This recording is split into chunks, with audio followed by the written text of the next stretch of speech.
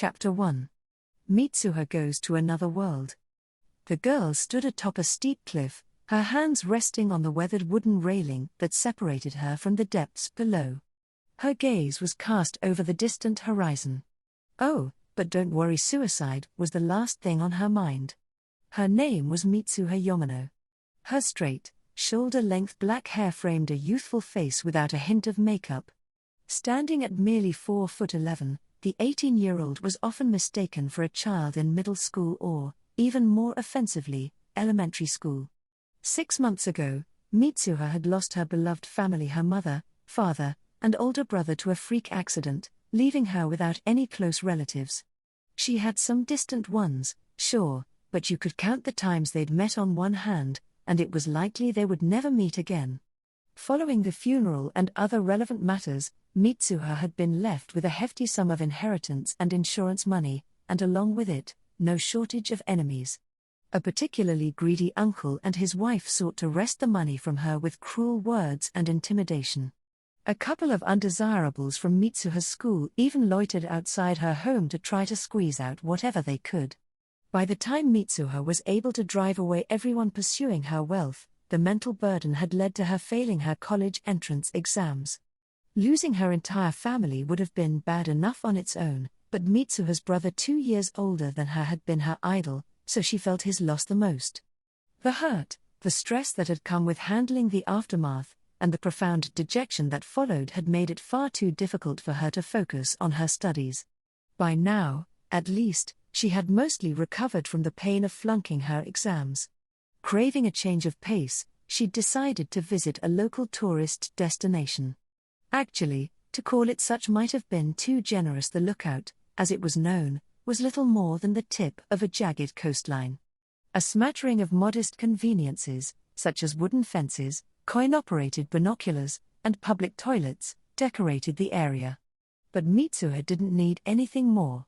All she wanted was to stare out at the sea and enjoy its tranquility.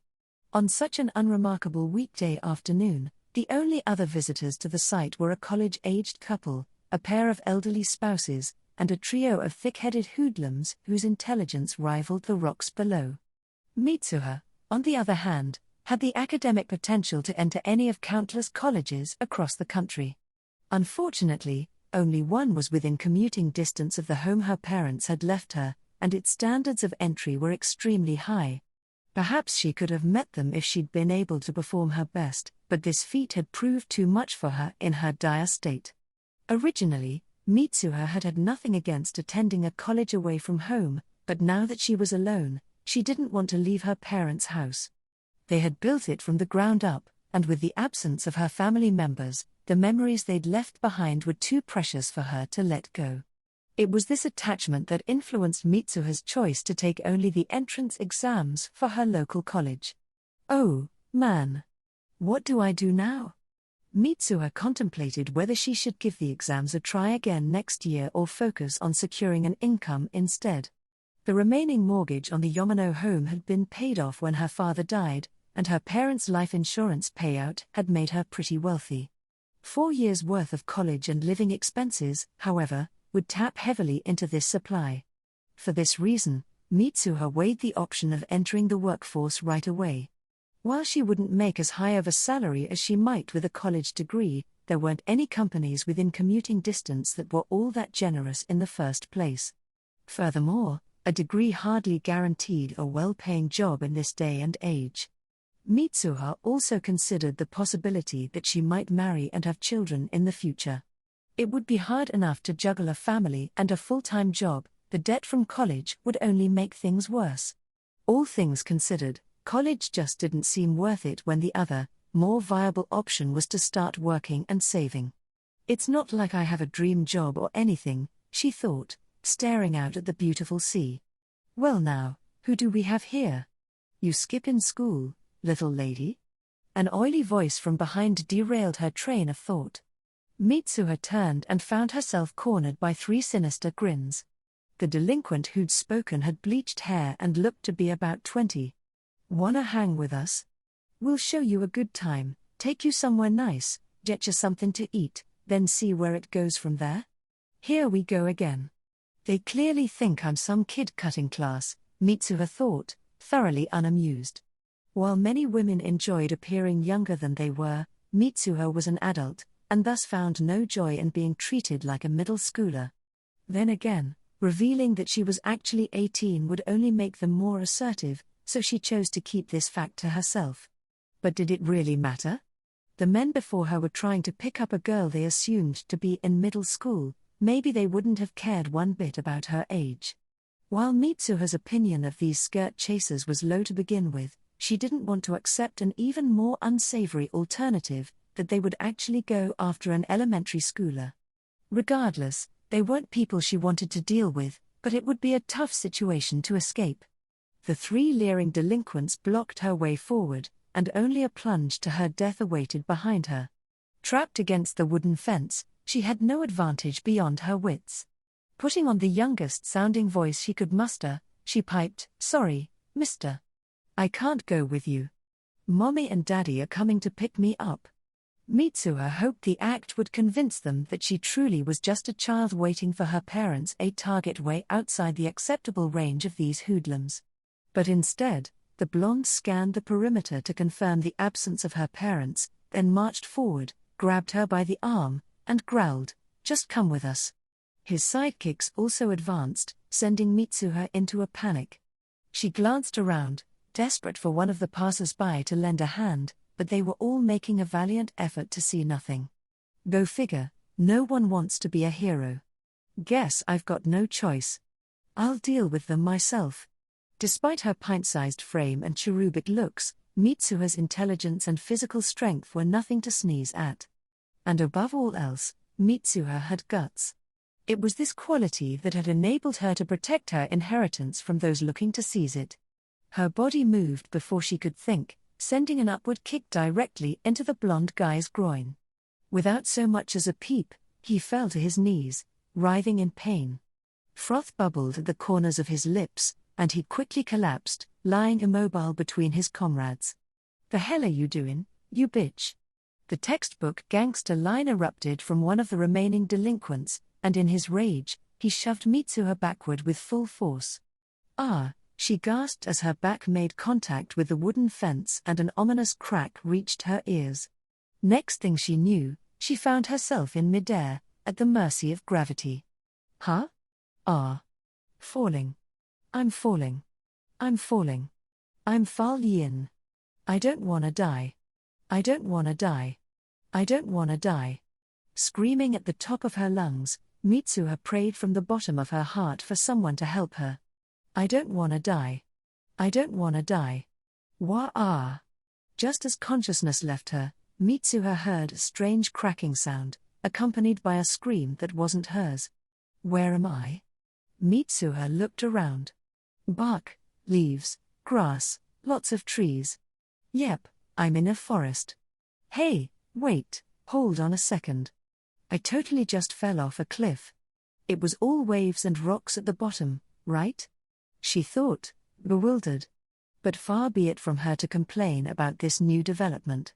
Waking up in some random forest ain't great, sure. But it's way better than turning into a red smear on some rocks. With such thoughts in her mind, Mitsuha reflexively stood up and checked her condition. Yes, reflexively. Whether it was habit or some sort of adaptation, Mitsuha had been like this for as long as she could remember. In most situations, she prioritized action, thought would come later. She didn't feel it was entirely normal, but cursory attempts to label the condition had not been fruitful. Imagine, for a moment, that there was a ball flying toward you. You generally have two choices, dodge or catch. You wouldn't waste time thinking, oh, look, there's a ball coming. What should I do? Do I catch it? Or dodge it? To the left? Perhaps to the right? On the other hand, you would never reflexively make a purchase. The way Mitsuha saw it, time was a luxury that allowed careful thought and strategy. In a pinch, you could rely on nothing more than intuition to process the information available to you and choose the best course of action. In her own words, reflexes were the first aid of movement. Such reflexes were generally limited to basic physical movements, but in her case, They seemed to apply to a wider range of actions, though she hadn't entirely figured out why.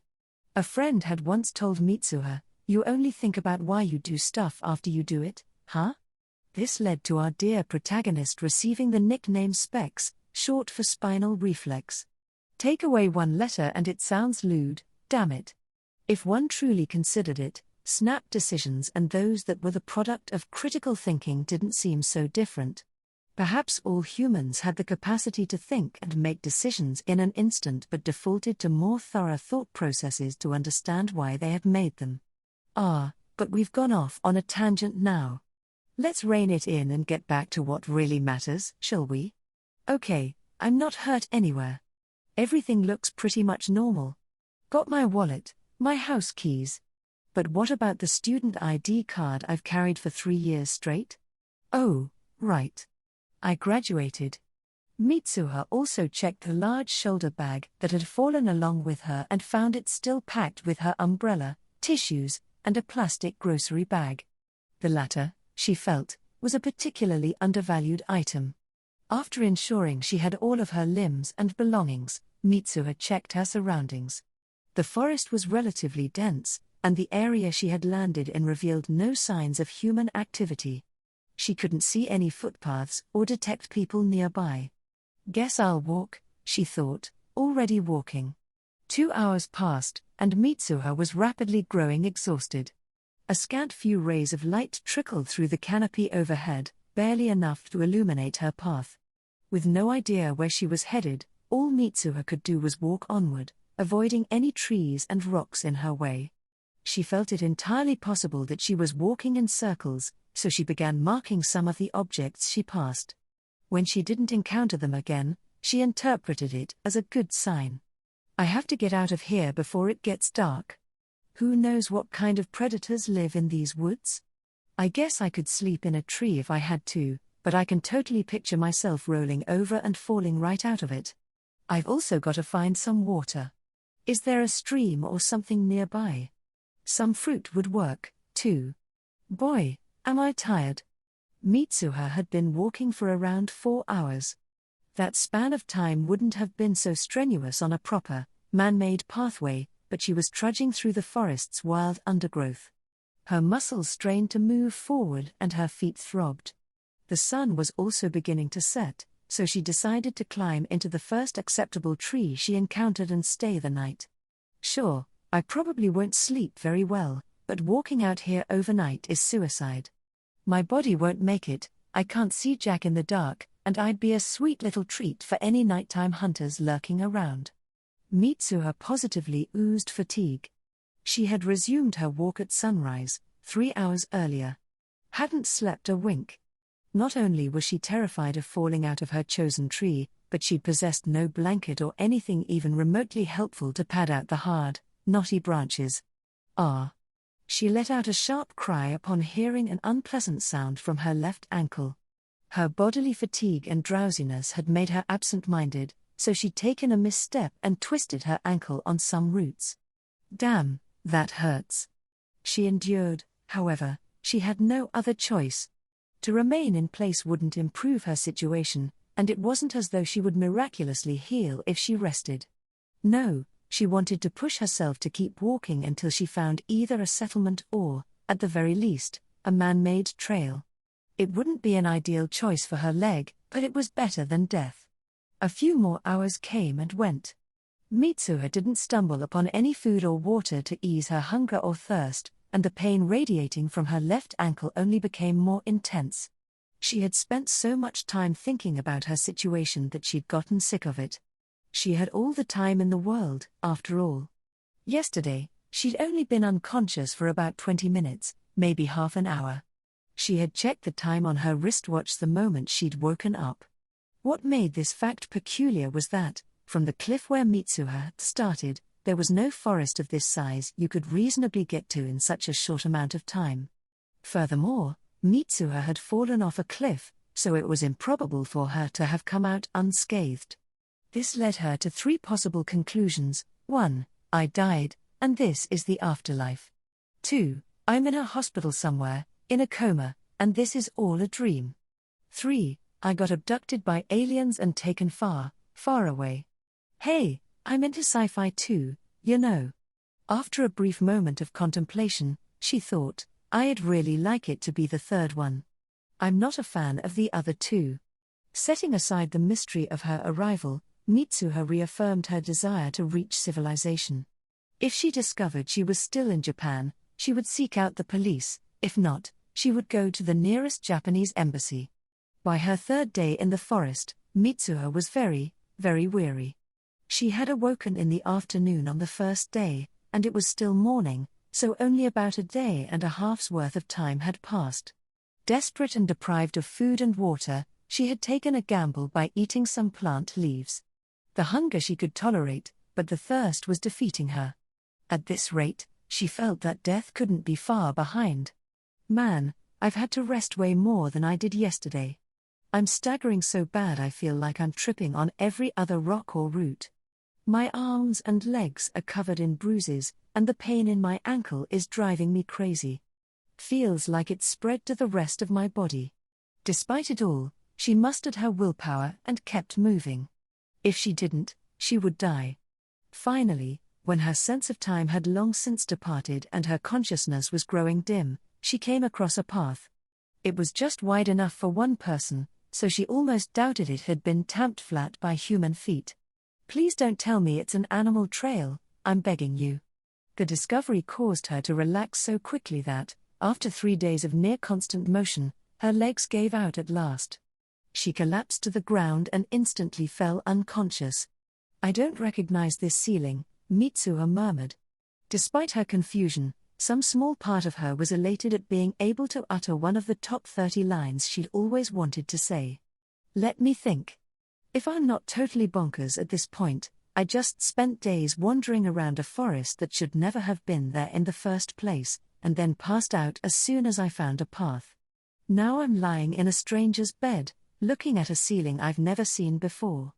After setting her thoughts bizarre as they were straight, she took in her surroundings. She was in the bedroom of a homely cabin decorated with shabby furniture. Humble as the room may have been, everything appeared to be clean and in order. Did someone save me? She wondered. Her mind was still hazy, but she was aware of her strongest and most immediate need: sustenance. Water. Can someone please give me food and water? Just after raising her voice, Mitsuha heard hasty footsteps approach from the other side of the door.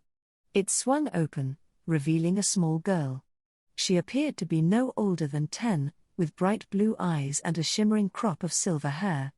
Her dress, while plain, did nothing to diminish her adorable countenance. She lit up with a smile, and shouted in a language Mitsuha couldn't understand. Big bro, I've got a feeling we're not in Japan anymore, Mitsuha thought. Doesn't seem like I'm in the Anglosphere, either. So maybe I failed my college entrance exams, so what? I can still tell when somebody's speaking English, as well as a couple other languages. As the girl chirped at her, Mitsuha quickly ruled out Japanese, English, Chinese, Korean, German, French, and Italian. The girl's exotic appearance was the only clue she had, and it merely told her she was nowhere in Asia. First, however, there was a more pressing matter to attend to. Mitsuha was starving, and her throat was so dry she could hardly speak. She would take care of her needs first, and communication could come after. After motioning for the girl to stop speaking, she mimed out what she wanted. She cupped her hands, pretending to drink from them, then pointed to her mouth while rubbing her stomach. There, that ought to do it. Even a monkey would get the message. Maybe I shouldn't make that kind of comparison when this girl probably saved my life. Still smiling, the girl spoke a few words in response, then turned around and left the room. Yes. She understood me. I hope. But Mitsuha had no reason to worry. After a few minutes, the girl returned with a woman Mitsuha presumed to be her mother, if their matching features were anything to go by. They brought with them a pitcher of water and 2 cups, one empty and the other full of some sort of porridge.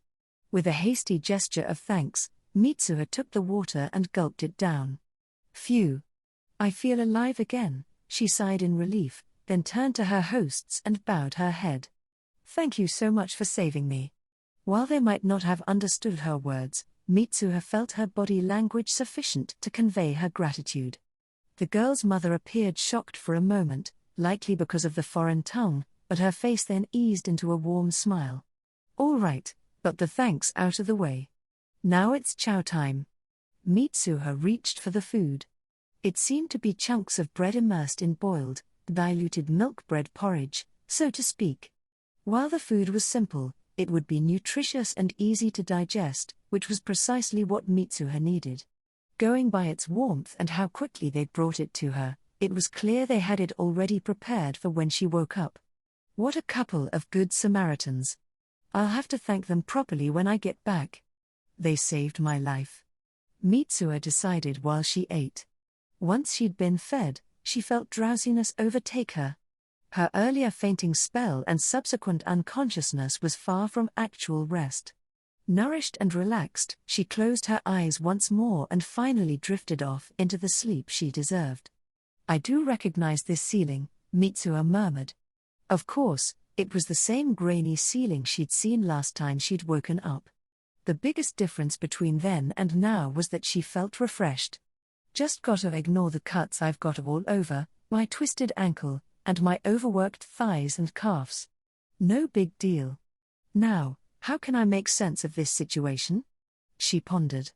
Mitsuha had found herself in a crude building adjacent to the massive forest she'd traversed.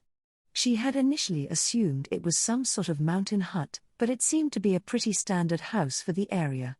This led her to conclude she was in a very rural village. Seems like I've got to get to a bigger town and contact the embassy. I sure hope they've got phones there. As she mulled over her thoughts, the door opened, and in walked the silver-haired girl from before. She probably came to check on me 'cause she felt me wake up. This little wood nymph's got some sharp senses. Upon seeing that Mitsuha was awake, the girl beamed, charged at the bed, and leapt toward her. Her silver-topped head barreled straight into Mitsuha's stomach. I give up. Uncle, uncle. Mitsuha struggled to break free of the bear hug that followed, which grew dangerously close to snapping her small frame. My spine. You're gonna break my spine. After a few taps on the shoulder, the girl let Mitsuha free from her vice. As Mitsuha fell back into the bed and writhed in pain, her adorable assailant tilted her head in confusion. So that was just an expression of affection, a local greeting, probably. And if it was this intense coming from a little munchkin, an adult would probably crush me. Mitsuha made a mental note to dodge if she sensed incoming danger. After recovering from the near-lethal hug, she sat on the bed with the girl and the two began to communicate. Words proved fruitless, of course, but given enough time, Mitsuha felt she could get the information she sought with mere gestures and expressions. It turned out that this girl was the one who had found Mitsuha after she fainted on the path, and had then called for her parents to take her in. The girl showed Mitsuha around the house, which happened to be empty at present. Her parents must be out working. Or maybe now that I've woken up, they went to tell someone about me? The pair had to go outside when Mitsuha expressed a desire to use the bathroom. Outside, really? Damn, we really are in the boonies. She had already deduced that much, but this was far beyond what she'd imagined. There was nothing in the area besides a few other cabins' houses, rather made of barely processed wooden logs. If I had to guess where the term "the sticks" came from, this would be it, she mused to herself. Also, where are all the street lights and utility poles? Oh, I get it, they're keeping the place looking scenic and homey by using underground cables, right? As if. It looked as though she had to find a way to the nearest town after all. After they went back inside, Mitsuha resumed her attempts at communication. The conversation was slow and awkward, but she was surprised by how much she was able to learn. It was possible she was missing the mark on some details, but she hoped she wasn't too far off. If she'd understood correctly, this girl Colette was her name, was an only child who lived in this house with her parents. Their village was almost completely self-sufficient, surviving on simple industries like agriculture, forestry, and hunting. And as she'd said before, Colette was the one who'd discovered Mitsuha unconscious on the trail and called for help. After that, Colette had looked after her, wiping away her sweat, keeping her hydrated, and wait, so she's literally my savior. Mitsuha realized, and impulsively pulled the younger girl into a tight hug. Colette giggled a bit and reached out to hug her back. Sensing danger, however, Mitsuha reflexively pushed her away. She had always been quick on the uptake, especially when it was a matter of life and death. As she sat there, feeling somehow victorious, Colette's shocked face began to scrunch up with tears. Oh, no. Mitsuha desperately tried to apologize and put her back in a good mood. Colette eventually forgave her, even if she looked a bit sulky as she did. Good going, Mitsuha. You really messed up. But by the time Colette's parents returned, she was back to normal. Phew. Now that the parents were home, Mitsuha sought to communicate with them instead. After all, there was only so much one could learn from an 8-year-old girl. Yes, she had been mistaken about Colette's age. She'd thought the girl to be 10 at first, but found out she was 2 years off. It came as a surprise to her, and she felt the girl was rather mature for someone her age.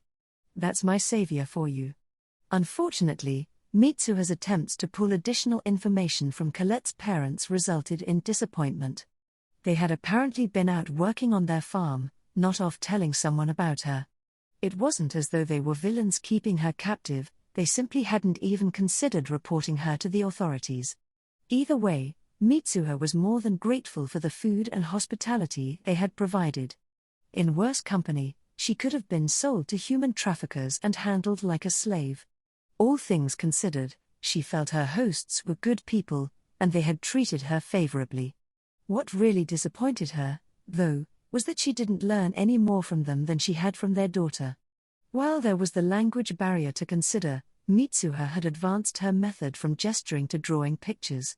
Yet all she learned in the end was that the couple's intelligence was likely on the same level as Colette's. Was the girl some sort of prodigy, or were her parents a bit, well, unfortunate in that regard? Mitsuha had drawn a simple world map and tried asking them to point out their location, but it appeared as though they couldn't even read the map. I'm not that bad at drawing, am I? She had then pretended to use a phone, but they'd only tilted their heads in confusion. Mitsuha assumed they were stuck in a more primitive era, one deprived of push-button devices, so she dialed back her impression to a rotary phone, funny sounds and all. She was certainly putting in her best effort. Wait, what's with the applause? I'm not a mime, damn it. And just like that, she gave up. Mitsuha decided to stay with Colette's family, helping out around the house until she was completely recovered. She would then pack some rations and set off for town. I'll send them my thanks when I get back to Japan. I have no other options here. Chapter 2. The Beast Must Die. And so, a few years passed. Well, actually, it was just 3 days. Through bouts of intense pantomiming, Mitsuha had somehow been able to get Colette's parents to understand what she wanted. At least, she hoped so.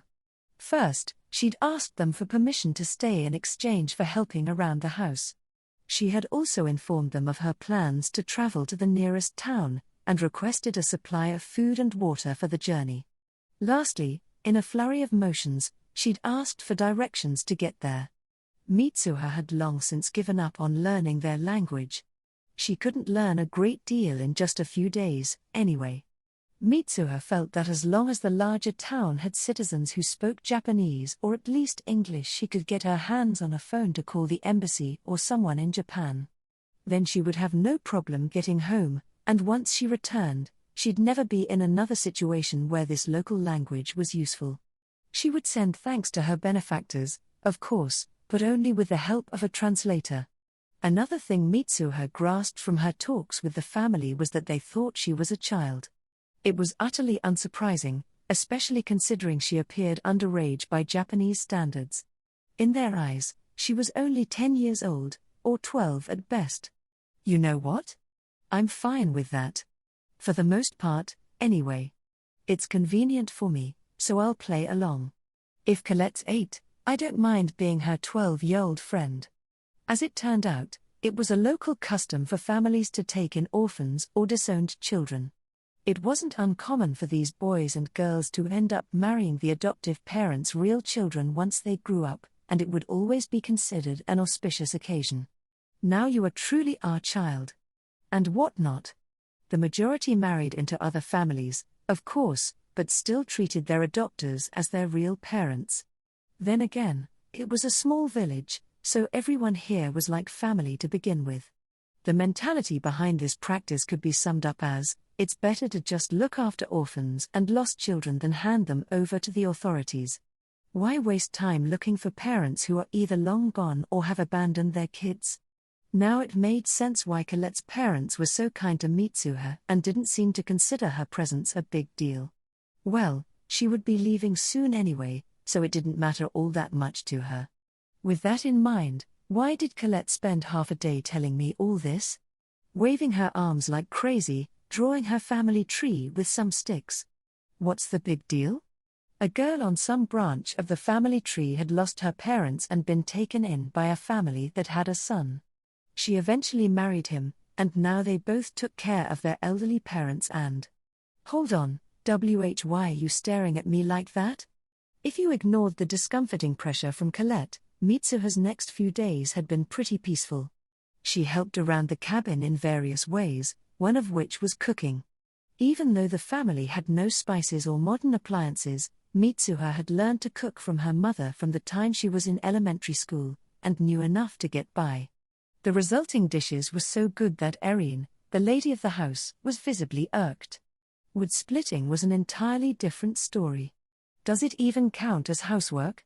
Isn't this something the dad's supposed to do by himself? After muttering such complaints, Mitsuha quickly learned that preparing firewood was in fact Erin and Colette's job. As she struggled to help them out, Mitsuha found the hatchet heavy and hard to use. She often missed her target. Even when she didn't, the blade wedged itself snugly into the wood, and she failed to pull it free so she could finish the job. Eventually, her skin began to peel, and her muscles started to ache. She was short of breath, and her legs wobbled beneath her. It didn't take long until she was instructed to do something else. Why is Colette so good at this? Look at her go. Those logs are flying. The next day, Mitsuha and Colette went out to the woods to forage. They had each been given a basket, but Mitsuha ended up holding them both. Not because she was confident in her foraging skills, but because it made it easier for Colette to move around and work her child of the wild magic. An undoubtedly clever idea. Wait, this is the forest I was wandering in, isn't it? Mitsuha realized. So this is how Colette found me. I gotta make it up to her since I wasted her foraging session. She fired herself up to gather as many plants as possible. Colette had shown her samples of what she had to look for, so there wouldn't be any problems, or so she thought. It turned out that they only grew in specific places, and you needed to know where to look. She had no luck finding any without Colette's assistance. Oh well, it's not like I'm gonna make a career out of this. It's okay as long as I can help out a little. When the baskets were about a third full, Colette suddenly stopped. Mitsuha looked at her. The younger girl had gone pale. She gestured to Mitsuha to put the baskets down, and she did just that, even though she had no idea why. Colette slowly backed up a step and whispered, "Quel color, Maltenius." Oh, that's one of the phrases they made sure I learned. While Mitsuha had determined she wouldn't learn the language, she had memorized a few words to make communication a bit easier. After all, it was nearly impossible to get by without the bare bones of yes, no, water, food, hungry, give me that, and so on. Colette's words had something to do with a dangerous beast being close, which meant wait, what? But they told me beasts were rare around these parts. Colette literally drew me a picture to tell me that. Mitsuha felt herself panicking. Oh, yeah, rare doesn't necessarily mean they won't ever show up. Silly me.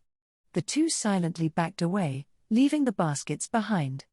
Mitsuha assumed they would come pick them up once the beast either left or was hunted down. Shame there's no saving what we collected. The stuff won't dry properly under these conditions, so it'll all be ruined by the time we come back. Whatever. Life's way more important than a couple of plants. We just gotta sneak away, and. Wait, we're going upwind here. This is real bad. But hold on a second, as superhuman as she is, there's no way Colette could have noticed the beast before it noticed us, so there's no point in sneaking around. Then why isn't it coming after us? Is it not hungry? Is it chasing some other prey? Is it an herbivore? Yeah, right, we're dealing with a real primetime thriller here. What is it waiting for, then? Think. Think. Come on, brain, you're a PC stuffed with random knowledge. Done. I got 3 possibilities. 1, it's taking its time to make sure we don't escape. But it doesn't really need to do that for small, slow humans like us, right? 2, it sees us as playthings and is toying with us just for fun. In that case, it'd have shown itself to try to scare us. 3, it's using us as practice hunting targets for its young. 2 girls running on foot were relatively slow, so they would be unable to escape. Additionally, the beast wouldn't have to worry about its young being hurt by some kind of counterattack. Yep, human girls are just perfect for the baby's first hunt. Though one of us isn't really a girl anymore at this point, but let's keep that a secret. It was just a guess on Mitsuha's part, but regardless, it was clear they were in danger. Mitsuha racked her brain for the best way out. Should they buy time? She had no idea how late it would have to get for the villagers to come searching for them. Nightfall, maybe? Would they come then? Colette's parents obviously would, but others might find it too dangerous. Not to mention, the 2 of them probably wouldn't be able to hold out that long. Mitsuha turned around and spotted a few creatures lurking between the trees. One large wolf-like thing and a few smaller ones. I was right. They can't climb trees, can they? She wondered, rapidly scanning the area for any trees with low branches. The wolves geared up to make a move, so she settled on the first one she saw instead. Colette, she yelled, then grabbed the girl's hand and pulled her closer. The tree's limbs were out of reach, too difficult for beasts to climb, and despite their thinness would be stable enough to support Colette. Mitsuha clutched her by the armpits, lifted her off the ground, and shoved her into the tree. Mitsuha, Colette cried her name and babbled out some other words she couldn't understand. Ignoring her, Mitsuha moved her hands from the girl's armpits to her feet and pushed her up. Colette quickly understood what Mitsuha was doing and began climbing the tree on her own. Once she reached the first branch, she pulled herself onto it. Mitsuha. She called out again, and reached her small hand as far down as she could muster. Sorry. Mitsuha smiled and shook her head. I'm not good at climbing trees, and that branch probably won't hold us both. Bye-bye, sweet pea. The beasts slowly began to approach with their prey staying in place. They may have thought it was giving up. Confirming what Mitsuha had glimpsed earlier, one adult beast emerged alongside 3 of its offspring. They were extremely wolf-like, so she chose to assume they were actual wolves.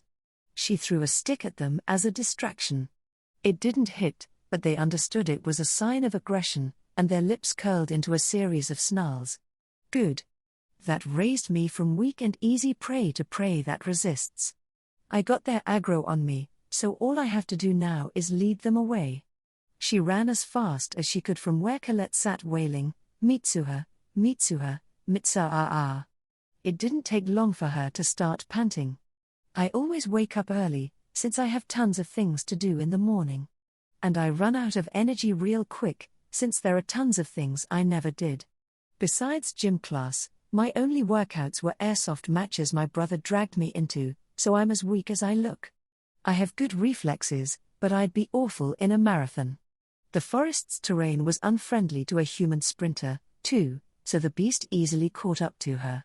It didn't appear to be trying very hard, either. Mitsuha figured it was just toying with her in preparation for the kill. Only the big ones chasing me.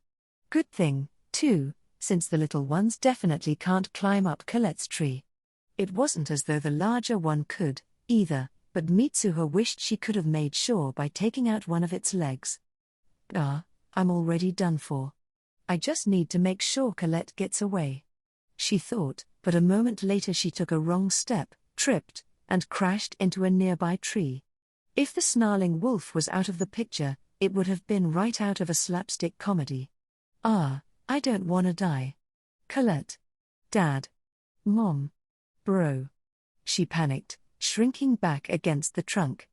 As the wolf's deadly fangs approached, various moments of her life flashed before her eyes. Colette's smile, Mitsuha's parents, her big brother. He doted on her and taught her all sorts of things. She had loved him dearly and could always rely on him no matter how much of an eccentric he was. It had always annoyed her how much he loved using one-liners he got from novels, and how smug he looked whenever he said the perfect line at the perfect time. But right now, in the face of death, she wondered what he'd say. In the end, all that emerged from her lips was a loud, shrill broo. At that moment, Mitsuha vanished. The wolf, with its jaws still open, rammed its head into the tree. After writhing in pain for a bit, it stood up and whipped its head from side to side in utter confusion. With a thud, Mitsuha fell onto a bed. She'd materialized out of nowhere about 1 foot above it, and the place she was in now left her dumbfounded. Not because it was unknown to her, far from it. She instantly recognized that she was in her own house. Specifically, she was sitting in her brother Tsuyoshi's bedroom. Before she could even think about why she'd ended up in his room and not her own, her body sprung off the bed. She knew her brother's room inside and out. Her legs walked her to the desk, and her hand made its way into the second drawer. Huh? This is Tsuyoshi's room, right? Where's the wolf? Was it all a dream? What about Colette? She wondered, left far behind as her supreme reflexes took over. It was now Specs, not Mitsuha, who was in control. Whenever she couldn't spare time to think and every single second was critical, her body sprang into action. It ran along like a well-oiled machine as her thoughts inched their way to the present. I'm still wearing shoes, there's leaves on my clothes, and I'm a mess in general, so, it wasn't a dream? That means Colette is still. Mitsuha tried to steady her reeling mind. Meanwhile, her fingers located a small nylon bag full of tiny pellets, tore it open, and poured the contents into her right pocket. The pellets were heavier than they looked, especially in these quantities. Her arms wrested an object from one of the bookshelves, then thrust it into her belt. It was a Falcon 2 slingshot. Though it looked like a toy at first glance, it could deal as much damage as a .22 caliber pistol. Tsuyoshi had trained her to wield it, and she was a decent shot. Next, she opened a glass case, took out a gorgeous piece of metal, and shoved it into her pocket. It was a knife, the Gerber folding sportsman too. As her eyes fell upon it, Mitsuha remembered her brother's words, "I heard there's some country where every boy gets a folding knife from his dad on his 10th birthday. The elegant form. The glimmering metal. The threatening aura only real weapons have." He'd made it sound like the best thing since sliced bread, but really, it was a pretty standard folding knife. Mitsuha's legs carried her down the stairs and into the kitchen. Her hands took over once more, pulling a carving knife out of a drawer near the sink. Sashimi knives were sharper and longer, but they probably wouldn't have made it through wolf hide without breaking, so carving knives were the more reliable choice. After the blade was wrapped in a cloth for safety, it too went into her belt. Her trusty hands then grabbed a 3-foot-long kitchen towel, folded it in half, and set it on the floor. After she had filled it with spices such as pepper, shichimi, and chili, she rolled it up and tucked it in her left pocket. How'd I get here from the woods, anyway? No, forget it right now, I need to save Colette. But how? Wait, I was calling out for my brother and ended up in his room. Does that mean I can, wish myself places? In that case, I need to get something that can take out the wolves. But it was too late, her body had already done the job. Before Mitsuha realized it, she'd finished preparing everything she thought she needed. After she checked to make sure her reflexes hadn't faltered or missed anything important, her thoughts were finally caught up. Mitsuha called this phase acknowledgement. Can I really go back? Should I go back? Will this stuff be enough against those wolves? I might die for real this time.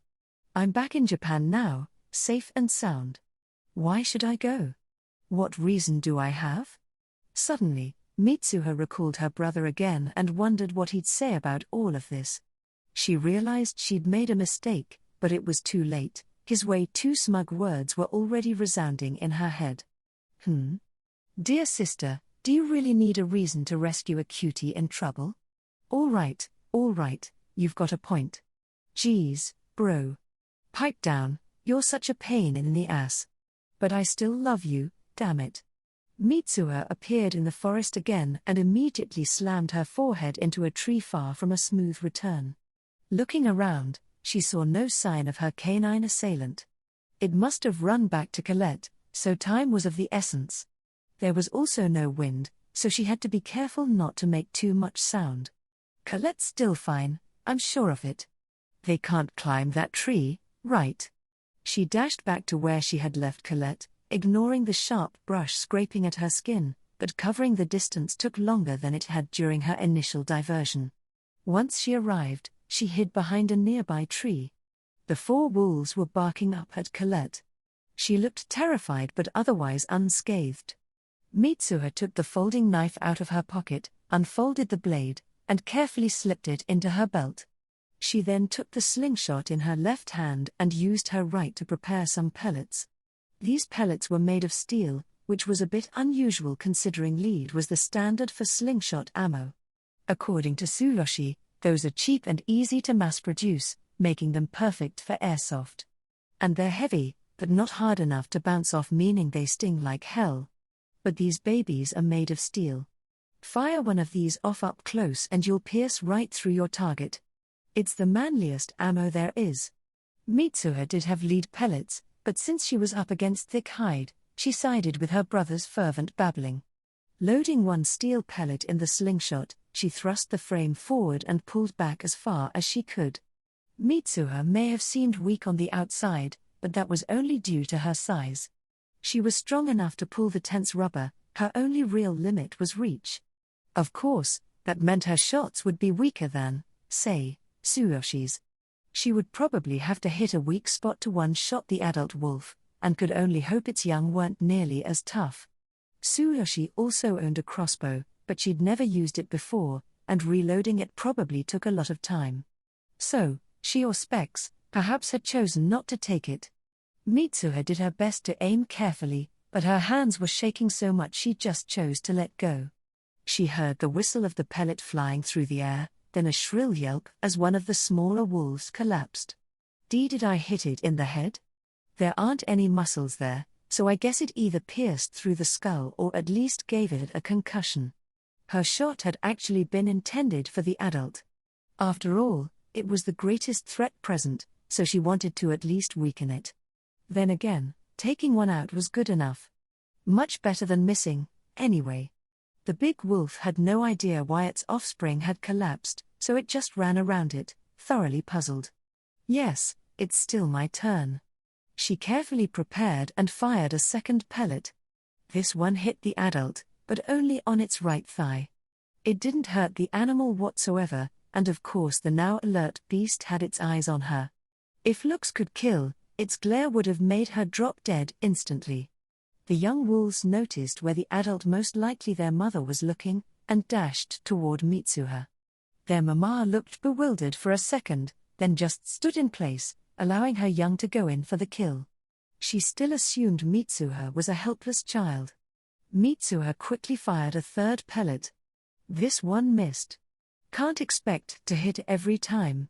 She clicked her tongue in frustration as she prepared the fourth shot, probably the last before they came too close. She felt herself beginning to panic, but the distance the wolves had closed made her last shot more accurate and powerful. Smack. One of the 2 remaining juveniles collapsed. She'd hit its throat, a true weak spot. Without even glancing at its fallen sibling, the last of the offspring sprung at her. She had already chucked aside the slingshot, yanked the carving knife out of her belt, and unwrapped the towel. Blessed with excellent dynamic vision and reflexes, Mitsuha had no problem dodging the inexperienced young wolf as it came at her. As she did, she swung the knife and slashed through its neck, sending it to the ground like the other 2.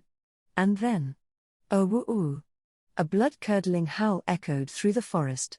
Her children had been killed, all three of them. Even if they were still breathing, the cruel wilderness showed no mercy for beasts with such grave wounds. Her dear children, given to her by that strong, rugged alpha. She'd worked so hard to raise them, and they were so close to adulthood, but now she had lost them to clawless, fangless, furless practice prey. Hate. Hate. Hate. Hate. Kill. Kill. Kill. Kill, was all that went on in the mother wolf's mind as she charged toward Mitsuha. Here it comes. Mitsuha braced herself. She'd somehow taken out the young, but that gave her a final boss scenario with the mother. The wolf children were inexperienced, but this one clearly wasn't. Tricking her wouldn't be easy, and Mitsuha was a soft-bodied human who wouldn't stand a chance against her in a one-on-one brawl, so there was only one thing she could do. As the wolf charged, Mitsuha fixed her grip on the knife in her right hand and reached her left into her pocket. 50 feet. 30 feet. 15 feet. Now. She swung her left hand and jumped to the left. Groar. The wolf wailed and writhed on the ground, surrounded by a cloud of spices. With their super-sharp senses, wild animals probably can't handle all that pepper and chili. Even Mitsuha was in rough shape, with fluid gushing from her eyes and nostrils. But she had to use this chance if she wanted to win. Fighting against the pain in her eyes, nose, and throat, she raised the carving knife and launched herself at the wolf. Unfortunately, real wild animals were built to withstand human attacks. Even if it couldn't see or smell, a mature wolf wasn't weak enough to let its prey take it out without a fight. It gnashed its teeth and swiped with its claws.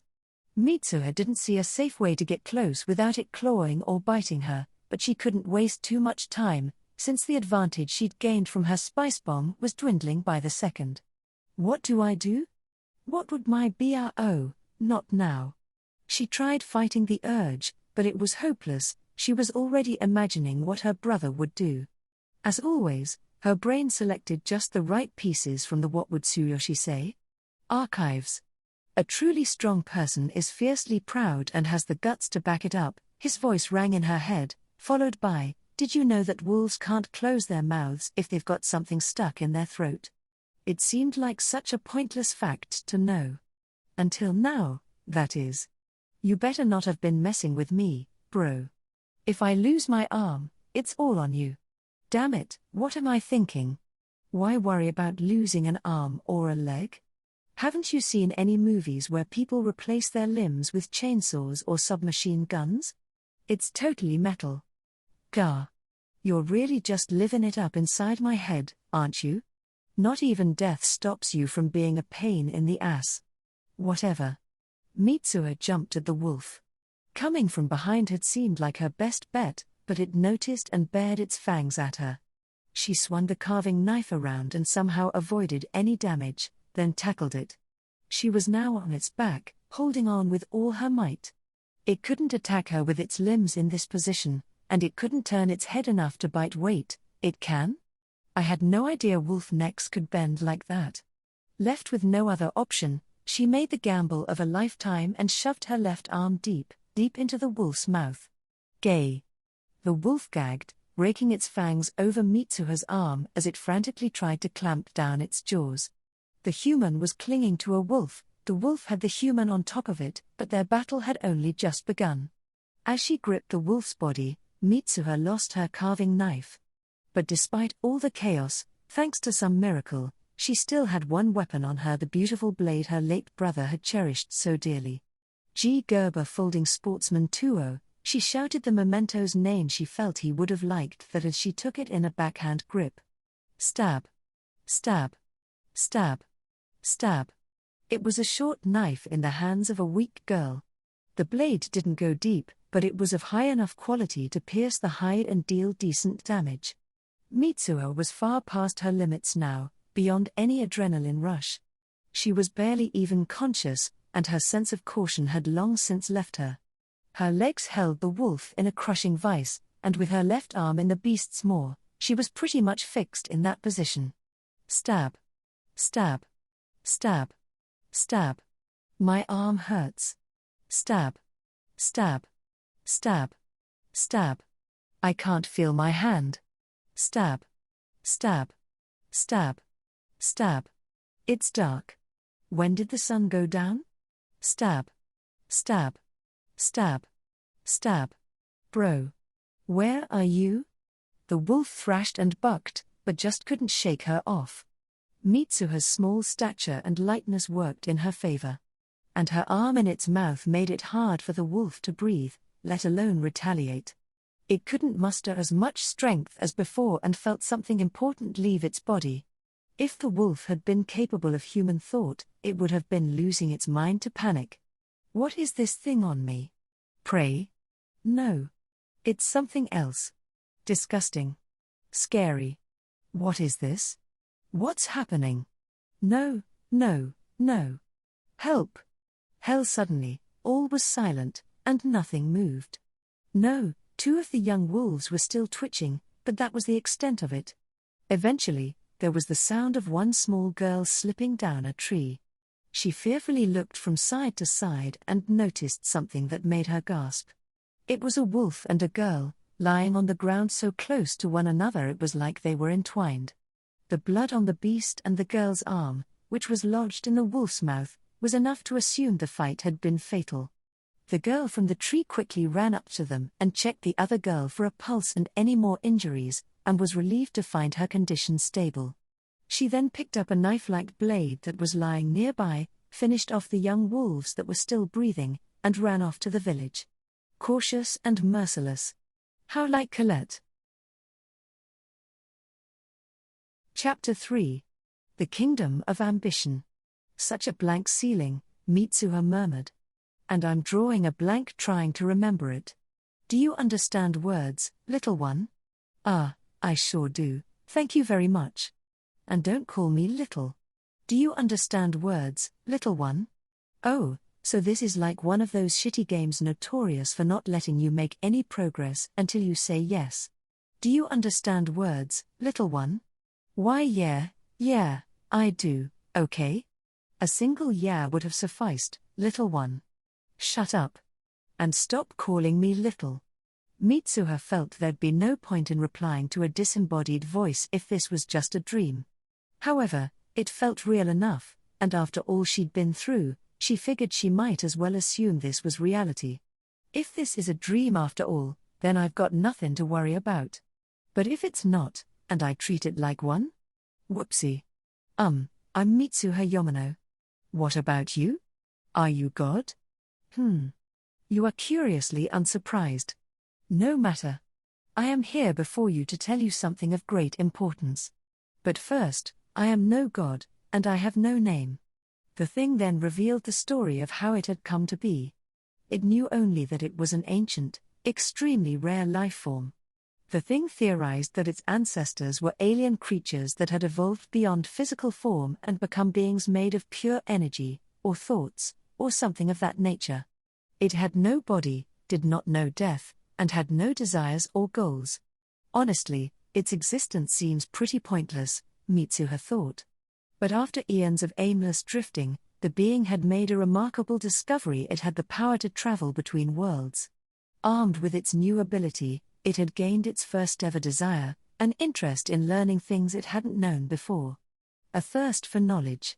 Its consciousness had trembled in anticipation of having found the meaning of its existence. Yeah, get to the point, Mitsuha interrupted. Again, a single yeah would have sufficed. Anyhow. The thing traversed and observed countless worlds and came to know the concept of fun. But one fateful day, as it floated above a certain world, it had suddenly been assaulted by an intense, unpleasant, and confusing sensation. Later, it realized that it might have endured what animals with physical bodies knew as pain. The experience was altogether new, so it was intrigued, but it was also puzzled as to how a non-physical being could feel pain. The thing had probed itself for an explanation and found that a piece of itself was missing. The unknown attacker had entered its area of influence, the equivalent of a body in normal life forms, and used powerful mental energy to tear away some portion of its essence. The assailant then traveled to another world, but the being's introduction to pain had left it confused and unable to track them. It continued to observe the world until it sensed the missing part nearby. When it felt the piece move to another world once more, the thing was finally able to follow. Huh? Was it me that did that? Indeed, it appears so. But fear not. I will not fault you for this. It seems the event was accidental, and I have not been inconvenienced by it. In fact, I feel I should thank you for granting me knowledge of pain. It was new to me. Phew, what a relief. I thought it was gonna ask me to pay its medical bills or something. So, what did you want to tell me? She asked. Oh, yes. I have neglected to say it.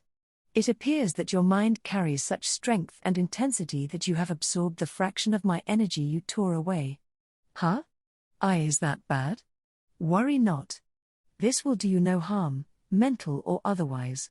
However, you seem to have acquired the ability to travel between worlds. Huh? Wait, so that's what happened? Mitsuha had torn off a part of the thing and thereby gained the power to travel between worlds. And because of her strong wish to survive the fall, she had jumped to another world, taking the part along with her. Apparently, it was the last world the thing had visited prior to Earth. Additionally, the part had now merged with Mitsuha so thoroughly that trying to remove it would cause irreparable damage. Yeah, I think I'll stay like this, thanks. Now, explaining the situation and telling you of your power was merely a way of expressing gratitude. If there is anything else you desire or simply wish to know, then by all means, speak. The part of me within you has the potential to give you more powers. Anything I want, huh? Well, could you teach me new languages? Languages, you say? Truly an important thing when traveling between worlds. Very well. I shall make it possible for you to understand and copy the languages of those you converse with. Do bear in mind this is limited to language. I advise against seeking power to absorb knowledge beyond that. The amount you could acquire would be too much for your feeble mind. Besides, having the capacity to read absolutely anything would reduce the excitement. Hey! My head's got plenty of room. I'm not stupid, damn it. The higher being had a point, though, so Mitsuha felt it best to listen. Let's just go with that, then. By the way, does moving between worlds use stamina or something? What are the costs and limits? Costs? Well, the burden it places upon you is akin to moving between adjacent rooms. Repeating this motion a few hundred times would leave you quite fatigued and breathless.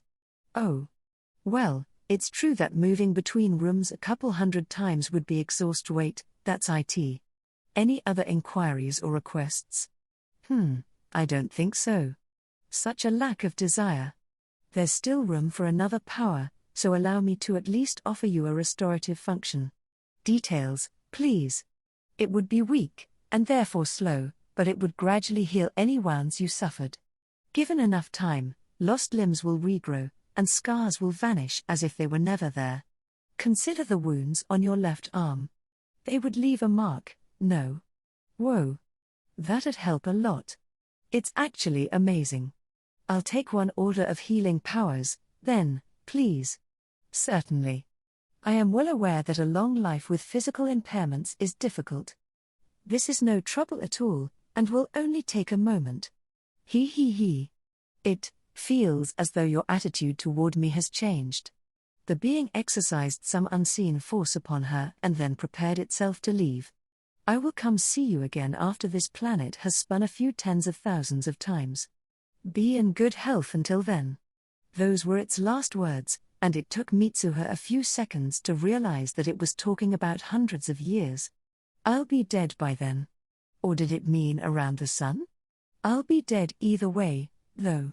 Her conversation with the thing had actually been some sort of direct interference in her brain, and once it had left, she automatically drifted off to sleep. As her consciousness faded, something finally dawned on her. Oh, so I'm not dead. I recognize this ceiling, Mitsuha mused in her usual fashion. The bed too. And there's Colette, the sweet little girl sleeping on my legs. So, She got her parents to bring me here again, huh? I hope this doesn't become a trend. Oh, I'm covered in some kind of bandages. This must have cost them some money. I'm sorry. However she felt, it was time for her to think about what would come next. What she had assumed to be a village in some developing country was really part of a totally different world, one that was way behind Earth in terms of technology and civilization. She had also gained the power to freely travel between this world and Earth. Yar, jackpot. Now I don't need to worry about work, or college, or anything. This world's gotta be full of gold and jewels and all kinds of stuff that'll rake in the money back home, and stuff from Earth could be worth a fortune over here. If I brought some over and sold it, I'd be rich. Then again, if Mitsuha overdid it, she risked hurting the other world's development. If I brought over something too advanced and made it popular, everything related to it would eventually crumble because the foundation for it wouldn't be there. And if I brought over something really out there, I could collapse the economy or destroy some industries, which would cost people their jobs and drive them to suicide, or maybe they'd even form angry mobs. She also ruled out things that would depend on her so much that abandoning them would cause chaos. Super influential stuff that's centered around my existence is a big no-no. Another thing she had to keep in mind was that if she attracted too much attention, she could be targeted. I've got to keep things quiet until I have some backup. Of course, she could always escape back to Earth, but that would be her last resort. Although Mitsuha's thought patterns were a bit unusual, she'd always been a well-behaved, sincere young lady. This demeanor had gained her lots of friends who were still quite fond of her, even if they'd grown distant because of work or college. Because she had such a personality, Mitsuha decided to earn money with her newfound powers without bothering anyone else. Mitsuha was actually quite careful, though this quality had frequently surprised the friends who assumed she was a loose cannon. She wouldn't hesitate to make risky moves whenever it was necessary, but she never took such gambles when it wasn't. This was most likely thanks to a childhood spent looking up to her older brother. Anyway, Mitsuha considered that her world-jumping ability might vanish one day. While she found it unlikely, she didn't think it was impossible, and so made her plans with this in mind. She would set up a base both in this world and on Earth and earn enough money to live comfortably on either side. She decided to make 1 billion yen in each world, for a total of 2 billion. That sum, Mitsuha determined, could see her comfortably through her 100th birthday, even if the economy became turbulent. She wouldn't be living in the lap of luxury, but a yearly income of 20 million yen was more than enough for her. Beyond that, her earnings wouldn't matter much. She could just sit back and do something she loved, like writing books or selling handmade crafts, even if it didn't make much money. Now, I don't know if this is a kingdom, an empire, or a republic, but I'm gonna rack up 2 billion and become a winner at life. Wahaha. Bahahaha. This was the birth of her ambition. Chapter 4. Preparation. Colette woke up shortly after Mitsuha, and chaos ensued. She let out a wail and launched herself at Mitsuha, too fast for the older girl to dodge her incoming bear hug. Mitsuha yelped, then began rapping Colette on the shoulder in a desperate attempt to signal her surrender. Colette's parents, hearing the ruckus, bolted into the room. Stop, stop. Ow, it hurts. You're breaking me, Mitsuha shouted, and Colette finally loosened her grip. Mitsuha. Why your words? Colette replied in shock. Her parents looked equally dumbfounded. Thankfully, Mitsuha had already come up with an explanation. First of all, thanks for everything you've done for me, Colette. Actually, I learned your language back in my country. I couldn't speak it because I lost my memory. Just now, though, it all came flooding back to me. Really? I'm so happy, Mitsuha. Crying loudly, she clung to Mitsuha again. Her parents nodded, their eyes brimming with tears. They're such good people, Mitsuha thought, all smiles. When Colette finally calmed down, Mitsuha decided it was time to gather information. Because she was from another world, Mitsuha had to tread carefully when talking about herself. For this reason, she'd invented her own backstory, She hailed from a distant country, and for reasons that were conveniently glossed over, she'd crossed the sea and come to this continent. She purposefully chose to say this continent over this country. For all she knew, their current region could have been landlocked. Mitsuha and her party had been separated during an attack by wild beasts, but otherwise she didn't remember much, only that she'd found herself in Colette's home the moment she woke up. Mitsuha also didn't know this world's class system, so she avoided using the word noble, but still led them to believe she was a high-ranking member of society. Her choice to do so was a bit of a risk. Commoner nobility relations weren't always good, to put it mildly, so it might have been upsetting for Colette and her family. Thankfully, they didn't seem to care. It makes sense, honestly, Mitsuha reflected. The clothes they found me in weren't farmer-like at all, so they probably figured it was something like that. If not, then maybe their beef with nobility is just local, and they don't care about foreign blue bloods at all.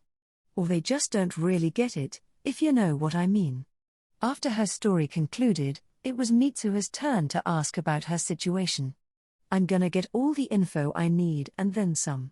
She found out she'd been out cold for a whopping 5 days. Nearly a week. She couldn't blame Colette for worrying. Mitsuha had no idea if it was due to exhaustion and shock or if it had something to do with whatever the thing had done to her, but she didn't really care either way. Also, they hadn't forgotten to retrieve her possessions: knives, slingshot, and everything else. How thoughtful. Anyway, the beasts they'd encountered were, in fact, wolves.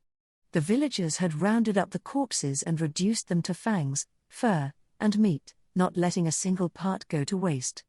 They'd split and eaten the meat, since it would have gone bad otherwise, but the fangs and fur were still unused. It turned out that they'd been reserved for Mitsuha, along with some money for the meat. Or, that's so sweet it's gonna give me cavities, she thought. But considering they all believed she was penniless and wanted to do her a kindness, it would have been rude of her not to accept. I'll have someone buy the fangs and fur off me, though. The villagers were extremely thankful that she'd gotten rid of the wolves before they could hurt someone. It made sense, especially considering the animals could have easily picked off one of the village wives or children. Colette, for one, wouldn't have stood a chance if she had been cornered alone. But Mitsuha wasn't entirely sure she'd killed off all the wolves. I mean, they are pack animals, aren't they? And it was a mother wolf with her young, so there's gotta be a father, too, right? She wasn't convinced it was safe yet, but if the locals thought it was, she wasn't going to argue. The wolves here might be different than the ones she knew. Perhaps it was normal for local mother wolves to take their young on training trips, or maybe she'd had a messy divorce and was bringing the kids back to her parents' den. Whatever, she concluded. It doesn't matter at this point. Once she was caught up, Mitsuha fired off all sorts of questions about the country they were in, the value of its currency, the nearest town, the capital, how developed it was not directly, of course, and so on. Peasants didn't know much, obviously, but she was satisfied with getting about half the knowledge the farmers knew by heart. By the time she was finished, she had another question she really wanted to ask, but couldn't. Why the heck does Colette know more than her parents? On the 3rd day after waking up, Mitsuha went against her little keeper's objections and took a walk by herself. According to the villagers, when they'd brought her in from the woods, she was in such terrible shape that Colette had been completely frantic. But her seemingly grave wounds had healed since then, and now Mitsuha could barely feel so much as a bruise. Still, persuading Colette to let her go alone had proved to be quite a challenge. She'd rattled off more reasons than you could imagine. This solitary trip was absolutely, positively necessary for her. Finally, Colette had relented and gone off to forage, though she'd glanced back at least a dozen times. After she'd disappeared, Mitsuha checked to see if she was really alone, then jumped back to her home on Earth. Whoa, I've missed so many calls, she thought as she glanced through her phone. Well, I did could T respond? Everyone's probably worried sick. Better reply to 'em all. After that, Mitsuha checked the mailbox. Her bills were all paid automatically, so there was no problem there. She also made her way to the local police station to let them know she was safe and sound. They'd helped her out a lot when she was dealing with her uncle and the delinquents who'd gone after her money. She wanted to quell any worries they may have had about her recent absence. Next, she enjoyed her first bath in ages, changed into fresh clothing, and handled a few other assorted tasks. She couldn't wash the clothes she'd been wearing and risk appearing suspiciously clean, so she left them in their current condition. She'd don them again when she returned to the other world. There was also no point in going shopping, since she couldn't bring anything into Colette's house. All she'd had when Colette found her was a cheap shoulder bag containing a folding umbrella, tissues, and a disposable shopping bag. Patience, Mitsuha. You'll get to take lots of stuff along once you leave the village. She finished up her earthly business and returned to the village long before evening, but Colette still interrogated her about where she'd been and what she was up to. What the heck, she came back way too fast. I guess she rushed it 'cause she was worried about me. Mitsuha was so occupied with her world jumping and schemes to get rich that she'd completely forgotten about the men who'd approached her on the cliff. The moment they'd pushed Mitsuha off the edge, she'd screamed so loudly that the nearby couples had witnessed it in full. They'd wanted to avoid involvement when the delinquents were merely hitting on her, but they couldn't ignore a murder. After Mitsuha fell, the girl from the young couple let out a shriek. Her boyfriend snapped photos of the perpetrators, the old man called the police, and his wife took pictures of their car. It was some impressive teamwork. The thugs had panicked, shouting that it wasn't their fault and other such nonsense, then jumped into their car and peeled off. But with all the witnesses and photos, it didn't take long for them to get caught and arrested. Everyone thought this was an open and shut case. It quickly hit a wall, however, because they couldn't find the victim's body. The police had even checked every local file for a missing person, but found no one who fit the description. This was partially because the victim was described as a child in either elementary or middle school, so Mitsuha was completely out of the investigators' range. They had multiple witnesses and the criminal's confessions, but the victim was a Jane Doe and her body was nowhere to be found. The police were at a loss. On the other hand, the three men were getting what they deserved. Mitsuha would have died if it hadn't been for her strange and accidental collision with the ancient being. The fact that she'd survived changed nothing. They'd still committed an act of murder, so it was fair to punish them appropriately. If they were let off the hook, they'd surely go on to do similar things and harass other people, turning more innocents into victims. After her family passed away, Mitsuha had ended their newspaper subscription. Cable TV and the internet were more than enough for her. The papers also piled up fast, and she couldn't be bothered to clean them up, not to mention that the mailman always crammed them into the mailbox like he was stuffing away his broken dreams, so people could tell whether or not Mitsuha was home at a glance. If some seedy types discovered she wasn't around as often, her property would have been in danger. Mitsuha wasn't on Earth when the cliff incident was still new, and even during this last visit, she'd been too busy replying to all her missed messages to watch TV or browse the web. She hadn't had a chance to see the story, and by the time she returned again, all the news outlets had completely dropped it.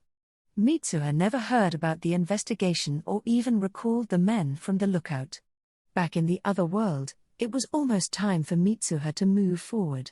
7 days had passed since her brief trip back home, and her wounds had healed so well she had to hide the fact that they didn't leave a single scar. Some villagers had gladly purchased the wolf fangs and fur. It seemed like they paid her a little too much, but the juveniles' hides were relatively undamaged, so apparently they felt like they were getting a good deal. The buyers had also said something about refining the materials and selling them to the nearby town. So you do have contact with the town, she thought. Endowed with her newly acquired funds, Mitsuha could now tell everyone she wished to go on a journey. She planned to head to the town where the local lord resided, then make her way to the capital from there. From what she'd learned, the local lord's town wasn't all that impressive. Though not as rural as this village, it still fit the image pretty well. Nevertheless, it was the most developed town in the area, the starting point for capital-bound carriages, and most importantly, the place where the local lord lived. After her encounter with the wolves, Mitsuha had befriended villagers other than Colette, which helped her learn much more. All of them had made sure to thank her, and the elders, thinking she couldn't move because of her wounds, sat around to converse with her. The villagers didn't know much individually, but once she put it all together, she had an impressive amount of information. In the end, she became more knowledgeable about the nearby town and the local lord's family than anyone else present. I'll start by schmoozing the lord, Mitsuha decided. According to the villagers, he was a surprisingly good person for a noble. He cherished his subjects, never hesitated to postpone taxes during bad harvests. Basically, the people had hit the jackpot with him. Not only that, but he was a count, meaning he also had a lot of influence in the capital. After all, if you ignored dukes, who had royal blood, the only ones above counts were marquises. The town's about 18 miles away, Mitsuha thought. At least, that's my guess based on what the villagers told me.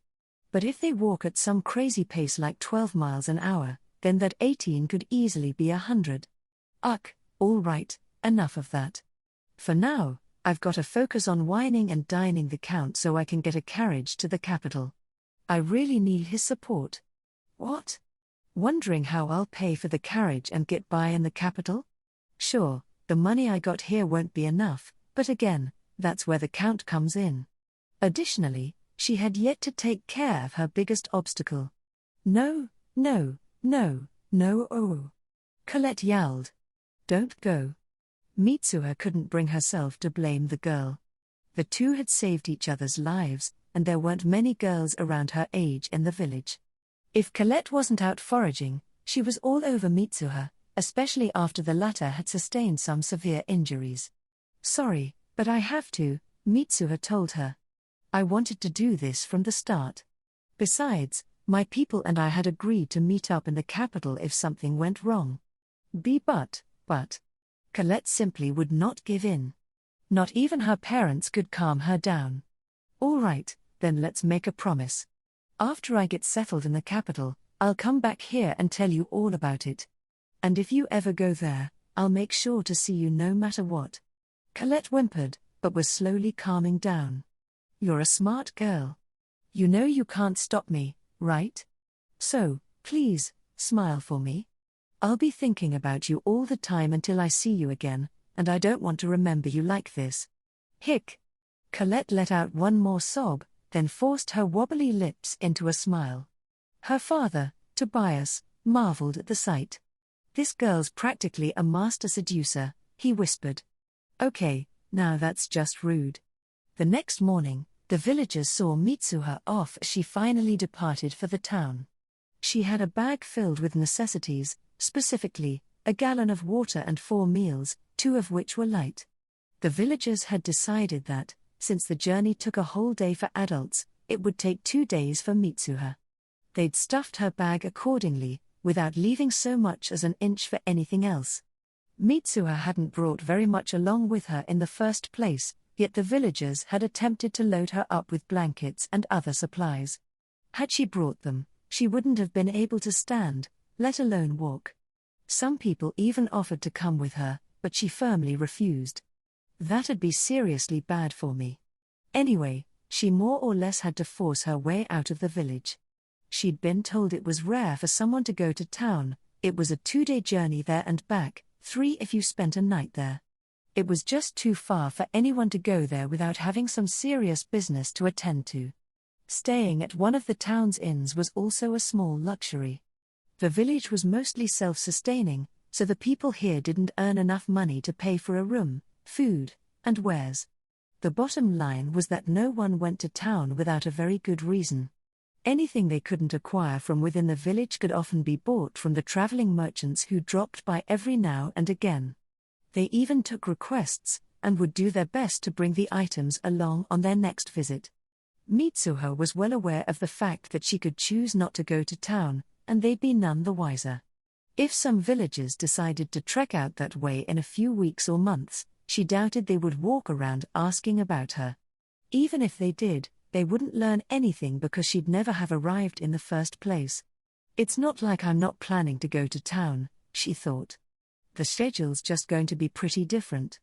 Mitsuha now had a full understanding of her cross-world movement, world jumping, as she liked to call it. The thing had installed this comprehension directly into her brain. According to the intangible manual, the first area she'd jumped to had been determined at random, but now she could go wherever she wished. There was one caveat: she could only travel to a place she could picture, which in this case meant somewhere she'd visited before.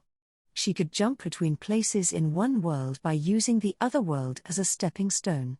For that, she first had to get there using normal methods, but once that was done, she could jump there whenever she desired.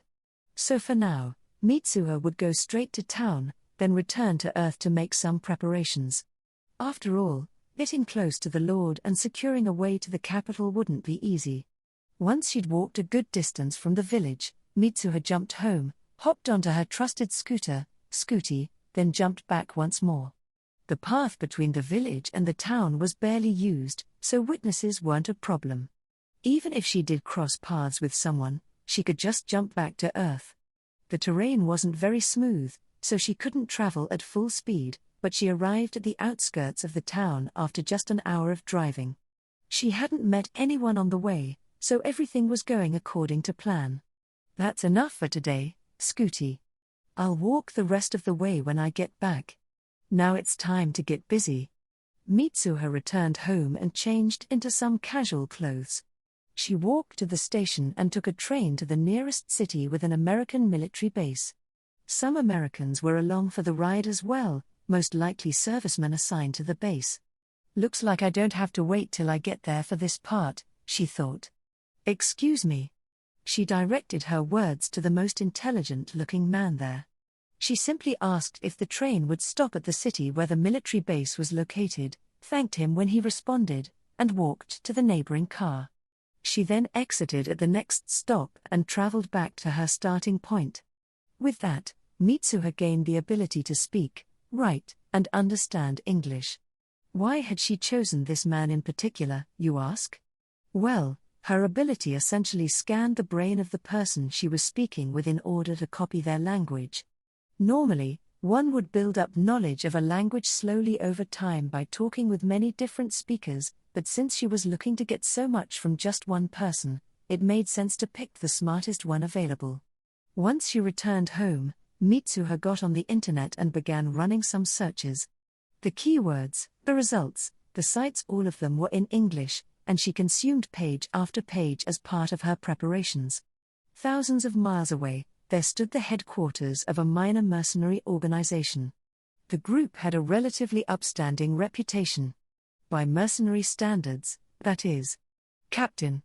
You got a visitor, one of the mercs reported, opening the door to an ordinary-looking office. Pretty sure I didn't have any appointments today, replied the man in charge. It's an unannounced visit. That okay? The captain took a moment to mull it over.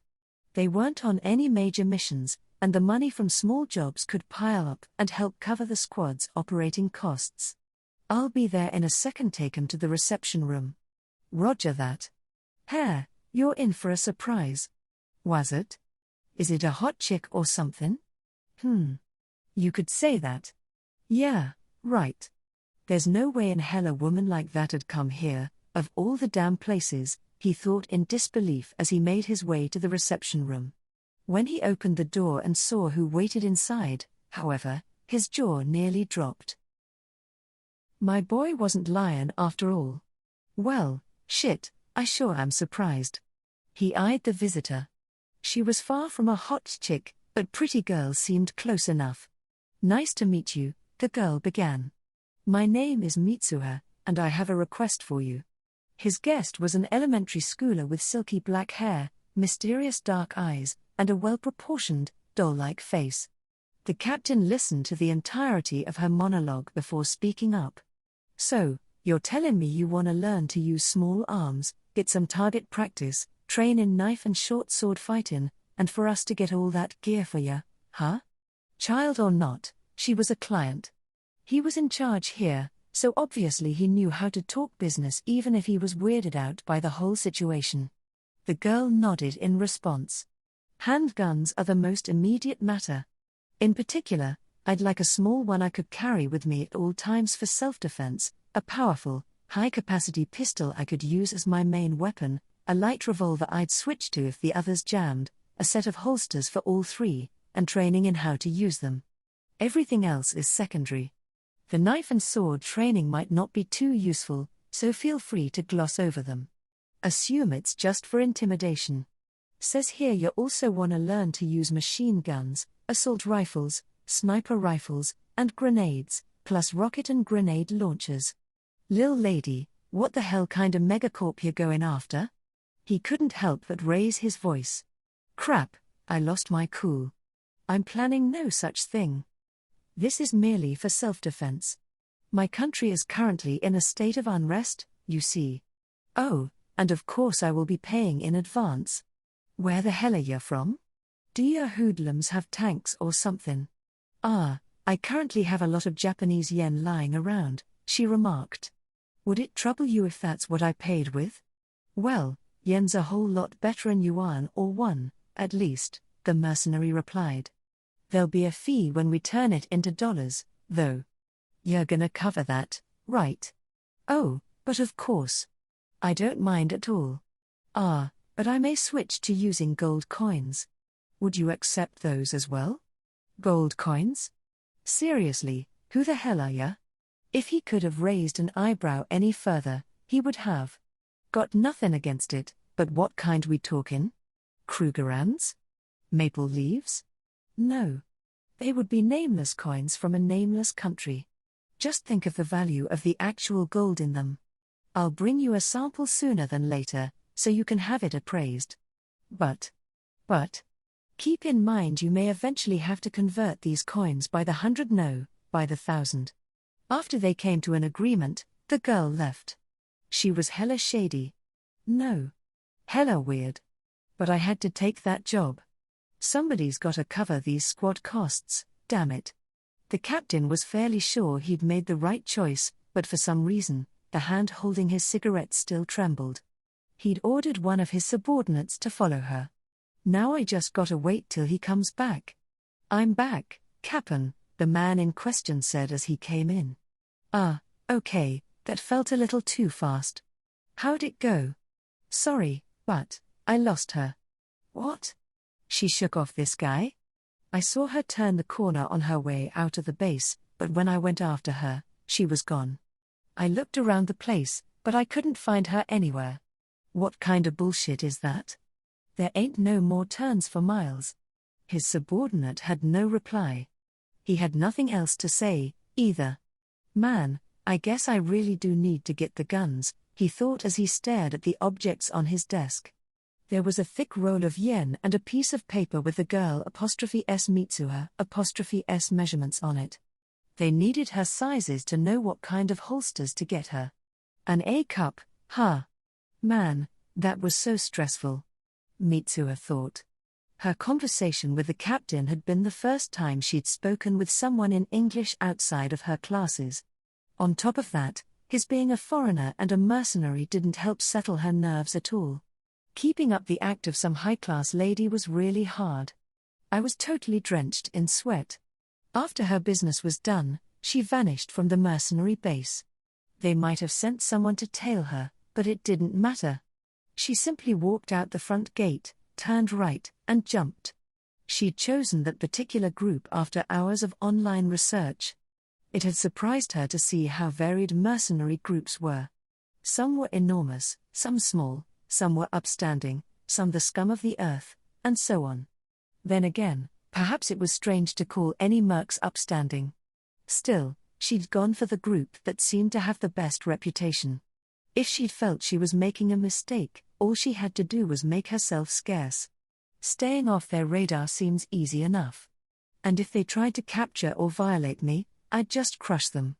If their armory was suddenly emptied, or their funds and documents went missing along with their safes, the mercs would have their hands too full to concern themselves with some runaway girl. As a world jumper, I'd make a great thief, assassin, or terrorist. But that isn't my style. Tee. She only hoped this new relationship wouldn't turn sour. As for how she got to another country so easily, she'd essentially had an epiphany. She had initially been under the impression that, because she needed a concrete mental image of any place she wanted to go, she had to have been there at least once. But it had occurred to her to try a little experiment. She'd absorbed TV shows, movies, and newscasts that showed a specific place, then checked a satellite photo of the location. This had given her a mental image as good as no, even better than the one she'd have if she saw it in person. The result? A complete success. Mitsuha could now jump to many different spots outside of Japan. However, she could only use this tactic on Earth. There weren't any photos or satellites in the other world, after all, meaning that she had to actually travel to her destinations at least once. What a bummer. I'm basically burning through Mom and Dad's money. But this here is like any initial investment. A necessary expense. Her thoughts were directed toward a necklace on the table. It was a real luxury item. The necklace was adorned with pearls 1/3 of an inch thick and had cost her over 1,000,000 yen. This was actually her greatest weapon, so she couldn't have settled for something cheap.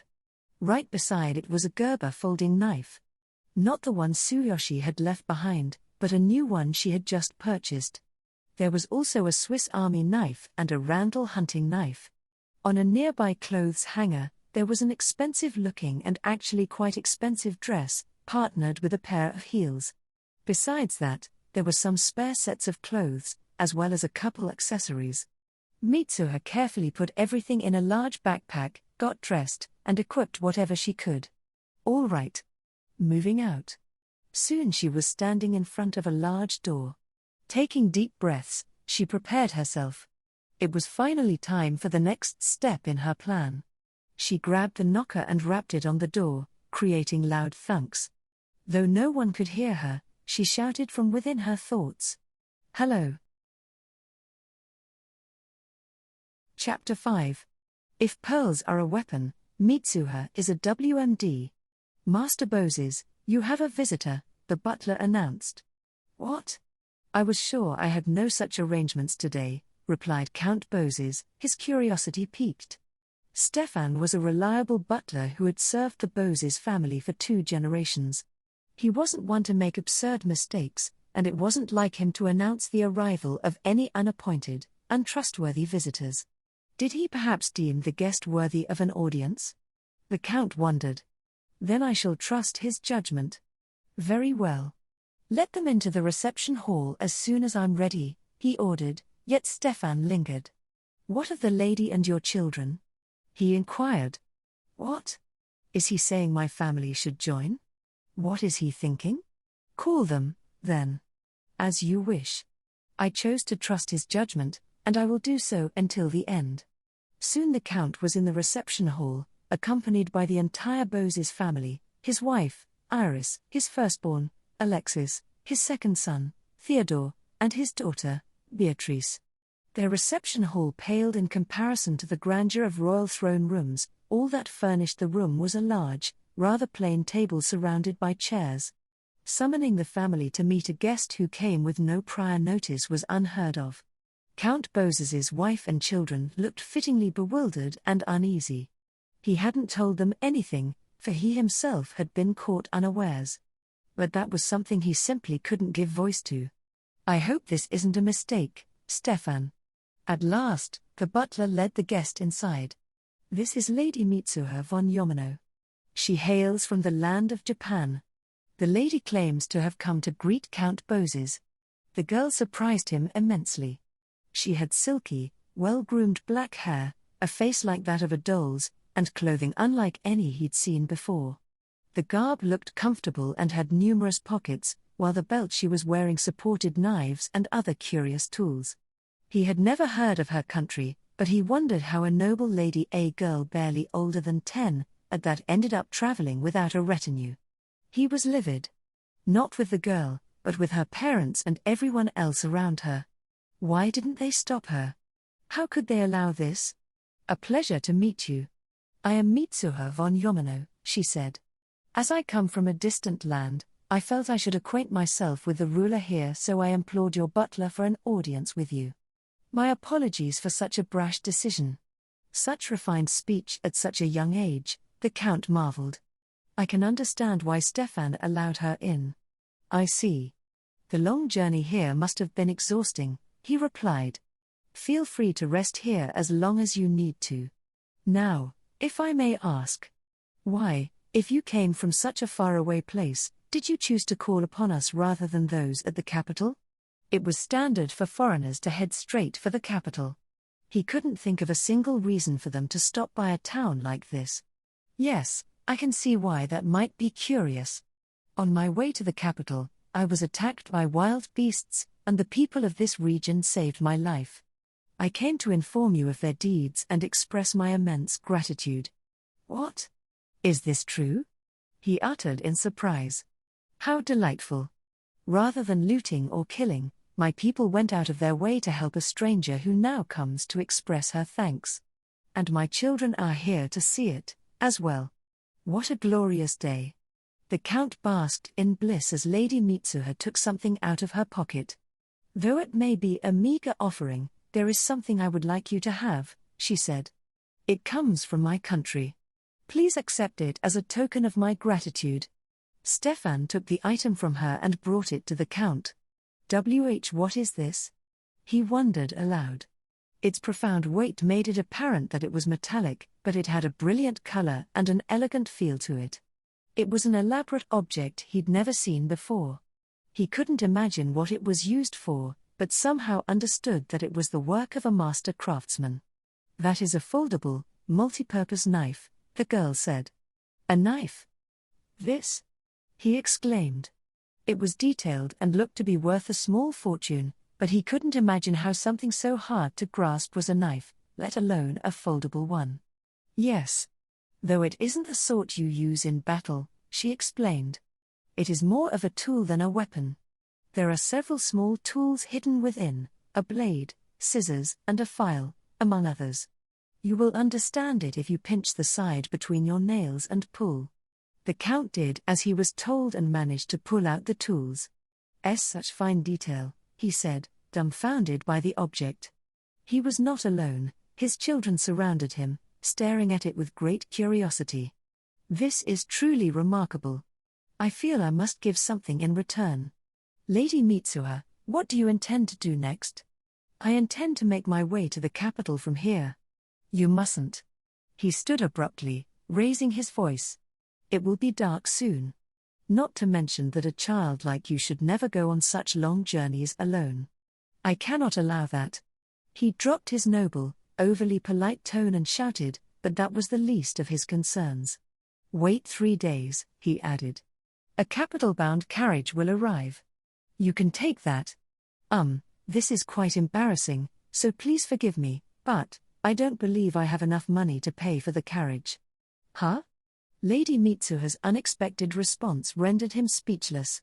A girl in such fine garments, who just thanked me with a tool worth dozens of gold coins, can't afford a simple carriage? Oh, of course. She and her party were separated, and they were the ones holding the funds. That makes sense, no noble girl with a group ever pays for things by herself. Tonight, you may stay here, the Count declared. And later you can tell me the whole story. He wanted her to rest before joining them for dinner, so he ordered Stefan to lead her to the guest room. Right after they left, he put his elbows on the table and his hands on his head. Dear, his wife spoke up. Sorry, but allow me to gather my thoughts, he said, cutting her off and furrowing his brow. Iris smiled faintly and led the children out of the room. Left all by himself, Count Bozes wondered, just who is that girl? The Bozes' butler saw Mitsuha to the guest room. Though she wore an unassuming expression, she was grinning on the inside, thinking, victory. Once she was alone, Mitsuha began taking things out of her backpack. The carefully packed dress, the heels protected by packing material, the folding knife stored in its case, and the luxurious pearl necklace today's eye-catcher.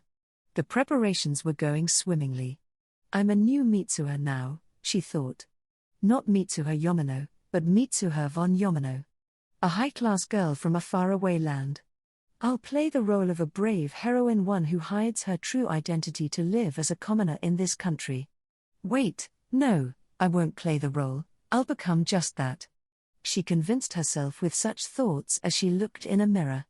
Mitsuha had given up on trying to play a normal commoner from day one. She couldn't have acted like a farmer if she'd wanted to. They'd have suspected her the moment they saw her clean, unblemished hands. A few hours later, Stefan came to escort Mitsuha to the dining hall. Upon seeing her, he was so flabbergasted that he accidentally let out a gasp. It was perhaps the greatest blunder the iron-willed butler had ever made. "Master Boses, I've brought Lady Mitsuha," Stefan announced. "Excellent. Show her in." Unlike Mitsuha's previous audience with them, this was an informal and unofficial family dinner with a guest. There was no need for embellished language. The moment Mitsuha entered the hall, the entire Boses family briefly forgot how to breathe. A shining, pure white dress, sparkling enamel shoes, and a pearl necklace of unimaginable value. However, all these were merely city actors working to emphasize the girl's beauty. All was silent, and it felt like time had stopped. Suddenly, a sound broke the spell. Stefan had taken a particularly loud step, bringing the Count back to reality. The others soon followed, albeit awkwardly. Iris, especially, couldn't take her eyes off the necklace. "Thank you all very much for having me," Mitsuha said as she lifted the hem of her skirt and lowered herself in a simple curtsy. She then took a seat in the chair Stefan presented. By all means, make yourself at home," said the Count, whose full name was Klaus Boses. "Once again, welcome to the Boses mansion. This is a family gathering. No need to concern yourself with manners and whatnot, and feel free to dine at your leisure. If you are too tense, the food will not taste nearly as good." Mitsuha merely responded with a smile. As they ate, they talked about only the most inoffensive matters. Klaus apologized for not introducing his family during the first meeting, and proceeded to do so. Better late than never, of course. They moved on to a discussion of the county's specialties, places that sold the best food, etc. It was fun, but not exactly fruitful. But after dinner, with only tea, alcohol, and snacks left on the table, it was finally time to address the elephant in the room. Everyone was tense, Mitsuha included. "Now, Lady Mitsuha," Klaus spoke up. "Why yes," she piped. "Oh, no need for such a reaction. Relax, it's nothing serious." All right," she replied, still tense. Relaxing wasn't exactly easy in this situation. "Now, might you tell me who you really are? If possible, I'd like the most honest answer." There it is. Mitsuha thought.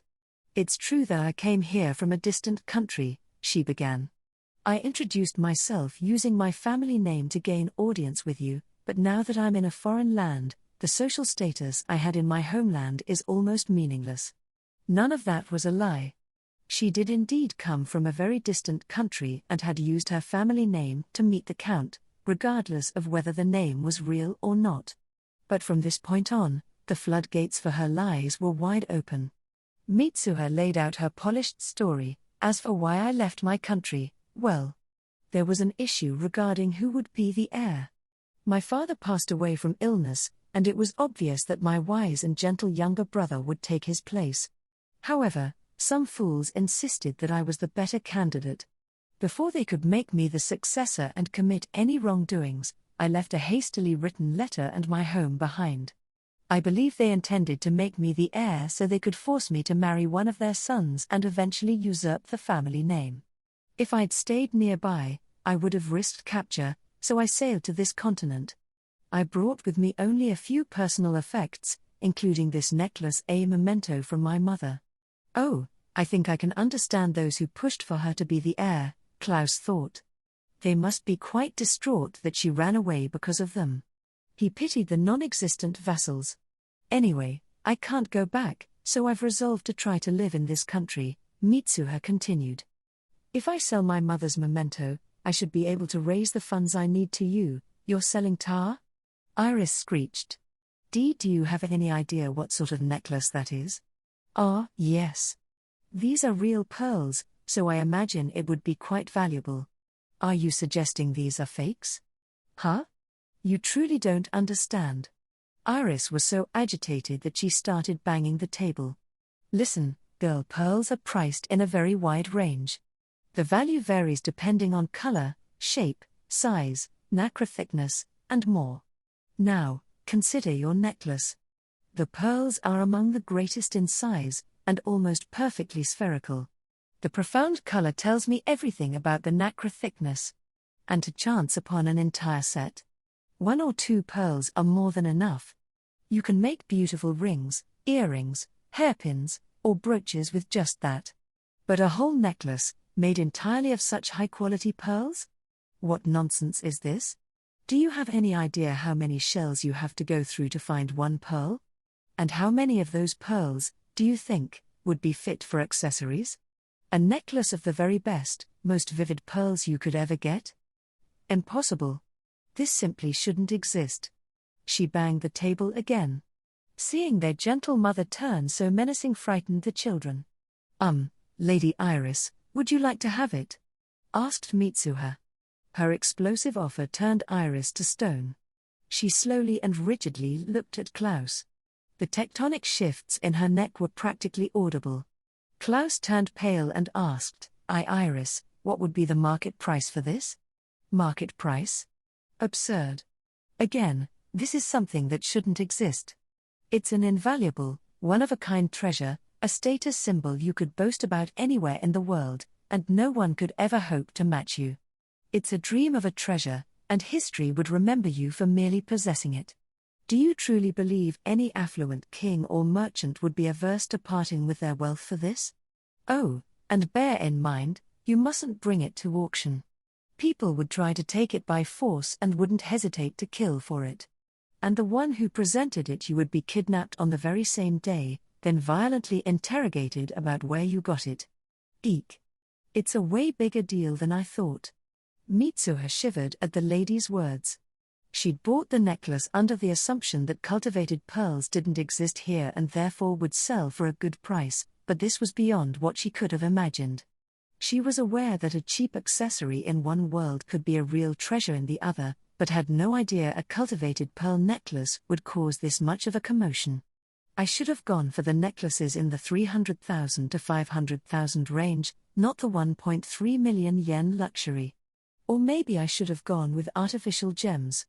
Mitsuha had tried to keep in mind that certain kinds of jewelry could mess with the market, and she might be hunted down for the source. That was why she'd brought it straight to the Bozasi's mansion to keep it off the market entirely. This trade was my make-or-break gamble, she thought. I was sure I'd come out of this with enough money and allies to get my own place. That's why I went for the most expensive one I could find, and… Aha! Lady Iris. What if I break it up and sell the eep? Mitsuha was immediately gunned down by Iris's glare. Break it up?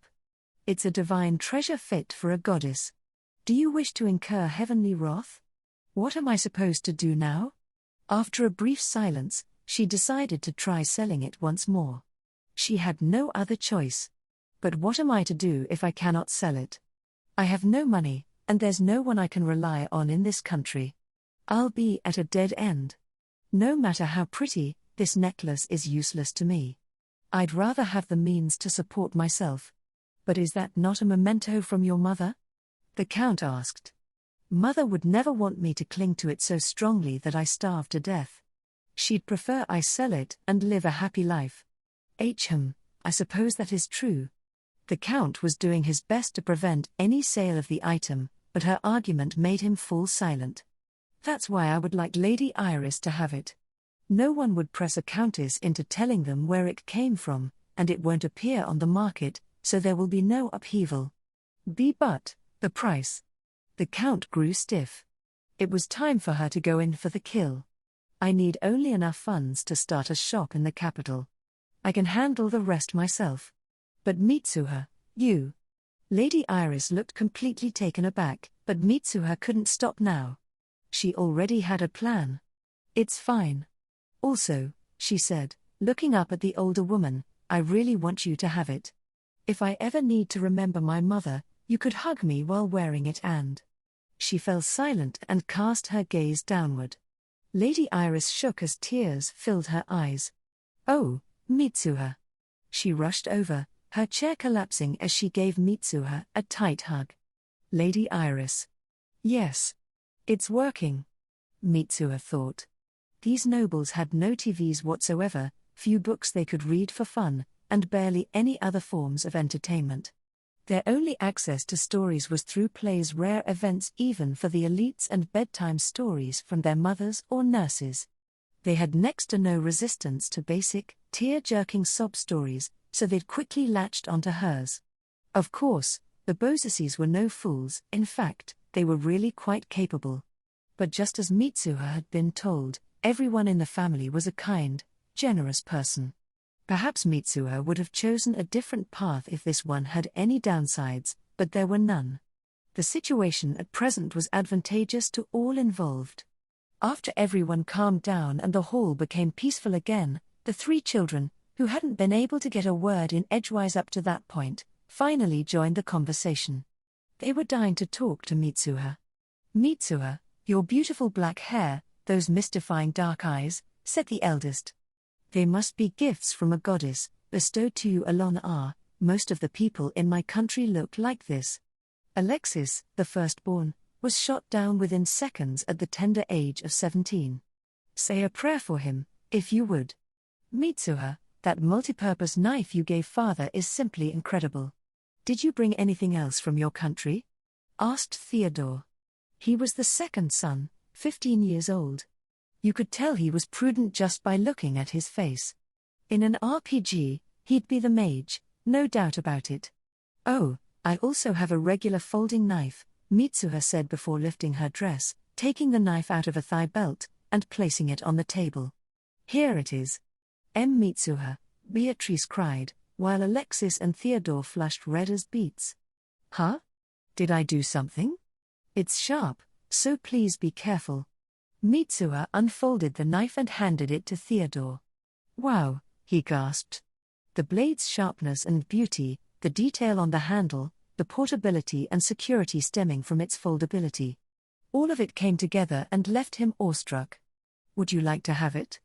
Mitsuha asked him. Huh? I keep it for self-defense, but I have another one. Care to buy it for 1 gold coin? Why, yes, please. He didn't hesitate one bit. The conversations during dinner had given Mitsuha a pretty decent grasp of the local currency's value. She had spoken to the villagers about this as well, but didn't feel entirely confident in their fiscal sensibilities. No offense intended, of course. Anyway, she estimated that 1 gold coin was worth about 100,000 Japanese yen. I just sold that knife for a little under 10 times its original value, so I'd say I'm being pretty generous here, she mused in satisfaction. At least by my store's standards. I'm sure a gold coin isn't much for a noble boy, anyway. Consider it a first customer discount, kiddo. Wait a second, I brought a weapon to a noble family's dinner. Did I mess up? She quickly scanned her company. Oh, well, they don't look all that bothered. Although Mitsuha didn't think much of it, you could objectively say it was a really bad move. Her saving grace was that it happened in this particular household. Everyone here thought of Mitsuha as a pretty yet frail little girl. Surely someone like her needed a weapon for self-defense, right? That was the Bozacies' consensus, but if other nobles had been around, they wouldn't have been so lenient. The gleam in his brother's eyes must have made Alexis jealous. He closed in on Mitsuha and pressed, Hey, anything else? Do you have more stuff? Nothing came to mind at first. I really can't sell the other one, since I need it for self-defense on my journey. If there's anything else from my country that I can get rid of, it would have to be my spare underwear. Sold, he shouted reflexively. He was immediately met with several ice-cold glares. Alexis, said Lady Iris, staring down at him. Dear brother. Beatrice joined in. The chill of their combined disappointment had frozen Alexis in place. It might be worth noting that Count Bozes had opened his mouth and nearly said the exact same thing as his eldest child, but was now sighing in relief that he hadn't. There are lines you can't cross, Count. Mitsuha thought upon looking at him. Anyway. That will be 5 silver coins, please. You're actually selling them? The Bozacies exclaimed in unison. Theodore was the lone exception. I'd pay one small gold coin, he said, upping the bid as though it were an auction. Well, that sure came out of left field, Mitsuha thought. Due to Lady Iris's intervention, however, the sale never occurred and she didn't receive her small gold coin. That would have been about 10,000 yen. What a shame. Hey, I'll have you know the underwear were unused. By the way, you said you'd open a shop in the capital. What kind of shop? Asked Beatrice. At age 13, she was the youngest child and only daughter. Her golden hair and azure eyes gave her the look of an exemplary noble girl, but instead of being a thorny rose type, she was actually quite lovable. She seems to think I'm younger than her, and I really can't blame her. She's about as tall as me, maybe a little taller, and she's already at least a C-cup. Mitsuha was crying so much on the inside that she had to stop herself from tearing up. It's my race, okay? She's white, I'm Asian. You don't compare Chihuahuas and Golden Retrievers, do you? Same thing. There's just no point. Got it? Her thoughts were so intense that she actually began panting. See, calm down, Mitsuha. Deep breaths. In and out. In and out. I'm thinking of opening a general store, she said. A general store? Beatrice looked puzzled. Yes. I'd sell trinkets, makeup, cute accessories. Mostly fun things for girls with a few practical goods thrown in, too. Also, I'd like to have an advice corner where I would share knowledge from my country. Wow, that sounds great. But what do you mean by advice corner? From what I can tell, this country is quite different from mine. So, if people here have a serious problem that has already been solved in my country, I figured I could help by giving them the solution. Now that is certainly intriguing, Count Bozes said. Oh? Do I smell a networking opportunity? Mitsuha thought, before asking, is there something troubling you, Count? I would say so, yes, he replied, seemingly lost in thought. After a moment, he forced a taut smile. For no discernible reason, the last couple of harvests in our region have yielded less wheat than before. I doubt something can be done about it, however. Huh? Isn't that just repeated cultivation damage and a lack of fertilizer? What? He stared at her, stunned. Mitsuha explained that growing the same crops over and over used up the same nutrients and wore down the soil. He would have to use a few other crops and rotate between them, as well as fertilize the fields by using them as pastures, or covering them in a layer of compost or humus. She didn't name any crops and left out a lot of details. That information came at a price. The Count paid without a second thought and asked question after question. All the talking dried Mitsuha's throat, so she began drinking. Their conversation went off on a tangent and they branched into other subjects. You need to develop a special product. You have two options here: you either make something that can only be made in your county, or something that's way better than the competition. You gotta turn your name into a brand. Raise tariffs and you get less tax money. That's common sense.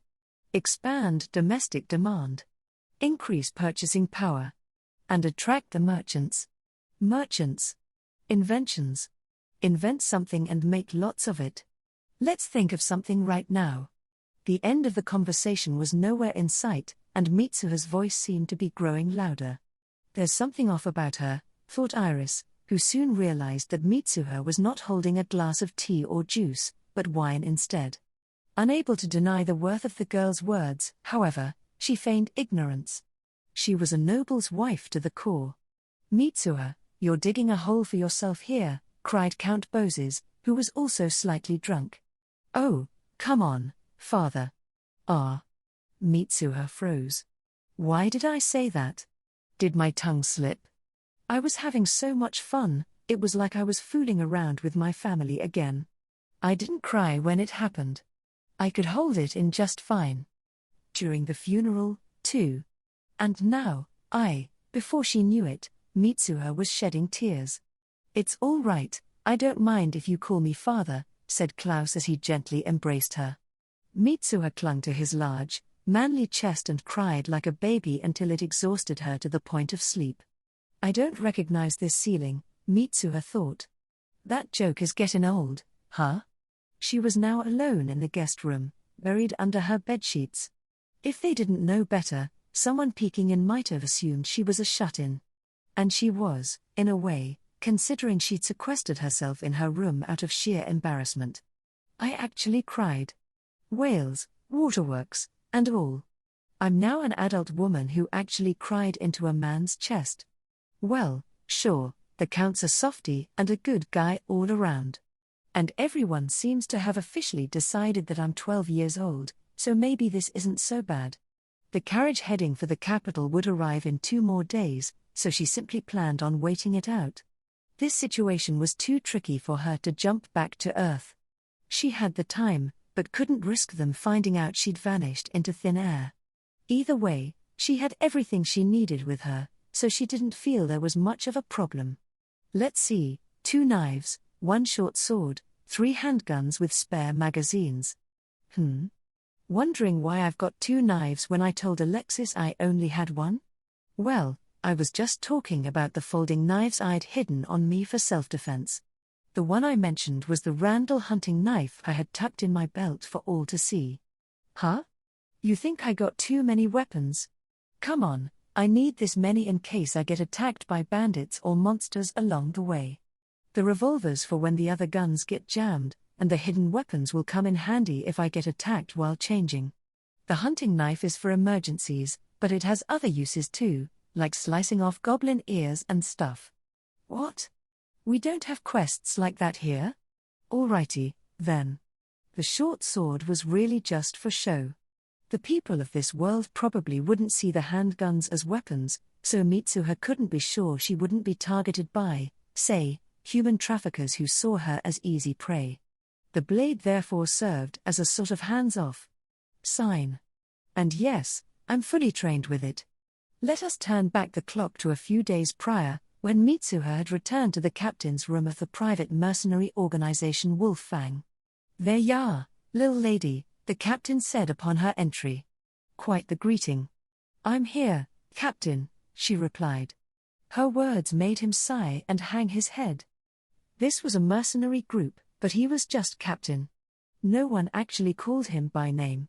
It's probably not a good thing for mercs' real names to get out there, Mitsuha reflected. Maybe they're happy as long as their group gets famous. No clue. Prep's all done. Follow me, he said, and led her to the shooting range. Whoa, she blurted. Seeing the weapons on the long table made Mitsuha so excited she couldn't contain herself. It's everything you ordered, the captain told her. First up, the decorative short sword. This thing's new, not an antique. Antiques are fragile and blow a hole in your wallet. It comes with a sheath, so just tuck it in your belt. It won't be much good in a fight, but since you'll be using your guns, you ain't gonna need it. Looks about right for me. I shouldn't have a problem holding it, anyway, she thought. Next up, the self-defense gun A Walther PPS. It's small and weighs just over a pound. It uses 9mm bullets and can fit 8 of them. 9 if you count the one in the chamber. It gets the job done in most emergencies. If you want something even lighter, there are .22 caliber guns, but they don't pack much of a punch. This one's popular among women looking to defend themselves. Yep, looks fine to me. Now for your main weapon, a Beretta 93R. At 2.5 pounds, this thing's heavier, but it uses 15 and 20 round magazines, plus the bullet in the chamber. This guy's a 9mm, too, but its biggest draw is the 3-round burst mode. You can switch between single fire and burst like this. He gave a small demonstration. Go apeshit and you'll run out of ammo in a second, but it'll work wonders when you need to take someone out the moment a scrap starts. Keep it on burst mode, and switch to single fire when you need to. Oh ho. Yeah, it's kinda heavy, but I like the burst mode. Great choice, Captain. And that over there's the revolver. It's 38 calories, he said, and not a word more. Huh? That's it? You hate revolvers or something? You can use your spare magazines to play around with different bullets. There's armor-piercing bullets, which can get through bulletproof vests. Hollow points can incapacitate the target even if you miss critical spots. If you're using a rifle, there's FMJs, and machine guns have tracers and incendiary armor-piercing bullets. Why yeah. Now, try getting it in your holster and make it fit. Then it's time for handling instructions and shooting practice. I'll tell you how to care for 'em and give you a few things to keep in mind. We'll do the maintenance on these for you, though. Bring 'em here after you've used 'em a lot or when you feel it's time. So, in other words, Mitsuha couldn't have been more prepared for the journey. I should have brought some grenades, too. I messed up. Huh? You're wondering if I could actually kill people with these? Of course I could. What reason would I have not to? I wouldn't kill regular people, of course. That's obvious. But if someone tried to kill me, why would I spare them? Would you expect me to respect their life and let myself die instead? What a joke. Or what, you think I could just tie 'em up and give 'em a stern talking to? They'd just attack me again the moment they got free. And if not, they'd go after someone else. Just how many good and honest people would get hurt? Anything that had happened to them would basically be my fault. If innocent people got killed, I'd be their murderer. Scumbags who took the wrong path in life are barely human anymore, they're beasts that are better off put down. Oh, and killing enemy soldiers is fine by me, even if they aren't scumbags. They could be good husbands and fathers just looking out for their families, but if they chose that line of work and approached someone with the intent to kill them, they couldn't really complain if they were the ones who got killed. Sure, some fight because they got drafted or something, and I feel for them, but in the end, my life is important and I don't want to die, so I don't really have a choice. I've seen movies where the main character hesitated to kill the enemy. What the hell was that all about? Was he okay in the head? Did he have a bad case of stupid? It was even worse when their hesitation caused their friend or lover to die, leading to even more misery, regret, and, basically, they should have saved the thinking for after they killed the enemy, right? What? No? Okay. Mitsuha. It's lunchtime. A girl's voice jerked Mitsuha from her swirling escapism and plopped her back into reality. The one calling out to her wasn't the butler, perhaps he was apprehensive about waking a girl who'd cried herself to sleep. If so, he certainly excelled at his job. That's Sebastian for you, Mitsuha thought. Oh? His name is Stefan? My bad. The lunch was an uncomfortable experience. Not to worry, everyone was still very kind to Mitsuha. They didn't even mention yesterday's events. But their consideration somehow made it even more painful. She was so mortified, she couldn't even look at the count. In an attempt to make her feel more at home, he brought up all sorts of talking points. Huh? Inventions? Salt production? Dessert research? Whoa, what kind of stuff did yesterday's me tell you? Please pretend you didn't hear anything. Huh? Which one do I like more? Out of what? Oh, your sons. Okay. I'm not interested in either right now. Please call me again when they still haven't tied the knot and you're worried the well might dry up. What? Why the long faces, you two? Oh, by the way, I don't mind taking little Beatrice. Huh? You don't want to be called little?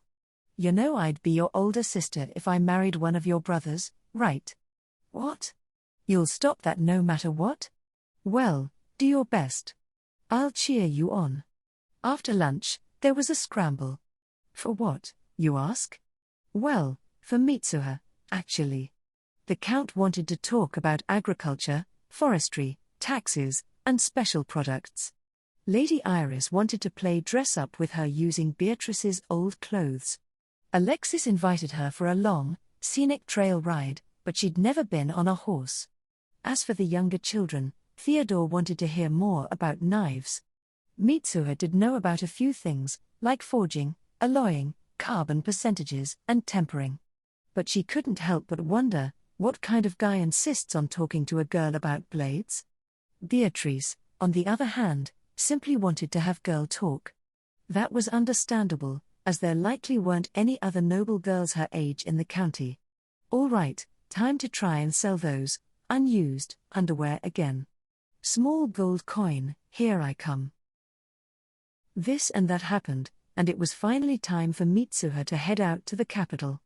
Oh, in case you're curious, they'd talked it out and decided that they would share her. She'd spent some time with one, then another, until everyone had had their turn. She'd barely been able to catch a breath. Also, why the heck did Stefan join the sharing discussion? He's a butler, right? Anyway, as we've established, miscellaneous events had occurred, and it was now time for her to leave. Take care of yourself, Mitsuha. And try not to get involved with suspicious men, said Lady Iris. Oh, don't worry, I had tons of practice with Alexis. We'll be going to the capital, too. Be sure to wait for me, said the suspicious man in question. The ballroom season, a time when the nobles gathered in the capital for various parties and occasions, was approaching. I'm sure glad it's not right now, Alexis. Tell me more about your country next time, said Theodore. He had a keen interest in technology. Too bad I can't tell him anything big. Not yet, anyway. Patience is a virtue, kid. When I come to the capital, let me show you around to all the good food stalls, said Beatrice. The girls seemed to have quite an appetite. Last, but definitely not least, was the Count. Be careful on the road, he said. I gave your retinue an official letter instructing that you be given whatever money you need. There is a limit, of course, but you should be able to buy anything short of a luxurious palace. I can't thank you enough, Mitsuha thought. She now had enough money for the trip and anything else she might need right away. She also had gold coins she could give to the captain. She was dying to know how much they were worth back on Earth. Have a safe journey. Stefan saw her off with a bow, and she walked to the carriage alongside her retinue. Yeah. My retinue. The Beausecies simply hadn't allowed her to travel by herself. She'd argued that she would be with several other passengers inside the carriage, but they'd still refused. With the ballroom season so close, they'd also wanted to send 2 of their servants as an advance party and figured they might as well go with her. One was a maid in her mid-20s and the other a bodyguard who looked about 30. The journey was a week long, so at least Mitsuha would have someone to talk to. The carriage wasn't the usual decorative sort used by nobles, but a covered wagon that could fit a good number of people. It was drawn by 2 horses and resembled one of those prairie schooners you might see in westerns. Besides the 2 coachmen who took turns driving it, there were 7 passengers, Mitsuha's party of 3, a rather chubby, middle-aged merchant, a young mother with her daughter, and a young man dressed like an adventurer. Adventurer? That's not a real job, damn it. Mitsuha quickly scolded herself for her fantasy as she realized he was probably a bodyguard. Could easily be just a passenger, though. Either way, it would be a long journey. Mitsuha hoped to chat with them to gather information, so she figured she'd find out sooner or later. A few hours passed. Mitsuha had come to realize that her group herself, a maid, and a bodyguard clearly looked like a noble girl and her retinue. She could tell the other passengers were puzzled as to why she didn't use her own carriage, she saw it in their eyes.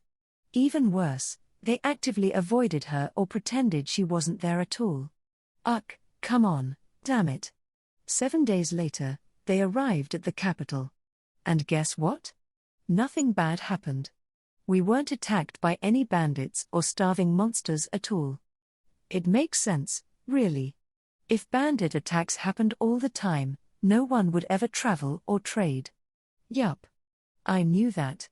It wasn't as though racking up protection had been meaningless, however.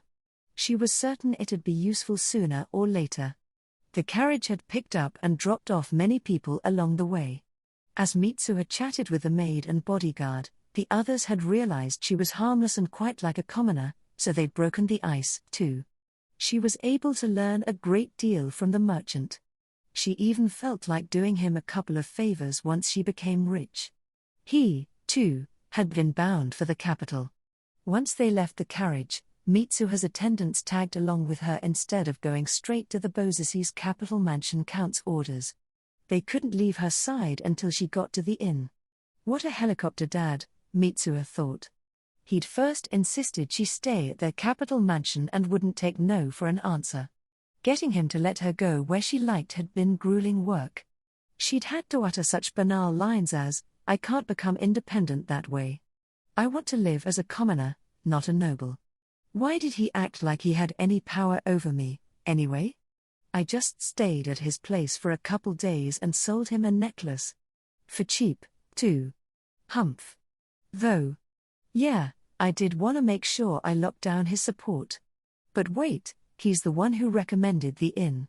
It's not some fancy noble joint that costs an arm and a leg, right?" To Mitsuha's surprise, it was a pretty normal inn aimed at commoners. As it turned out, the lady in charge of the place was from the Beausesis county and acquainted with the count. To him, this was just a cheap, reliable inn. The maid and bodyguard waited until she checked in, passed the letter to the owner, and departed for the mansion. "All right, I can now jump back to Earth as much as I want. Time to get serious. Let's find a place where I can make my fortune." Chapter 6. A place to call my own. The inn was as standard as they come. The hostess was a lively lady married to the silent chef, who excelled at his job. They had a 7-year-old daughter who noticeably lacked cat ears, and what a shame that was. The girl reminded Mitsuha of Colette. It was still too soon to visit her, sadly the timing would have been awkward. Nothing's stopping me from having fun with this cutie, though. Oh, she's too busy helping? Okay. Mitsuha went to her room, gathered her things, jumped back to Earth to drop them off, then returned to the inn with some new supplies in tow. The dress and shoes had served their purpose, so she left them at home in favor of spare underwear and daily necessities. Reputable or not, Mitsuha felt that the inn couldn't be completely thief-proof. "I wouldn't be set back too much if my soap or underwear got pinched, but that dress is another story. It cost me a whole lot of money." Mitsuha changed into some plain clothing and wandered around town. Strategy 101: gain an advantage by getting familiar with the land. She guessed the main roads would be safe during the day, but wore a handgun in her shoulder holster and a knife in her thigh belt just in case. "I'll probably have to be more careful once I start to stand out." The place really did give Mitsuha the impression of a capital. Even though this world was still developing, she found the buildings impressive. She found the meat skewers to be pretty delicious, too, though she chose not to think about what was in them. She steered clear of dark alleys and slums. Mitsuha had no need of any cliché, life-threatening encounters. Once the sun began to set, she headed back to the inn. The dinner was commendable, perhaps? A lot of effort had gone into it, but with spices being such a luxury, the meal tasted bland. It wasn't bad, per se, but she still found it lacking. I can just bring some spices from home, Mitsuha thought as she cleaned her plate. She then returned to her room, jumped back to Japan, and had the most refreshing shower. After lunch the next day, she wasted no time going to the realtor. While it might have been early, she had woken up so late she'd nearly missed breakfast, so she was fairly sure the place would be open. She had to ask for directions a few times, but eventually found the right place. It came with the count's recommendation, so surely she had nothing to worry about. Regardless, she meekly walked inside. She could have barged in, though she owned the place, but it was like a habit by now. "Good day to you," said the young man behind the counter. Obviously, those weren't the words that came out of his mouth, but that was how Mitsuha's brain processed them. "Welcome to our establishment. How may I be of assistance?" Wow, he's treating me like a customer even though I look like a kid, Mitsuha thought. He's good at this. I knew I could count on you, Count Boses. Slightly impressed, she handed him an envelope. I would like a shop with living quarters attached, please. Here, I've got a letter of referral. The employee took it and glanced at the name on the back. Immediately, his face went pale. He asked Mitsuha to wait for a moment, then hurried through the door behind him. Wow, look at him go. A count's word sure is effective, she thought. Moments later, He was replaced by a much older man. This gentleman was also a bit panicky, but kept his composure as he said, "My apologies for the delay. I am Lutz Zoltan, the owner. Welcome to my humble establishment. How may I be of service?" The big cheese himself, huh? Mitsuha thought. Makes sense. That letter proves I've got ties to a pretty powerful noble. "Pleased to meet you, sir," she replied courteously. "I'd like to start up a shop." "Yes, it said so in the letter. We have several properties that might suit your needs. Shall we discuss the details?" He led her to a sitting room further inside the building. Normal customers were most likely dealt with at the counter, so this was surely the VIP treatment. "Maybe they'll give me some free sweets?" They did, and Mitsuha found them overwhelmingly so-so. She figured they were good by this world's standards, but they couldn't even compare to Japanese desserts. Her face might have given away her lack of enthusiasm, but Mr. Zoltan didn't seem upset. He most likely assumed she ate better sweets daily. Or he could have been too tense to pay it any mind. "Here's what we have available," he said as he presented and explained her options. "All right, anything in the noble district's out," Mitsuha decided. "Sure, it's probably peaceful, and the clientele'd be good, but these prices are insane, and I don't want to deal with nobles all the time. There wouldn't be many commoners around, either." "Well, it's not like I don't like nobles. I know there are good and bad people in all classes from royalty to slaves. But I feel like I'd get bored and tired pretty quickly if I had to deal with nobles all day. It's not a real store without the patronage of the occasional lowbrow simpleton." She wasn't recommended anything close to the slums, so excluding the noble district left her with properties in the commoner district. She could either choose to be closer to the center or closer to the nobles. Pretty sure I'll need noble money flowing in if I want to make a fortune, she thought. There's some good food around there, too. And no, that's not why I walked around town yesterday.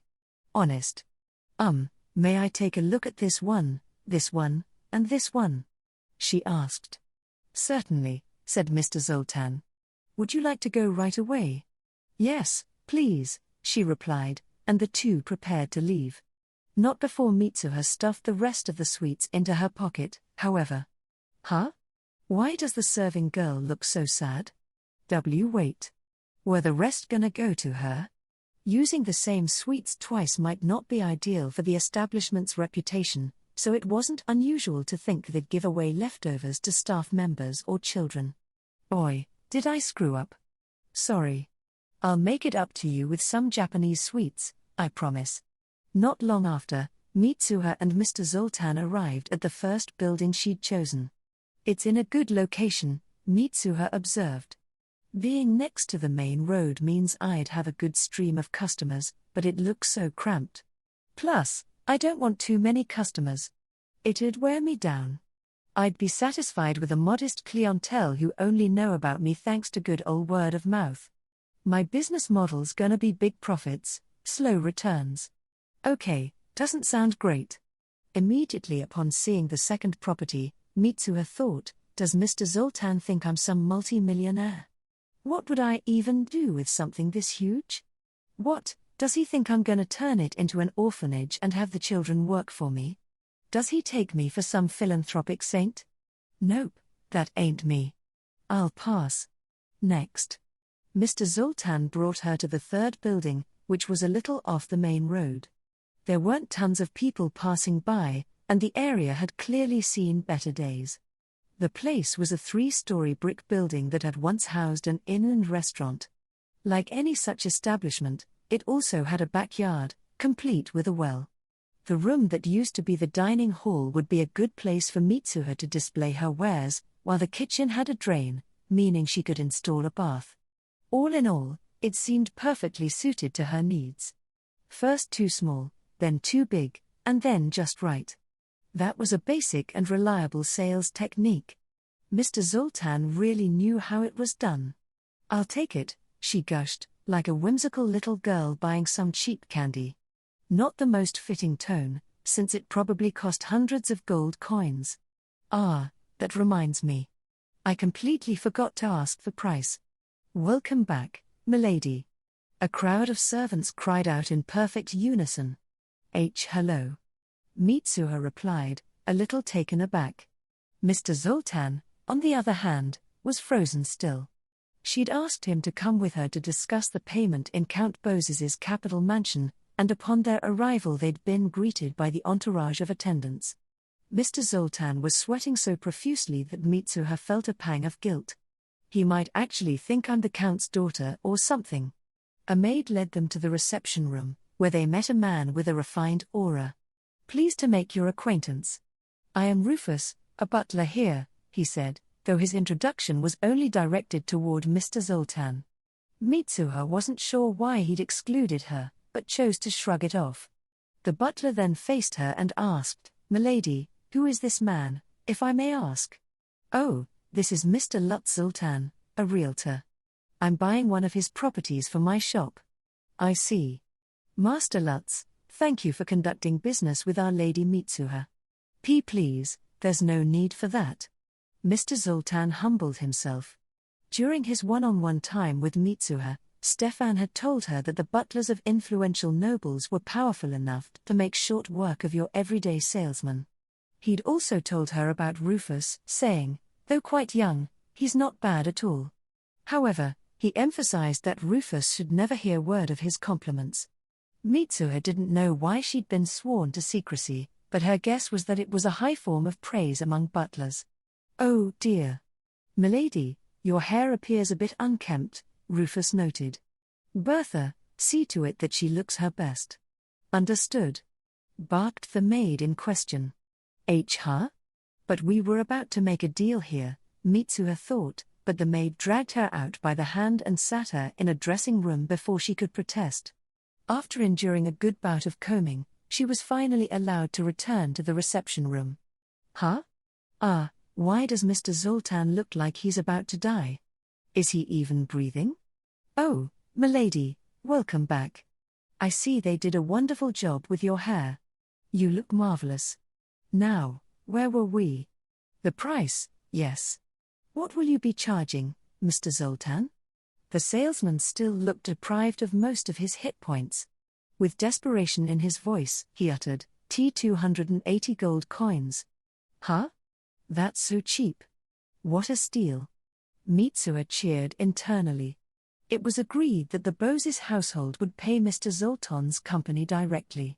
When Mitsuha requested money for renovations, she was granted 20 gold coins, raising the total expenses to 300. What a nice number. Mitsuha saw Mr. Zoltan off in front of the mansion. He informed her that he'd write up the paperwork and send it at a later date, then gave her the key to the building. She was now free to enter and leave it as she pleased. Normally, she would have been wary of signing a contract without checking the documents first, but since Rufus and a great deal of other servants had witnessed the signing, she wasn't worried in the least. It didn't take a professional salesman to know what would happen if he broke the terms. Boy, it's great having a sponsor. Hello. Mitsuha called out. The response came almost immediately. A moody, sinewy man who could have been either middle-aged or elderly poked out from behind a corner. Yea? What do you want? He asked curtly. Mitsuha had set foot in a carpenter's workshop. After parting ways with Mr. Zoltan, she tried to think of someone she could contract to do her renovations. Then, it had occurred to her, oh yeah, Mr. Zoltan's bound to know someone. We just split up, but I'm sure he won't mind if I bother him some more. I don't know too many people just yet, so I gotta use the little network I have. With that, she'd gone back to Japan, bought some high-quality Western sweets, and headed to Lutz real estate. The sweets, of course, were a souvenir for the girl. The offering had caught her off guard, but Mitsuha somehow persuaded her to accept it and call for Mr. Zoltan. Could you please point me to someone who's good at what they do, takes pride in their work, and is open-minded enough to try new things? She'd asked him. He'd hesitated to help her, though she didn't know why. However, she hadn't backed down, and he'd eventually given in, though on the condition that she listened to one request. If I put you in contact with someone, Might I ask you not to haggle over the rate? Huh? I would never. Trying to lower the cost of a craftsman's services is an insult to their craft. Good craftsmanship deserves proper compensation, she'd said, adding that she'd pay directly this time. After that, Mr. Zoltan had finally relaxed and pointed her to a reliable workman. What was that all about, anyway? Mitsuha wondered. Did haggling bring up bad memories or something? I'd like you to build these for me, please, she said, spreading out some documents on the table. Kuntz, the carpenter, looked at them in awe. Wah! What inner world? The first source of his shock was the paper itself. It was thin, smooth, and durable at the same time, surely a rarity in this country. Wait, this. His jaw dropped further when he saw the crisp detail of the images, which were photos, and foreign writing. The final blow was the furniture displayed in the pictures. Every piece was as novel as it was beautiful. This thing's a table? And that's a chest? And this here's. I don't need that one, Mitsuha cut in, then gestured to the other items. I need this, these shelves, and these display things. I'd also like defenses on my doors and windows. Like this, see? I'll provide the metal parts myself. I'll also need these stands for water tanks. You can see how they look in this picture. See how big they are? I'd also like a bathroom installed near my kitchen. I'll handle the water flow myself, so I just need you to divide the room. I'll tell you more when we're there, and I'll do it, Kuntz mumbled.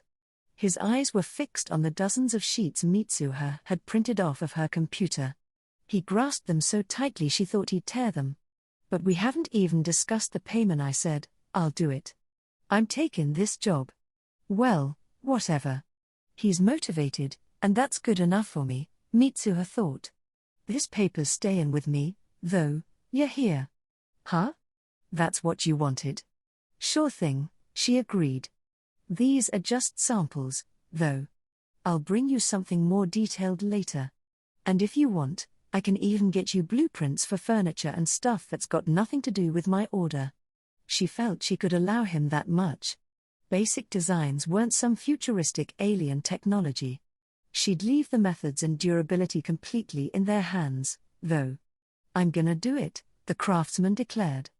I'll catch up to these geniuses if it's the last thing I do. Wow, he's really fired up, huh? Hey, remember when I said I wouldn't bring anything along that might affect this world's future? Well, I lied. Just kiddin', I wouldn't sell anything like that, but no harm done if it's just for me, right? There's no problem with me using anything that doesn't depend on me. Even if people stumbled upon the tech I have in mind, they couldn't analyze it, let alone reverse engineer it. Plus, I really don't want to cut corners with security. I also have to be careful about what I do end up putting on the market. It's gotta be something that wouldn't create problems if I suddenly vanished. Small luxuries, handy little tools. That sort of thing? People might be sad to see 'em go along with me, but it wouldn't cause any real trouble. Oh, and I don't want to attract too much attention from powerful people. That'd make things complicated, especially if those powerful people included any big-shot merchants. Oh, well. Whatever happens, happens. If things go sour, I can just try this again in a different country or do a really big sale and then dip out of here. Not that it's ideal. If possible, I want to make a fortune at a comfortable pace, having fun with everyone involved. Huh? It'll never be that smooth? Okay. At any rate, it was time for Mitsuha to gather some things and put the next phase of her plan in action. Where from, you ask? Her home back on Earth. Normally, she would have been glad to return, but the whole ordeal was draining. Huh. I just realized you can't spell draining without raining, she mused. That's kinda ironic.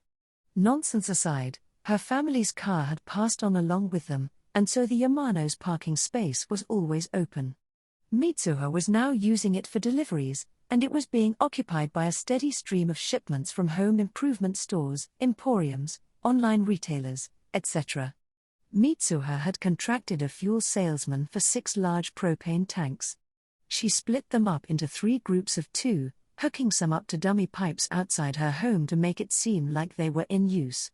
6 propane tanks were a bit too much for the average home, but she'd convinced the salesman she needed them to power her through her new stay-at-home job. She'd known him for a long time, though, so he was probably being a bit lenient with her. She would use propane for the oven, stove, and bath in her store, but had a different reason for using 2 tanks of this size at a time: electricity. It was the backbone of modern life, and a propane generator was the best method for her to get it in the other world.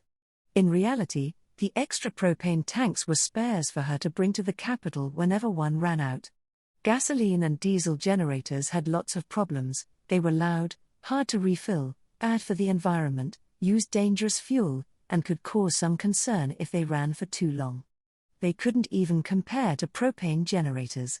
Of course, Mitsuha didn't neglect to install solar panels and a big battery, as well as an electrical energy control system. The latter was basically a switchboard to help her manage her multiple methods of generating and storing electricity. She'd had the solar panels installed on the rooftop so they wouldn't stand out. The flat, open rooftop as opposed to a regular peaked roof was another good thing about the brick building she'd bought. The previous owners had used it to hang their laundry. Mitsuha also brought along an LED TV that didn't require too much power and a multitrack recorder, as well as several game consoles. I mean, I'm gonna be spending a lot of my time in the other world, so I'll need this stuff to catch up on my shows and play video games. A girl's gotta have a way to unwind on slow days. She took metal window bars, along with some other security equipment, and jump carried or just transferred them to the other world. The wares she'd be selling would stay at home for a while longer. She'd gone shopping at discount stores and loaded up on all kinds of cheap, useful items. A whole bunch of them would go for several silver coins, thousands of yen each. Others were probably worth a small gold coin apiece. It was a real pile of treasure. Mitsuha also crafted hiding spots to stash her earnings, one at home and one in the shop. She called them deep pockets. Since the area around the shop wasn't all that peaceful, and because she was often away from home, she needed safe places to keep her money. Making them was a breeze. First, she acquired a large plastic container and a 20-foot-long PVC pipe. Next, she opened up the floor and jumped between worlds, all the while picturing the dirt below in the shape of a 20-foot-deep hole with an open space at the bottom. In the other world, she appeared alongside a chunk of dirt with a very tall dirt cylinder sticking out of it. Then, she jumped back with the container and the pipe, making sure they appeared in the hole she'd created with the container at the bottom, of course, and voila. Success. She'd thought of it while running through the internal instruction manual given to her by the formless being alongside her healing powers. While her power couldn't be used to transfer just an object, she could bring things with her if she concentrated on them. She didn't even have to touch them directly, which made sense. If she did have to touch everything she wanted to transfer, she'd be showing up at the end of a jump in just her underwear and shirt, leaving any coats, skirts, shoes, and items in her pockets behind. What a tragedy that would be. At this point, she'd experimented with her powers enough to understand the process. When these safes get pretty full, I'm gonna really savor the sound the coins make as I toss them down the pipe, she thought happily. Stealing her stock of gold would require knowledge of the deep pockets, digging a 20-foot hole without anyone noticing, then lifting up the gold from that depth without using any heavy machinery. It wouldn't fit inside the house, after all. The noise, the handling of the unearthed dirt, the danger of people walking by, time limits. It was impossible for anyone but Mitsuha, really. She could simply transfer it out. Even if someone did discover the pipes, they'd have no idea they were 20 feet deep and housed a trove of gold at the bottom. And if Mitsuha somehow lost her world-jumping ability, she could just hire some people to dig it up for her. If she didn't have to hide the work or do it within a time limit, she'd be reunited with her coins in a couple of days. Both worlds were advanced enough to have well digging, at least. She also attended driving school, since she only had a scooter license. Obviously she didn't need a license or registration to use a car in the other world, but they'd be required to buy one on Earth, as well as for maintenance and oil changes.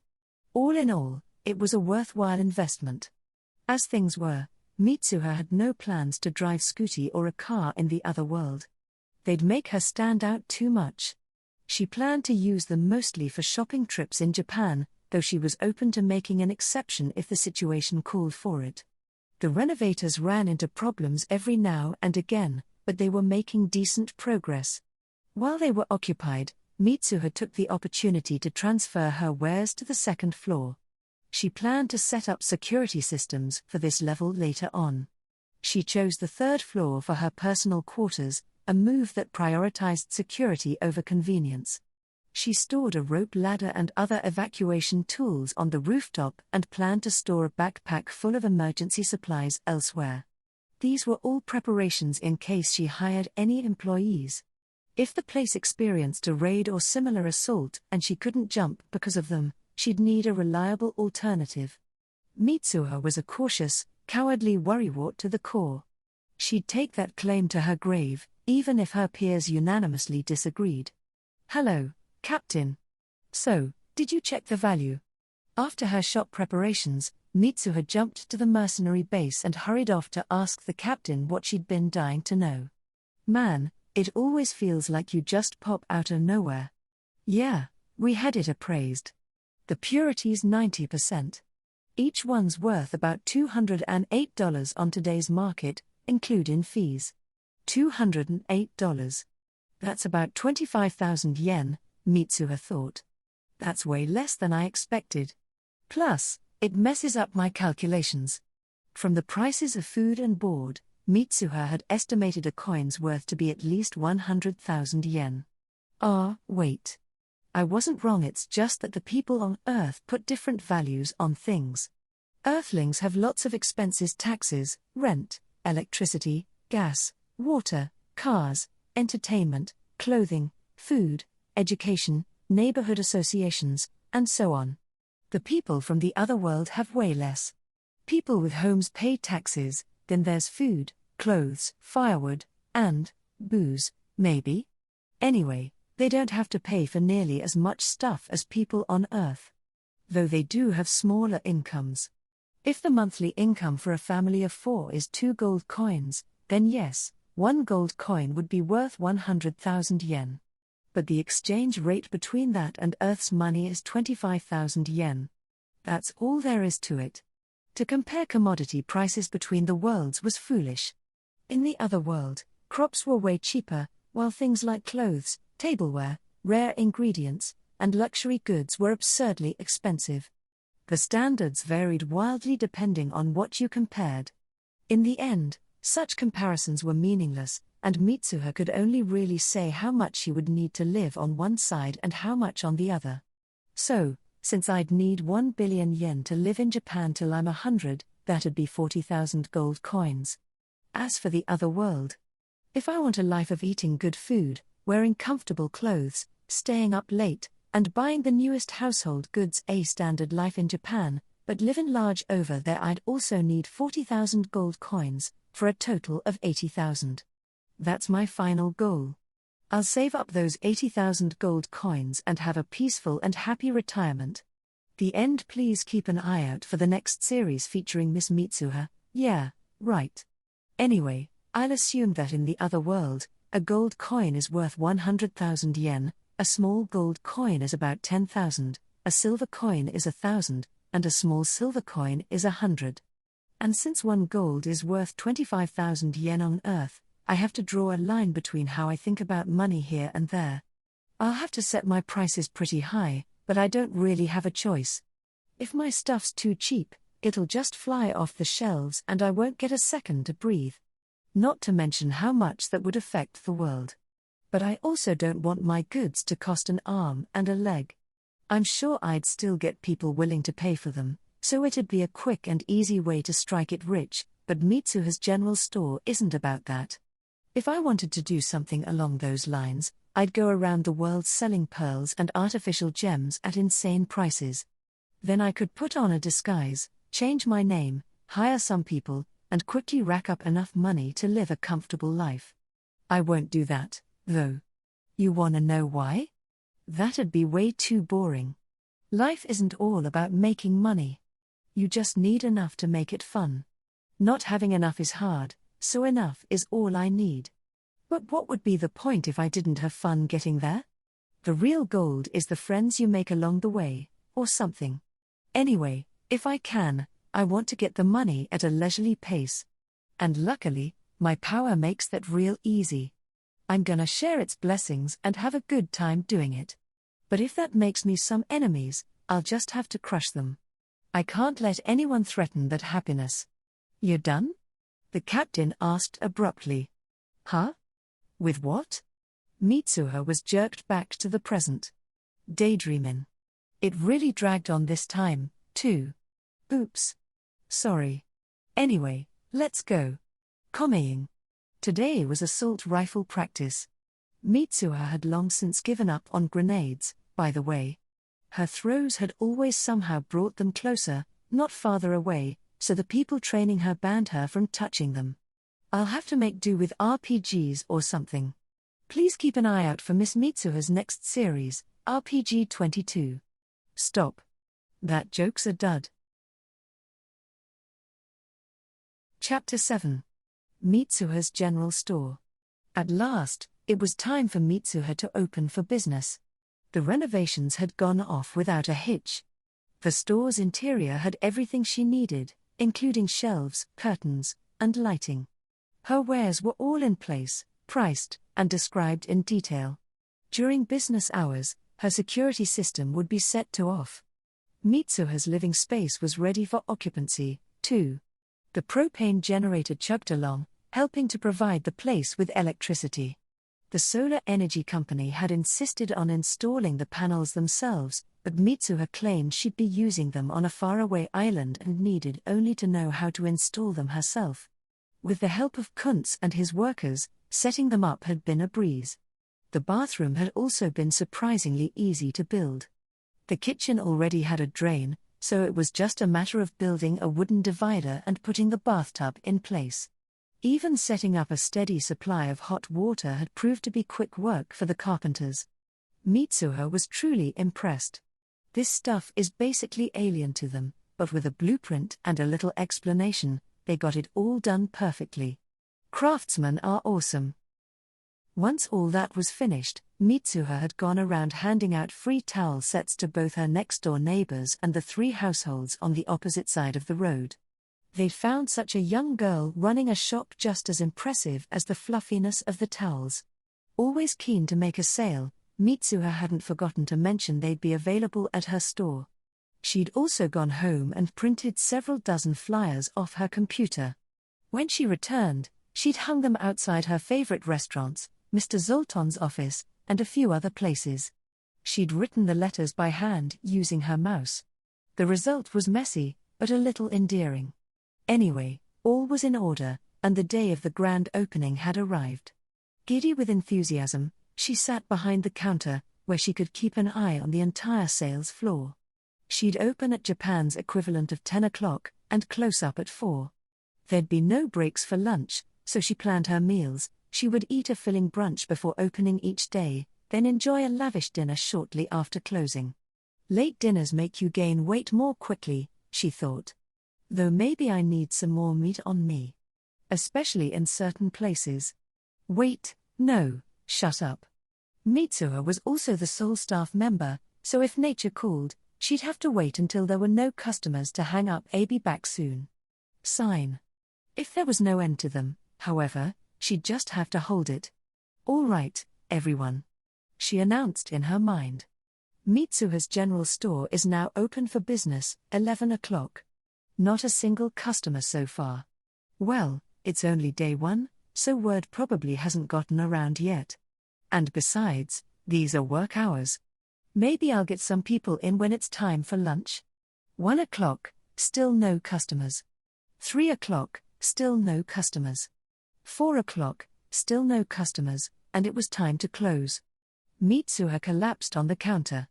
Well, again, it's just day 1. And it's not like I'm running a supermarket with all the newspaper ads and opening promos and whatnot. The pattern only repeated itself the second day. 11 o'clock, still no customers. 1 o'clock, still no customers. 3 o'clock, still no customers. 4 o'clock, still no customers, and it was time to close. Mitsuha collapsed on the counter again. Do I have to extend my opening hours so I catch everyone on their way home from work? No, that's unacceptable. I mean, I'd have to work even more. That simply can't happen. But what else can I do? I just started and I'm already in a pickle. I'll think of a new strategy if the same thing happens tomorrow. Day 3. 11 o'clock, still no customers. 1 o'clock, still no customers. 3 o'clock, still no customers. Lord Almighty, please help me. Ding-a-ling. Finally. Mitsuha thought in relief. Welcome. She gleefully greeted her first customers, a trio of girls in plain yet well-maintained clothes. This place is new, isn't it? One of them asked. Yes, ma'am. Opened just 2 days ago. Look around. Take your time. Keep it cool, Mitsuha. They'll leave if you're too pushy, she thought, making an effort to calm herself. On the outside, at least, her heart drummed wildly as she watched them walk around. They wandered over to a section for handy household tools. What's this? A fish scaler? Said one of the girls, looking perplexed. Absolutely. It turns scale removal into a real cakewalk. Preparing a fish dinner has never been easier. Mitsuha tried to seize the opportunity to make a sale, but fish? You take off the scales? They sounded even more puzzled. What's so weird about it? She wondered. But the girls paid no mind to her confusion, and merely exchanged glances before browsing another shelf. Cooking utensils, flashlights, clocks, writing supplies. A lot of things seemed to interest them, but Mitsuha could tell they had no intention of buying any. As they made their way over to the cute accessory corner, Mitsuha prayed, "Don't fail me now." Damn it. It did. Next, there's the... Just as Mitsuha was clenching her teeth, the girls stopped. Shampoo? A member of the trio tilted her head. All right, now we're in business. Yes. Mitsuha jumped at the chance. That's a magical liquid that cleans, repairs, and moisturizes your hair. A must-have for every girl. This world did have bars of soap, but they were primitive, ineffective, lacked a pleasant aroma, and cost so much that only nobles and other wealthy people could afford them. Melting the bars down was all they could do to wash their hair, and that was too much of a luxury for your typical commoner. That's where my one-of-a-kind, limited edition product comes in, a big old pump bottle of liquid shampoo. But 8 silver is too much, murmured one of the girls. Mitsuha agreed, to some extent. After all, this was a world where a one-night stay at the average inn, meals included, cost 4 or 5 silver. But the shampoo before them was leagues ahead of any soap on the market, so there had to be a fair price. When Mitsuha was staying with the Bozases, Beatrice had complained about how her soap was flimsy and ran out too quickly. Ooh, I should give her some of this as a gift, she thought, then addressed the girl who seemed most interested. I highly recommend you get it, miss. A single bottle can be used dozens of times. Considering how beautiful and silky your hair will become, it's quite a steal. Dozens of times? If I had to guess, I'd say they're servants or something like that. They must not have much time for personal grooming, but they're not allowed to look bad, either. None of them have long hair, probably to make care and styling quick and easy. That means they'd get even more uses out of the bottle. Plus, they wouldn't have to waste time melting down soap. Yes. I'll stake my store's reputation on it, Mitsuha declared. The girls chatted amongst themselves for a moment, and then the girl with the bottle in hand reached to put it back on the... Oh no. Please wait. Would you like a demonstration? I'll show you what it can do. For free. The girls looked at one another. What do you think? One of them asked. I'm curious, but it's getting late. Yeah, we don't get many half-days. We said we'd go get some good food this time. Meanwhile, Mitsuha was screaming on the inside. I waited all this time for my first customers, and now they're slipping away from me. I'm at my wit's end. I feel like I'm gonna be ruined if I let them go. I've gotta do everything I can to keep them here. Wait. She called out to them. I'll also cook you up a meal. I guarantee it'll be delicious. Nothing else in this town will compare. And it'll be free. So please, try my products. The girls probably pitied her a little upon seeing her sheer desperation. You could see in their expressions that they found it hard to refuse. Finally, one of them spoke up. Okay. I'll try it. Yay. Mitsuha cheered. Looking like a kid was useful for once. Right this way, please. She put a sign out front to deter any walk-ins, locked the door, and led the girls through the kitchen. After instructing her volunteer to strip, Mitsuha undressed to her underwear, activated the hot water system, turned on the shower, and made sure it was just the right temperature. Huh? What's that? Thin streams of hot water? What's going on? The now nude girl, Ank, couldn't withhold her surprise. The other two were peeking inside, eyes wide. Please sit right here, Mitsuha told her. Still in shock, she sat down on the bathroom chair. Eep, she exclaimed as the water hit her head, but her alarm soon melted into enjoyment. Baths were a luxury for this world's commoners. At best, their hygiene routine consisted of scrubbing themselves with towels soaked in wash bowls, then wringing the towels and wiping their hair with them. This poor cleansing process was the cause of most commoners' oily sheen. Showering under a flow of warm water like this was rare even for noble girls. Time for the baptism, Mitsuha thought. The shampoo also functioned as a conditioner. Mitsuha used a 2-in-1 herself and couldn't be bothered to buy separate products. The entire Yamano family had always used the same 2-in-1 women's shampoo. Getting her own had seemed like a waste of time and money. Her father and Tsuyoshi thought the same, so all 4 Yamanos had lathered up from a single bottle. Now, back to the matter at hand. Mitsuha stopped the shower, dispensed some shampoo, and prepared to wash Ank's hair. Not wasting any time, she began rubbing the girl's head. Oh, she's so dirty that it's not foaming up. Mitsuha rinsed her again, then got back to rubbing. Arg. Still no foam. Third time's the charm. She rinsed once more, rubbed, and... Eureka! I'm sorry, she said. Usually, just one use does the trick, but you were so dirty that I had to do it 3 times. Mitsuha's bluntness caused Ank's eyes to well up with tears. Oops. I'm so sorry, Mitsuha cried hastily. Let me make it up to you with a free trial of body wash. She rinsed the girl again, then scrambled off to fetch it. Mitsuha had no plans to turn her general store into some sort of foamy massage parlor, however, so she simply put some into Ank's hands and told her to wash herself. Whoa. It smells so nice. Once the demonstration was over, Mitsuha handed a bath towel to the volunteer. She lightly dabbed herself off before taking out a blow-dryer. As Ank gushed over how soft the towel was, Mitsuha flicked the dryer on from behind her. Ah! She first let out a scream, then relaxed as she found it not only harmless, but extremely soothing. Seriously, what is this place? It's amazing, mumbled one of the other 2, who were still watching.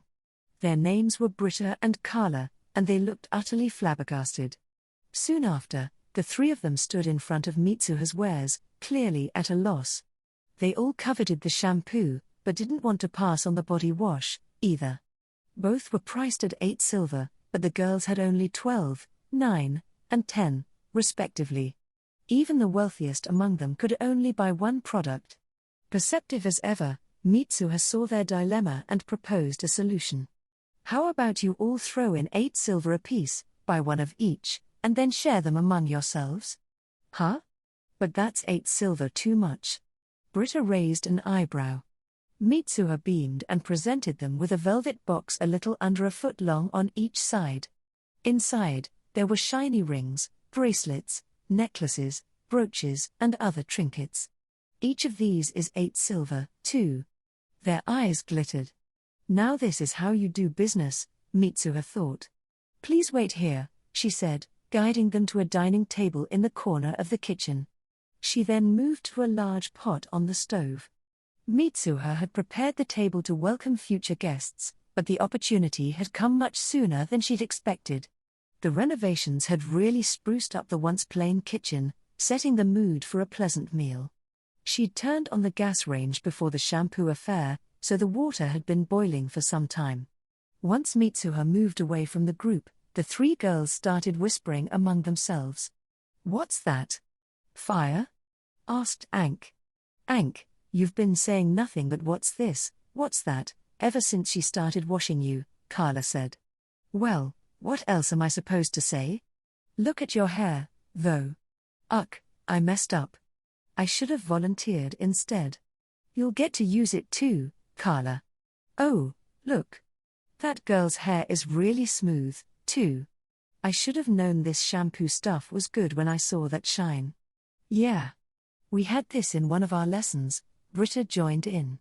"Noble servants must make quick judgments based off what they observe from their surroundings." "Wow, Britta. You remember that? You're probably the only one who doesn't." As they chatted away, Mitsuha brought the first dish. She'd been obscenely fast. Only a few minutes had passed since she'd walked to the stove. "Our first course is a soup called minestrone." "Huh? You made soup that fast?" said Ank. They were surprised and somewhat hesitant to eat it, but their hunger and curiosity got the better of them. "It's delicious." The praise could have easily come from any one of them. The soup's taste was so strong and profound that they couldn't believe some little girl had whipped it up in just a few minutes. It was even better than the meals they had in the mansion where they worked. Their amazement did nothing to deter their hunger, however, and by the time they'd voraciously cleaned their plates, a new dish was being placed in front of them. "How is she so fast? She only just decided she'd make food for us." They wondered as Mitsuha laid down the plates. "Boiled white radish and amberjack, a fish from the sea," she declared. "Huh? A fish?" "Yes, what about it?" Nothing. Nothing at all." Britta waved her hands. Mitsuha wasn't sure what to make of their reaction. "Doesn't seem like nothing. What's with these girls and fish? Is it a taboo or something? Did I mess up? Well, they're eating, so it's probably fine."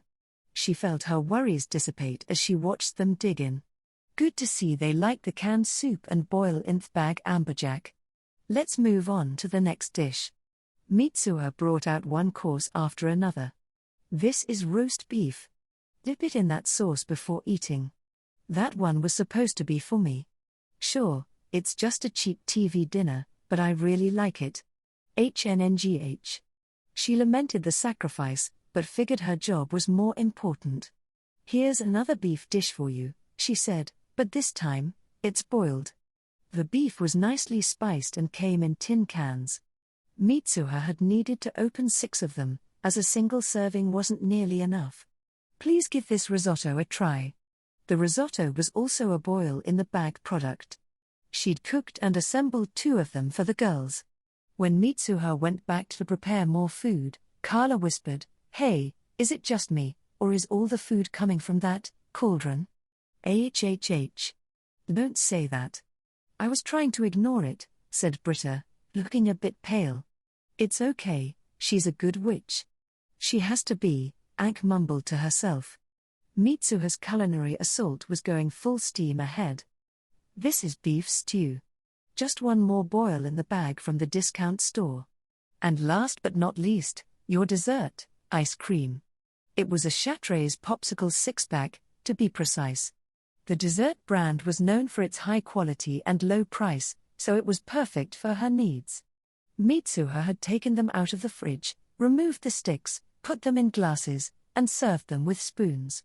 A single bite was enough for the girls to lose it. "What is this? It's so cold. So sweet. So good. It's unbelievable." The third girl was so dumbfounded she didn't say a word. "We'll top it off with a little amazake," she said. "A warm drink is perfect after a cold dessert." It was a freeze-dried sweet sake you could prepare by simply adding hot water. Easy, delicious, cheap, long-lasting, and maybe even good for you. It was one of Mitsuha's favorites. Did you enjoy the food? She asked, all smiles. Their lunch had finally come to an end. The three girls nodded. Why, yes. You weren't lying. That was the best meal I've ever had. I use that cauldron ouch. Carla's question was cut short by Ank and Britta discreetly stomping on her feet. Thank you for everything, said Ank as they prepared to leave. Please wait a moment. Mitsuha held them back. Here's a little something to share with your coworkers, friends, or family. Just make sure to take off the wrappers before eating. She handed them a thin, see-through, and strangely lightweight jar full of what looked like silver and gold eggs. Oh, okay. Britta replied meekly. With that, the three left, cradling their purchases and the plastic container of foil-wrapped chocolate almonds. Mitsuha celebrated immediately after their departure. Yes. I got my first customers and made my first sale. It cost me a few of my ready-made meals, but that sale made it totally worth it. It kinda worried me that I didn't have much variety and kept giving them beef, but the flavors were so different that they didn't even care. I did have to use multiples of each, though. Not a single pack or can had enough. Now, if they'd go and spread the word, my store could explode in popularity. But I'm not sure I want too much business. If I'm too busy, I won't have time to go to the bathroom. Tee. Well? Ank asked not long after they'd left. Well, said Carla. What if these have some weird bugs inside them? When you eat them, they crawl into your brain and take control of your don't say ta, Britta cried. Well? Ank asked again. Well? I feel like if we don't do as she said, something bad's going to happen. What do you mean, Britta? Let's hand them out, like she told us. But then everyone else will. It should be fine as long as we follow her instructions. We'll hand these over to Marcel, put on our most serious faces, and tell him they came from a stranger. We wouldn't be lying, but we also wouldn't be going against what she told us to do. That's sharing it with a coworker, right? Besides, Marcel is our head chef. He'll know if there's something weird about them. Ank with her silky hair, Britta with a shiny new brooch on her chest, and Carla, holding the chocolate almonds, nodded in agreement. They put their faith in Marcel as they returned to the mansion. Whoa, Marcel exclaimed. Of course, anyone would have done the same if approached by three women making such frightening faces. Did I do something wrong? We got this from a stranger. One of them said, pushing something foreign his way. She said you've got to take off the wrappers and eat them. So it's food, is it? Marcel wasn't brave enough to refuse them or flee the scene. He opened the container, fearfully reached inside, and took out one of the objects. Then, after glaring at it for a while, he removed the wrapper. It's brown, he said. Smells rich and sweet. The scent was new to him. Intrigued, he sniffed it, then stared at it from all sides. He'd never seen anything like it before. Eventually, he gave it a lick. Eek! The girls screamed in unison. Why are you all screaming? He snapped, then leaned in to take a bite. HH. He ate it. He actually ate it. What's wrong with you three? Wait, what is this? Bitter. Sweet? This texture, the smell, the taste. It's one of a kind. Where did you get th? Marcel was interrupted by a voice from behind. You're all so noisy. What's this about? Madam. A short while later, the group was seated around a table in the lounge.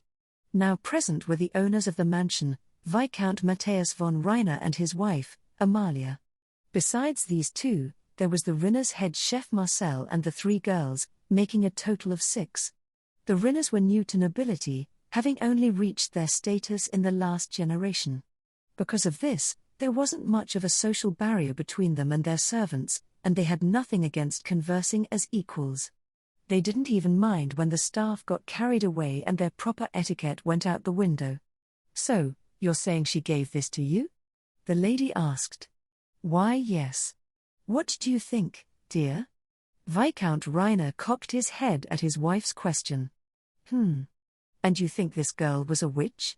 She's a good witch. She has to be, Ankh blurted. At least, I think so. She was undoubtedly pleased with her smooth hair. Are you sure that was fresh fish he gave you? Not dried, smoked, or pickled? Asked Marcel, still doubtful. Yes, said Britta. When I was a little girl, I went to a seaside village and had some fresh fish. Hers tasted just like it. The other food was delicious, too. Carla nodded in agreement. Marcel somehow felt they'd just snubbed his cooking, and his shoulders drooped a little. Matthias shook his head. I can't say I believe that. The closest fishing village is a 10-day journey by wagon.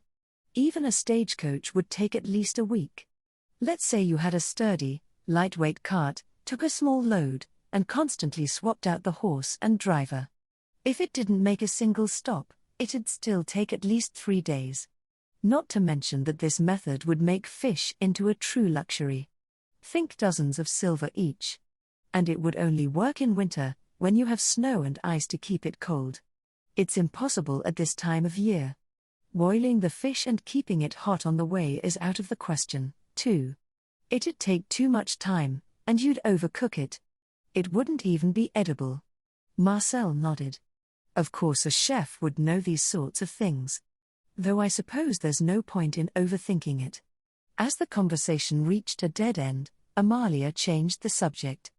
By the way, Ankh, your hair is silky and you smell nice because?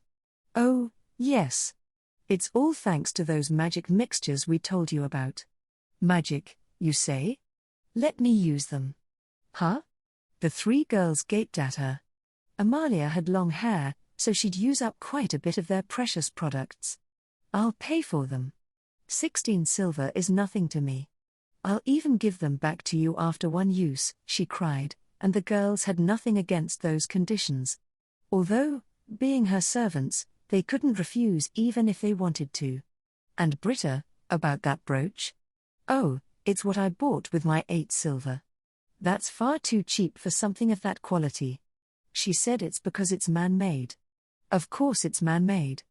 It's a brooch. Are you saying God made all the others? That's not what I meant. This gem-like thing here isn't real, it was made by people. A fake? This? Amalia couldn't believe it, but she also wondered why the so-called witch would admit to selling fake goods. There was no merit in doing so, quite the opposite, in fact. Well, it doesn't cost anything to make it with magic. Carla muttered under her breath. Master Reiner. Marcel faced the Viscount. With a power like this, acquiring rare ingredients and recipes would be simple. Indeed. It might be wise to ask her for help. I leave it to you, Marcel. Understood, sir. The chef bowed his head and left. Chapter 8. Debutante. On the 4th day of business, at 10:15 in the morning, Mitsuha's bell rang. Ding-a-ling. Yay! A customer right after opening. She greeted her guest with a smile. Welcome. The man who'd entered gave a curt nod, then walked around the store. He was chubby and looked to be in his 30s. For someone so young, his belly's pretty massive, Mitsuha thought. He's either a big shot or a big eater who ain't too big on exercise. After getting a grasp of the store's layout, the man headed to the kitchenware section. He examined a fish scaler with a curious expression but put it back immediately afterwards. When he saw the next object of interest, a kitchen knife, his eyes widened. The price, however, caused him to deflate a little. That knife's one of the best things I've got for sale. I shelled out a whole 58,000 yen for it, and here I am only selling it for 2 gold and 5 small gold. Knowing the cross-world exchange rates, I'll barely make any money. Well, it's less of a product and more of a statement, anyway. Look. We know fancy. We have high-quality goods. And all that. I wouldn't care if I broke even with that one. I saw it show once on how they're made. Each one is painstakingly forged by hand. It was some great TV. Really moved me. Mitsuha watched as he took the knife and moved on to another product. Wait, Huh? He's buying it? Nice. He's got an eye for quality. That makes me kinda happy, even if I won't get much from it. Before long, the man brought a pile of merchandise to the counter. Pardon me, he said. I have a few questions. Oh? Not checking out yet, are we? Ask away. And feel free to use that shopping basket. Likely never having seen such a thing, he placed his items into the topmost basket with a bewildered expression. First, I want to ask about that scale remover. Why are you selling it? Huh? Is there a problem with that? Because it's useful? She said, puzzled. It turns scale removal into a real cakewalk, so it's a great gift for housewives. The shock on his face was clear. Little lady, do you have any idea how far we are from the sea? All the fish here is either dried, pickled, or smoked. None of them need the scales removed. Oh no. I messed up. It doesn't belong here. So that's why the girls were so weirded out. I'd also like to know how to use these other things, he said, pointing to the contents of the basket. Oh, so he's not actually buying yet. What a shame. And hey, there's almost nothing but cooking supplies in there. He's gotta be a chef or something. Certainly, she began. This here's a peeler, the name says it all. You use it like this. It makes peeling so easy, even a child can do it. Frankly, it's unfair to the experienced cooks. Stupefied, the man could only listen. This is an hourglass. When you turn it upside down, sand falls to the bottom. Always takes the same amount of time to run out. It helps when you need to know how long you've been boiling something. I have them in several sizes, including 3, 5, and 10 minutes. This one's a can opener. It opens cans, which are storage containers that preserve food for years. You can eat right out of them, too. You'll find some canned foods over there. Most cans these days didn't need an opener, but the discount store Mitsuha had bought hers from mostly supplied those that did.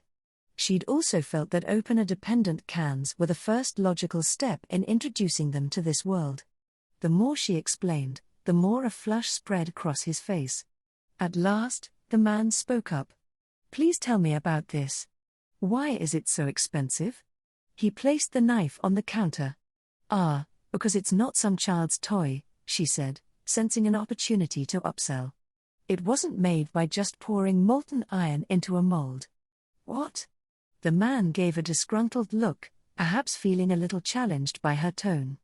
It's a masterpiece crafted over countless days by several men, demons who spent decades perfecting the art of forging kitchen knives. It's both an instrument and a work of art. It's the ultimate achievement of the steel demons. Steel demons. He gulped. See here? It was folded over and over. The union between soft and hard steel made it bind with such perfection. This miraculous feat gave birth to a knife that's both sharp and sturdy. His hands, which held the blade, were shaking. Mitsuha continued, honestly, I won't gain any profit by selling it, but it's our duty as merchants to pass on such masterpieces from the craftsmen to the chefs. If it's too cheap, the makers can't earn a living, but if it's too expensive, the chefs won't be able to afford it. This is a case where we should sacrifice ourselves for the greater good. Don't you agree? I'll take it. The man shouted, tears flowing from his eyes. Thank you very much. After recovering his composure, he spoke up again. By the way, I'd like to speak with the shopkeeper. May I? Sure, go ahead, she said. Then, could you call them for me? Like I said, go ahead. Let's talk. Oh, I see. Young as you might be, you're the only one at the counter, so I guess that makes you the shopkeeper. But that's not what I meant. I wish to talk to the owner of this place. The manager, not an employee. Well, I can't really blame him for that, she thought with a shrug. Sir, this store is mine. I bought it, remodeled it, and stocked the shelves. I'm both the owner and shopkeeper. She was, essentially, the retail version of a restaurateur. After taking the time to process her answer, he said, very well, then. Do you sell fresh fish? So that's why he's here. Do the three girls have something to do with this? What gave you that idea? Because Ank's trio told us. Who's that? The three girls who were here yesterday. Ah, so it was them. I totally blanked on their names. But man, they actually advertised me. Thank you. Anyway. Oh, those three? They were my first customers, so I pampered them a bit. It put me in the red, haha. I see. They really raved about your wares and the food, the man said. Aha, of course they did. Keep it up, girls. Also, notice how I said it was a special case? Now I've made it clear that kind of service is usually more expensive. I'm so good at this. So, why the interest in fish? From what you've told me, it's not a hot commodity here. The man then began telling her about his circumstances. His name was Marcel. He was the head chef for Viscount Reiner, the same man who employed Ank and her crew. At just 36 years old, Marcel was a bit young for his role, but had the skills and confidence he needed to succeed. Until recently, he'd worked as sous chef to an aging chef. His superior had suddenly become ill, so he'd retired and moved to a countryside town to live with his daughter's family. It had been an abrupt change, though not entirely unsurprising. As a result, Marcel had been promoted to head chef, an enviable position for someone his age. Soon after, however, they were faced with a major obstacle, the coming of age of the Rinner's daughter, Lady Adelaide. When noble ladies turned 15, they had to make a public debut into high society. This event also doubled as a birthday party and would be held by each noble family during the first ballroom season after their girl's birthday. The debutante balls greatly influenced the girls' futures and positions in high society, so families spared no expense on them. From the dress to the food, everything had to be perfect. The money spent could easily reach twice the wealth of one commoner family, all for a single night. If the previous head chef were still in charge, everything would have gone smoothly. The man was a veteran who'd worked in noble kitchens his entire life. But he was retired now, and though Marcel was skilled, likely one of the best in his cohort, he had almost no experience with such parties. During the Rinner's previous, smaller affairs, Marcel had stuck to following the head chef's orders, so he hadn't had a chance to learn proper menu composition, timing, or improvisation. The old man had planned to teach him these things during Adelaide's debut, but his sudden illness made it impossible. Pre-debut birthday parties were never too fancy, so this would be the biggest party at the Reiner mansion since the current Viscount's wedding. And since the Rinners were relatively new money, they were already scorned by the other families. Failure wasn't an option, as it would only make things worse. Adelaide would be a laughingstock, and the family name would be disgraced forever. But I don't know if I can do this, he continued. I know I'm better than your average chef, but compared to the veterans in the grand noble houses or the talents in the royal palace, I'm little more than a beginner. I can't help but think I'll bring shame to Viscount Reiner and his daughter. It's pathetic, I know, but it scares me. He hung his head. It managed to make him look smaller. So, you figured you'd try to floor them with something you can't get around here, fish, Mitsuha said. Yes, precisely. She took a moment to think. I could just sell him the fish and leave it at that. I'd make some good money and help him out, everyone'd be happy.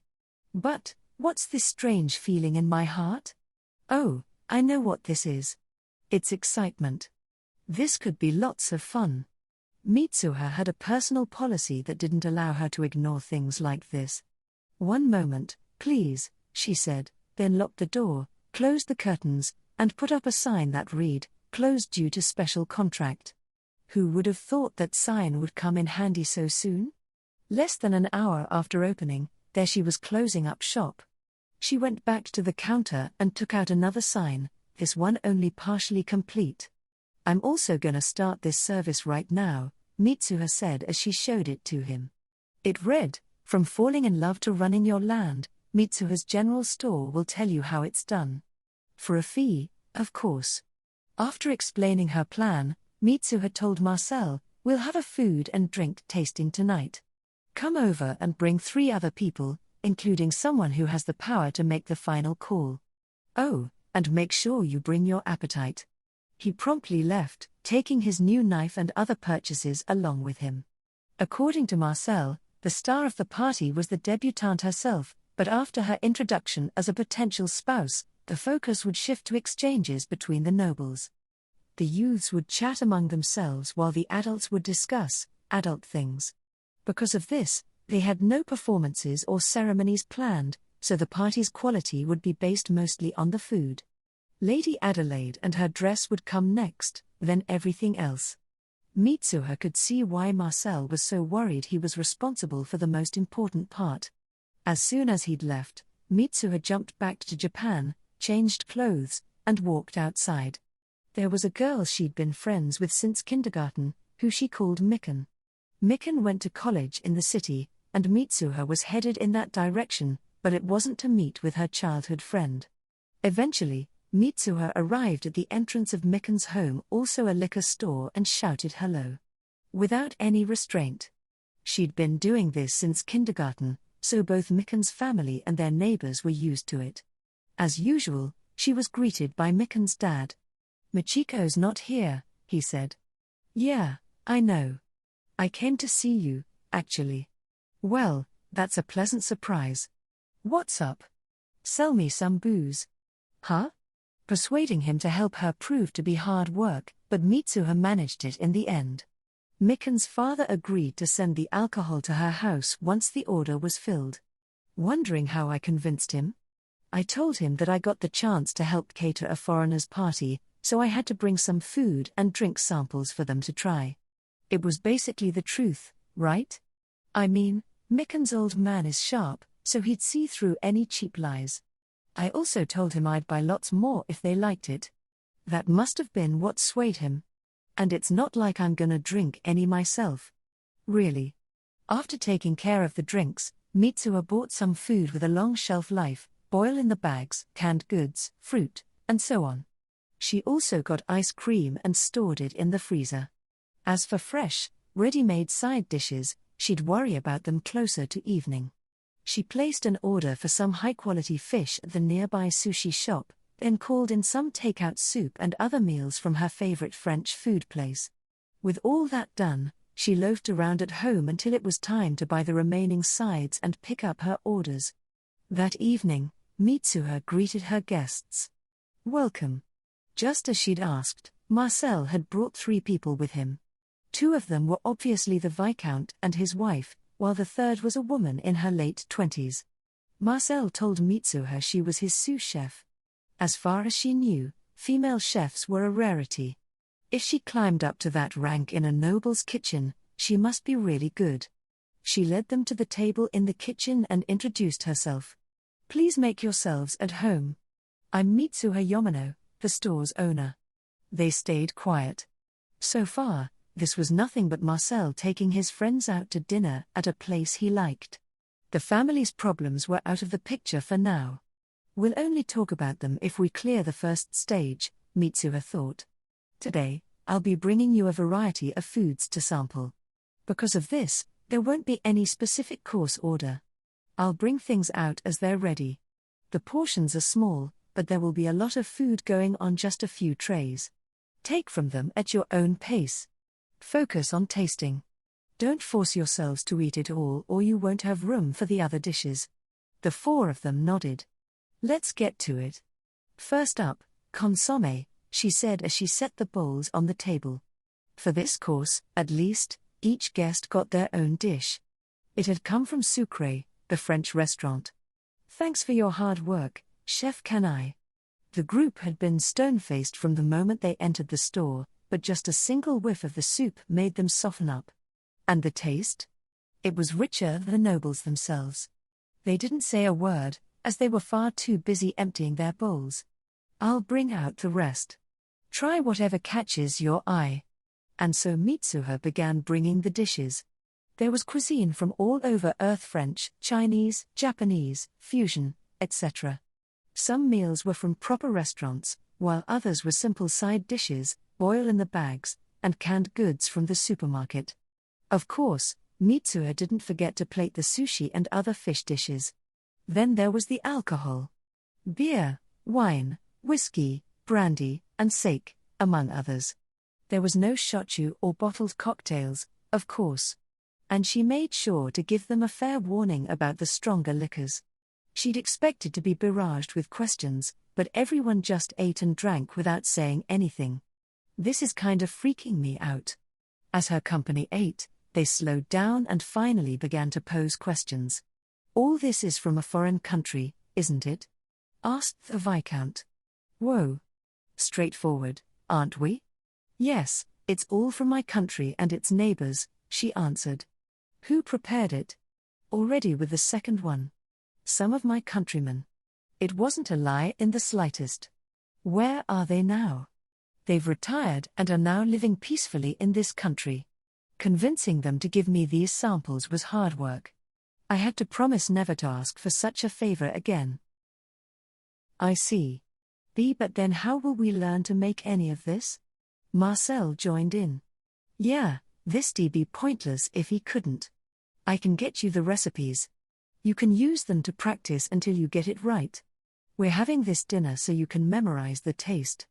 Marcel and his sous chef grimaced. What about the ingredients? Asked the Viscount. Can you tell us how you brought them here? Oh, well. Just leave it to me. It's my job, after all. From love advice to land advice, Mitsuha's general store has got you covered. This time, I'm not selling you my help. I'm giving you a consultation. Of course, you'll have to cover the costs. PFFT. Ha ha ha. Ha ha ha ha. The Viscount burst out laughing.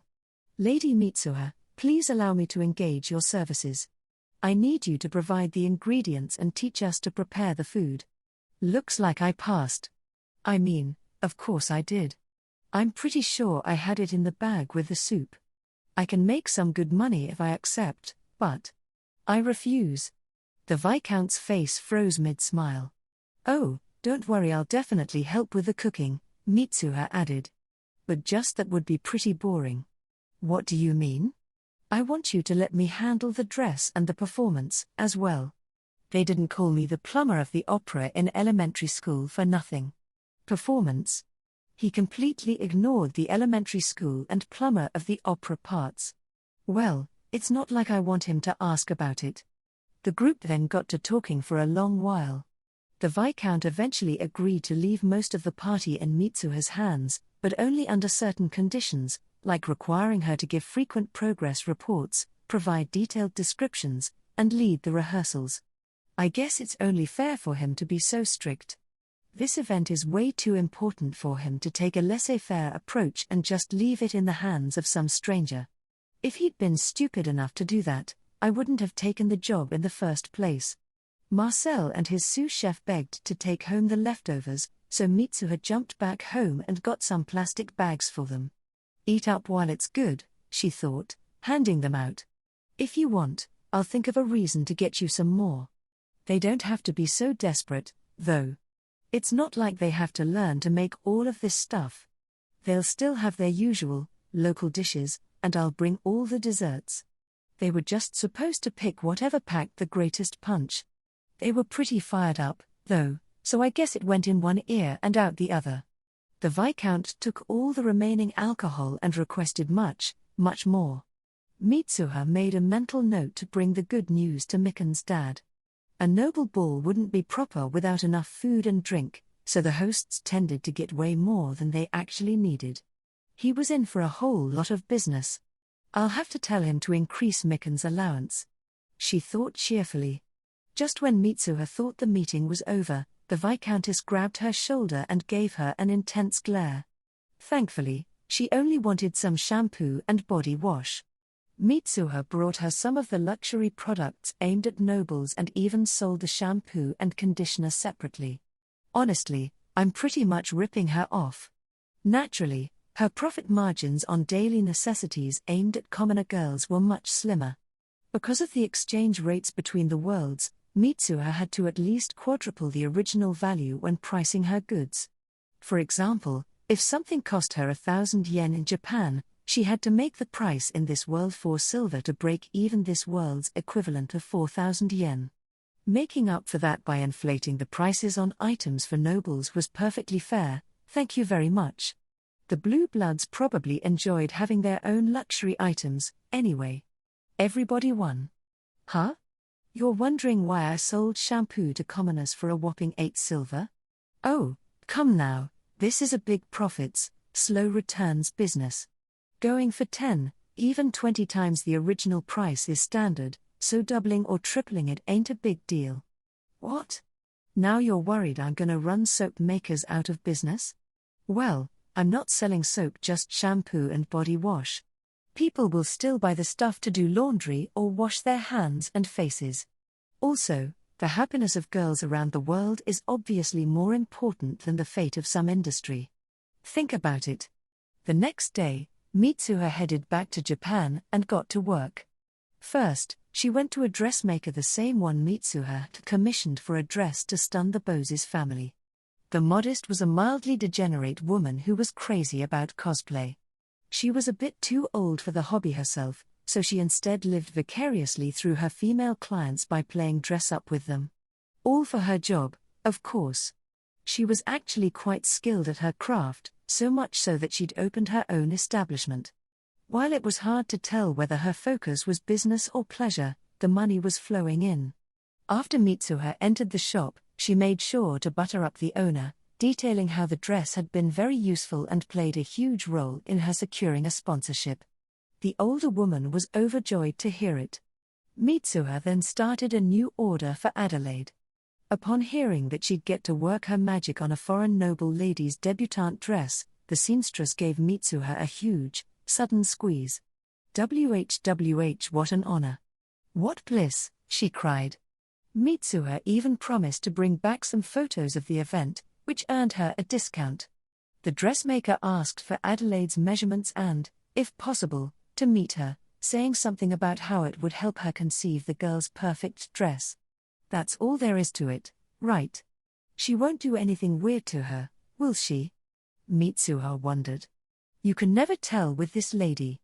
She also wanted to see examples of dresses from Adelaide's country. Standards were important, after all. Mitsuha decided to deal with that part later. After some back and forth, the two agreed that she'd make 3 dresses. They also discussed ideas for a grand performance. One of her suggestions in particular piqued Mitsuha's interest. I guess now I'm paying for a fake sword, too. Once her business with the modist was done, Mitsuha made her way to an electronics store. She couldn't find what she was looking for on the shelves, but she soon discovered she could have them special ordered. Let's see. I'll need LED bulbs, cables, and everything else. I'll get the batteries some other day. Movie cameras, wireless speakers, spotlights. Think I'm taking this too far? No way. I can't mess up, so I'm just being as thorough as humanly possible. It's the same as going overkill on the food and drinks. I'm just taking a page from the nobles. This is blowing a hole in my wallet, but once this thing is over, I'll make it all back and then some. For now, though, I'm not gonna use my deep pockets. Instead, I'll have the captain exchange my yen into dollars and store the money in a foreign bank account. I'll go back to the holes when I make back what I'm losing in this investment. I'm borrowing the lady, if you don't mind, Mitsuha said as she led Adelaide into a carriage. Attended by 2 bodyguards, their destination was her base, Mitsuha's general store. It was close to the noble district, so they arrived in no time. The coachman stopped right in front and waited while they went inside. Mitsuha had the bodyguards take a seat on the first floor. The men tried to argue, but they couldn't say a word when Mitsuha mentioned she'd be undressing Adelaide to measure her. She assured them they wouldn't be leaving the building, either, so it was really a trivial matter. She placated them further with some drinks, then brought Adelaide up to the 2nd floor. Before entering the room, Mitsuha blindfolded her. The girl was caught off guard at first, but relaxed when Mitsuha told her the next step would require just a little bit of magic. As she opened the door, Mitsuha jumped to earth with Adelaide in tow. "Hello, oh," she called out. She had, of course, entered the shop of the aforementioned dressmaking zealot. "Wow, wow, wow," came a voice from behind the counter. And there's the zany manager. Mitsuha thought, taking off Adelaide's blindfold. Now that's what I call a babe. Geez, slow your roll, lady. Adelaide was under the impression this was just another room in Mitsuha's general store, so her startled expression was due to this creature. Just measure her, please, Mitsuha said flatly. You wouldn't want to make a wrong move with a noble foreigner's daughter. They'd have your head. Like, literally. The seamstress gulped, then took out her measuring tape. As she worked, she and Adelaide chatted with one another with Mitsuha as the interpreter. Adelaide spent the entire time bewildered, while the older woman was in high spirits. Both parties ended up satisfied in the end. Before they parted ways, Mitsuha gave the dressmaker a memory card. It contained photos of dresses from all across the capital: Adelaide's, Amalia's, the ones on display in noble boutiques, as well as those worn by Adelaide's friends who'd already had their debuts. They'd gladly shown them off when Mitsuha praised their clothes, so she'd gone ahead and snapped a few photos. Some of the girls even insisted on putting them on, and those photos made the dressmaker lose it completely. The two girls left the same way they'd entered. Once they returned to the first floor, Adelaide asked for a tour of the store. She loved it so much that Mitsuha felt pretty much forced to give her a little accessory to take home. Whatever, thought Mitsuha. I'll just tack that onto the Rinner's tab. She also treated Adelaide to a shortcake from the fridge. The noble girl found it delicious, obviously, but the fridge itself had her curious. Mitsuha merely said it was a magic box and told her not to tell anyone about it. All the while, the bodyguards stared. I really don't blame them. I was hoping to earn a few more coins by tempting them with this shortcake, but I'm not totally sure that worked. Mitsuha had been spending all day every day at Viscount Reiner's mansion for a while now. However, she spent most of her time in the kitchen. She'd given out recipes, but seeing as she was the only one who could read them, she'd had to involve herself further. Mitsuha would read the recipes aloud, and the kitchen staff would take notes. You know, I may not look it, but I'm actually a pretty good cook, she'd reflected. I know how to make most dishes in your average cookbook, I've got the basics down, and I know how to make adjustments. Makes sense that I'm the boss of this operation. Marcel had picked several earth dishes he found tasty, impactful, and easy to prepare in large quantities. He and his crew were now training to make them. Currently, they were practicing with just a couple of servings per recipe. If they wanted 100 times more, however, it wouldn't be as simple as just using 100 times more ingredients. The culinary world demanded more tact. It was important to factor in things like the spread of the flames, the balance of the mix, and the relationships between ingredients. In many cases, just following a recipe wasn't enough. You had to develop a feel for it. Man, if that ain't a pain, Mitsuha thought. Her tune changed when she realized that Marcel and everyone else in the kitchen had started calling her master. Master? Oh man, is it bad that I really like the sound of that? Here it is. The big day. What? You think this is sudden? Believe me, I thought it was really far away 20 days ago, but time just flew by and now here we are. Besides all the ordering I had to do, there was the cooking lessons, party hall management, rehearsals. Things got so hectic it was all a blur. Ah, damn. I haven't opened the store in days. Oh, well. The Rinners and their people were my only customers anyway. Wow, what a sad thought. Well, I'll get my name out there with this job. Yep. During the past few weeks, Mitsuha had also obtained her driver's license. For manual transmission cars, at that. She assumed she'd use a car in this world someday, and since there were no proper roads, manual would be a better choice than automatic. That was something to save for a later date, however. She'd already purchased her first car, a Japanese subcompact with an automatic transmission and lots of trunk space. She had merely bought it for trips to and from nearby stores, rather than any long journeys. Additionally, no matter how much she'd tried adjusting the seat, she just couldn't reach the pedals on larger cars.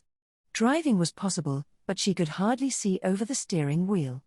If she'd gone out on the road, it would have caused an accident in a matter of minutes. For the party hall preparations, she'd called upon Kuntz to help out. He already had a decent grasp of what her requests were like, and was a skilled workman in general. And of course he'd done an excellent job on the renovations. He'd even done them at a low rate, insisting that he wasn't there for the money. The challenging project had excited him, and above all he felt the most fulfillment when his clients were satisfied with his work.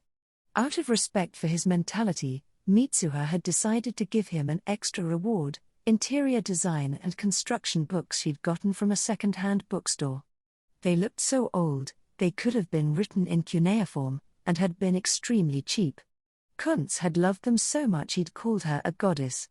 Yes, praise me more, she'd thought. And so, the party was ready. All that remained was to wait for the guests to trickle in. Among the attendees was a count named Albert von Bader. Like the other guests, he'd been invited to the mansion to witness Adelaide's debut celebration. He was one of the few who didn't look down on the Rinners as unwelcome nouveau riches. Viscount Reiner's father had worked to bring their family into prosperity. The long-standing noble families merely suckled respect earned from the feats of their ancestors. In a sense, this made Viscount Reiner more worthy of his nobility than the complacent old nobles. Additionally, it was even more difficult for a commoner to become a noble these days than it had been in the past. In spite of this, his father had climbed straight to Viscount, skipping the rank of Baron altogether. I can only imagine how brilliant he was, thought Albert von Bader. Rumor had it that the current Viscount Reiner was an excellent person, too, and that he had a beautiful daughter. Maybe it's wise to build a relationship with them. Perhaps this line of thinking is inappropriate. But if something were to happen to their only son, their daughter might seek out a husband to bring into the family. I should consider pushing my third or fourth son into the role. While considering the possibilities, Count Bader followed the servants and entered the Rinners' main hall. Oh, there doesn't seem to be much food on the tables, he thought. I'm well aware they'll be replenished as they begin to empty, but this amount seems small regardless. Was this intentional? Though he found it curious, he decided not to think much of it. He merely took some wine when offered, relieved his dry throat, and went off to mingle with some of his noble acquaintances. A short time later, the host began his introduction. Viscount Reiner stood on the small stage in front of the hall, thanked his guests for coming, and introduced his daughter, Adelaide, though she was noticeably absent. Having said his part, Viscount Reiner retired from the stage. What is happening here? Count Bader wondered, certainly not alone. Not a moment later, the place where the Viscount had stood flooded with smoke. The guests closest to it were alarmed at first, believing it to be some sort of fire, but quickly noticed that the smoke was spreading in a strange way. It seemed to be pouring in from the sides of the stage. The servants were unfazed, on the other hand, meaning this was part of the show. Though some guests voiced their confusion, there was no real panic. With the exception of those who sought spouses for their sons, most nobles considered these sorts of parties little more than dull gatherings to attend out of boredom, courtesy, or habit. Seeing something so new intrigued everyone, Albert von Bader included. The smoke thinned as it flowed over the stage, creating a layer across the floor. Tendrils of it reached the nobles, who found it peculiar that breathing it in didn't choke them, and it didn't smell like smoke at all. On the other hand, it did make them feel a little chilly. A voice rang out. "Good evening. Thank you all very much for coming. Without further ado, I give you the Reiner family treasure, the charming flower fairy Lady Adelaide. Feast your eyes on her lovable form." It was a girl's voice, and seemed to come from everywhere and nowhere all at once. She wasn't shouting, but her words were strangely loud enough so to resound throughout the hall. Watch as Our Lady makes her debut. Suddenly, scenery appeared on the white wall ahead. What? Count Bader's jaw flopped open. The other guests were equally astonished. It was a bizarre sight to behold. The wall was now some sort of illuminated painting, showing a beautiful garden full of dancing fairies. Mixed with the milky smoke, the scene was nothing if not fantastical. Then, a girl revealed herself from behind the curtains. Whoa! The crowd's collective cry of amazement reached all corners of the room.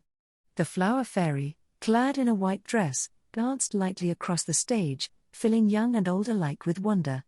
The girl's beauty and charm were dazzling enough, but the dress she wore was in a class of its own. The silk was of the highest quality, and the design was novel, striking, and immaculately detailed. The audience had never seen anything like it. Some parts of it sparkled as she moved, and they could only assume it was bedazzled with gems. The girl stopped in the middle of the stage and faced the crowd. "Which one of you will take me?" she asked coquettishly. It was quite the heartstopper of a line. The boys watched with flushed faces as Lady Adelaide walked off behind the curtain on the other side. Even the men, in spite of their many encounters with all kinds of beauty, were charmed ever so slightly. "All right. So far, so good." Mitsuha smiled at the edge of the stage, microphone in hand. There were speakers on both sides, lots of dry ice doused in hot water, and a projector connected to a laptop. It was the kind that could project from the side rather than the front. All this technology was powered by a battery Mitsuha had bought at the home improvement store. Because of some mic-related problems and the difficulty of the performance, Mitsuha had ended up doing all the voices. As for the projected background, it was a random fairyland scene she'd found on the internet. At the moment, the maids were changing Adelaide's costume. They'd broken their backs training to make the process as swift as possible. Now's probably a good time, Mitsuha thought, and changed the projection to a picture of a noble mansion. She then slipped back into her narration. "The Lord is away. A horde of bandits is using this opportunity to ransack the fiefdom. Most soldiers left with the Lord, leaving only the lady and a small troop behind." Oh, they changed the setting. Count Bader clapped, completely enthralled. The other guests seemed to share the sentiment. "I do wonder how they changed the picture, though." Adelaide walked back on stage, this time clad in a different costume, an armored dress with a blue color scheme. She clumsily held a sheathed sword in hand. It was as ornate as the most prized decorative blades. She was followed by an old man who was perhaps her butler. They both stopped in the middle of the stage. Mitsuha's voice echoed throughout the room again. "Madam, the brigands have sprung an attack on a nearby village. We're going. Tell the remaining soldiers to prepare to march. But madam, we mustn't. They should be kept here for an emergency. Also, if something were to happen to you." "Is this not an emergency? It is my duty to protect our people in my husband's absence." Mitsuha spoke those familiar lines with burning enthusiasm. Adelaide and the butler lip-synced along with her words. "Very well. I won't stand in your way. Let us hold them off at the river and buy time until our Lord returns. I shall, of course, attend at your side." "Thank you. By the way, may I ask you something?" "Yes, madam. Buying time is fine, but you won't mind if I cut them all down, will you?" The line was third on Mitsuha's list of things she'd always wanted to say. Finally having a reason to do so sent her over the moon. "Oh, if only my brother were here to see this." The crowd broke out in cheers. Adelaide gripped her blade with both hands, thrust it into the floor, and faced the audience with a dignified expression. "I ask of you, are you my soulmate?" The roar of the crowd reached an explosive crescendo. With that, the play was over, and the two left the stage. Success. "So glad I got that 18,000 yen Excalibur in Akihabara," Mitsuha thought as she watched them. Adelaide had liked the prop blade so much that she'd asked to keep it, and Mitsuha had been just fine with that. It couldn't cut, but it was made of real metal.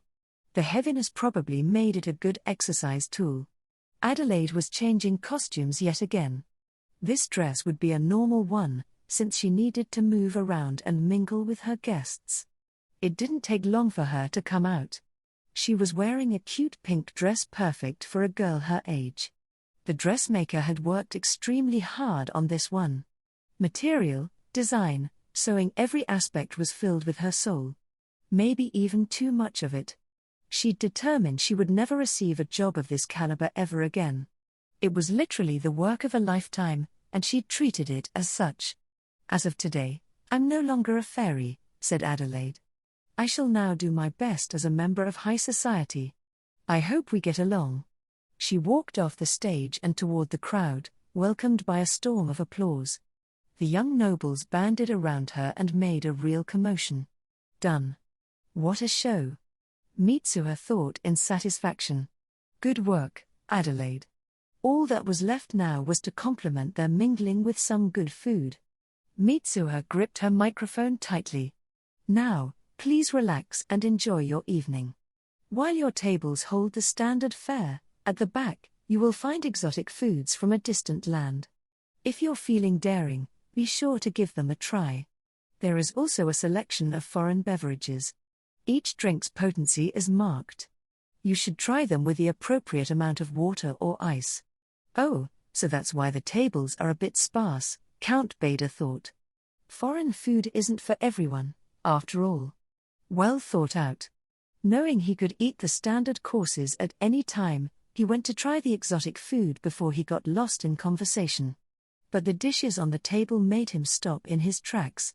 WHWH what? Is that fish? Not dried, but fresh fish. And those bits on the ice look raw. But that's impossible. The other nobles were also staring at the plates in disbelief and nervousness. After all, it was something that just shouldn't have been here. No one wanted to touch it, and everyone knew why. Is it even edible? What if it's rotten? Count Bader wondered, but he'd seen enough fish to know this was fresh. Still, the collective doubt was too strong, and no one was willing to try it. Count Bader, however, saw this as an opportunity to do the Rinners a small favor. Here I go. It's your time to shine, Albert von Bader. He mustered up his courage as he reached for an empty plate. He took a small sample of all the seafood he could find, including fried fish, boiled fish, and rice topped with raw fish, and brought the first piece to his lips. His heroism earned him some praise from his fellow nobles. Delicious. The Count uttered in astonishment, then rushed to take even more. The rest of the pack, having seen one of their members survive the ordeal, edged forward to try it for themselves. It truly is superb. It only escalated from there. The food, fish or otherwise, began to vanish like it was going out of style, only for the servants to bring replacements. They were soon noticed and joined by the youths surrounding Adelaide, as well as the ladies idly chatting. Sweet, it's all going well. Mitsuha thought. Too well, actually. I can't shake the feeling something bad is about to ha out of nowhere. A hand latched onto her shoulder, freezing her in place. Just what are you doing in this dump? The voice was as strong and fierce as its owner's grip. Sweating bullets, Mitsuha turned around and saw none other than Countess Iris Bozes. Oh, right. This is a party. That means the ballroom season they mentioned has already started. Crap, I completely forgot. Not giving Mitsuha a chance to speak, Lady Iris dragged her to the Bozeses' table. Mitsuha. Might I ask what's going on here? You refused to live with us, didn't you? So why are you here, of all places? Why your eyes are freaking me out, Mitsuha thought. I went to your shop countless times, only to find it closed. Do you have any idea how worried I was? And now I find you in this dump. What's the meaning of this? Mitsuha would have liked it if she stopped calling the place a dump. It wasn't good for the Rinners' reputation, although their status wouldn't have allowed them to complain to a countess. Mitsuha made calming Lady Iris her #1 priority. I don't live or work here or anything. I'm just here to represent my store. I did a couple odd jobs for them, made some deliveries. That's it, I swear. Lady Iris was still glaring, but the response had been enough to stop her from chewing the girl out. Count Bozes shot Mitsuha an awkward smile. Wait, where's Alexis? Mitsuha asked, quick to change the subject. The only ones at the table were Lady Iris, Count Bozes, and Theodore. Beatrice, still too young to make her own debut, was absent. Oh, he's over there with Lady Adelaide, Theodore said. Humph. He never changes. Oh, I see the eldest son knows how it works, Mitsuha said, prompting a bewildered look from him. I mean, This is Lady Adelaide's debut party, isn't it? Men who ignore the star of the show to talk with other girls are the absolute worst, don't you think? Even if they end up disliking her, they should at least talk to her. It's the polite thing to do. Excuse me for a second. The boy sprung up from his chair and ran off. Count Bozes smiled yet again. Anyway. Lady Iris raised her voice again. You are to visit us as soon as possible. Okay, Mitsuha replied meekly. A moment later, someone grabbed her by the shoulder again. Geez, what now? And why do I have such a bad feeling about this? She turned and saw Marcel's sous chef, a sister-in-arms who'd braved the hellish days of training at her side. We have a problem. There's. Huh? She's stuttering. It's gotta be bad. There's not enough food. Huh? Didn't we make enough? You and Marcel both said we'd even have leftovers. What happened? As Mitsuha pressed her for answers, the chef looked like she was about to cry. That's how it would normally go, but for some reason, no one is leaving. Also, they're chatting around the food now, so there's less and less of it by the minute. Usually, the nobles who'd shown up out of courtesy would leave as soon as the main event was over. Meanwhile, those who stayed merely nibbled the food they'd grown tired of long ago, and instead mingled with alcohol in hand. The latter saw these events as networking opportunities rather than diversions, as they presented a chance to acquire important information and connections. Here, that was simply not the case. Everyone was eating and loitering to their heart's content. Of course we'd run out of food like this. I really overdid it. The play had been so well received that everyone wanted to talk about it, and there wasn't a single soul who'd left right away. Some even thought there might be something more in store, to say nothing of all the exotic food and drink keeping them around. The kitchen staff had made enough food for a usual affair. It was actually double the amount they expected guests to consume, but that was standard for any noble event. There was also the rule of thumb that any food eaten absolutely had to be replaced. Empty plates were basically a sin. Even plates with only a quarter of the food left were impermissible, as it would give the guests the impression that the hosts didn't make enough, which was tantamount to an insult. If such an affront happened here, the Rinners would be branded as nobles so poor they couldn't prepare enough food for a single party. I can't let that happen. Mitsuha thought. No noble's gonna tolerate something like this. And besides, this is Adelaide's debut, her future depends on it. To prevent something like this from happening, nobles tended to prepare obscene amounts of food prior to the event. They didn't want to waste money, but it was a safety measure put in place to prevent a lifetime of embarrassment. This meant that anyone who failed to provide on this front was subpar as a noble, no matter the reason. This is an emergency. I've got to do something. Excuse me for a moment, Mitsuha said to the Bozases, then ran off to the kitchen. The chefs were bereft of life, and had they not been in the middle of cooking, they no doubt would have been pushing up daisies. Thankfully, there was still time. They would run out of food if things went on as they did, but they hadn't run out yet. Mitsuha looked around, examining her options, and noticed a box half filled with potatoes. She'd memorized the menu and knew that there were no plans to use them, meaning that they were extra. Can you get some oil boiling? She asked Marcel. His reply was a lifeless yes. Keep it together, man. Mitsuha thought, then switched to giving orders. All right. Peel those potatoes. Cut them up and fry them in oil. We scrapped some stuff from the menu, right? Make that. We'll have lots of good food, and fast. You remember how, right? Get to it. Why yes. Stop dragging your feet. Didn't you promise you wouldn't bring shame to the Viscount and his daughter? Don't act like there's anything more terrifying than messing that up. Her harsh words instantly woke him out of his stupor, and soon his eyes were gleaming with vigor. We don't have time to get new ingredients, so use what we have. Empty the pantry. Take all the ingredients you didn't plan to use and bring them to the table. See what you can make with them. Think simple, fast, and large amounts. Even commoner dishes are fine. Nobles probably don't know the difference, so just tell them it's foreign cooking. Use potato peels or pumpkin seeds if you have to just make something. I'll buy some time, so don't waste it. And bring out the biggest plates you've got. Mitsuha fetched a big cardboard box from the corner of the kitchen. It was 3 feet on all sides. While large, the box was lighter than it looked. I had this stuff saved for the after-party, but I'll use it now. She started emptying the box, one bag after another.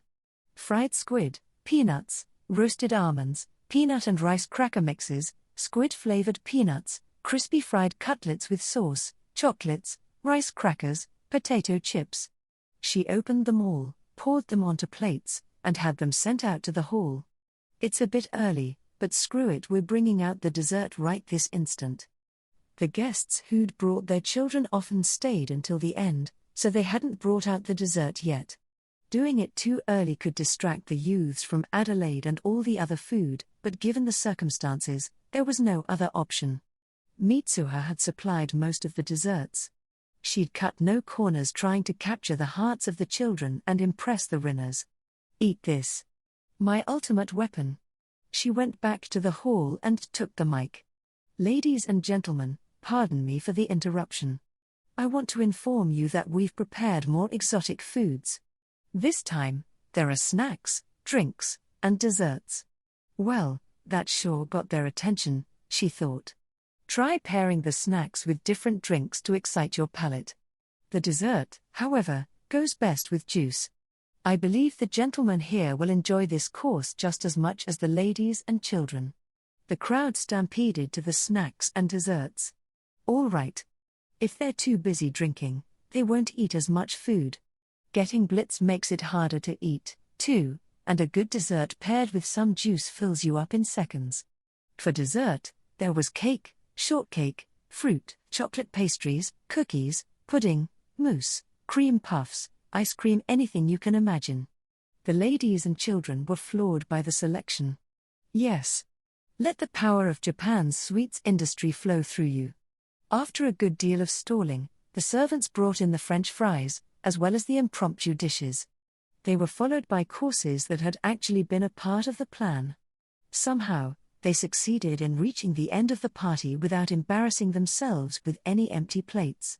What? You're wondering if the party was a success. Is that even a question?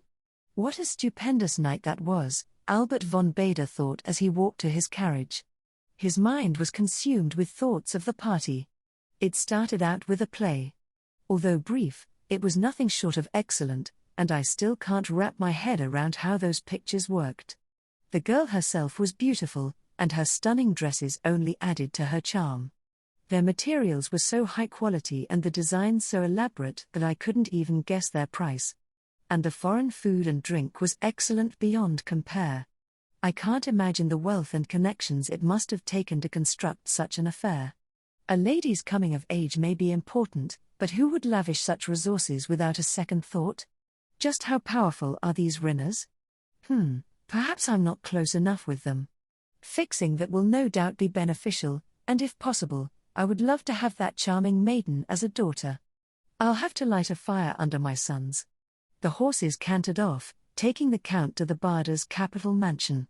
He ruminated about what had just happened, as did all the other guests who'd attended the party. Most were merely blown away, but the ones with daughters who would soon debut were absolutely distraught. How can I compare to this? They thought. How can I make my daughter's debut as impressive as this one? Please, help. Someone. Anyone. Thus, a number of nobles asked for Viscount Reiner's help and became indebted to him, and Mitsuha's general store profited immensely from this venture. As for Mitsuha herself, she had officially retired from party planning. Sure, I'd be down to sell some ingredients, but never again with the whole hosting thing. No giving out complete dishes, either. I mean, it was a real pain, and I don't even want to think about what could have happened to me if I'd screwed up. No theatrical stuff, either. They can handle that all by themselves. The Rinners were a special case. I only did it 'cause the Viscount, his wife, and Marcel were referred to me by my first customers. Besides, they seemed like good people, and I desperately needed the publicity. With that out of the way, I just need some good old R&R. Cooking lessons. Oh, for the other noble families? Marcel can handle that. There had also been a casual, makeshift after-party for Mitsuha and the staff. Plenty of ingredients had gone unused, so the chefs had done some experimenting boiling veggie peels in oil and such, and they'd all had a great time trying the results. Naturally, the servants and the Viscount's family joined in. The servants had been a bit sad they hadn't gotten to try the foreign food or the snacks from Mitsuha, and those who were backstage or in the kitchen had been disappointed about missing the play. I mean, they did see the rehearsals, and they tried the foreign food while Marcel and his team were training. Though, yeah, none of that was perfected yet. There had also been a great deal of alcohol left over. While Mitsuha wasn't yet of age, she saw no reason for abiding by Japanese law in another world. Even Adelaide had enjoyed her fair share of drinks. I'm not drinking with her ever again, though, end of story. And don't even ask about it. In the end, Mitsuha received 260 gold coins. Apparently, it was normal for events like these to cost upwards of 300. Having seen luxury kimonos with obscene price tags, Mitsuha didn't find it unusual that the same could happen with dresses. Some even had authentic gems sewn in, and the prices could skyrocket from there depending on the gem's type and quality. Additionally, the food was always gratuitously lavish. Not only did the nobles have to provide the best quality meals from local ingredients, but they also had to bring something exciting to the table to stimulate their guests, who had seen it all before. The money involved there was a whole new brand of madness. Though, that's kinda understandable. Transporting and preserving food is hard work in this world, Mitsuha thought, feeling smug about the fact that such problems didn't affect her. But let us return to the important part, the 260 gold coins. That was about 26 million yen in this world and 6.5 million back on Earth, a tidy profit, even after you accounted for the equipment, ingredient, and dress expenses. Then again, the only food Mitsuha had actually brought with her were the complete meals and specialized items like fish and snacks. The Rinners had provided the lion's share of the ingredients. Mitsuha had also been paid separately for the fish and the other ingredients used during cooking training. After all, their practice versions had replaced all the meals in the household. Even the servants had eaten like royalty. It was a shame the servants would likely never feast so richly again. But Mitsuha's primary focus was the hefty sum she'd earned from the affair. She still owed debts to the mercenary captain, however, so she wouldn't be using her deep pockets just yet. Of course, she hadn't forgotten about the photography. She'd personally trained 2 servants to use cameras, and they'd dutifully taken both photos and videos of the event. Mitsuha couldn't be bothered to pick and choose from them, so she sent them all to the dressmaker. She'd edit and copy the stuff even if I didn't ask her to. Then I'll print out some stills and sell them to the Viscount for even more money. The dressmaker had requested prints, too, but she'd obviously make some herself. Probably life-sized. Hey, I should ask her to make the ones I'll sell to the Viscount. I'm guessing she'd make them for free. The day after the party, Mitsuha was so tired that she spent the entire day lazing around the store. She was especially glad to have her private quarters all set up. With this, I don't need to return to Japan all the time. I can relax here just fine. There's even a bath. Well, I'd be lying if I said the bath back home wasn't a whole lot better, but I've got to get used to living here. That's a little easier said than done when it comes to the toilet, though. I mean, taking care of a number one is easy. I've got a Western toilet, and it even flushes. The carpenters hooked it up to a water tank that's linked to the well with a motorized pump. As for number 2, I did make it usable in case guests came, but there's, the cleanup part. For now, I'm just gonna keep jumping back home whenever I've got to drop the kids off at the pool, if you know what I mean. 2 days later, Mitsuha opened her store for the first time in ages. It was business as usual. It had been so long that the neighbor lady came to check up on her. Oh, the beauty of human sympathy. Mitsuha felt so moved that she gave her another towel. A few days had passed after her reopening. It was 3:00 clock close to closing time. Ding-a-ling. My first customer in a while. Mitsuha cheered on the inside, though she hadn't been entirely dry. She'd had a decent amount of people come and buy things like shampoo, and of course, shampoo. She did sell other wares, but the overwhelming majority of her customers were girls buying shampoo. The number of customers was steadily growing, at least, and she made enough sales to live her everyday life. If you'll recall, Mitsuha had keen senses when it came to her profit margins. Additionally, she owned the place, so she didn't have to worry about rent. Anyhow, let us return to her current customer. As soon as he entered, the man stomped over to Mitsuha like he was on the warpath. "Give me fish," he grunted. "Huh?" I said, "Give me fish.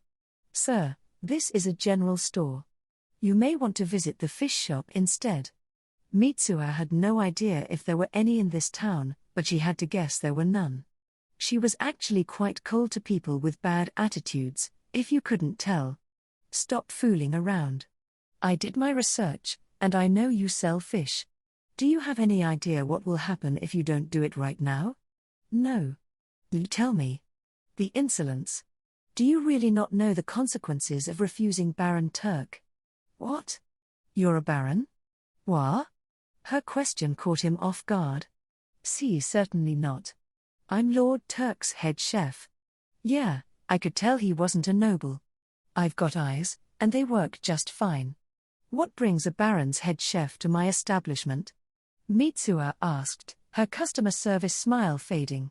"Since coming back from that accursed Reiner affair, all he does is complain about the food. He demands to be served what he had at the party. I asked around, and discovered it was exotic food that included fish. I can easily make food of that caliber as long as I have the ingredients. That's all I need." "Oh, well. I didn't actually sell any fish, per se. I accepted a request to host the entire party, and the fish was simply a product I had to provide to complete the contract. It's not the same as selling fish." "What?" he snapped. "Stop talking nonsense and just do as I say. If you don't, what's all this noise?" "Whoa, it's Lady Iris," Mitsuha thought. "Crap, I totally forgot about the Bozacies, again. Why haven't you come to see us?"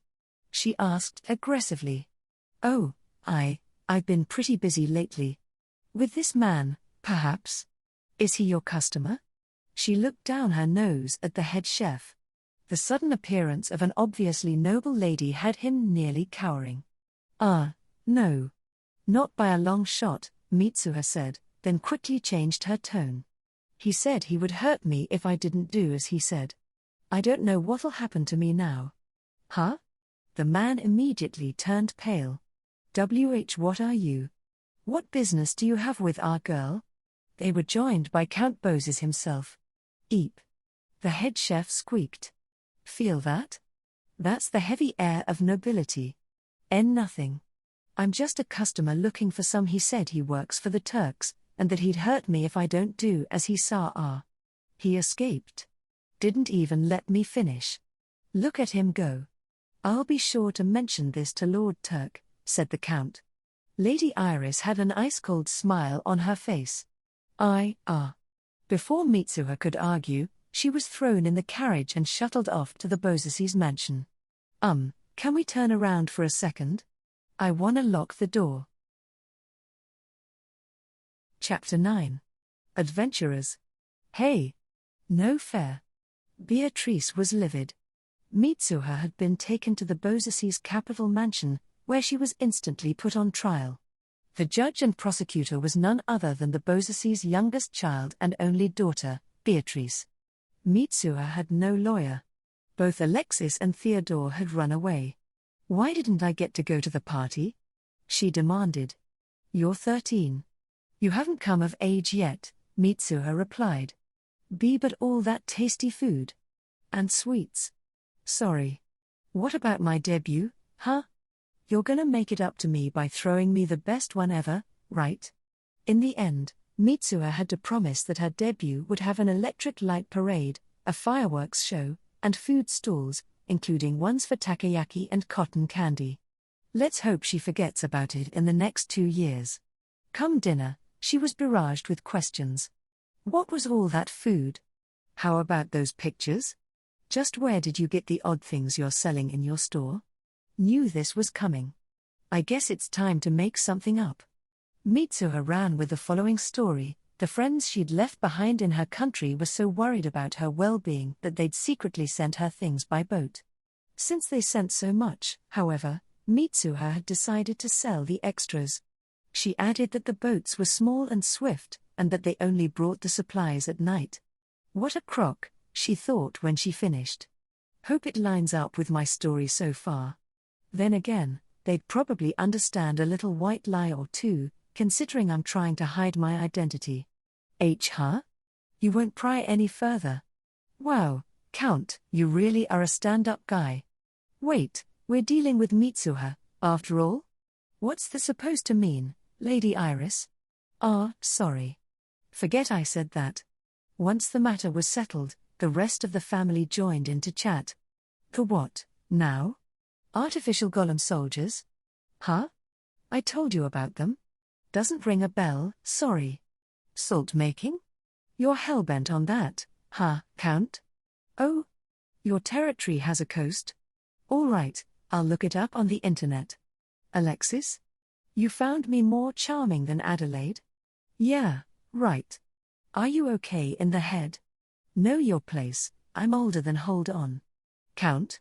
Lady Iris? Why are you encouraging him? Theodore and Beatrice are on my side. You guys want me to spend the night here because it's late? Okay.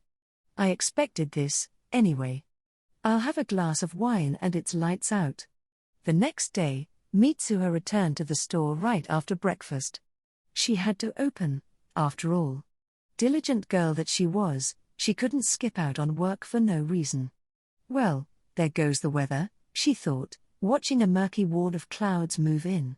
A drizzle soon followed, which grew to a downpour in no time.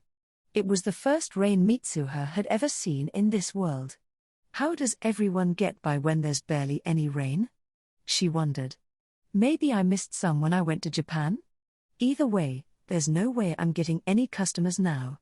The locals probably don't have umbrellas. Maybe I should start selling them myself. The bell rang not a moment later, catching her by surprise. Customers? In this weather? Sorry, came a woman's voice as she stepped inside. We'd like to stay here until the rain passes, if you don't mind. Oh. Well, that's fine by me. I like people with manners, and she's easy on the eyes. So there's 3 other people with her. Wait, hold on a second. Adventurers, Mitsuha cried. Huh? The 4 raised their eyebrows in unison. 2 of the party members were male, and 2 were female. One of the men had black hair and a muscular frame that supported the greatsword on his back. The other was a slim blonde wielding a spear. The woman who'd spoken had red hair and a sword in her belt, while the other girl had silver hair, a bow on her back, and a dagger at her waist. Mitsuha guessed the larger man was nearing his 30s, the blonde just over 20, the redhead about 20 or so, and the girl no older than 16. Though petite, she was at least more mature than Beatrice, so Mitsuha assumed she was about as old as Adelaide. She glanced at the girl's chest, and for some reason a feeling of camaraderie washed over her. Anyway, it's a ragtag group of specialized fighters. There's no way they aren't adventurers. Actually, we're just mercenaries. One of them said. Well, I stand corrected. Although the group hadn't come to buy anything, they still took a look around the store, perhaps as a courteous gesture. Whatever the reason, they found Mitsuha's inventory extraordinary enough to have a good time browsing. The bigger man was mesmerized by the knives, the blonde captivated by the cookware, the redhead charmed by the accessories, and the archer transfixed by the tools.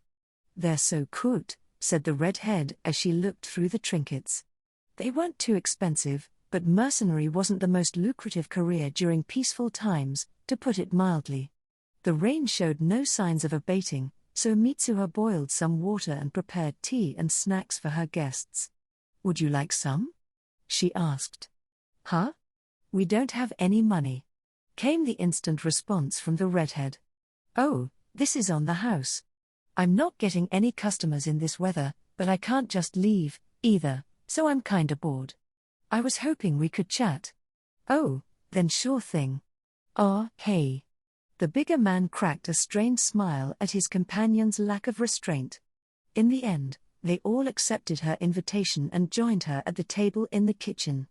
As it turned out, they were all mercenaries from the same village. The black-haired man was Sven, 27 years old, the blonde was Sepp, 22, the redhead was Grit, 21, and the silver-haired girl was Ilse, 16. Mitsuha was disappointed to find out she wasn't a mage. What a letdown. She did find it strange that a 16-year-old was working as a mercenary, but she considered that her own worldview was the problem. Any villager who couldn't feed herself had the option of becoming a merc or bandit. Grit said that she had also started out at 16. At present, wars and local disputes were scarce. With so little demand for mercenaries, many of them had switched to marauding. These four, however, didn't stray from the more righteous path and continued making a living doing odd jobs, foraging, gathering, or going on hunts.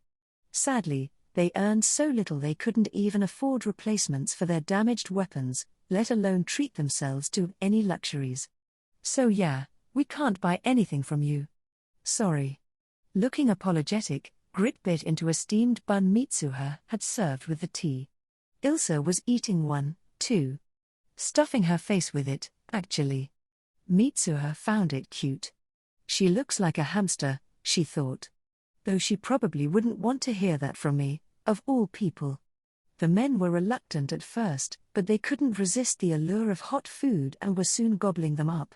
Don't be shy, said Mitsuha. Like I said, I'm really bored. Can I ask some questions? As long as that's all you want, then yeah, ask away. They happily obliged her inquisitiveness about all sorts of things, their gathering and hunting trips, the guilds that referred them to jobs, the troubles and unexpected joys of travel, goals for the future, and so on. This is it. Mitsuha thought. I smell some serious money. And my nose never lies. Do the mercenary guilds take jobs from anyone? She asked. Yeah, Sven nodded, still eating a bun. All that matters is that it ain't illegal and doesn't break the guild's guidelines. They charge you a bit, though. And designated jobs work just like you said they do, right? Right. Then how would you like to take a designated job from me? Huh? They blurted, all at once. Mitsuha's request was simple, she wanted them to take her on their next hunting and gathering trip, protecting and supporting her the whole way through. She claimed she wanted to learn how these jobs were done so she could stock up on items that might be useful. The party considered her offer. Although she was a child, Mitsuha ran an impressive store. They appreciated that someone of her status was so considerate of people like them. The forest they'd be working in was not too far from the capital. It wasn't very dangerous, so looking out for her wouldn't be difficult. It shouldn't impact their work much, either. At worst, they might have to carry Mitsuha's things or the girl herself, but she was so small that it wouldn't be a hassle. And most importantly, they'd be paid. Hunting and gathering didn't always go well, but these kinds of requests always guaranteed money. The guild would take the payments and distribute them to the mercenaries once the task was done. Plus, the only way they could fail this request was by getting attacked and wiped out by bandits, and what kind of bandit would attack armed and penniless mercenaries? They concluded that this was basically easy money with no negatives whatsoever. Furthermore, it would increase their reputation in the guild, since personal requests made mercenaries seem more trustworthy. Besides, they really wanted to establish a connection with this store. The potential of more jobs in the future and more of these delicious treats was just far too enticing. It wasn't even a choice, really. The four looked at each other and nodded. We'll take it, they shouted in unison. The mercenaries told Mitsuha they would move out in 2 days. The rain had let up by this point, so Mitsuha closed the store and the 5 of them headed for the guild. Oh, I forgot to ask about the pay, thought Sven, ever the party leader. Well, whatever, I won't mind even if it's just a couple silver. Needless to say, the gold coin she presented blew him away. Things are really looking up. The next day, after closing up shop, Mitsuha began preparing for the 3-day trip. Besides the bare necessities, she stuffed her backpack with some odds and ends, the usefulness of which she'd asked the mercs about ahead of time. That was all well and good, but keeping the bag at a weight she could carry was a challenge. Some items were light but too large, while others were small but too heavy, and so on and so on. The food and water were especially heavy. The place where they planned to set up camp was near a stream, but she needed water for the journey there. At the very least, a quart didn't seem like enough. She most likely wouldn't be able to use world jumping to stock up, either. One of their objectives was to protect her, so they'd surely keep an eye on her for the whole trip, nights included. Trying to jump in that situation would be too dangerous. On the day of departure, Mitsuha woke up earlier than usual. She had a filling breakfast, then jumped back home to use the bathroom, as she didn't want to have to answer nature's call on the way there. She'd been told that they'd only be eating 2 meals on the first day, so she ate well in the morning to hold her over until evening. Though she did intend to have a snack or two regardless. This world's travelers had a difficult relationship with food, as it was both heavy and took time to prepare. During trips like these, they could live off the land by eating wild plants and animals, but mercenaries preferred to take anything they could sell back with them, often fighting off hunger for the money. Because of all that, they only brought along the absolute minimum, then hoped to get by with just the wild goods that weren't worth much on the market. And if that didn't work out, they'd make do with the little food on them. They offered to prepare shares for Mitsuha as well, but she refused. "Hey, I just want to give this food a try. Don't look at me like that. There's nothing to worry about. Boil in the bags are awesome." Boy, do I talk to myself a lot recently, she thought. Well, I don't have anyone else to talk to. Anyway. Knife? Check. Dagger? Check. Mitsuha had given up on taking the short sword. It was way too heavy for her. There was a world of difference between short swords and daggers in that regard. The differentiation between short sword and long sword was actually based on what kind of soldier used them, the former for infantry, the latter for cavalry, so there were long short swords as well as short long swords. That basically meant that short swords were weapons used by adult foot soldiers. The term short was pretty deceiving. Mitsuha needed something about half as long as a normal sword, a dagger, basically, like the one owned by Ilsa. 20 inches in overall length with a 13-inch blade would have been perfect. When she'd mentioned this to the captain of the mercenary organization who had outfitted her, he'd made a face that said, "Yeah, had a hunch you didn't know what you were dealing with," much to her annoyance. The knife was mostly a generic tool for survival and work, including skinning and whatnot. It wasn't as though she'd be doing that, but she felt it was good to have one for appearance's sake. Plus, it could easily work as a weapon. It's kinda hard to tell the difference between knives and daggers. Like the orichalcum dagger or whatever from Triton of the Sea. It's clearly as short as a knife, but it's shaped like a sword. Then again, orichalcum knife doesn't sound nearly as cool. Guess you've just gotta feel it out. She thought, equipping both blades and a couple of guns. Time to head out. By the time the 4 mercenaries arrived at the guild that morning, Mitsuha was already there, despite the fact that they themselves came early to keep her from waiting. Just how excited for this is she? The group was at a loss for words. They found Mitsuha's get-up a little strange. She was wearing a plain top with a surprising number of pockets and a tough-looking pair of blue pants. Well, that's a whole lot better than some flashy, frilly dress. She had a knife and a dagger at her waist. That was all good, but they didn't know what to think about the metallic object hanging on her belt. It wasn't too big, but looked pretty heavy. On her back, she carried a large bag, a small quiver, and some other strange tool. It looked like a bow at first glance and had a string on it, so they guessed it was a ranged weapon. Besides that, there were 2 large, cylindrical objects. They didn't look that heavy, but they were certainly long. What's with all that stuff? Is it a girl thing? Is that bag full of spare clothes, makeup, and skincare products or something? They hadn't even started, yet Sven was already feeling exhausted. Once they were assembled, they set off. Sven was slightly moved that the young lady insisted on carrying the huge load by herself. I don't have much stuff on me, so I really don't mind being a mule for her, he thought. I guess she is at the age when she wants to show off. I'll just wait till she's tired and asks for help. I'll have game to carry on the way back, though, so I won't be able to help her then. But she'll probably have less to carry, too, what with the food she'll be eating and all. I don't even want to think about a case where we don't have much to carry at the end. Then again, there's still her payment, so. Damn it. No. Get a grip, Sven. It won't always be this easy. Their leader's tendency to overthink things always gave him too much to worry about. After several hours of walking with a few breaks in between, they arrived at the forest. They'd left early, so it was still only noon. The party had passed a lot of merchants and other travelers, but overall, it had been a pretty uneventful trip. The only thing Mitsuha took note of was how populated the road had been compared to the one in Colette's village. The path that branched off into the forest was just as empty as that one, however, and all she could hear were birds chirping in the distance. The presence of a footpath at least indicated that people traversed the area.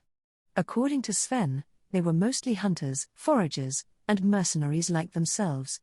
The group walked through the forest for half an hour before putting down their bags. They'd chosen a clearing not too far away from a stream. Yep, looks like a good place to camp, Mitsuha thought.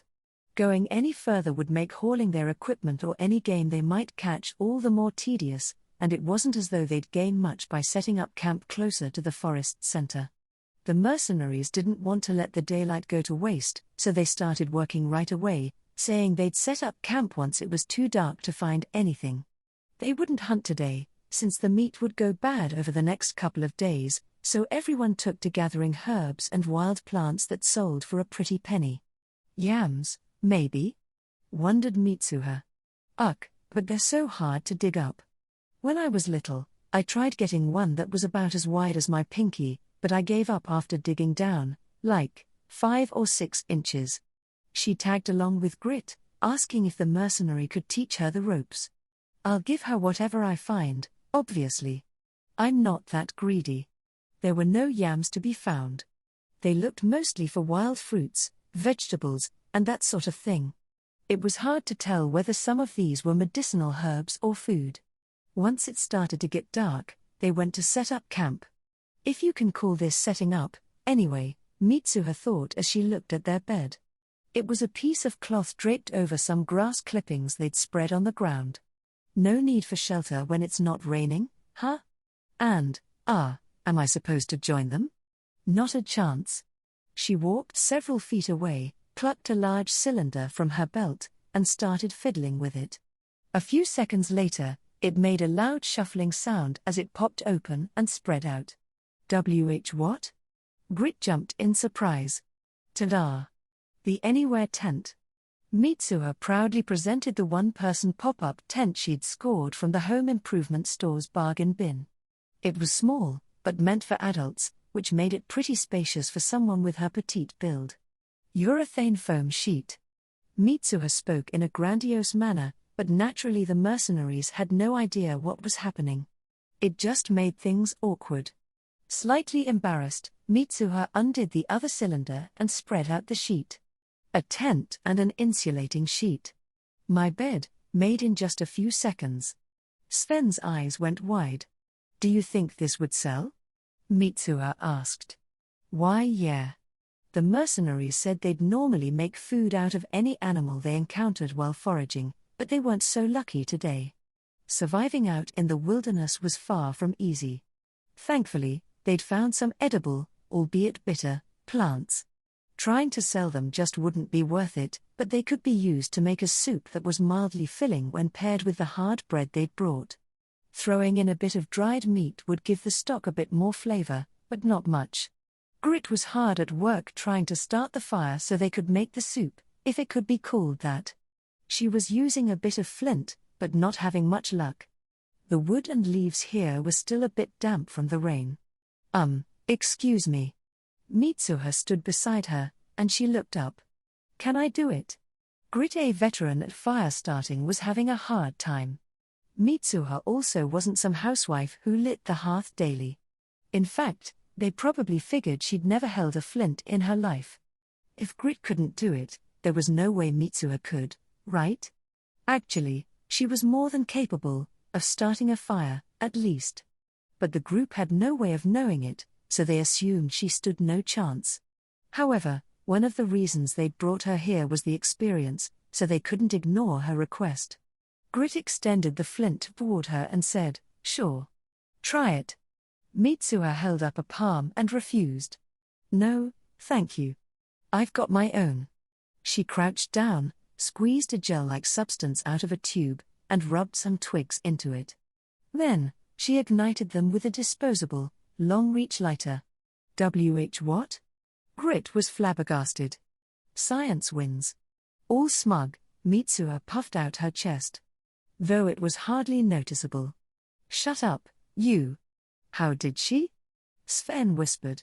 By this time, Grit had moved on to preparing the soup, while Mitsuha was making her own food. Curious about what she was doing, they talked among themselves. The particular item that had them so perplexed was her micro-camping stove. It was about half the size of a regular one, so small you could see half of the gas cartridge. Simmering above it was an aluminum pot full of soup. Beside Mitsuha, there were plates, utensils, some empty soup cans, a 148 yen pack of miniature red bean buns, and canned peaches that had been poured onto an aluminum dish. Needless to say, it was too much for one person. The rest of her stuff's all food? Sven was awestruck. This is a bit too much for me to eat all by myself. Think you can help me?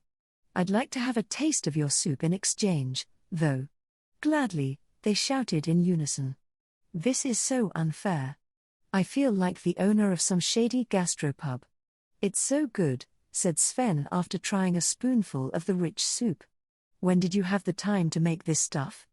I thought you were just the spoiled daughter of some noble or merchant, but this just proved me wrong. You're so good, you could easily run a fancy restaurant. He could hardly believe what he was eating. Sorry, bud, that's just concentrated minestrone I bought at a supermarket. Wait, this is bread? It's so soft. And what's this inside? It's so sweet. Rit stuffed her mouth with the cheap buns. Ilsa munched on her food without saying a word. Always the silent one, that girl. Speaking of silent, Sepp didn't have much of a presence. Mitsuha had almost forgotten he was there. And to think I was expecting him to be a womanizer like Alexis. Oh, I get it, he thinks I'm a child. That was a little ignorant of me, sorry. Well, do you think this would sell? She asked. Everything besides the bread stays fresh for a long time.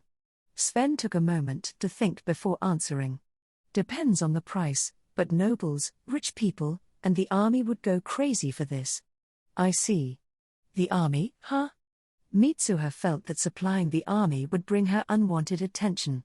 Not to mention it'd make her so busy, she wouldn't have any time for herself. They'd probably buy things by the thousands. She doubted even the Count could protect her from the military. I can't provide that much, she said, and rich people have good food all the time. Let them eat some nasty stuff while they're traveling, at least. I'll just try to sell these at a price that people like you can afford. Huh? Are you crazy? Do you have any idea how much you'd make if you played your cards right?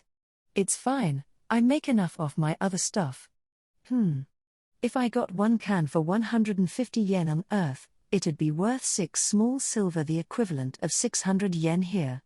And if I used fair prices instead of ripping off the ahem, I mean, using my shop's usual profit margins, they'd be 8 to 10 small silver each.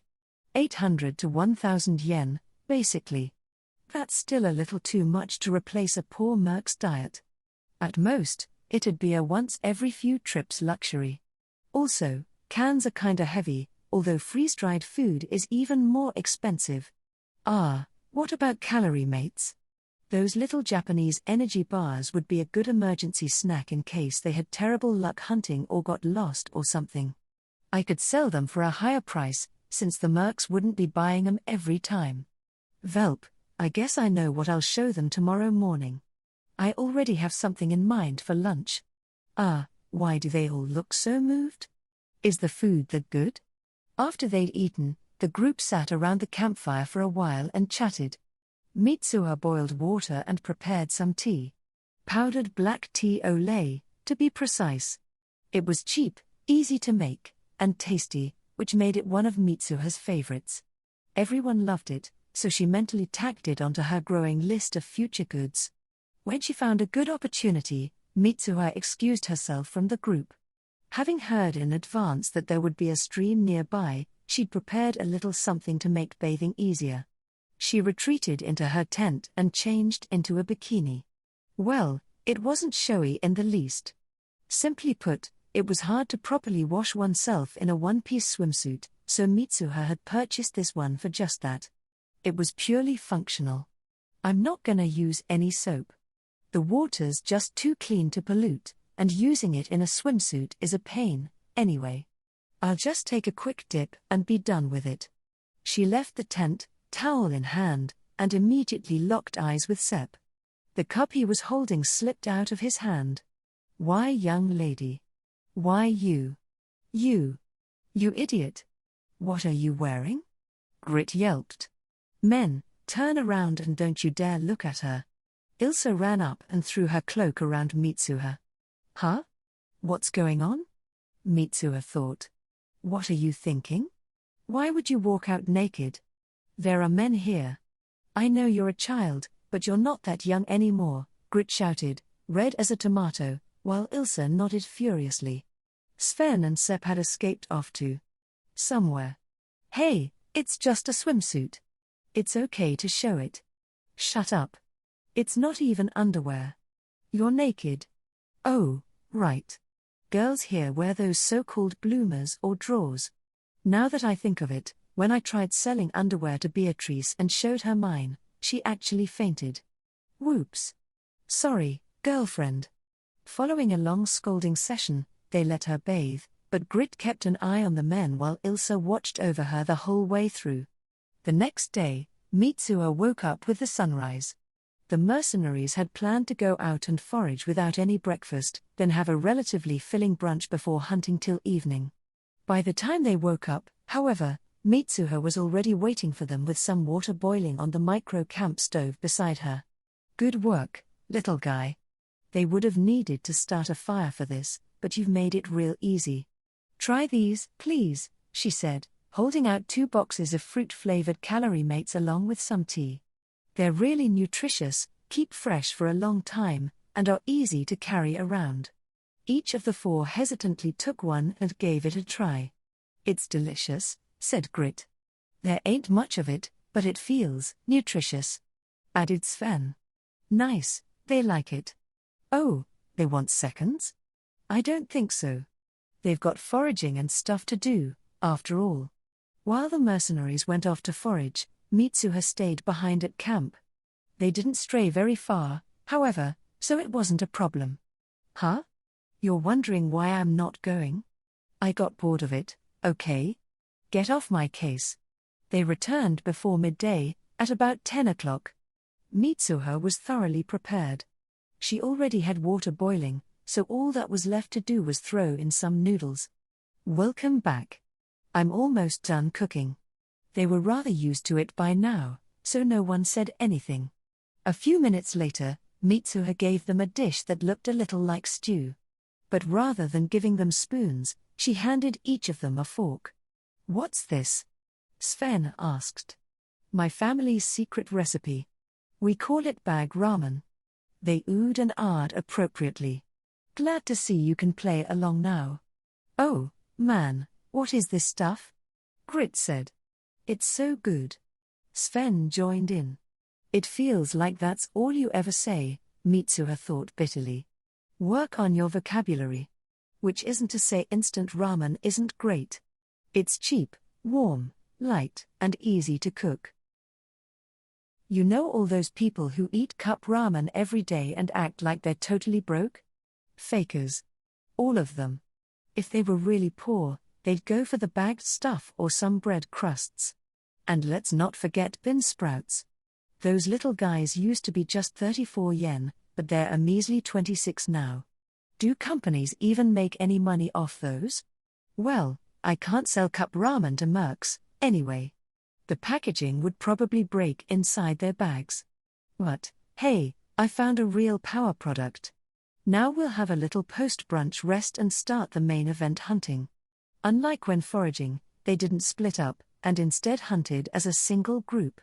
Everyone had a fighting style and range they were good at, so they picked the best person depending on what game they came across.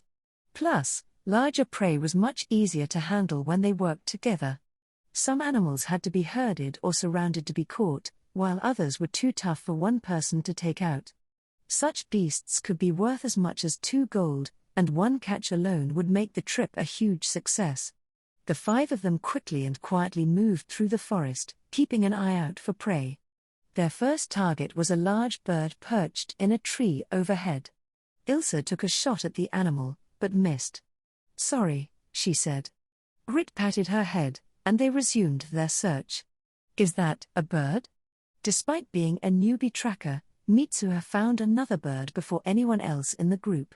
She crept closer to Sven, tapped on her crossbow, and whispered, "Can I have that one?" Bows and arrows weren't all that accurate to begin with, and considering the target was in a tree, the leaves and angles involved would make it even worse. Skilled as she was, Ilsa would probably miss again. Sven let her give it a try. She didn't think he believed she could bring it down, he probably just didn't mind wasting an opportunity if it would satisfy his employer. The fact that she'd found it herself probably had something to do with it, too. Well, whatever, Mitsuha thought. A grin slipped onto her face as she pulled back the crossbow string. As an archer herself, Ilsa seemed pretty curious about the horizontal contraption. A sharp twang cracked through the air as the metal bolt flew out. It was followed by the soft thud of the bird falling to the ground. The mercs couldn't believe what they were seeing. Ilsa in particular was so dumbfounded she couldn't close her mouth. "Did I mention I actually had some crossbow training at the captain's base? That's going straight to the market. We're not eating it." Sven overcame his shock and made that point clear. A true leader, indeed. A few more hours passed.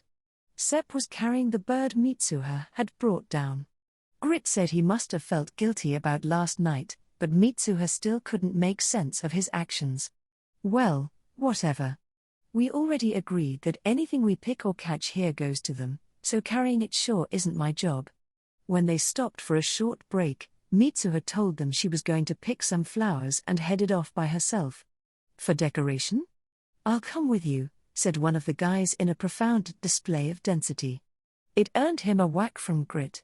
"I have to go far enough to not be seen, heard, or smelled, and find solid ground that's slanted enough for it to flow in one direction. It's a number 1, okay." "Huh? What's that rustling in the bush, whoa?" Something just came out of there. It was clearly a wild animal. The creature was pretty boar-like, but even if it wasn't a boar, Mitsuha's brain interpreted it as such. More importantly, it was glaring at her. Their eyes met. Did I invade its territory? Or does it see me as prey? Ahem. "Sweetie, I'm the one doing the hunting here, thank you very much." It wasn't too big by boar industry standards. Not that Mitsuha knew whether something like that existed.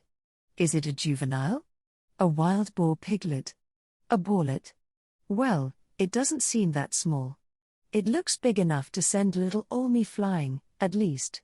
It's already got tusks, so maybe it'd stab me? Or toss me up in the air and ram me.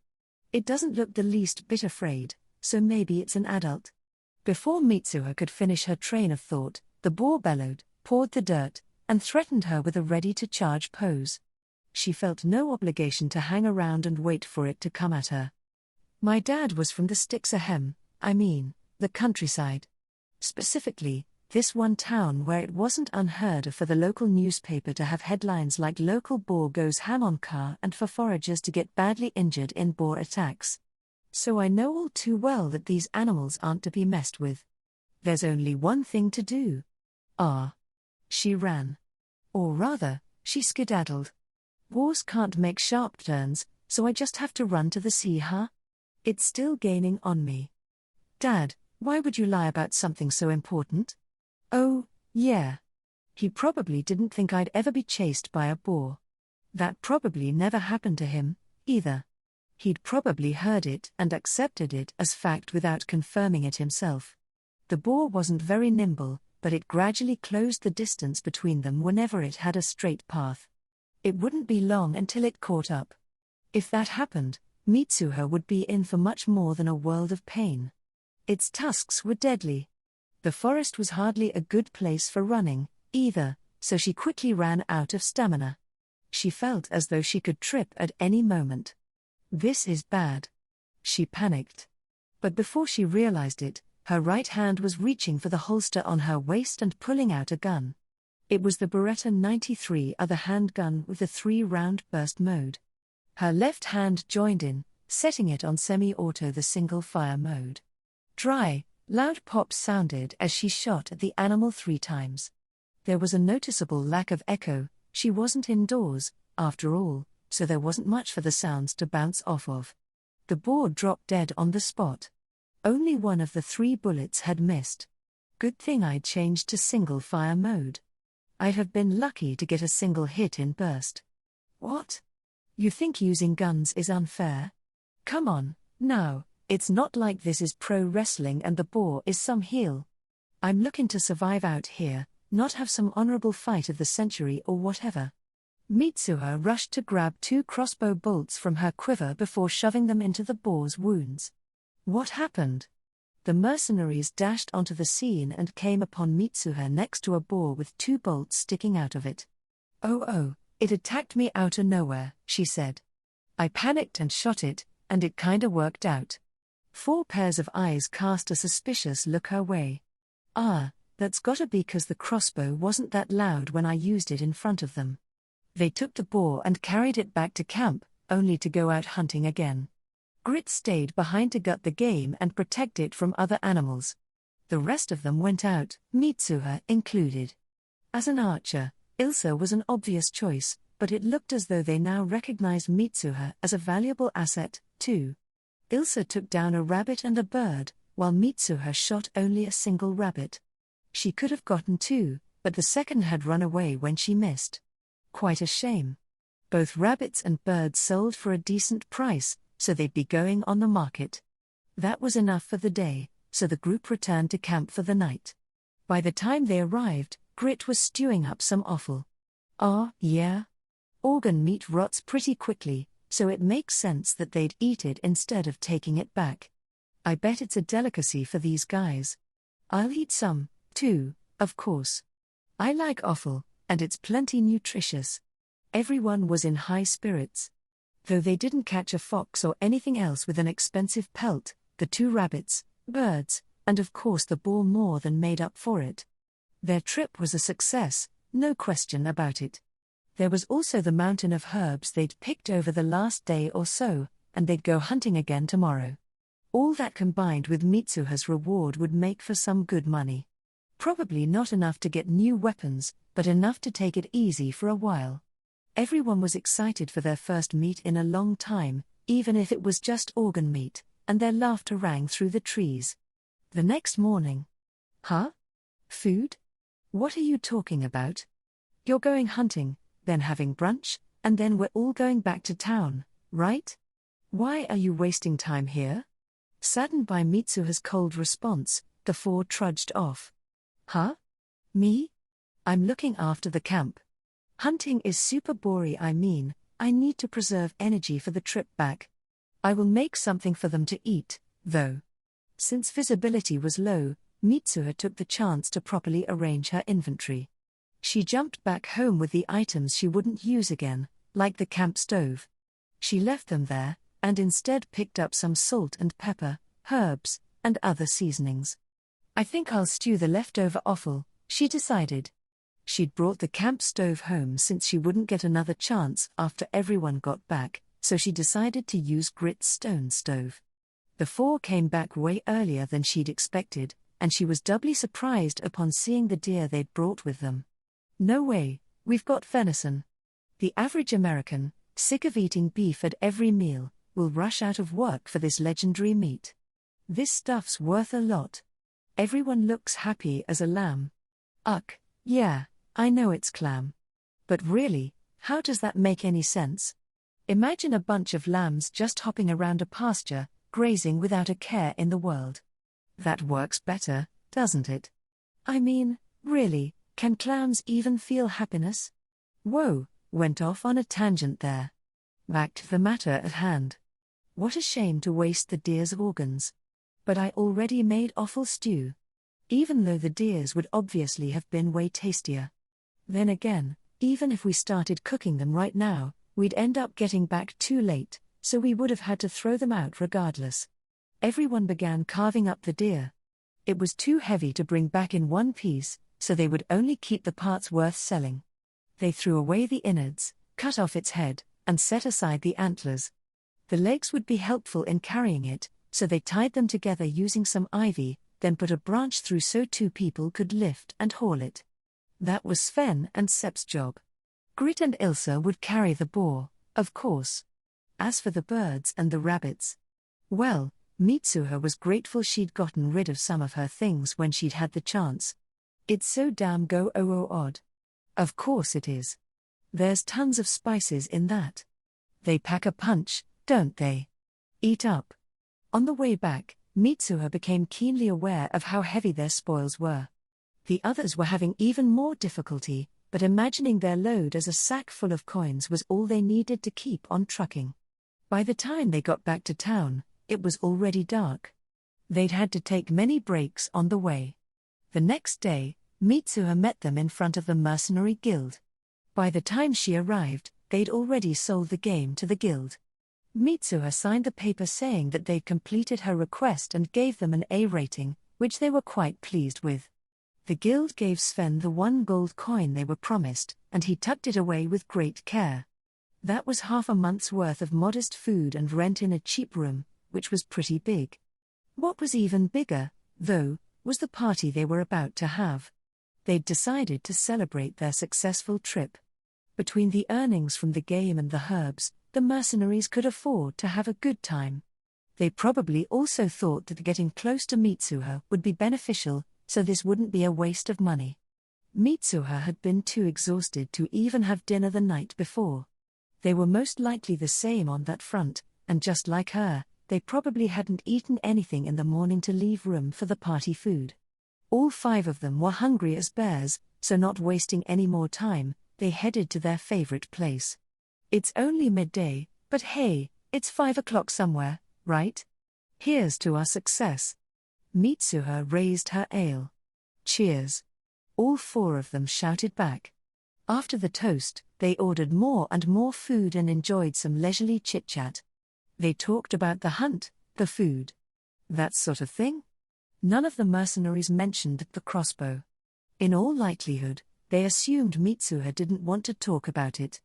An employer was entitled to her own private matters, so they didn't dig any deeper. Among mercenaries, there were some lowlifes who cared for nothing so long as they got paid, but Sven's group was on the other side of the spectrum. They took the mercenary rules to heart, because if they didn't, they couldn't complain when someone else broke them. Anyway, the ramen and calorie mates? Those are pretty good, said Grit. Yep, they really are, Mitsuha nodded. Your little stove was really useful, too, but it looked like a pain to carry around. I think it's better to just use makeshift stone stoves. That thing's expensive, too, isn't it? It uses fuel, and if it breaks, then you're out of luck. Oh, yeah. Mitsuha had learned a great deal from this trip, and had a good time, too. If only carrying the stuff back wasn't so Hey, don't you think it'd be great if you could carry more stuff? Well, of course. We could take more game with us, so we'd obviously earn more. But we can't buy a carriage or anything like that. The maintenance costs way too much. Just getting one carriage and some horses would cost us an arm and a leg. At that moment, a certain search result came back to Mitsuha: foldable aluminum bike trailer, non-bursting tires, 37,900 yen. If they bring one of those on their trips, the possibilities are endless. Hey, does that fire stick cost a lot? Grit asked. Oh, not really. Especially the smaller ones. They can be used hundreds of times, and they cost less than a silver. Huh? Grit and Ilsa were dumbfounded. Yeah, they come in packs at the discount store. Each one probably had a value of about a small silver. With my store's insane profit margins, that'd be 1 silver. Also, why are the girls the only ones surprised? Mitsuha wondered. Oh, I get it, they're the only ones handling fire and food, huh? I see how it is. The chatter went on, but Mitsuha didn't mind. She found the conversation both fun and useful. Suddenly, she remembered something. Oh yeah, look at this, she said, taking a magazine from her bag and placing it on the table. Remember how you said I was being reckless on the first night? Look. Where I come from, it's pretty normal to wear this when swimming. The four opened the magazine and immediately gaped at the content. Men and women of all ages clad in swimsuits were making merry in pools and beaches. A seductive bombshell in a bikini gazed out at them from one of the special pages. The group was frozen at the sight. Except Sepp, whose shaking hands were flipping through the pages on some sort of autopilot. No way, said Grit. This is just. Sven couldn't even form a sentence. Ilsa had no words. Sepp, however, was pretty talkative. Hey, these are just pictures, right? They're detailed, yeah, but this can't be real. A heaven like this just can't exist. Yesterday evening, Mitsuha had jumped back to Earth. It had been a struggle, considering how tired she was, but she dragged herself to a second-hand bookstore and picked up a glossy men's magazine. Mitsuha had made sure it was both cheap and impactful. Her nation's honor had been on the line, after all. Man, even though I changed before I went in there, I still totally reeked of blood and wild animals. No wonder I got all those weird looks. There was that old guy with a mean look in his eyes.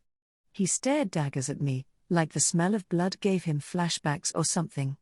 What was his problem? Ugh, I really should have taken a bath. After the party was over, Mitsuha and the mercenaries said their goodbyes, and that they hoped to work together again. One of them tried to ask more about her crossbow, but the others nipped that in the bud. With that chapter over, she went back to her store. Man, I close up way too often. I'll really have to open the shop tomorrow, she thought. Before they parted ways, Sepp had inquired about the magazine. It had served its purpose, so Mitsuha let him keep it. A few days later, Mitsuha returned to the place where they'd had their little gathering. She had really enjoyed the food. Even I like eating out every now and again. Cooking for myself too often always drains my veggie supplies, so saving them is nice, too. The four mercs happened to be there, as well. Upon seeing her, however, they jumped as though she were a ghost. What the hell's up with that attitude? Hey, it's been a while. What's wrong? Nothing, just. That was when she noticed they had different gear. Huh? You got new weapons? Congratulations. We're sorry ye. The four of them bowed down and apologized in unison. What? Oh, they sold the magazine to the fourth son of a noble for 7 gold coins. That's just fine and dandy.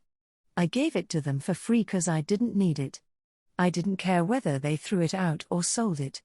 Reselling something I didn't know the value of probably made them feel guilty, like they swindled me or something, but really, I'm not bothered by it at all.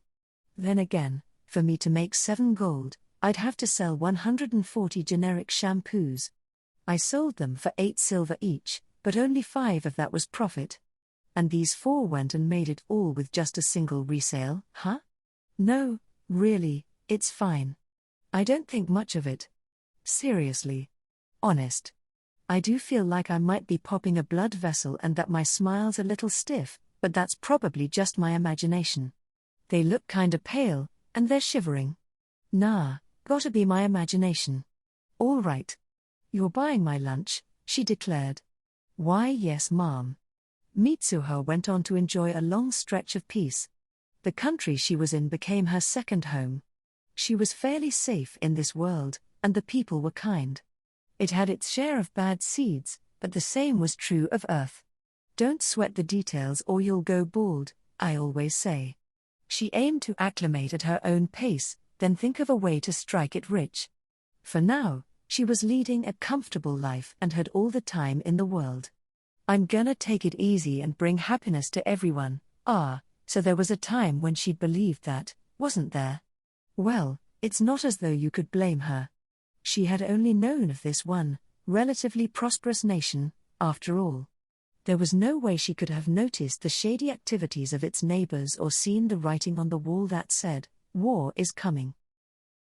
Mitsuha spent her days blissfully unaware of the political intrigue, never sensing the oncoming danger. Bonus chapter. Easy money. Mitsuha was lost in thought. Maybe I really should find a way to make some quick and easy money. Once or twice wouldn't hurt, right? Although she was getting a steady income from the overpriced products she sold as a store owner and the information and overpriced ingredients she provided as a consultant, Mitsuha wasn't really satisfied with the speed at which her wealth was growing. It was for this reason she had started brainstorming some get-rich-quick schemes. Cooking's a no-go. I'd be so busy, I wouldn't have time for anything else. Working all the way from morning till evening would be way too tiring for my liking. Besides that, I can't do anything that'll mess with this world's natural progression, sell anything that could be used for war or crime, or anything else that would throw this world's politics or economy into chaos. These limitations didn't leave her with many options. There has to be something, though. Wait, I've got it. The 4 mercs got 7 gold for that girly mag I gave them. That means I can make a killing selling romance novels. There were no scientific, distributional, or economic problems with those, so it wouldn't mess up the world. Both buyer and seller would be satisfied, and no one would have a problem with it. It seemed like the perfect idea. She decided to investigate her potential clients and find out what kind of prices to set. Needless to say, the best person to start with was Sep, the one who had already sold a girly mag to a noble. So yeah, I'm thinking of selling these, Mitsuha said, presenting one of the magazines. She was in the eatery Sven's group frequented. Once there, she'd quickly located the mercenaries. Upon seeing the poor apologies, romance novel, all 4 of them froze. Unlike the one she had shown them last time, this magazine was overtly erotic. Though not enough so to be 18 and up. Think you can point me to somebody who'd buy before she could finish her sentence, Sep, who was standing behind her, clamped a hand over her mouth. Gah, MMGH. GRRMGH. Why the hell do you do that? Sven was profusely apologizing, while Sep made a disheartened face. There was a 5-fingered mark on his left cheek. I did it for your safety. Sep made the same excuse as always, but Mitsu had had enough of it. I know he's not lying, he really did do it for my sake. But there are limits. You don't just grab a girl from behind and cover her mouth. Humph. According to Sep, the first magazine had become such a hot topic among the nobles that it had actually reached the royal palace. Some wanted to know its source, while others demanded more. Eventually, things had escalated to the point that even the church got involved. They could now declare it heretical, take and use it themselves, or demand the rights to it. Regardless, getting involved with it wasn't a smart move at this point. Out of respect for Sep and a desire to monopolize, the guy he'd sold the magazine to hadn't let anything slip, but it was possible he'd tell someone about Sep someday. If that were to happen, Sep planned to say that he'd gotten it off a wandering merchant and had no idea where the man had come from or where he'd gone. If Mitsuha were to put something similar on the market, Sep's protective lie would be pointless. Thus, he'd done his best to silence her, even if it meant using force. Man, This sucks, Mitsuha thought. I was planning to sell the mags through SEP. As in, without any official involvement from my store. I don't mind selling romance novels in secret, but I don't want my store to be known for that kind of stuff. My establishment is wholesome. I sell children's toys, not adult toys. In any case, it looked as though Mitsuha had no choice but to give up on this venture. It was such a great idea, too. What a shame. Oh well, it's best if I just let it go and move on to something else. People in this world can't read books from my world, and I can't sell anything with pictures or photos depicting progress they haven't made yet. I guess I could copy and sell famous paintings from Earth, but even if this is another world, I'd feel bad for the original artists. Mechanical copies of true art are nothing but sacrilege. Though homages and reworkings based on non-copyrighted material are another story. Maybe I could make my own? No. I don't have the time or the talent for it. I can't draw, carve, sculpt, or hey, that's it. A few days later, Mitsuha wound up in a quarry during the night. She was focused on mining stone suitable for sculpting. If you're wondering why she was in such a dangerous place alone, at such a late hour with no tools in hand, don't worry. You'll find out soon enough. HRMMM. Venus de Milo with arms, Venus de Milo with arms. Come on. Mitsuha repeated this strange mantra, touched the rock face, and jumped back home to Japan, bringing a chunk of it with her. Right away, she arrived in her garage. Filled with anticipation, she turned to the rock she'd brought along, expecting to see a complete Venus de Milo, but what the hell? What she saw was a vaguely feminine creature with arms at such disturbing angles that it's better we don't describe them here. Let's just say that if you saw this thing at night, you'd run like hell. Nike with a head, Nike with a head. Come on, why'd she end up as a harpy? This has to be because I'm trying to imagine something that isn't there and impose it on the result.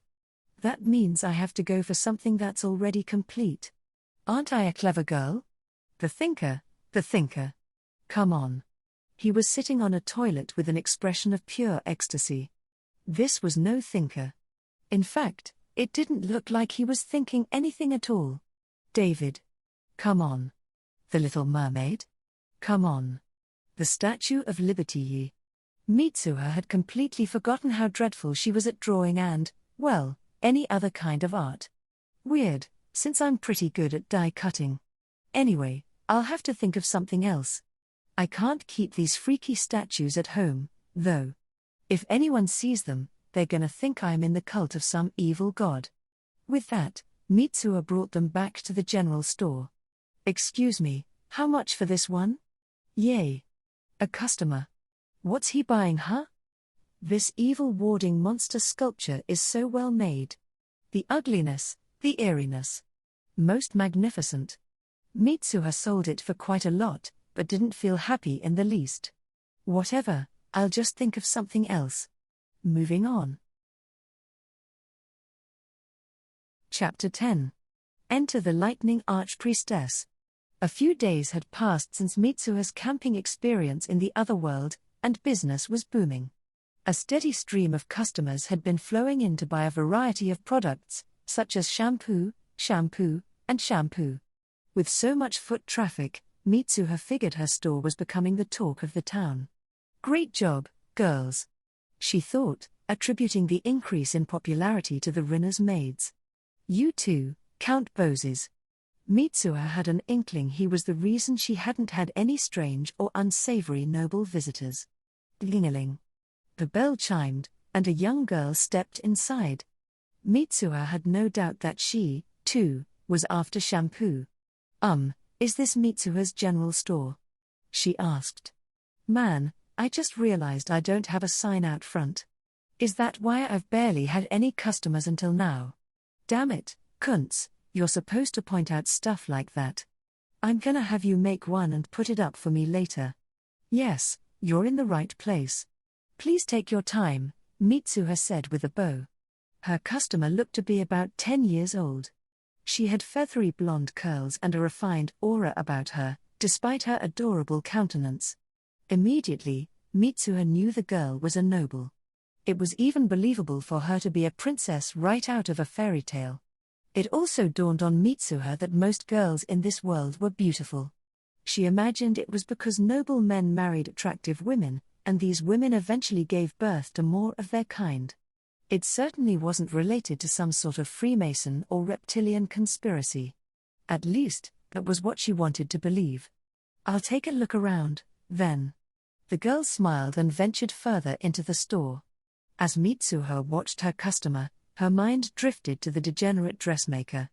If she could see this girl, her blood pressure would skyrocket till she had blood shooting out of her nose.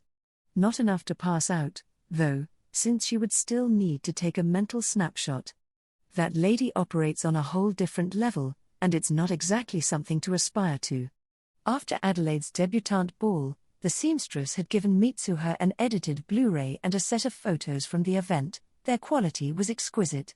Mitsuha was planning to sell them to Viscount Reiner, but she still hadn't decided on the price. She had briefly considered charging 1 gold per picture, but such a rate would have made her a swindler exploiting his fatherly affections. Simply put, it wasn't her style. Mitsuha's present customer seemed to delight in her shopping trip. The basket she carried was stuffed full of items, and their total value was already impressive. As Mitsuha wondered if she would be able to afford them, the girl approached her. "I would like to buy this and some shampoo, please." "Certainly." Mitsuha placed her items in a bag decorated with a cute animal mascot, a rare thing around these parts. "You can keep the bag, by the way," she added, and the girl brightened. As her customer took out some gold coins, Mitsuha wondered if she would be safe walking around without a bodyguard. "That was fun. I'll be sure to come again," the girl said, full of enthusiasm. "Thank you very much," Mitsuha replied, seeing her off at the door. There was no retail fakery in her words. The girl had been a great customer. As Mitsuha watched her leave, she noticed something unnerving on the other side of the road, a filthy, suspicious-looking man who seemed to fit the classic stalker archetype. If Mitsuha could have called the police, they would likely have arrested him without question. The man was lurking in the alley between buildings, not doing anything of note. Was he after Mitsuha? Or maybe her shop? She couldn't tell. Before Mitsuha could write him off as insignificant, however, he abruptly began walking in the direction of the girl who had just left. "A noble girl goes missing right after visiting my store? Now that rumor would be bad for business." Mitsuha rushed back into the store and pulled out her counterattack bag from behind the counter, a pun that may or may not have been intended. She threw it over her shoulder and left the building, locking the door behind her. The girl still hadn't gotten far. Mitsuha could see her a short distance away, completely defenseless. The man from the alley approached her from behind while Mitsuha swiftly and silently closed in on them. Just as they passed the entrance to a back alley, the man jumped on the girl, clamped a hand over her mouth, and dragged her into the shadows.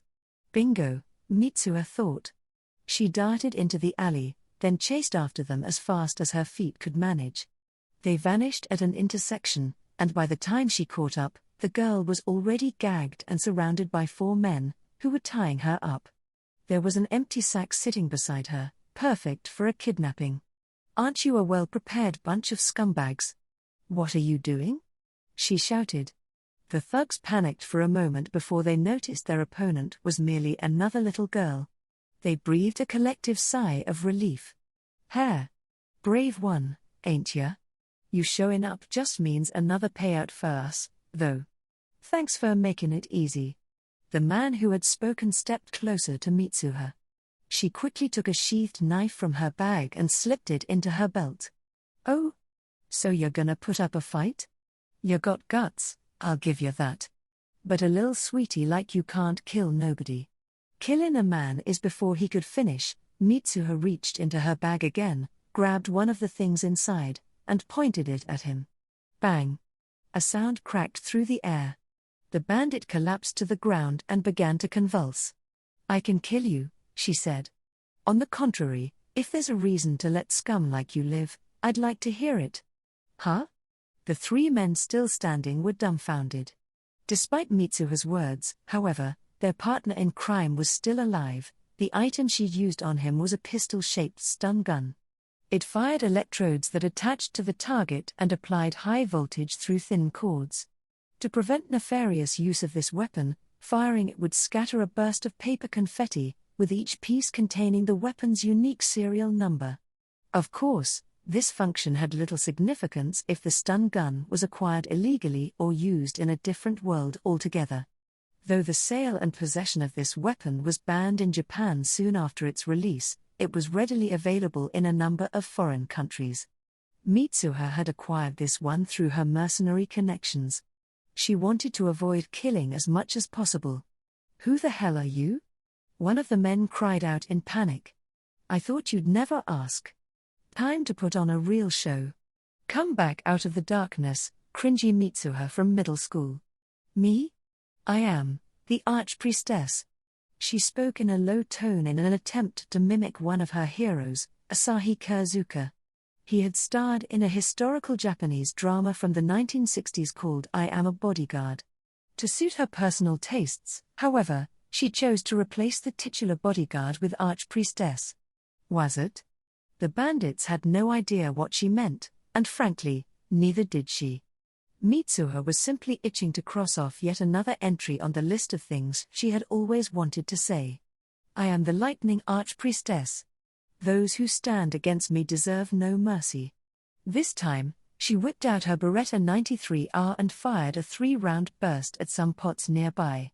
"It won't look cool if I stop to change modes, so let's just roll with this." Bar bar bang. Gunshots echoed around them as the bullets shattered the pots, sending ceramic fragments flying everywhere. Eek! The bandits screamed and tried to escape, but just as they did, a group of somewhat imposing soldiers popped out from the other end of the alley. "Princess, are you all right?" one of them called out. "Oh, so she really is a princess?" Mitsuha thought. While the soldiers were busy capturing the men and retrieving the princess, Mitsuha slowly backed away from the scene. She ducked into a side alley in an attempt to flee, but luck wasn't on her side. "Please wait, Miss Archpriestess." Upon hearing the address from behind her, Mitsuha let out an internal scream of frustration. There were soldiers at both ends of the alley, but this one in particular seemed somehow more important than the rest. He was an older man, and his face gave Mitsuha the impression that he had been through many an ordeal. How long have you been listening, if I may ask?" The man's answer crushed her. "Everything from what are you doing? Onward." "Oh, so all of it. Great. Thanks," Mitsuha thought, moments before she collapsed dejectedly to the ground, her hands splayed in front of her. "Archpriestess. Let me go, I'm begging you. I got carried away. I'm sorry." "Come with us to the castle," said the soldier. Mitsuha had somehow known things would come to this the moment she found out the girl was a princess. And the girl had seen her face, so there was no way out of it now. "Please don't look at me with those sparkling eyes, princess. Let me at least close up shop." She still hadn't run the numbers for the day, closed the curtains, or switched the security systems to their after-hours settings. There was still a lot for her to do. The princess and most of the soldiers returned to the castle, while Mitsuha returned to her store accompanied by the aged soldier and 2 others. "They don't have to be so on edge, it's not like I'm gonna run." She finished closing up relatively quickly, and her thoughts moved on to how she would prepare for the castle visit. A dress, maybe? Nah, too early for that. I already have a good ruse going on with the Count, so this time I'll be nothing more than a humble merchant. What about guns? They already saw me shoot. Assuming I keep the Walther PPS at my side, would I need the 93R? I can't picture myself using it. Mitsuha briefly entertained a scenario where she escaped the castle while clearing a path with gunfire, but she figured she could just world jump out of any real danger. If she did that, though, her efforts towards setting up the store and her network with the nobles would go down the drain. In the end, she tucked her Walther into the holster at her side and put the 93R in her bag. She had fired it off in front of the kidnappers and hadn't had time to reload. As for knives, she left them behind. While she could claim her guns were something akin to religious tools to explain away their existence, wielding a knife in front of the royal family was completely off limits. Opportunist that she was, Mitsuha also stuffed her bag with various items from the store's shelves. They were as full as ever, since she made sure to continually restock. Additionally, her business model prioritized quality over quantity, 1 item for 10 silver over 10 items for a silver apiece. Of course, she was willing to make sacrifices if it meant spreading happiness to girls around the world. I should sell stuff for that time of the month, too. It dawned on her that many of her wares didn't sell not only because of their prices, but because the people of this world simply didn't understand how to use them. In order to increase an item's popularity, she would need walking advertisements. It had worked for shampoo. But she imagined she would become far too busy if she upped her advertising, and so she dismissed the idea. Once she had put her gun and some souvenirs in the bag, Mitsuha's preparations were complete. She hadn't even changed out of her shopkeeper clothes. Mr. Soldier, you should be more careful where you step. The store's closed, which means the security system is on. Don't come crying to me if you're struck by lightning. The young man turned a bit pale. Attaboy. Now, walk straight ahead. That's right. Don't even think about touching the shelves. I don't recognize this ceiling, Mitsuha thought, fully aware of just how dead the horse she was beating really was. She had just arrived at the castle and was feeling somewhat let down. Part of her had expected to be transported in a carriage drawn by an excessive number of white horses, this world's equivalent of a limousine, surely, so you could imagine her disappointment when she had to walk like the commoner she was. The aged soldier remained at her side even in the waiting room. Mitsuha passed the time by reflecting on her personal fondness for refined older gentleman types like him. This guy, Count Bozes, Stefan the butler. In 10 years or so, Viscount Reiner will probably make the list, too. Her thoughts were interrupted as someone called for her. You are Mitsuha, I presume? Immediately upon seeing the man who had spoken, Mitsuha was compelled to curtsy. Yep, that's the king, all right. Please, raise your head. Come here and take a seat, said the king. There is no need for my daughter's savior to trouble herself with formalities. I myself won't bother with a terribly royal attitude. Treat me as you would an equal. Oh, so this isn't his king voice, huh? Mitsuha understood that even kings behaved differently depending on the surrounding company. They had families, for example, and it wasn't as though they all began life as kings. Some were even saddled with the title without expecting it. The hall in which they met was far from a looming throne room full of ministers, and she wasn't having an audience with him on some sort of official business. This was simply a casual meeting with a father who wanted to thank her for saving his daughter. Realizing she'd been nervous for nothing, Mitsuha took her first real look around the room. It was a relatively humble space housing a table and some chairs. Everything was luxurious, of course, but such was standard fare for a palace. Mitsuha would have been more surprised if the room had been decorated with a cheap folding table and chairs instead. With the king were a mature, dignified lady, the queen, no doubt, as well as the princess from before, and a princely-looking boy. He appeared to be younger than the princess. If Mitsuha had to guess, she would have put him at 8 years old. He seemed particularly interested in her. Was it something the princess told him? She wondered. Behind them, there was an elderly man she assumed was the Grand Chamberlain, while behind her stood the refined soldier who had accompanied her there. I said I'm not gonna run away, damn it. Now, Lady Mitsuha, the Lightning Archpriestess. The king began. Mitsuha, the general store owner, she corrected. Lady Mitsuha, the Lightning Archpriestess. Mitsuha, the general store owner. Lady Mitsuha, the Lightning Archpriestess. Mitsuha, the general store owner. Lady Mitsuha, the Lightning Archpriestess. Mitsuha, the general store owner. Lady Mitsuha, the general store owner. He gave in at last. Mitsuha was aware that this was a golden opportunity to turn her reputation around and insist that she was, in fact, the Lightning Archpriestess, but she ultimately decided against it. Once they had settled on her mode of address, She explained what had happened earlier in the day. After the princess bought some items from my shop, I saw her off. It was then that I noticed a suspicious-looking man following her. It worried me, so I ran after them. You wouldn't believe my surprise when I found a group of men trying to kidnap her. I gathered up my courage and called out to them, but since I'm just a little girl, there was really nothing I could do. That was when the soldiers came and saved us both. I've been told a different story, the king said. After the princess bought some items from my shop, I saw her off. It was then I understand that part. Let's move on. I win again. Mitsuha continued to treat the archpriestess affair like some sort of fairy tale or a figment of his imagination, so the king surrendered. Whatever had actually transpired was left unclear.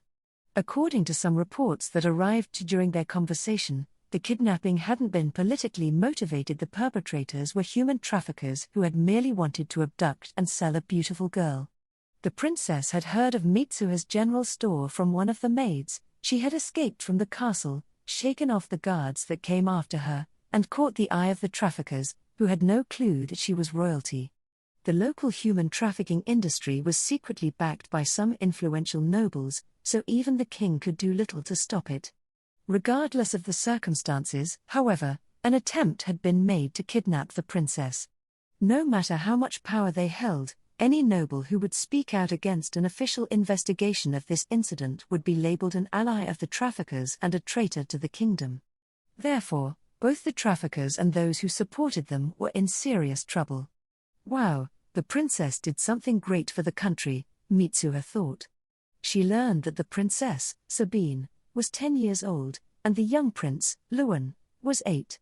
They were the youngest of 5 siblings, and the others 2 sisters and a brother were a fair bit older than them, so Sabine and Luan were closer to each other than the rest. The older siblings did love them, of course, they just chose not to join in the young ones' childish games.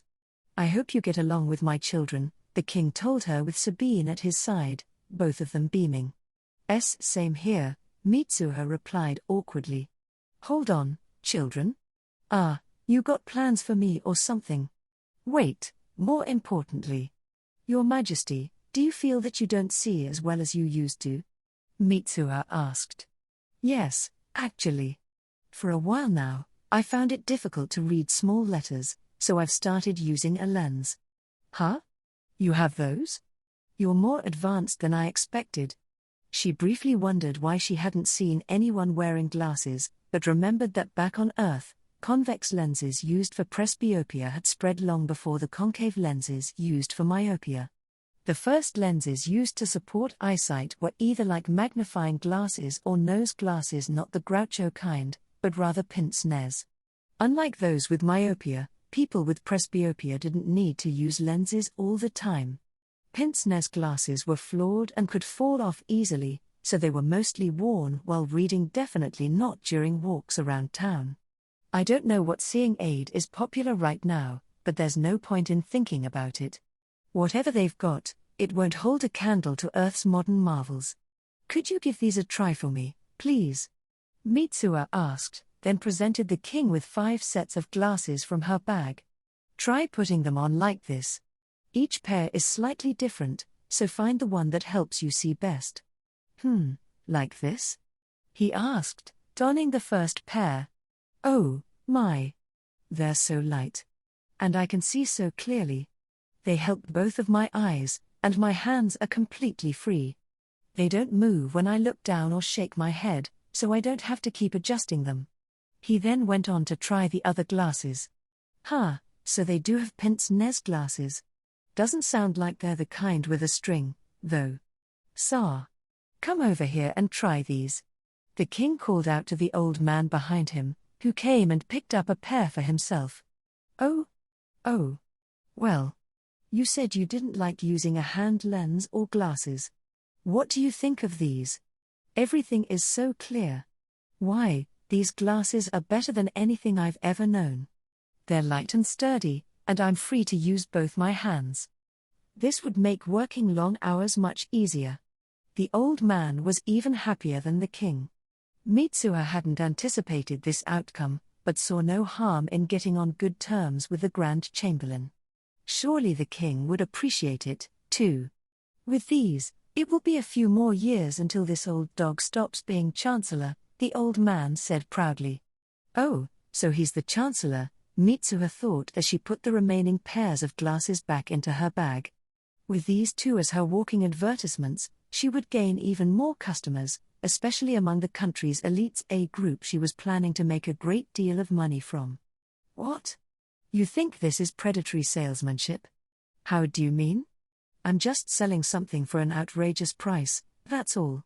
Do you have more wares of such quality? Asked the king. Please, don't hold back. Money is no object.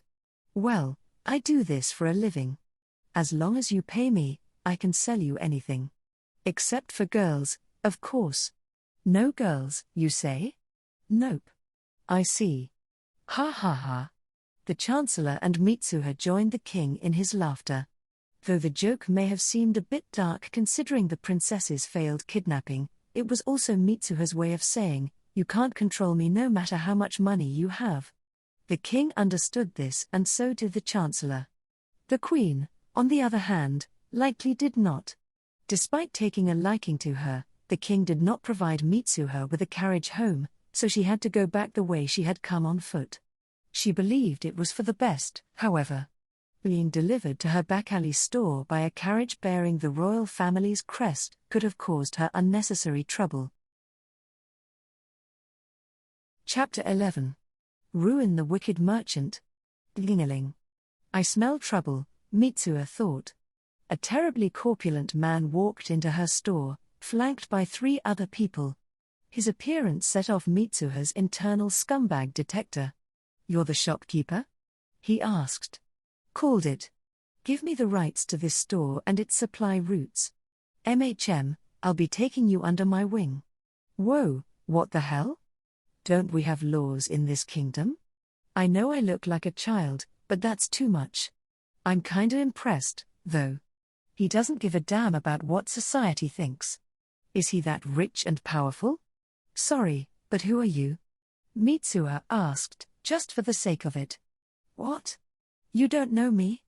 The man seemed genuinely insulted. I guess I can't expect much from a little girl. Very well, I'll enlighten you. I am the president of the Adler Company, Nelson Adler. Oh, the Adler Company? First I've heard of it, Mitsuha thought to herself. Yes. Rumor has it that this place deals in fish, so-called shampoo, and other curiosities. You're young, but you have potential. I'll look after you, so you'd better appreciate it. Yeah, that makes a lot of sense. I guess Count Boses's pressure didn't squash nosy merchants, too.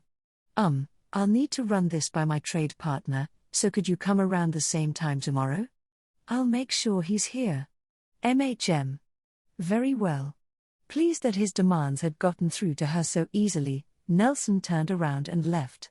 He had likely intended to strong-arm Mitsuha if she refused, and her obedience led him to believe that she either knew going against the Adler Company was a bad idea, or she was simply an idiot. Ha! As if I'd make it that easy for him. Also, I said I'd call my trade partner, but I didn't say anything about a supplier. Ding-a-ling. Mitsuha. I'm here. Came a girl's voice. So you are. Mitsuha replied, thinking about what a regular Sabine had become. The girl had initially called her mistress Mitsuha out of respect, but Mitsuha didn't want it to seem like she was forcing the princess to humble herself before a commoner, which would certainly buy her a one-way ticket straight to the gallows. She had therefore insisted Sabine just call her Mitsuha, which eventually worked. Sabine joined Mitsuha behind the counter. There was a small TV and a DVD player hidden there. Customers couldn't see them, and Mitsuha made sure to stop whatever was playing if she needed to greet someone. For this reason, any customers who arrived during an engaging part of a show earned an intense, largely unmerited glare from Sabine. Since the princess had become a daily visitor, Mitsuha, unable to tell her much about Japan, had run out of discussion topics. Then one day, she had accidentally pressed the wrong button on the remote, revealing to Sabine the existence of the TV and DVD player. The princess had gone wild over it, and Mitsuha had found herself unable to play off her mistake. Soon enough, the two of them began watching things together. However, Mitsuha had made sure to tell the princess that the TV was a magic mirror of clairvoyance that would break if she told others about it. She even selected appropriate shows to increase the potency of the lie, including a story about a little witch who would lose her magic if her identity was discovered, and another about a character who lost everything because of a broken promise. It worked spectacularly. Additionally, as Sabine didn't know Japanese, Mitsuha had to translate the shows on the fly. Doing this was so tiring that intense transformations or special attack scenes, which involved little to no dialogue, relaxed her. Sabine, please give this letter to the Chancellor when you get back. It's very important, so don't forget it. Though she had a devilish side, Sabine was a bright girl with a good head on her shoulders, and Mitsuha was fully confident in her abilities. The princess nodded with a serious expression, took the letter, and tucked it into her pocket. Ding-a-ling. I brought the contract, girl. Sign it. Well, then. You sure don't waste time, do you, Nelson? Mitsuha, who is this? Sabine asked, peeking out from behind Mitsuha. Since the princess was just 10 years old, few citizens knew what she looked like at a glance. She was also wearing plain clothing so as not to stand out. As pretty as she was, in her current state, no one would assume she was royalty. He's from a big company and says that he wants to take me in, said Mitsuha. What? You're going away? No. Please don't. What an actress. This girl actually scares me sometimes. Upon seeing a girl who was exceedingly charming even by noble standards, Nelson cracked a fleshy grin. Oh? If you want to stay with her so much, why not come along? Really? Sabine jumped for joy, and just as Nelson's smile stretched even wider. Ding-a-ling. The bell chimed yet again. Sorry to keep you waiting. The newest visitor showed himself in. Why, Chancellor? Nelson couldn't withhold his surprise. Yep. Everyone's here, Mitsuha thought. Sorry for calling you like this, Sir. Oh, don't be. Your calls come before all other matters, Lady Mitsuha. She refers to him by his first name? Nelson was panicking. And why is the Chancellor so humble with her? He had a bad feeling about this. This man told me to hand my store over to him for free, said Mitsuha. He also wants to take me away, and the princess as well. I just wanted to tell you that, well, it looks like I'll have to refuse the king's requests from now on. Oh? What's this I'm hearing, Mr. Adler? The Chancellor gave the large man an icy glare. Huh? Wait, Nelson was sweating bullets. Do you truly intend to interfere with the business of a merchant working directly for His Majesty the King, lawlessly take possession of her place of business without compensation, and coerce young girls into becoming your property? What? No, not at all. By now, the president of the Adler Company was as clammy and desperate as a fish out of water. Is he even breathing? Mitsuha wondered. Not at all, you say? No. I mean, yes. Exactly. Then I trust you will not meddle with this store or anyone associated with it, directly or indirectly? I won't. I swear by the goddess. Then I would like you to keep watch for any obstruction of this business. You will be held responsible if something happens, so you had best inform any pertinent parties right away. Certainly. With that, the Adler Company was now obligated to make sure that not only its own members, but all businessmen in the capital, avoided meddling with Mitsuha's general store. Mitsuha couldn't even imagine what kind of punishment the Chancellor would bring down upon Nelson, were he to fail. It had come at a cost, but Nelson had made it through the most dangerous moment in his life, or so he thought. One more thing, Mr. Adler, the Chancellor continued. I hereby revoke your permission to set foot on the castle grounds. Starting tomorrow, employees of the Adler Company are barred from entering the royal palace. What? Nelson turned white as a sheet. For the Adler Company, a purveyor to both the palace and the government, a ban from the palace was far more than merely a loss of sales. It also meant losing the people's trust and becoming a laughingstock among fellow merchants. Even the top businessmen in the capital know the country wouldn't have been able to pick up the pieces from this degree of damage. Why would you do such a thing?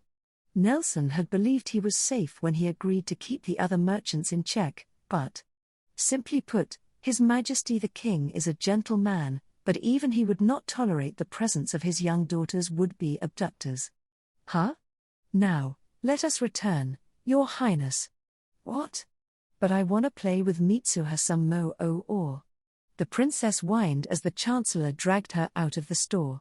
All that remained in their wake was a lone man collapsed into a puddle on the floor. Rest in peace, Nelson.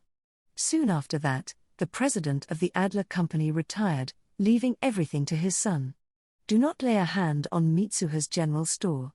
His last order as acting president may have been uttered through gritted teeth, but it was heard by all the merchants in the capital. No, the country. Hey, Sabine. Wanna inherit the title of plumber of the opera from me? No. That sounds weird. You just want to push it on me to get rid of it, don't you? Such keen senses. She really is scary. Chapter 12. Yamano Cuisine. Mitsuha was selling more and more pairs of glasses by the day, and she knew she had the chancellor to thank. Between this increase in business and his help with the Nelson affair, she was developing a real appreciation for the man. Sales of her other stock were picking up, too, despite the outrageous prices. She had also managed to sell Sven's party a bike trailer. The mercenaries had thought long and hard before making the decision. They knew the purchase would blow a hole in their wallets, but since it had seemed like a worthy investment, they'd ended up biting the bullet. Mitsuha had explained the alternative options of renting or leasing, but Sven had ardently refused. How manly. She had sold it to them for about the same price as she herself had paid, which was a great kindness by her standards.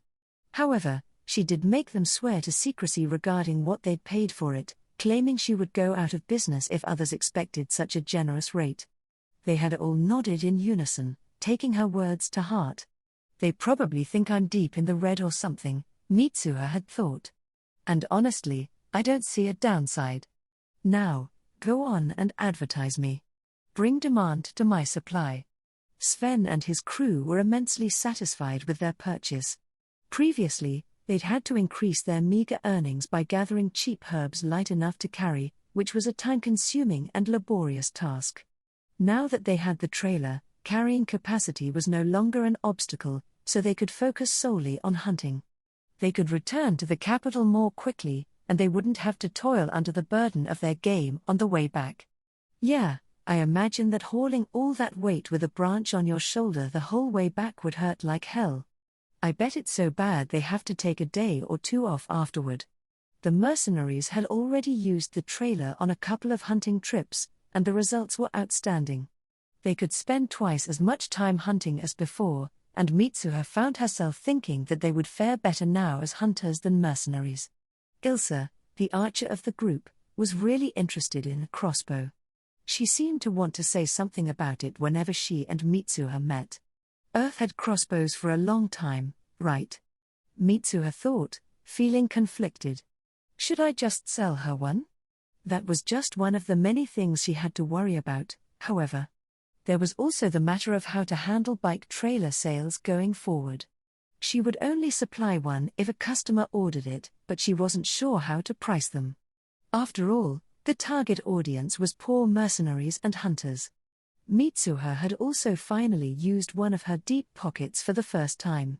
Throwing in the first coin had been an exhilarating moment for her. She had placed her ear against the pipe as it fell, waiting in anticipation.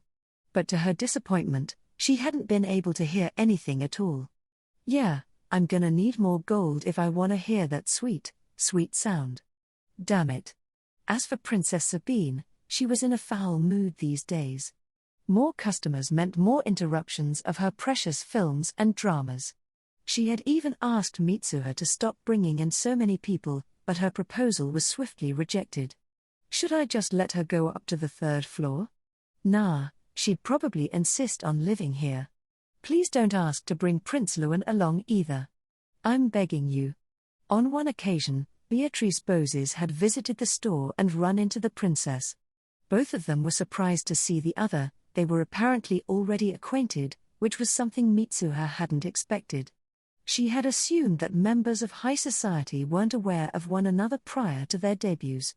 The noble girls had explained things to her. As the eldest daughter of an influential count, Beatrice had been assigned to socialize with the youngest princess. Their relationship was something akin to school friends. Good call not picking someone Sabine's age, Mitsuha had reflected. I can just imagine the kind of fights they'd have. Beatrice is older and more mature, so she probably lets things slide here and there. Hey, Sabine, don't try to talk to her about the DVDs. Don't even think about showing them off, either. I said the TV would break if you talked about it, didn't I? Ding-a-ling. A girl no older than 18 entered the store. Instead of heading into the aisles, she walked directly over to Mitsuha. Huh? What? Excuse me, is this where I go for consultations? Would you look at that? The sign I hung up at the entrance is already working. This'll be my first consultation request in a while. Oh, and just so you know, I also put up a sign with the store's name. The girl's dilemma was as follows: her family's home also functioned as a diner, and it employed 5 people, her parents, herself, and 2 prep cooks. Her father was the owner and head of operations. A 28-year-old man was sous chef, and the 19-year-old was part apprentice, part assistant. The girl and her mother worked as waitresses, though she was training to become a cook herself. All was well until she caught the eye of a certain young man, the second oldest son of a family who owned a larger restaurant in town. The girl was a cheerful character beloved by many, and this man began to pursue her aggressively. She refused his advances, as she herself was attracted to the young apprentice working for her family, but her suitor showed no intention of backing down. Eventually, the restaurateur himself got involved. Since his own business would be passed down to his eldest son, he wanted his second son to marry the girl and take over her family's diner. He couldn't do anything to outwardly destroy its reputation, of course, so he started to meddle in their business by way of underhanded tactics. His first move was buying out the older of their 2 cooks. Not long after that, the girl's father was suddenly assaulted by a group of thugs. They deliberately broke his right arm, leaving the rest of him unharmed. It would heal completely if given enough time, but he couldn't cook until then, so they were forced to close up shop temporarily. This last event had occurred just a few days ago. The family learned of the restaurant owner's plot from an employee of his who happened to owe a debt to the girl's father. Her request was simple: please, help us. Hold on a second, Mitsuha said. She went and hung her closed due to special contract sign on the door, then closed the curtains. Time to get my rusty consultation gears a-rollin'. But, why she want to talk to a girl who only looks 12 or so about something so heavy, anyway? Oh, she's friends with the Rinner's maids? Makes sense. Let me get this straight. You want me to reopen the diner, prevent any further damage to business as well as any future interference from the restaurant and, if possible, help you tie the knot with the apprentice. Is that everything? Yes, the girl replied meekly. She was surprised to hear such words from someone who looked so much younger than herself. The mention of her love interest had also caused a flush to spread across her cheeks. First of all, getting new cooks would be tough. Inexperienced hires probably wouldn't be of much help, and unemployed veterans are pretty rare. You might even pick up someone hired by the restaurant to sabotage you. Huh? The girl's reaction made it obvious that she hadn't even considered the possibilities. Basically, to solve this problem, we need to reopen the diner, run it without hiring anyone untrustworthy, and gain enough profit to make up for the losses from the temporary shutdown. Then we've got to keep it running at a profit, crush the other restaurant owner's plans, and lead him to destroy himself. Then he'll never bother you again. It's that simple. No, it isn't. How are we supposed to do that? That's a job for Mitsuha's General Stores Consultancy Division. Leave it all to me. Mitsuha's words were brimming with confidence. But, You didn't mention anything about tying the knot. This girl's a lover and a fighter, Mitsuha thought. At 9 o'clock that evening, a group of 5 people were holding a meeting inside the girl's family's diner, Paradise. A single light shone over their table, and seated there were Bernd and Stella, the couple who owned the establishment, Alina, their daughter, Annelle, the apprentice, and, of course, Mitsuha. She had just finished explaining to them everything she said to Alina earlier in the day. "That's impossible," Bernd declared. "First of all, look at my arm. Annelle can do the prep work just fine, but he can't run the kitchen by himself. All Alina can do at this point is help out with the simple stuff, and if we've got 3 people in the kitchen, Stella's gonna have to do hosting and serving all on her own. She can't work the dining room and the register." He seemed adamant. "Bernd, do you understand why apprentices need years and years to become proper chefs?" Mitsuha asked him. "What?" "Well, 'cause they start from the basics, watch the other chefs work, practice in their spare time." "Exactly. No one sits down to teach them. They have to use what little spare time they have to train through trial and error, making lots of culinary disasters. Am I right?" "Yeah, that's how you become a chef." Then imagine spending the whole day teaching Annelle how to make a single dish. He already mastered prep, didn't he? If you hammered it into his head, eventually he'd know it well enough to make it at least 9/10 right, don't you think? It wouldn't have to be perfect. You're not wrong about training, but in cooking, that remaining 10th is hard to get right. If 9/10 is enough, Annelle can probably do a few dishes already. I want you to spend a week coaching Annelle and Alina. Don't worry, you can keep an eye on them and help them get it right even while they're working. A broken arm won't get in the way of that, right?" I guess." Annelle could barely believe what he was hearing. In the realm of cooking, the only ones who could learn directly from their master were either their direct successors or employees trusted enough to inherit the establishment, and even then, it only tended to happen at the end of the chef's career. An apprentice chef getting a whole week of training was simply unheard of. But the taste would still be lacking, and it's not like our diner has some kind of specialty. I don't think the customers who went elsewhere during our short-term closure would come back fast enough, and the regulars would notice the drop in quality. And like I said before, Stella can't handle the customers alone." Mitsuha grinned. "Don't worry. I have a plan. I'll make it a real walk in the dark." That's not reassuring at all. 1 week later, Paradise was back in business. "One order of omelette rice for you, and an udon for you. Enjoy. Hamburg steak special, coming right up." The diner was bustling with activity. 4 waitresses were taking orders and running food out to customers. Besides Stella, there were the 2 female mercenaries, Grit and Ilse, as well as 1 more part-timer. Mitsuha had offered this job to the 2 of them. Drawn to the idea of good pay, free food, and a chance to take a break from hunting, they didn't hesitate to accept. The wages and meals from Paradise, as well as the commission and reputation they would earn after completing the job, made for an offer they couldn't refuse. Mitsuha had chosen only to hire the women, however, feeling the male mercenaries were unnecessary in this situation. Back in the kitchen, Annelle and Alina were hard at work following the instructions of Bernd and Mitsuha. Bernd taught them how to make the items on Paradise's standard menu, while Mitsuha guided them in the arts of Yamano cuisine. Yes, Yamano cuisine. That was the name of the mysterious culinary style that had recently become a hot topic among the nobility. It was said to be unbelievably delicious, and thought to be made using unimaginable methods and impossible ingredients. Many cooks tried to emulate this food based on what little information they had, but none of them succeeded. The only exceptions were those who had begged for help from the head chef of a certain noble house. While learning under him, they had asked him what to call it, to which he had replied, Yamano cuisine. Each dish had its own name, of course, but that was the name he provided for the style as a whole. Yamano cuisine was not the name of a single dish, but of all dishes that used the Yamano techniques. It was akin to a secret martial art. The other chefs praised him for the food, but he always shook his head in response, saying that he had created none of it, he had simply learned it from his master, then honored her by putting her name on it. That was the story of Yamano cuisine.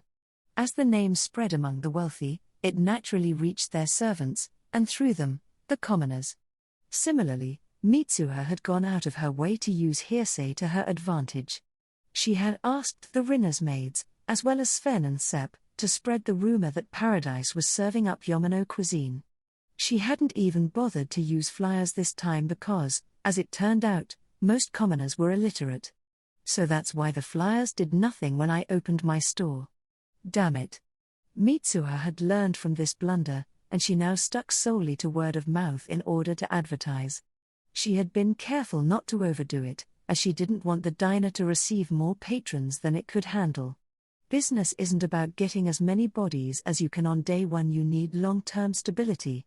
At Paradise, Yamano cuisine followed Mitsuha's business model of big profits, slow returns. After all, there was a limit to how many customers the diner could hold. She chose to target wealthy individuals, commoners who desired a taste of luxury, men looking to show off to women, old couples who had money saved and wanted to celebrate a special occasion, and so on. Of course, Yamano cuisine that was cheap and easy to make had lower prices than the rest. A bowl of udon, for example, cost just 5 or 6 small silver. It didn't look terribly fancy, either, so putting a high price tag on it wouldn't have been a good idea. These dishes were quite popular, though, so Mitsuha was satisfied. Even the more expensive dishes weren't on the same level as the rip-offs in her general store. Nothing was priced higher than 2 silver, which was about 1,800 Japanese yen. And, as you might expect, the diner's original menu maintained its usual prices. On the first day after Paradise's reopening, most of the tables were occupied for nearly the whole day. It wasn't a full house, but it was still a great success, and an example of the power of gossip. Sometime in the afternoon, Stella had briefly caught a man peeking in through the window, wearing a bitter expression. From what she told Mitsuha, this visitor had been the crooked restaurant owner who'd been trying to bring them down. You know, I feel like I should add that Marcel considered calling it Mitsuha cuisine instead of Yamano cuisine, but I begged him not to do that. It was tough trying to figure out what to use instead. Japanese cuisine wasn't completely right, and it would confuse me, too. Earth cuisine didn't work well, either. In the end, we talked about it and agreed to call it Yamano cuisine. I was fine with it because there aren't too many people around here who know my last name. Anyhow, Paradise's part-timers had been hired on a 7-day contract. During this time, Anel and Alina aimed to become skilled enough to run the kitchen by themselves, which would allow Bernd to stick to front-of-house work. He didn't need both hands to run food or handle payments. On the second day, Mitsuha began to notice wealthier-looking individuals and possible nobles among their customers. As these people likely had a reputation to maintain, they didn't want other members of high society to know they had visited such a commoner-oriented diner. It was for this reason they all wore plain, modest clothing. That plan would have been smart if it wasn't so obvious, thought Mitsuha. Not that I care if they come to this place, it was actually part of my plan. If Paradise's one-of-a-kind menu brings in nobles and influential people, anyone who wants to mess with this place like that restaurant owner will be in for a hell of a time. Powerful customers make powerful allies. It looks like there's way too many of them, though. We even have a line outside. Didn't really see this coming. Will it even out in a week, I wonder? Wait, Alina, that's not how you make katsudon. By day 3, business was booming. The training in the kitchen was also going swimmingly. Anel and Alina had begun to excel at their jobs. Mitsuha had thought long and hard about what kind of Yamano cuisine to put on the menu. It was essential that the dishes were cheap for the diner to make and didn't rely on her world-jumping power, especially since she wasn't entirely convinced it was permanent. There would be no cheating with spices or anything like that, and the food had to be simple enough that even beginners could put it together quickly and with minimal instruction. Under those conditions, she had chosen things like omurice, fried rice encased in a fluffy omelette, Hamburg steak, and udon. I also taught them how to make mayonnaise. I mean, It's just a mix of eggs, oil, vinegar, and some other stuff. There's no harm in advancing their cuisine, right? It's not like I'm popularizing microwaves or something. I do have one for myself, though. I need it for frozen food. Soon after opening up for the 5th day, Paradise was visited by a group of 5 men. They cut discourteously into the line outside. "Ah, sir, please don't ''T Stella's words were cut short when she realized who she was dealing with. "Business is booming, I see," said the man who stood out most in the group, the owner of the large restaurant. His entourage included the ex-Paradise employee he'd bought out, 2 guards, and a portly man Stella didn't recognize. She quickly called for her husband. "Can I help you?" Bernd asked as he walked out of the kitchen, clearly in ill humor. Now. There's no need for such a sour expression. "I am merely here to do my duty as a virtuous citizen," said the restaurant owner. "What are you talking about? I reported your criminal acts and came to see to it that you're properly penalized." He pointed at Bernd with a wide smile on his face. The recent change in the diner's operations had led him to switch to a direct assault. "Criminal acts? What do you mean? Don't play dumb. I have guards with me. Listen, I really don't know what you're talking about. You're going to have to explain." In response to Bernd's words, the restaurant owner pointed at the menu on the wall. That right there is proof of your misdeeds. Huh? You falsely claim to sell the famous Yamano cuisine, fooling your customers and robbing them blind. Guards, arrest this man at once. Bernd and Stella were flabbergasted.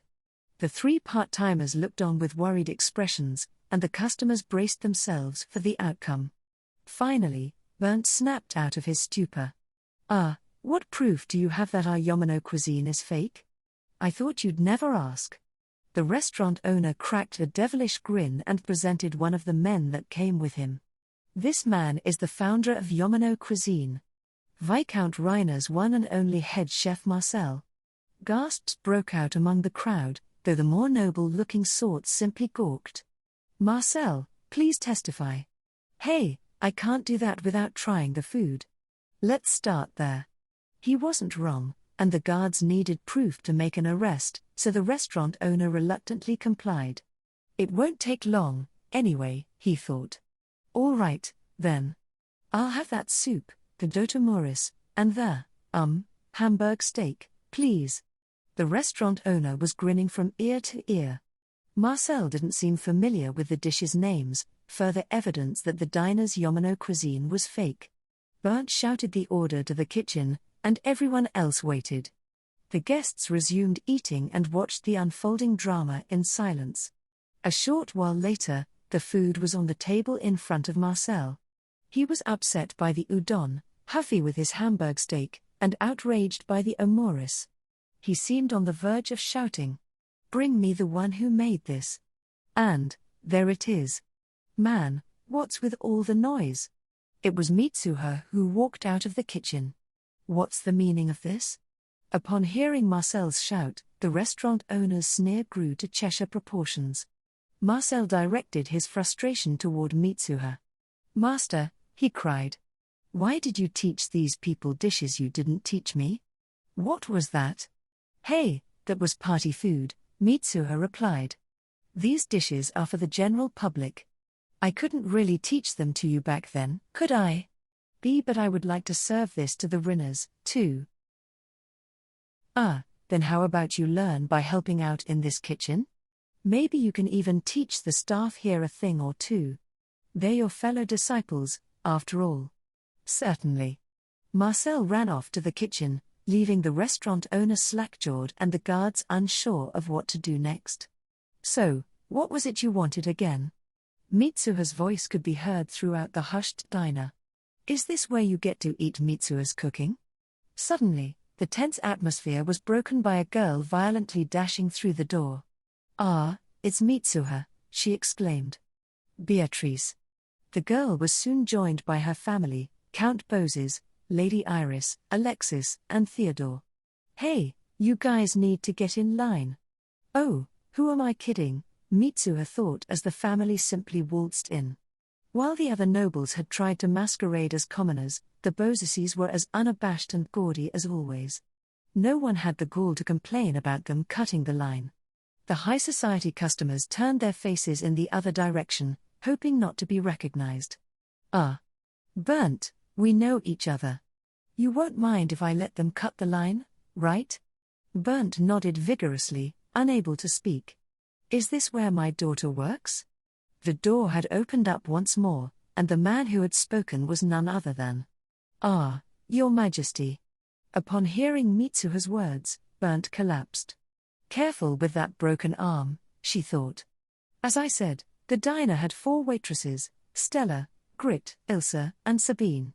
The girl hadn't been able to bear Mitsuha's absence for an entire week, so she had come to the diner every day. Mitsuha had asked her to help with running food and other assorted tasks, and the girl seemed to enjoy it. She would even sit beside customers she liked, talk to them, and share their food. Essentially, Sabine did whatever she wanted, but the customers didn't mind, and so neither did Mitsuha. However, of course they don't mind. What kind of man would say no to this cutie fawning all over them? It's the pretty face, isn't it? Women are worthless without one, huh? And man, whenever she talks to those noble types, she always takes notes. I don't know what that's about, but it scares me. Mitsuha was also feeling mildly impressed by the guards brought in by the restaurant owner. She had heard that the town guards were all commoners with little training or social standing, but they ran to the king's side with fierce loyalty. The king was accompanied by the chancellor and the older palace guard. The 2 of them looked very pleased with the town guard's performance. I really hope this ups their reputation. Oh, and another thing. Hey, guys, she said, addressing them directly. Burnt was attacked by thugs recently, and I think there might be more to that. Think you can look into it? Mitsuha shifted her gaze from the guards to the restaurant's owner. The king looked at him, then the guards, and nodded in encouragement. Right away, Your Majesty. The town guards replied rigidly. Not like they could have said no, but it's a chance to move forward in life. Gluck, guys. The guards grabbed hold of both the restaurant owner and the ex-Paradise employee and took them away. They aren't going home, that's for sure, Mitsuha thought. The king's own guards were, by the aged man's order, stationed outside the diner. Also, as it turned out, the ex-Paradise employee had committed a grave sin. The culinary sphere in this world valued relationships, including seniors' affection for junior workers, bonds between fellow chefs and cooks, and gratitude toward one's instructors, with the third being the most important. Betraying this principle was so heinous that no reputable restaurant or noble kitchen in the capital would hire him now. The local chef network is something else, Mitsuha mused. After everything that had happened, Mitsuha was sure no one would ever interfere with Paradise again. Part of her was a little worried that the diner itself was now beyond belief. Imagine telling somebody, hey, there's a commoner diner that nobles love, the king pops into now and again, and has a princess among its waitresses. Of course they're gonna say you're full of it. But I didn't plan on any of this, I swear. Seriously, talk about overkill. And speaking of kill, I sure hope that restaurant owner doesn't get snuffed out. As service resumed, the 3 Beause's children insisted Mitsuha herself make them something to eat. Sabine dropped all pretense of working and joined her father to order something as a customer. This is going on your tab, Your Majesty. Oh, well. Guess I'll treat the princess to an improvised kids' meal using a Hamburg steak and some amores. This turned out to be a mistake, however, since everyone else then wanted the same. It barely makes a profit, it's a pain to make, and it's not even on the menu, damn it. I guess you couldn't make it happen, huh? Alina asked, back in the kitchen. What do you mean? Asked Mitsuha, puzzled. You haven't helped me, tie the knot with an L. It had completely slipped her mind. Hey, Your Majesty, can you help me with some matchmaking? No, Burnt cried out in desperation. You're a papa bear when it counts, huh, Burnt? Wait, what? You wouldn't mind 'cause he'd marry into the family. You stopped me 'cause of something way more important. What the hell? And so, Paradise continued to run a relatively normal diner. Besides the fact that it served Yamano cuisine, had hidden nobles among its customers, was often visited by the king, and employed a princess as one of its waitresses, that is. Each new day saw another full house, and another line out front. You guys should hurry up and hire more people before one of you keels over. The whole Paradise ordeal had not been a very profitable venture for Mitsuha. She had merely helped out a diner that wasn't doing so well. Between the mercenaries' wages and various other expenses, she was left with just over 1 gold in profit. Well, at least I had fun, she thought. I'll chuck this gold coin into one of my deep pockets. It's got more significance than the gold I make selling glasses, after all. Sabine had taken a liking to serving customers, so she sometimes went to Paradise to help out. She waitressed for free unless you included her staff meals, but received enough tips from customers to put away a healthy amount of savings. The princess was extremely good at coaxing things from other people. Additionally, she was always under the watchful eye of her guards during shifts. Some disguised themselves as customers, while others pretended to be random citizens walking by or loitering outside the building. Once their contract ended, the 2 female mercenaries returned to their party, having made a pretty penny from their wages and tips. They could have chosen a comfortable career as waitresses, but what would the poor men of their party do then? It really is all about the face, huh? Oh, what? I just didn't get any tips 'cause I was in the kitchen the whole time? Okay, that's a relief. I see we still know next to nothing about her, said the king. It appears so, replied the chancellor. The 2 of them were in the king's office at the royal palace. Sa stood and listened attentively as the sovereign read a report. She appeared out of nowhere in the Bozaces county. Soon after, she killed a pack of wolves unaided in order to save a village girl. This encounter left her with severe wounds from which she quickly recovered. She then became acquainted with the Bozes family and went on to open a curious shop in the capital. Furthermore, the wares she sells have unknown origins, her knowledge is outstanding, and she displayed exceptional talent as host of the Reiner Girls' debutante ball. I find it hard to believe she is merely a noble young lady from a small, faraway country. The Lightning Archpriestess, eh? Truly a character. She seems to mean the kingdom no harm, at least. We met through the dissolution of a human trafficking ring, and she helps people a great deal, from what I hear. She even saved Sabine, who has grown quite fond of her. You also have her to thank for those glasses. True. Anyway, I see no problem with her. We should even work to bring her closer to us.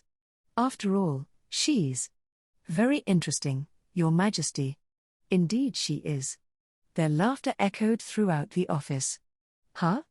An invitation from the king? Mitsuha asked. Yes. Sabine nodded.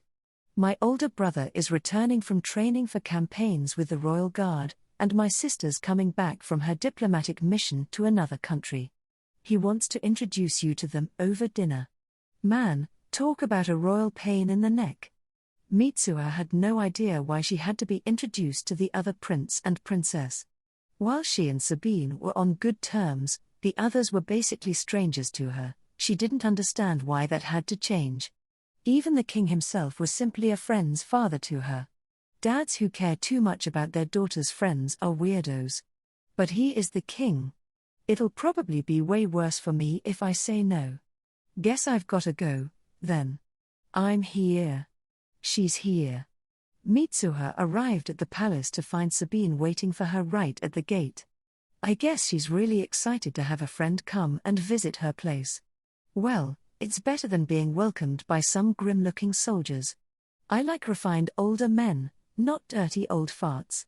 The princess led Mitsuha into a relatively simple room, and it took her a moment to realize that it was the same one as last time. Maybe the palace has fewer rooms than I thought. The king and his wife were already inside. The queen was beautiful, but her silence minimized her presence in the room. Oh, I get it, thought Mitsuha. She's just letting her husband have the spotlight. Well played, lady. In addition to the 2 of them, There was a prince who was perhaps a little over 20, and a princess who looked to be in her mid-20s. Wait, mid-20s and still living with her parents? In this kind of world? You know, that pretty much makes her a spinster. Never mind. I didn't mean it, all right, so don't look at me like that. And did you just read my mind? Is Professor X your dad or something? Lastly, there was a princess in her late teens, 17 or 18, Mitsuha guessed, and the two little royals she already knew, Sabine and Luan. The entire family was present, and their combined gazes made Mitsuha feel as though she was being evaluated all throughout dinner. The stares from the eldest brother and sister were particularly stern. They didn't seem malicious or hostile, however, and so Mitsuha assumed they were merely sizing up the stranger their youngest sister had suddenly become so fond of. Hey, now, it's not like I meant for this to happen. Ah, Sabine, don't you dare mention the DVDs. When the dinner finally came to an end, Mitsuha was glad to leave. Though she had initially been apprehensive about joining them, their discussions about the specialties and economic situations of the country's separate territories had made the affair worthwhile. However, the king had also spoken with her about the surrounding countries. The eldest princess had even pried for her opinion. Why? I'm just a merchant. I don't care if the neighbors are acting suspicious.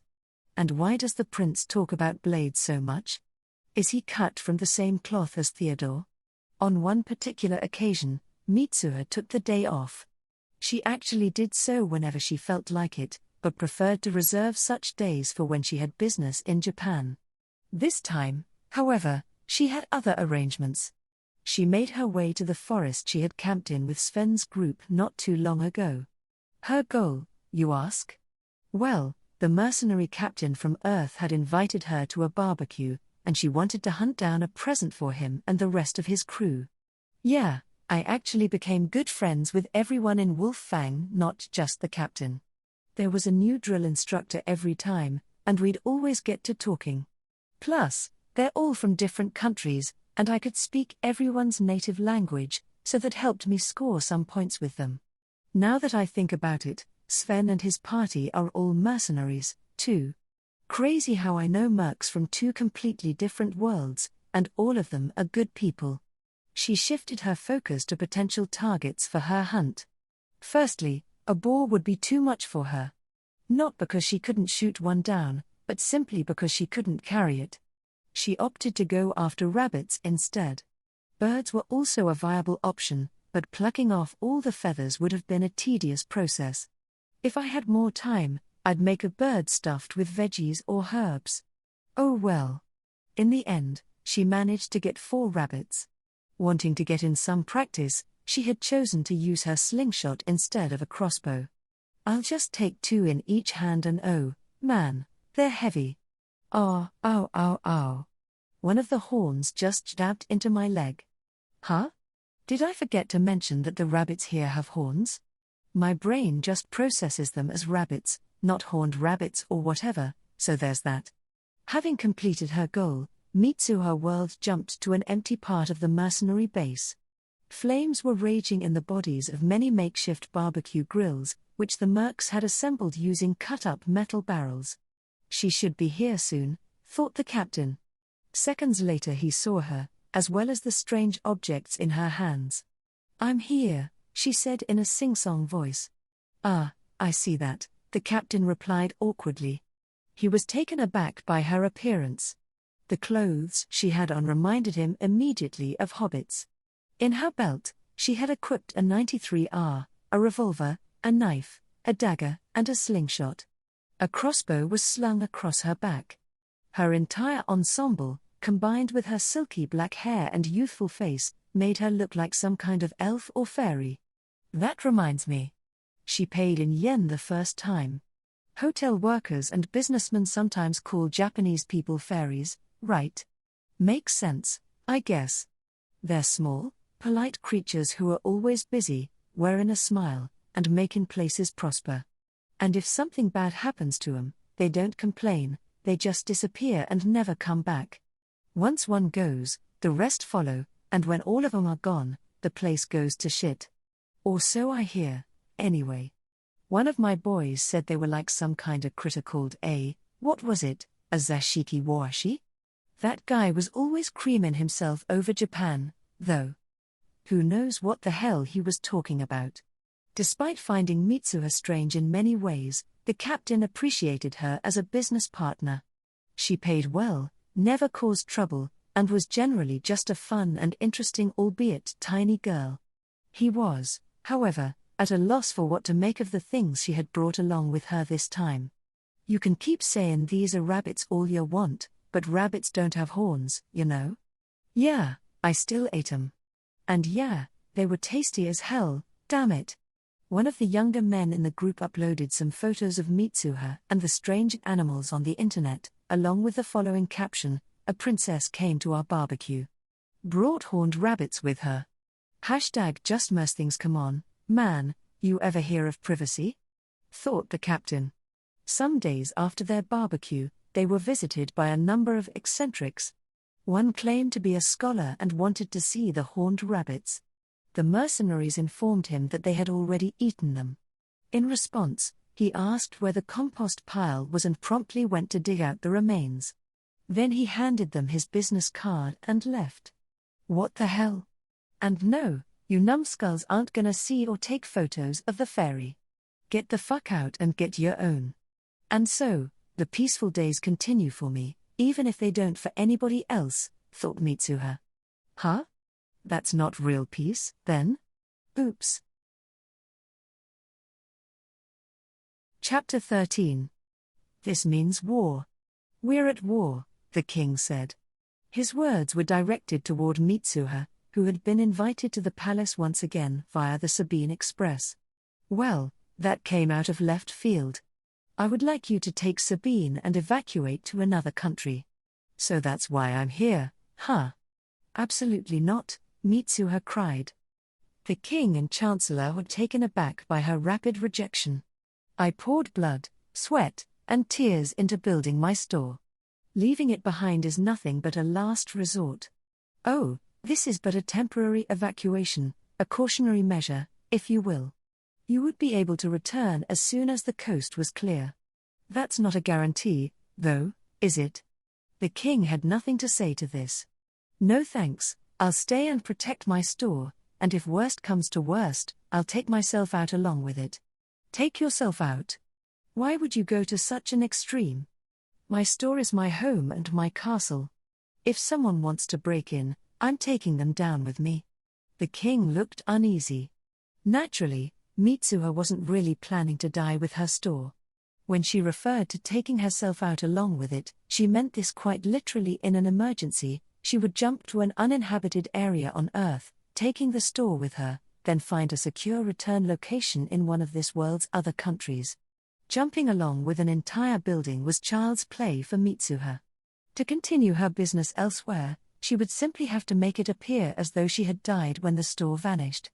Therefore, she could stand her ground there until the very last moment. The information network in this world was relatively weak, and there was no photography, so she would have no trouble creating a new life for herself somewhere far away. Besides, people think I'm a little kid, so they'll picture me looking different in a few years' time. That means I'd be safe, because by then, I'd still look the same. Too bad for you, would-be sleuths, I'm already fully grown. Arg. Even though it's a good plan, it still hurts, damn it. Above all, Mitsuha had no desire to get involved in a war, so she simply refused the king's request and left the palace. However, she did intend to come for Sabine if the country's situation turned dire. The young princess had the adaptability to make it anywhere, be it another country in this world or even on Earth. Back in her store, Mitsuha spent a long time thinking. No customers came, surely because everyone had heard about the war. It wasn't something that could be kept secret, and there was no point in doing so. War involved mobilizing a great number of soldiers, calling for volunteers and mercenaries, gathering food and other supplies. These activities simply couldn't be hidden. Now that ballroom season was over, the nobles had all returned to their homelands. Beatrice had wanted to stay in the capital, but in the end, she too had gone back with her family. The only nobles who remained were those who had sons or subordinates to run their lands, and the landless nobles who had power only through their posts. According to the king, the country they were now at war with had been acting suspiciously for some time, but he hadn't expected them to take action so soon. They shouldn't have had the military and financial resources to fight a war for several years yet, and neither country was terribly impoverished or lacking in options, so the king had wondered what they were planning. Then, he had received earth-shattering news: the enemy empire had somehow added monsters, orcs, ogres, and the like to their army. On top of these grievous conditions, a few nobles with territory near the border had chosen to defect to the other side. Normally, these nobles would have kept enemies at bay while buying time for the kingdom to gather its forces.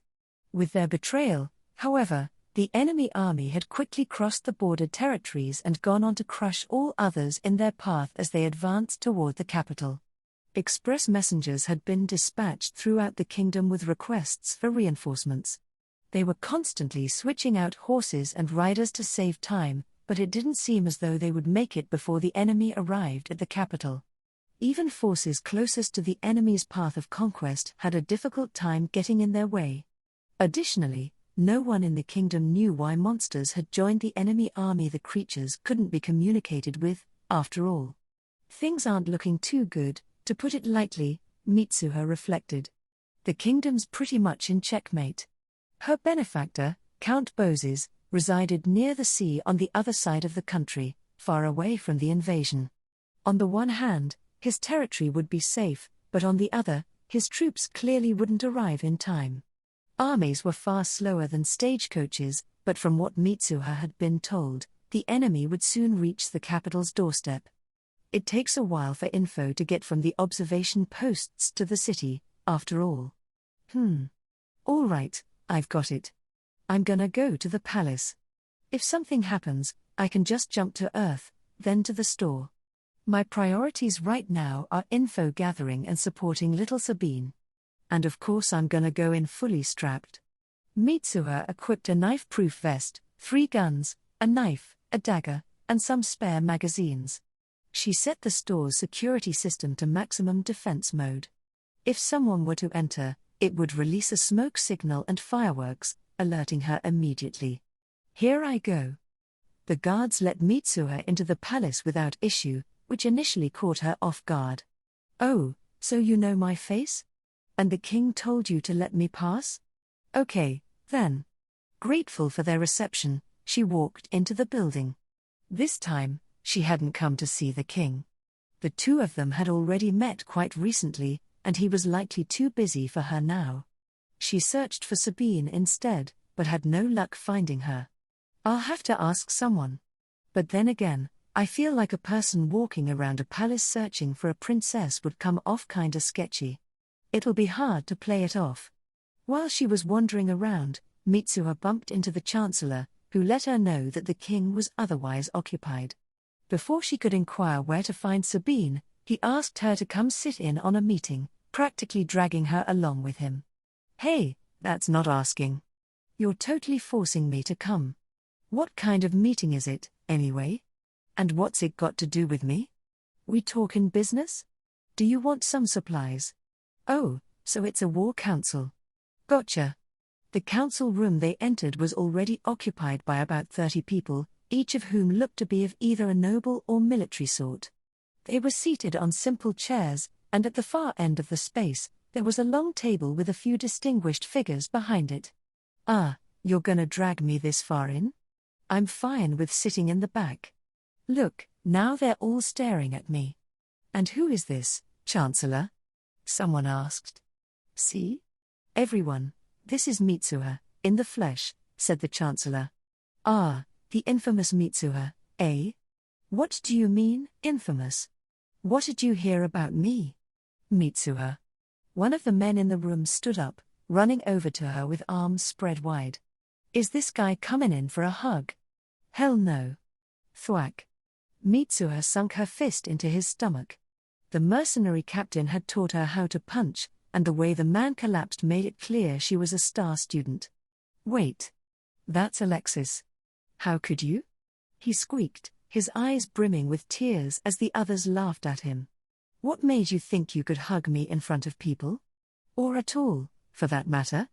Mitsuha soon discovered that Alexis had been sent to the capital to gather information and open lines of communication as his father's representative while Count Bozes prepared his army to support the capital.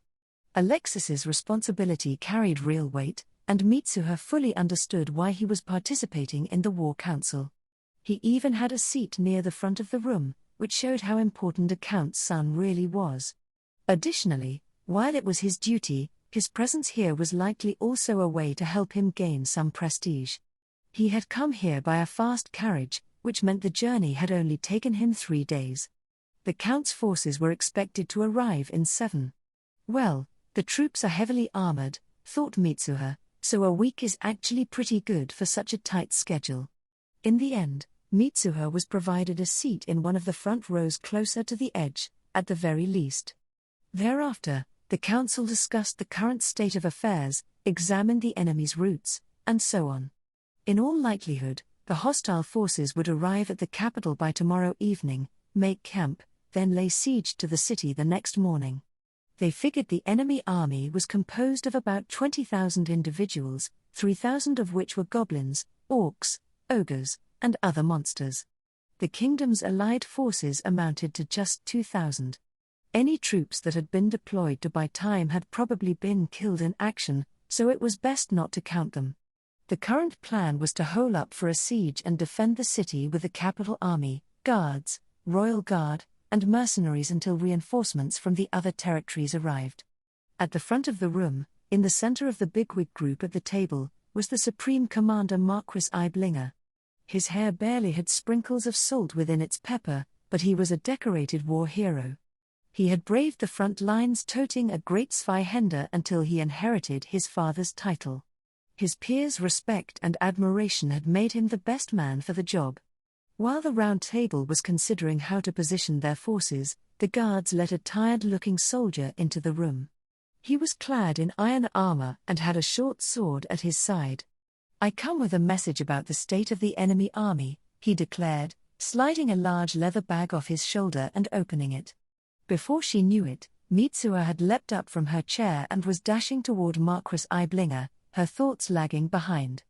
Weird that's not right. A long-distance messenger would wear light leather armor and keep the message somewhere more discreet and not have any other stuff getting in the way. I know he could be tense about talking to these people, but those eyes are just too bloodshot. The hard leather bag looks like a pain to carry. He's like a hunter ready to strike. If I shoot him, I'll hit people behind him. Am I an idiot? I'll die, but I have to prevent the Marquis's death. The chaos would be too much to handle. Crap, I needed bulletproof not knife-proof Kevlar. Mitsuha defended the Marquis like a goalkeeper in handball. She didn't regret her reflexive reaction, even afforded the time to think, she would have done the same.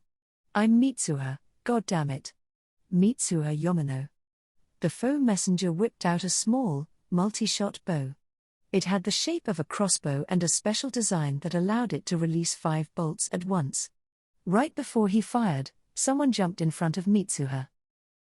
Thud. Mitsuha's left shoulder was seared with pain as she fell backward. A moment later, a man collapsed on top of her. Both his shoulder and abdomen were riddled with bolts. Upon realizing he had missed his target, the intruder unsheathed his short sword and rushed toward the Marquis. Since this was the royal palace, and everyone was seated together in close quarters, most people had removed their sword belts and couldn't maneuver in time to act. Mitsuha pulled out the 93R with one quivering hand, attempted to stabilize it with the other, and took aim at her opponent.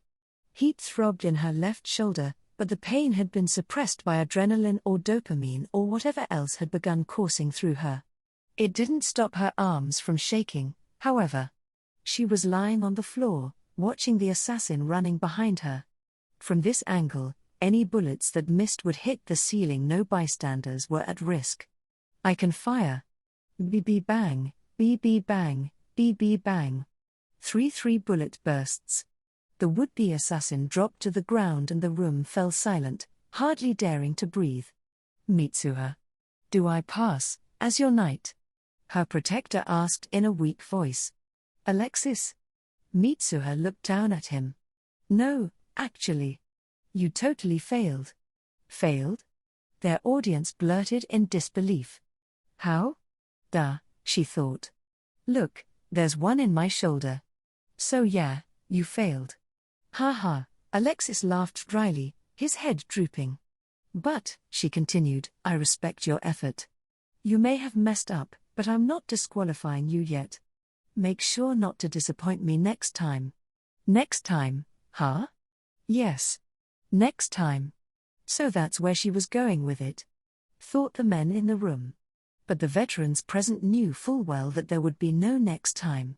A shoulder injury was hardly fatal, but his stomach wound would quickly decay. The courageous soul would die a painful death in just a few days. Truly a shame.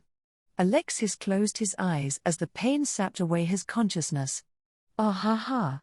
Mitsuha's sudden laugh startled everyone. Ha ha. Ah ha ha. Ah ha ha ha ha ha. Have fear and grief driven her mad? They wondered, feeling a change in the air.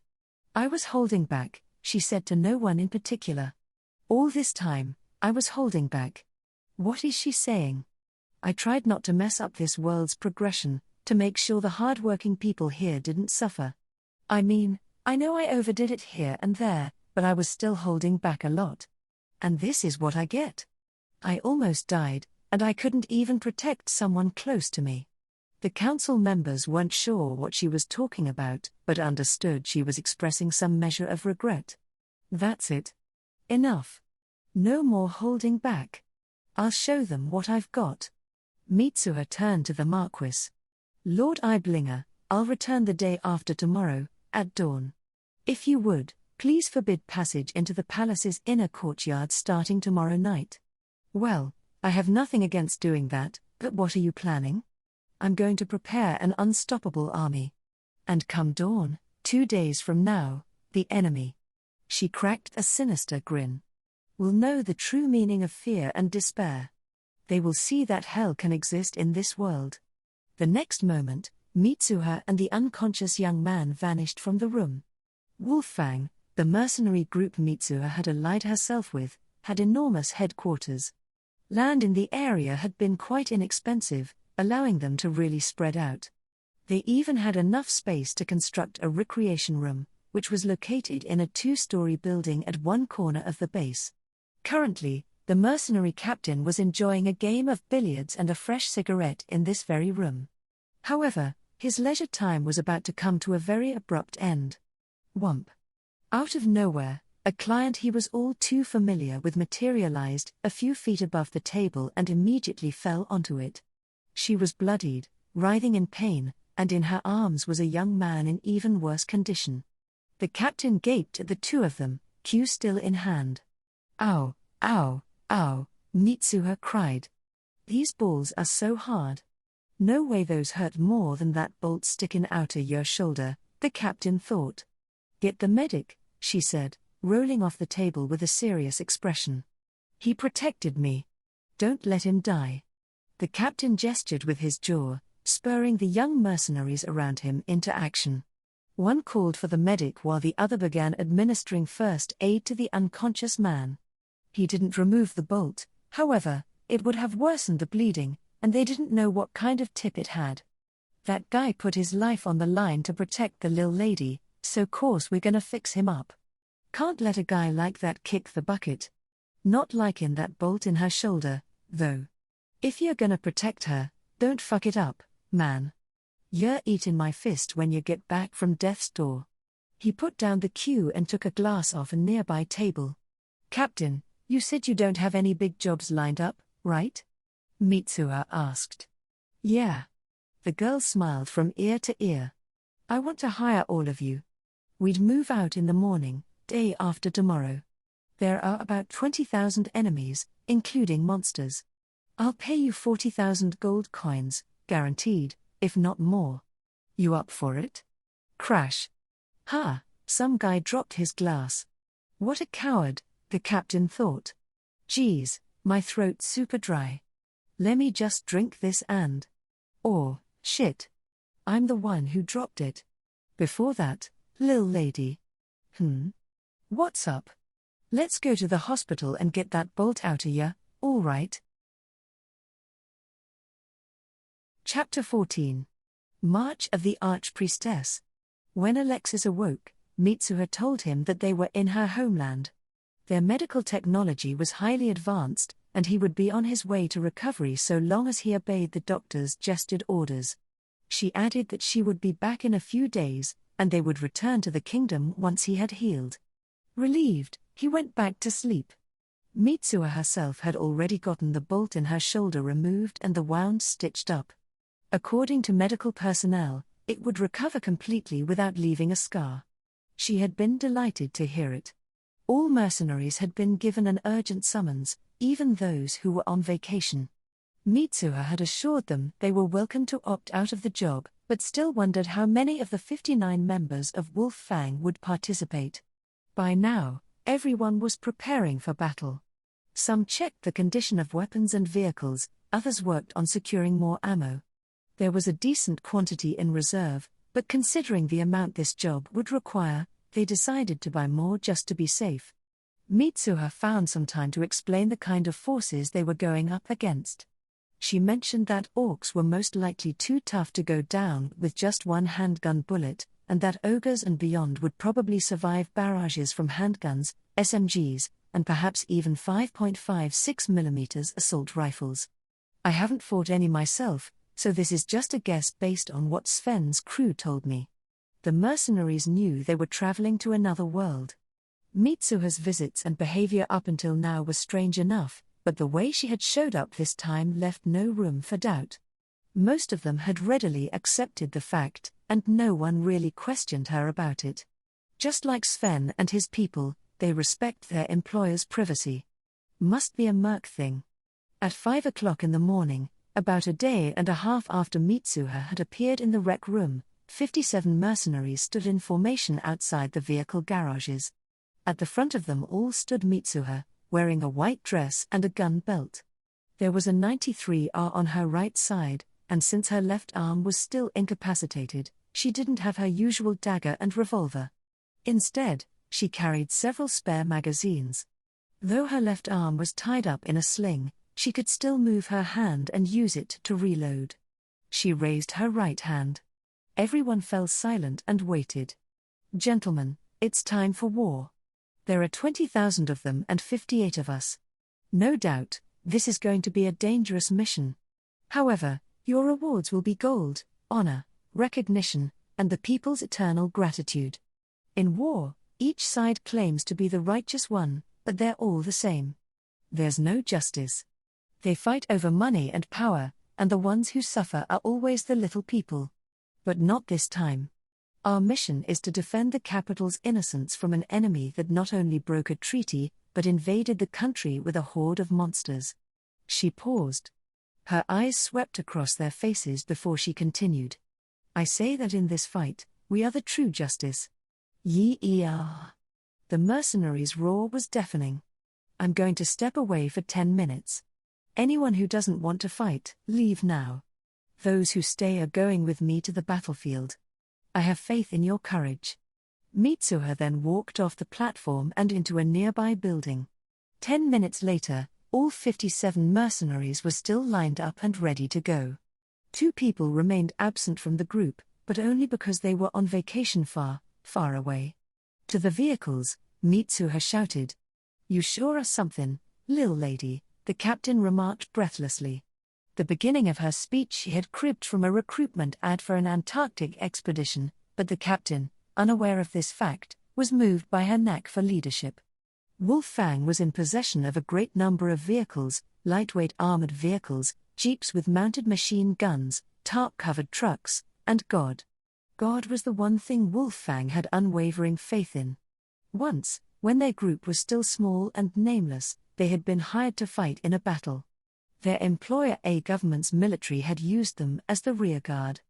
They hadn't had the power or position to protest, and they knew no one would sacrifice their own to cover a couple of mercenaries.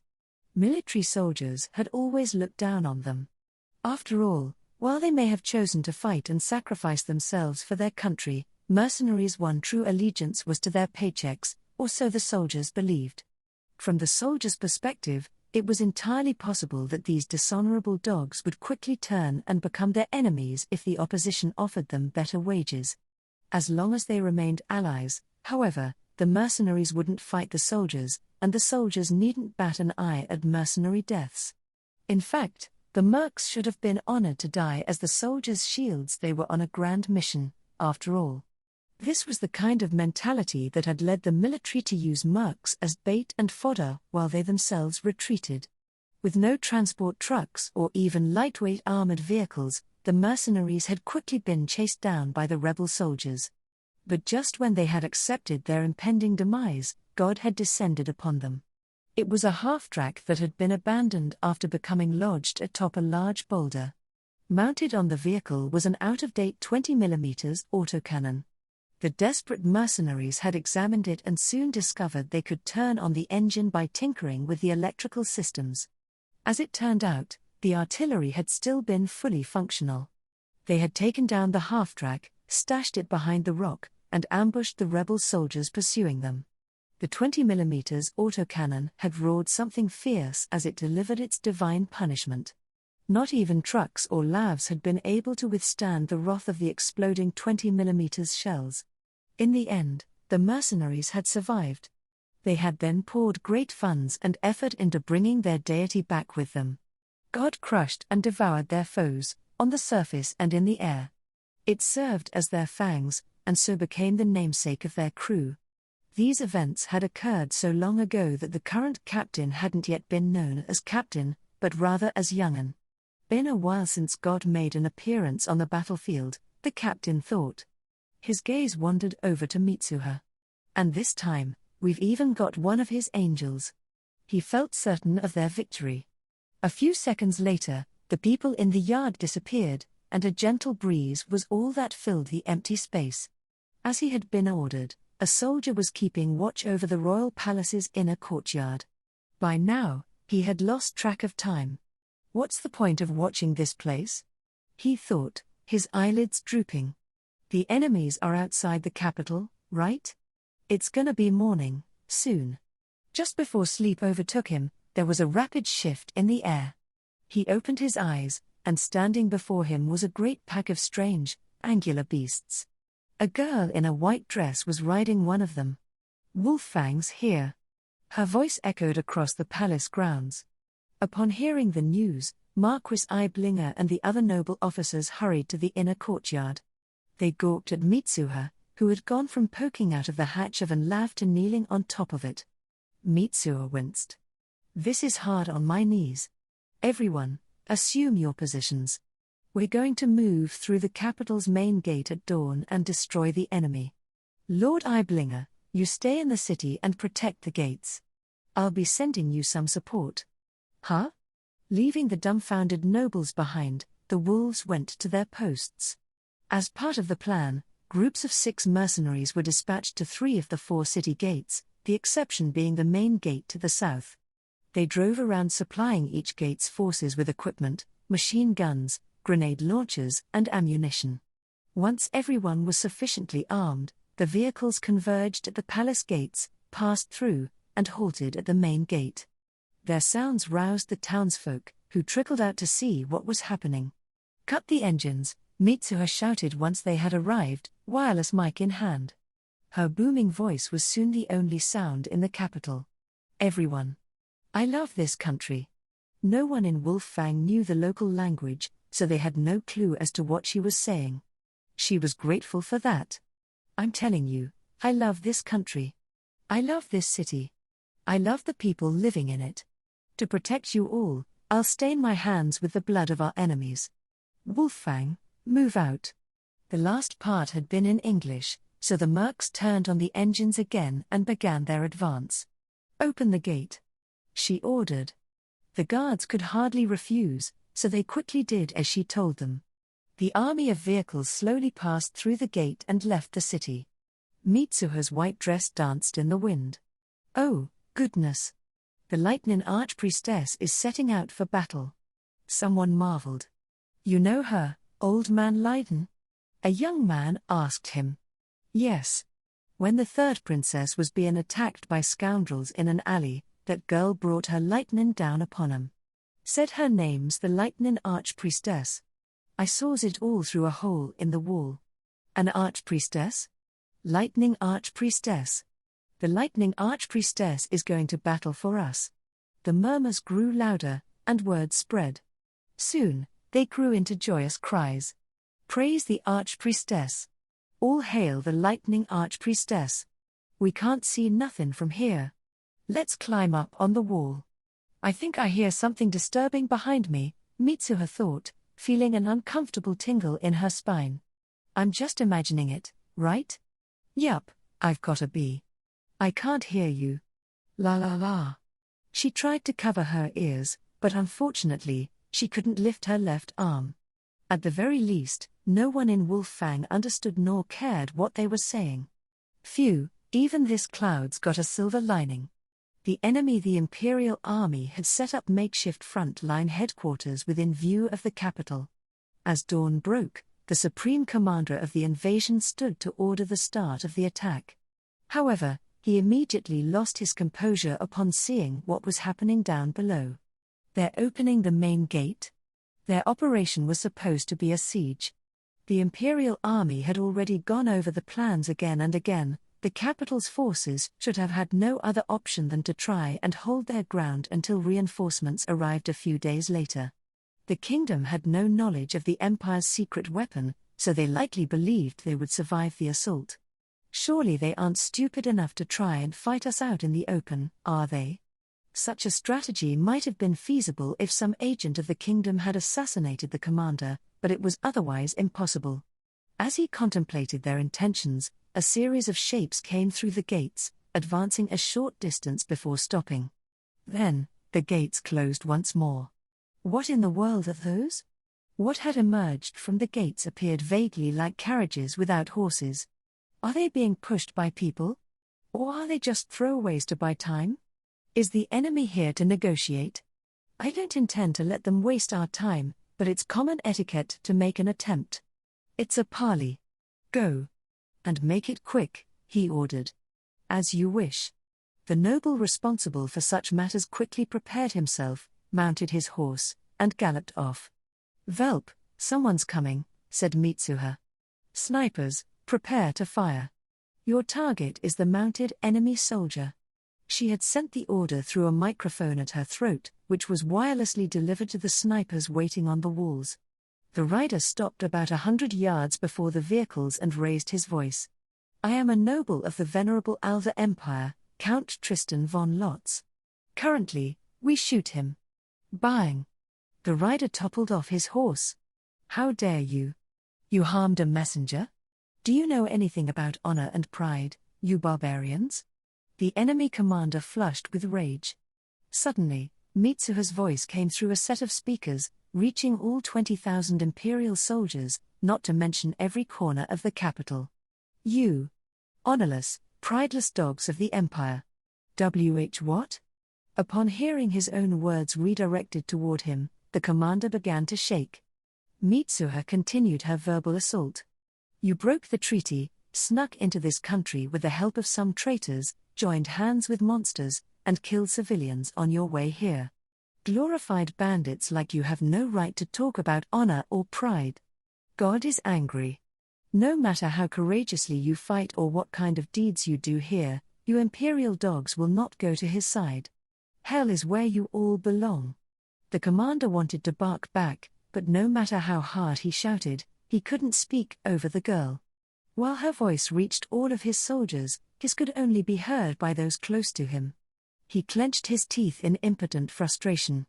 Mitsuha, on the other hand, was just getting started. Wanna know why I'm right? Because I said so. Now, feel the wrath of the one true God. She switched back to her throat mic.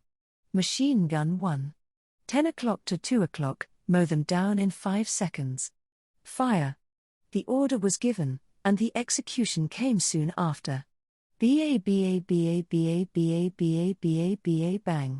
These were loud, thunderous sounds the soldiers had never heard before, and what followed was the complete, brutal destruction of dozens of their brothers in arms.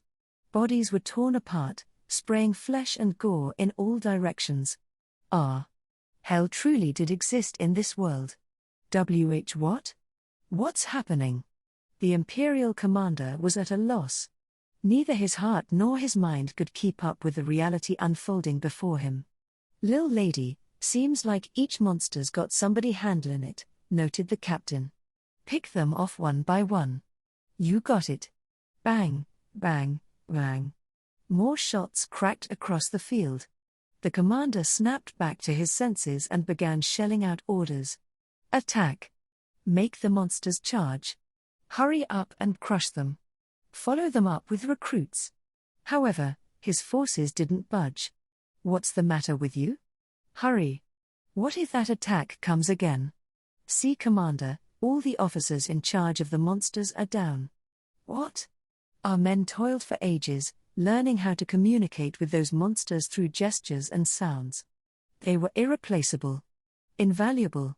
We had casualty after casualty, but they refused to give up. Having the monsters on our side was the result of literal blood, sweat, and tears. And now they die here, without achieving anything. All right, everyone, leave your vehicles and set up arms. Mitsuha ordered. Every mercenary, save for those manning mounted weapons, exited their vehicles and spread out. Some readied lightweight, stationary machine guns, while others prepared the assault rifles and rocket launchers they had on hand. Force the monsters to come to the forefront. We'll overwhelm them once we have the momentum. Make the new recruits come out too, but remember, they're just expendable farmers. Light machine gunners, you harass the monsters, but don't outright attack them or the conscripts unless they charge. Then join the mercs manning assault rifles and aim for the real soldiers. Huh? We're not doing the monsters? Asked the captain. Nope. We'll make them think they've been duped, so they never trust humans again. Then we chase them back to the Empire. Maybe monsters from this territory will join them, too. Eat a lot of their soldiers on your way back, my lovelies. Then all those conscripted farmers will be terrified, and they'll turn on the Empire out of hatred. They'll make sure no one is ever forced to ally with the Empire again. Lil lady, can I say something? Sure. What is it? You're freaking me out. Bang. Bomb bang. Dum. Gunshots claimed the lives of enemy soldiers one after another, the ones giving orders, the well-armored, and the ones on horseback alike.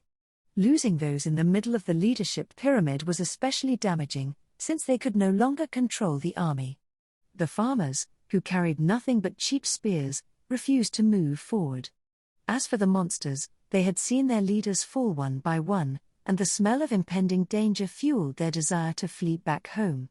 Naturally, this fight was not just a matter of killing 20,000 soldiers, causing them to turn tail and retreat was just as effective. Even in wars back on Earth, it was rare that most people on the losing side died. A battle where even half an army was killed in action would be considered catastrophic. In fact, defeat often came once a side had lost about a third of its forces.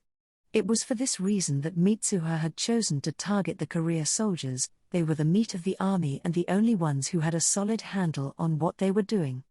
Mitsuha found herself wondering if there were mercenaries among the professionals. If so, whoopsie. Sorry, fellas. You had a chance to make some money in this war, but now you're gonna get shot down just because you have better gear and fight better than peasants. I wonder if Sven's crew got hired on this side. They probably feel lucky that they're getting paid without really having to fight. Maybe they'll make even more in the pursuit that'll come afterward. Anyway, the enemy commander's doing a solid job holding his people together, but I feel like more and more of them are retreating, and what the hell is that? They're here. Now we can fight back. The Empire's commander shouted, looking upward. Above him, darkening the morning sky, was a swarm of wyverns. 36 of them, to be exact. As he gazed upon the creatures, he thought of what a struggle it had been to raise them. A good number of soldiers had been killed during attempts to steal wyvern eggs, but a few had eventually succeeded, and the incubation process had begun. The first round of hatchings failed, with the young dying prematurely, which led the army to sacrifice additional soldiers to steal more eggs. One man had even lost his life to a healthy juvenile. The thing had eaten him. This majestic achievement is the result of hundreds of sacrifices and decades of work.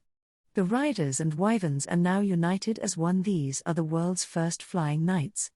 The men mounted on wyverns wielded swords and pikes for close combat as well as javelins for ranged attacks, making them a formidable force. They could easily rain down spears upon their enemies, then fly behind the gates to fight them with swords, spears, and even the wyvern's powerful claws and beaks, making it easy to force open the gates and let the rest of the army inside. "It's beautiful," the commander thought, bliss bubbling up within him. "Oh, how blessed am I to see this moment with my own two eyes." Mitsuha's voice abruptly cut through his excitement. "God. It's your turn." "Roger."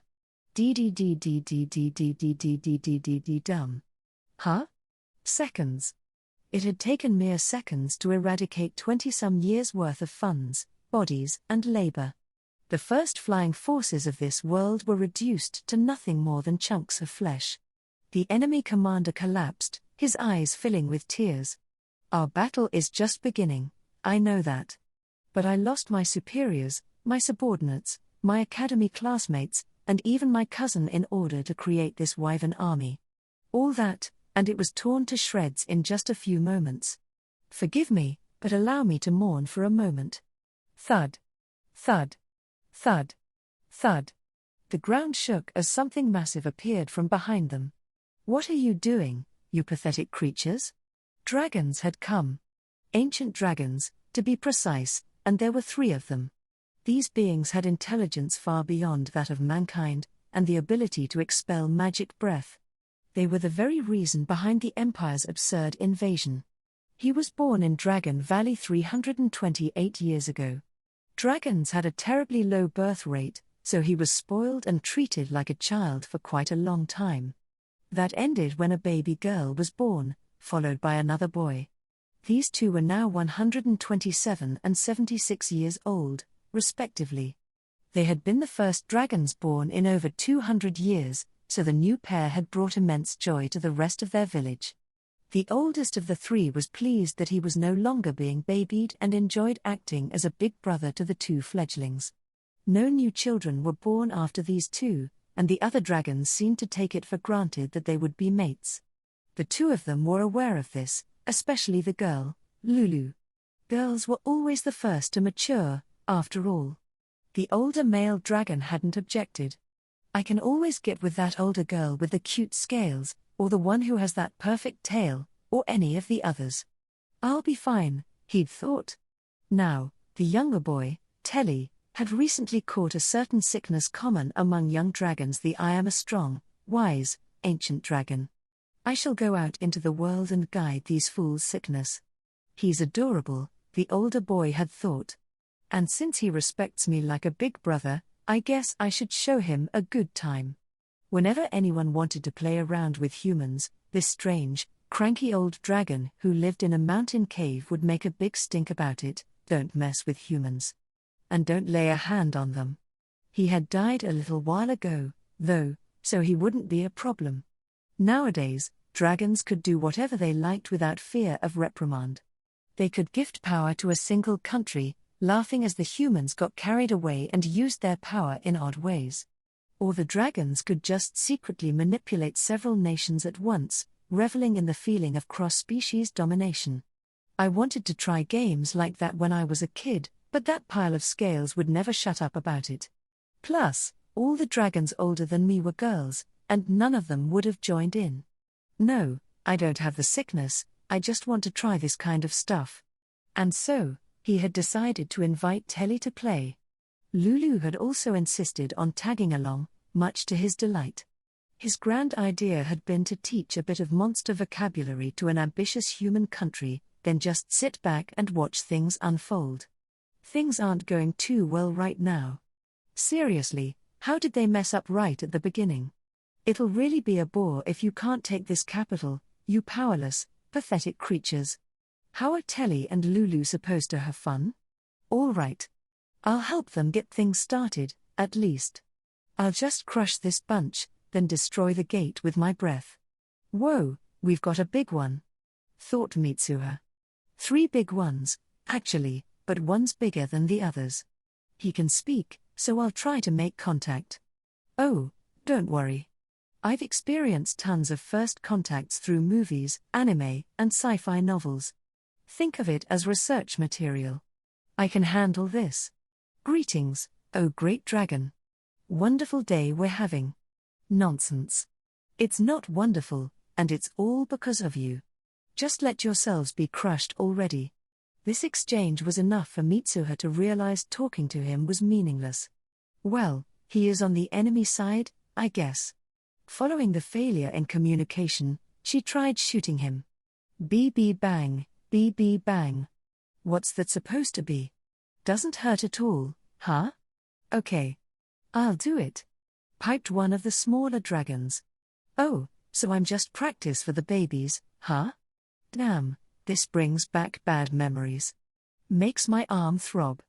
But I guess a youngling will be easier to handle, at least. Just the 2 of us now, huh? Wait, what am I saying?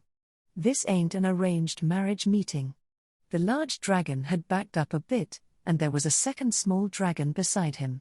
Before Mitsuha could concern herself with that one, however, she had to take care of the one in front of her. Hey, wanna talk? Die. Guess not. Fire the assault rifles. BB bang. Is that the same thing as before? Well, it doesn't hurt me at all. I can tell from your eyes that it does. Assault rifles pack way more of a punch than a pistol.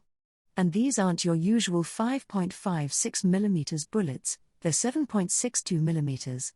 Is your skin more sensitive than the big dragons? All weapons, prepare to fire. Light weapons, fire. Mitsuha wanted to reserve their most powerful weapons for later. She also wanted to find out which of them worked best against dragons, just in case she ever dealt with another one. I'll use this little dragon's cluelessness and ego to find out their weaknesses. BB bang. Oh ouch. Owie, owie, owie. For a moment, Mitsuha thought she had taken him down, but soon realized he was simply sore. Are dragons weak to pain? Is it because they don't feel much of it in their lives? Or because this one's just a kid? Wait, did he use dragon language? The pain was so bad it made him speak in his mother tongue, huh? Ah, wait, that's not all. Apparently, I picked up some monster speak from the adult dragon. So, they know non-human languages. She had tried a polite approach, especially considering they were dragons, the famed mythical beasts of yore. But she'd grown tired of doing so already, as well as of this whole affair, so she decided to just finish them off. She needed to make sure to end it before any of them could retaliate. Mitsuha scanned her forces and mentally confirmed that everyone was ready to fire. That's the captain's people for ya. Heavy machine guns, fire. BB bang. Rah-ah. The young dragon roared in pain as his scales flew off and bullets ate through his thick skin, sending flesh and gore into the air. The other dragons were frozen in place. They probably didn't expect humans to be able to hurt a dragon. Of course they wouldn't know how to react. D-damn-y-oo-oo. The wounded dragon's face was so warped with pain and fury that he seemed to have gone mad. He opened his jaw wide and began to inhale. Yep. We all know what he's doing. Fire an RPG into its mouth. Fwoom fwoom fwoom. 3 RPG-27s sounded off, rockets exploding from the single-use anti-tank weapons and zooming toward the dragon's maw. Only one made it inside, the others exploded on his jaw and skull. The juvenile collapsed, causing tremors in the earth around him. Tele-yai. Overcome by rage and despair, the other young dragon charged at Mitsuha. God, lend me your strength, she shouted. Beep beep beep beep beep beep beep beep beep beep beep bang. The 20mm autocannon roared, causing the second dragon to grind to a halt in the dirt beside the first. Their companion was shell-shocked, unable to move. The 2 smaller dragons gushed blood from their wounds as they began to crawl, inching their marred bodies toward one another. Once within reach, They extended their forelegs and brought them together in an intimate gesture. Shortly after, they stopped moving for all eternity. Ah. Ah. Ah. The adult dragon shook out of his stupor, growing frantic. Lulu, Telei. They're dead. They're both dead. He wailed in the dragon's tongue. Mitsuha was the only one who understood him. They were the first children in 200 years. They were like a brother and sister to me. It's all my fault. I shouldn't have brought them into this stupid game. After crying for a while, the dragon realized that the 20mm autocannon, the Hand of God, the heavy machine guns, and several RPG-27s were aimed right at him. No way. I'm gonna die. These things I thought were so puny are gonna kill me, an ancient dragon. Eek. The dragon ran away with all his power, trampling and tossing humans aside in the process. Once sure he was far enough away from the death-dealing machines, he took to the skies and escaped straight to Dragon Valley. His escape had cost the Empire a great number of troops. The dragon had taken the smoothest path, the main road, and that was exactly where their army was stationed. He had crushed any forces in the middle or sent them flying. The main road was, of course, where the enemy's front-line headquarters had been. A bit further down the road were their supply squads, which carried the army's food, water, horse feed, and spare arrows, among other things. The supplies themselves had also been in the dragon's way, since they had been placed at the side of the road for convenience. Losing so many supplies and their chain of command instantly threw the Imperial army into chaos. Having lost their flying riders and the support of the ancient dragon, the twin keys to the success of their invasion, and lost control of the monsters to boot, the enemy had no choice but to prioritize retreat with minimal casualties. The soldiers who could even somewhat communicate with monsters had died, and the dragons, in all their supposed majesty, had been defeated or scared off with ease. This had confounded the monsters, and Mitsuha clinched it by using her newly acquired orc and ogre vocabulary to say things like, "You look tasty. Me eat you whole." The monsters all made a run for the hills, sending them straight through the Imperial forces. Well, I don't really care about the rest, Mitsuha thought, fully intent on leaving the aftermath and pursuit to the capital forces, the local lords' armies, and the mercenaries. She soon found out that the other gates had been assaulted by traitors to the kingdom. Their main goal was to keep the nobility and royalty from escaping, but they also had some soldiers try to break in. Instead of the limited resistance they had expected, they were met with machine gun fire and grenade launchers. I'm glad the mercs at the other gates got something to do too. I didn't want them to be all sulky with me. Anyway, back to the city we go. Mitsuha turned around to call out to the captain, but he and his men were too busy loading one of the dragons into a truck. Well, you do you, I guess. Exhausted from battle and hardly lucid, Mitsuha entered the town, and a frenzy of people. She could hardly keep up with the crowd that swarmed her, so she answered them only in her thoughts. Lightning Archpriestess? That joke's over, don't beat a dead horse. A servant of God. Oh, cool, you heard my speech. You fell in love with my words? Must be the suspension bridge effect. You want me to marry your son? Wait, Your Majesty? Since when were you here? And no, I don't need anyone who sparkles too much. Huh? Luan? Well, I wouldn't mind taking him. His presence is pretty soothing. Please stop jostling me. My left shoulder hurts like hell. You're gonna open the wound. It's bleeding. Hey, Wolffang's pretty popular, too. They're getting the God-sent soldier treatment. That woman with the baby says she wants you to touch her child. Go on, do it. Hey. No touching the mother herself. And no, there aren't any women who want you to touch their breasts, you asshole. It would have been problematic for the mercenaries to stay for too long, so Mitsuha intended to send them home as soon as possible.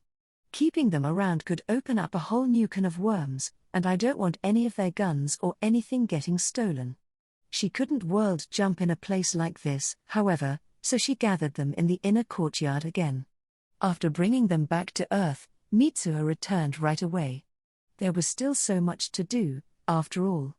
Though she did pay a visit to Alexis while she was there, he had been pretty worried about the battle, and was overjoyed to learn that the kingdom had won. Gonna sleep now, Mitsuha thought. And I'll take tomorrow off. Probably wouldn't be able to work properly anyway. Many long years later, in the Valley of Dragons, two juveniles were brainstorming how to cure their boredom. Hey, wanna play with humans? They die if you just poke 'em a bit, but they make good pawns for games. The other dragon looked conflicted. But, you know that weird old dragon who lives in the mountain cave? The one who gets really mad and yells stuff like, "Don't mess with humans. And don't lay a hand on them?"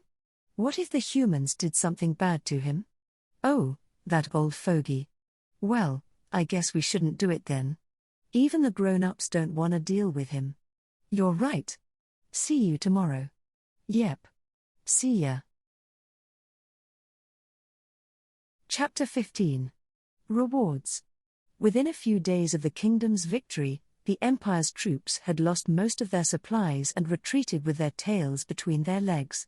Plagued by run-ins with the kingdom's forces and attacks from various monsters, few nobles and soldiers managed to make it back home. Nobles carried with them an opportunity for ransom, and the kingdom had no reason to spare practiced enemy soldiers. The conscripted farmers, on the other hand, were left to return to their villages and work in peace. Mitsuha was, as you might expect, once again summoned to the royal palace. This was an official event involving a proper audience with the king, so it was clear as day it would be an awards ceremony. Upon Mitsuha's arrival, dozens of people were already mingling in the hall. Among them were award recipients and bigwigs taking part in the event. Needless to say, Marquis Eiblinger was also present. Though the fight at the main gate had overshadowed most of the war effort, Mitsuha and Wolffang were far from the only ones who contributed. There were people who had uncovered vital information, armies who had fought hard to buy time for the capital's preparations, and those who had distinguished themselves in pursuit of the retreating empire, among others. Mitsuha was certain victory wouldn't have been possible without them. What if the empire came a day early? She wondered. What if the intel the kingdom had was false or had holes in it? Wolffang alone certainly wouldn't have guaranteed victory. During the ceremony, she was the first to be addressed. Mitsuha von Yamano. Your contributions in defending my kingdom from the empire have been invaluable. No doubt, you deserve a reward. Is there anything you desire? I want 3 things, Mitsuha replied. 3? A noble gasped. Such greed, said another. That's a commoner for you, added a third. I can hear you, you know, thought Mitsuha. And I bet that's what you want. Very well. Speak. The busybodies quieted themselves, waiting. Firstly, there's someone who deserves a reward much more than I do. What? Who might that be?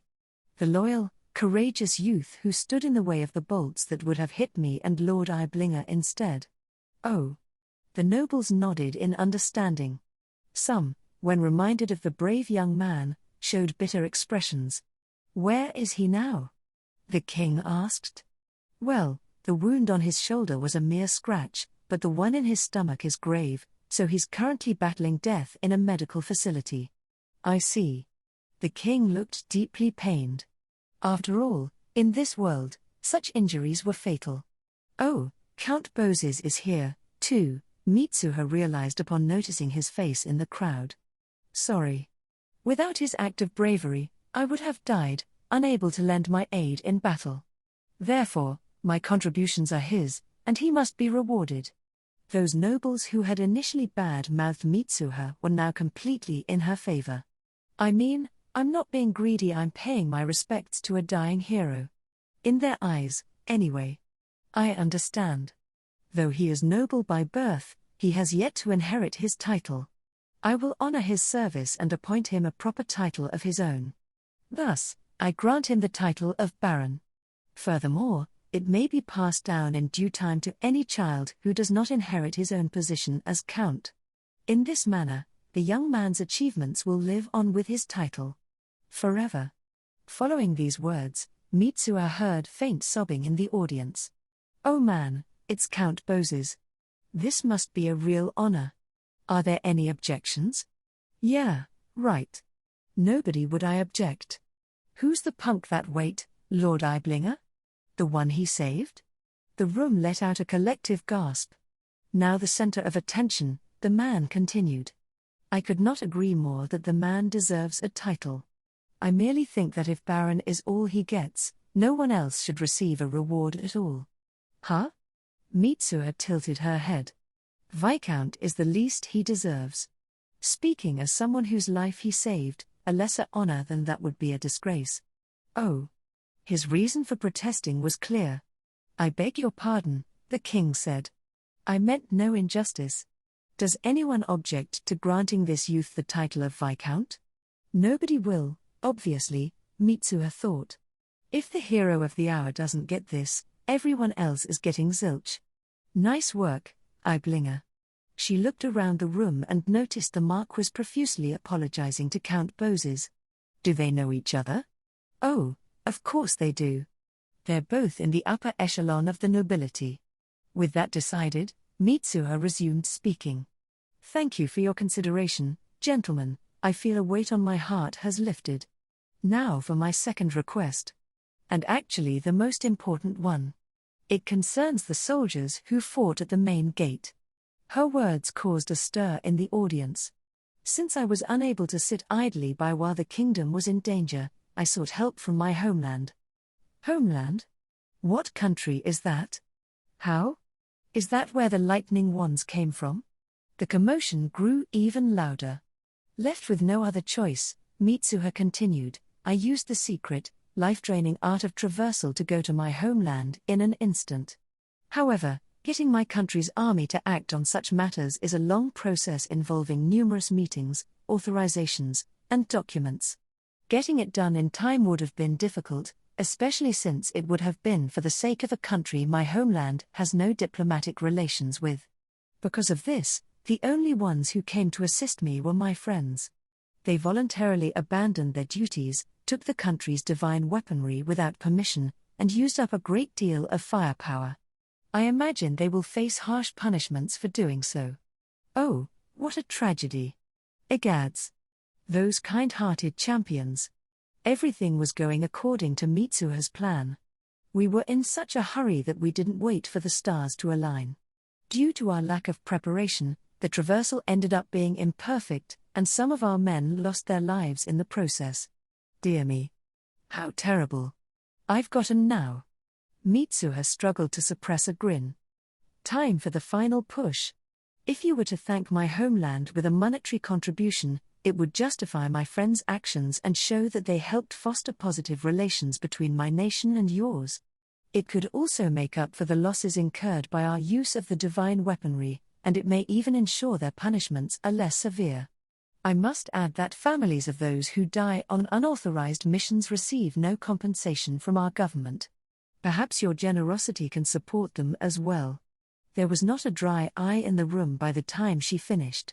Treasurer. The king shouted. What do we have in our coffers? No amount is too high for those who saved the capital, if not the whole kingdom, from utter destruction. Wring out as much as we can. At once, your majesty. All right, that's Wolfang's payment in the bag. Wait, they're not about to bring out something like a measly 3,000 gold coins, are they? Even if I don't pocket any of it, I still need at least 40,000. That's about 1 billion yen after conversions. It's half of the money I need to save for my relaxing retirement, the full amount for one world. On this side, that much is like 4 billion yen back in Japan. 3,000. What? My family shall give them 3,000 gold coins. Ah, it's just Count Boses. Wait, really? I myself will supply 5,000. Lord Eiblinger. 2,500. Sorry, but our household took a real hit during the invasion. 1,000 is the best I can do. 3,000. 2,000. One after another, the nobles came up to offer their own gold. The king was bound to give much more than the Marquis, so it was clear Mitsuha would get the 40,000 she needed and then some. Wondering what I would have done if this hadn't worked out? Velp, I'd just sell pearls in a different country and then make myself scarce. If I went around selling them to nobles all over the world before rumors caused the price to plummet, I could rake in some serious cash. 40,000 seemed like a pretty, reasonable limit for that kind of business. Thank you so much, everyone. I'm positive my friends will face a lesser sentence, and children who lost their fathers will be able to get the education they need to take over their posts and responsibilities. Mitsuha pretended to wipe away a tear. I also understand that many lands on the Empire's route to the capital suffered during this invasion. Orphan children, farmers whose fields were destroyed, and others will surely need financial support. I will be sure to speak with my my king, and ask if our homeland can support you in any way. You would go that far? Such benevolence. The owners of these lands were moved to tears.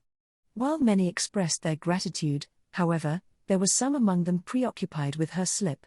Was she about to say little brother? They wondered. She was, wasn't she? But it was no mistake, Mitsuha was fully aware of what she had just implied. Though it probably wasn't news to anyone that she wasn't just the daughter of any old noble family. It was time for her third request. Finally, I want you to make me a citizen of this country. She wants what? I am merely a drifter who came here after abandoning my homeland. But now I want to become part of this city, and this country, and make it my new home. The nobles were audibly moved. In the end, not a single one of Mitsuha's requests had been selfish, and she had even displayed commendable patriotism. With everything she had done for the kingdom thus far, there was no room for doubt in their hearts. I must say, I already do consider you part of my kingdom. The king thought for a moment, then cracked a smile. Apparently, he had come up with the perfect solution. Very well. I shall use my authority to put forth a motion to ensure your status as one of us. Yay, I'll have citizenship now. Mitsuha cheered internally. That means I'll be protected by the authorities and have an easier time doing business. A total win-win. Mitsuha von Yamano, I bestow upon you the title of Viscountess. Say what? Mitsuha grew numb, hardly able to process the rest of the ceremony. Others received their rewards and had their wishes granted, but it all went in one ear and out the other for her. How did this happen? A few days passed after the award ceremony. Mitsuha was running her store as usual, but the many non-paying customers stopping by made her days more difficult. It wasn't as though she had anything against them. What with her outrageous prices, it was to be expected that some people would come again and again before resolving to make a purchase. Mitsuha wanted to treasure them just as much. Upon hearing of Mitsuha's deeds and newly noble status, Sabine became even more attached to her than before. However, the frequency of customers, especially the ones only there to speak with Mitsuha, made the princess's blood boil. She now had no chance at all to watch her precious DVDs. As for Mitsuha herself, she had no real complaints regarding the common folk. Most merely wanted to see the savior of the country and express their gratitude. Nobles and merchants, on the other hand, were much more troublesome to deal with. And although her sales had increased, it wasn't proportional to the customer growth. Crap, I should really rethink my inventory. Craving a change of pace, Mitsuha decided to take a trip. Well, you might argue that the word wasn't entirely fitting, since getting to her destination took only a moment just to jump to Earth and back again. On this particular occasion, she made her way to Colette's village. It wasn't that she had forgotten to visit. There was simply a great distance between the village and capital, meaning she had to space out her visits so as not to give herself away. Hey, Colette! Long time no see. Mitsuha was welcomed like one of their own. It could very well have been because of the souvenirs she'd brought along with her, but she wanted to believe that wasn't the case. The villagers had yet to hear about what had transpired at the capital. While local lords employed messengers to notify them of major occurrences, commoners had to rely on traveling merchants and carriage drivers or passengers to get their information. Even then, it was still too early for any travelers to have arrived since the invasion. Count Bozes was still in the capital as well, and soldiers sent to fight on the front lines were in the midst of their triumphant return home. Even if they didn't really fight, they technically won just by being on the winning side. Let them be triumphant, I say. Mitsuha went on to tell Colette and her parents Erin and Tobias of her exploits in the capital, leaving out everything about the invasion. She mentioned that she had opened up a shop, helped out with a party, and so on and so forth. She made sure to downplay the details, implying her store was small and she was merely renting the building, or insisting she wasn't the host of the party by any means. However, she did her best not to tell too many lies. After all, the village could be visited by someone from the capital at any time. Maybe I'm overly cautious, but it makes up for not being overly tall. Arg, what am I thinking? Everyone was immensely happy for her. Even with all the trivializing, Mitsuha seemed to be a great success in the villagers' eyes. She had traveled to the city where she wanted to go, opened up a store there in no time at all, and now made enough money to get by on her own. It was only natural for the crowd of farmers to be captivated. They informed Mitsuha that a soldier had come asking about her, and it had them quite worried. Of course they'd look into me, she thought. I'm a stranger with a suspicious backstory who hangs out with the princess. Mitsuha brushed away their worries, and soon had them convinced that the soldier was merely looking to know more about someone renting a place in the capital. I guess farmers don't have the sense to question why an actual state soldier would be involved in something like that. Oops. My bad, guys. She arranged to stay overnight as part of her weary traveler routine. After speaking with the villagers, she spent the remainder of her time there with Colette. The younger girl had even been excused from her farm duties for this special occasion. Mitsuha left the village the very next day. Everyone wanted her to stay longer, but she told them she had merely stopped by on her way to see what the nearby seaside villages had to offer. Once Colette forced her to promise she would come again in their usual ritual, Mitsuha headed for the sea. If I go there just once, I can easily come back whenever I want. Plus, I want to see what kinds of products come out of this world's seas. She briefly contemplated meeting up with Beatrice Boses, but decided against it. The Count was still in the capital, and Mitsuha would surely see him at a later date. If she were to see Beatrice, and the girl then told her father about their meeting, he would notice the contradiction. In order to ward off any strange requests, she had convinced royalty and nobility alike that her traversal ability was a life-sapping technique only worth using in the rarest of instances. She didn't want to ruin it for herself. During her official audience with the king, Mitsuha had claimed to have proficiency in traversal, but added that delivering the kingdom's letter of thanks and the money alone would cost her a great deal of life force. The nobles had been immensely sympathetic, including one who had muttered, "I thought she was small for a 12-year-old. It seems this technique is the cause. Wait, I can barely even pass for 12? She'd thought bitterly. And where were you looking when you said that? It may also be important to note that Mitsuha had explained away Wolffang's return journey as part of an automatic effect applied to the traversal when it was first cast. Eventually, Mitsuha arrived at a small seaside village about the same size as Colette's. Isn't Count Boses a powerful noble? Or is every village about the same size? The center of the Boseses' territory was a bona fide town, but even that wasn't anything to write home about. Considering the absence of starvation and child trafficking in Colette's village, it was likely a prosperous place. Mitsuha found the fact that the village could easily support a wandering stranger such as herself impressive on its own. Count Boses must be doing a great job.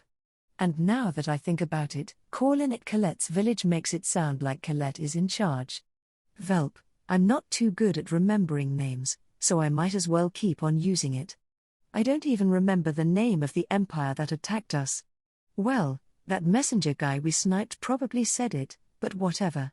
So-and-so's dad could stay so-and-so's dad as far as Mitsuha was concerned. The name was tucked in her memory somewhere, but she wouldn't feel inconvenienced should it escape her. She didn't even remember the names of the shady restaurant owner or the pompous merchant. Shady restaurant owner and pompous merchant were enough for her. If two people happened to fit the bill, she would simply default to something like owner A and owner B. Even the seaside village would be fishing village to her, despite the fact that it hosted industries beyond just fishing. She learned soon after her arrival that the fish caught here were either sold locally, exported to nearby villages, or shipped out to stores in the county's central town. Mitsuha considered telling them to secure a place for direct sales, but it occurred to her that this would take business away from the stores.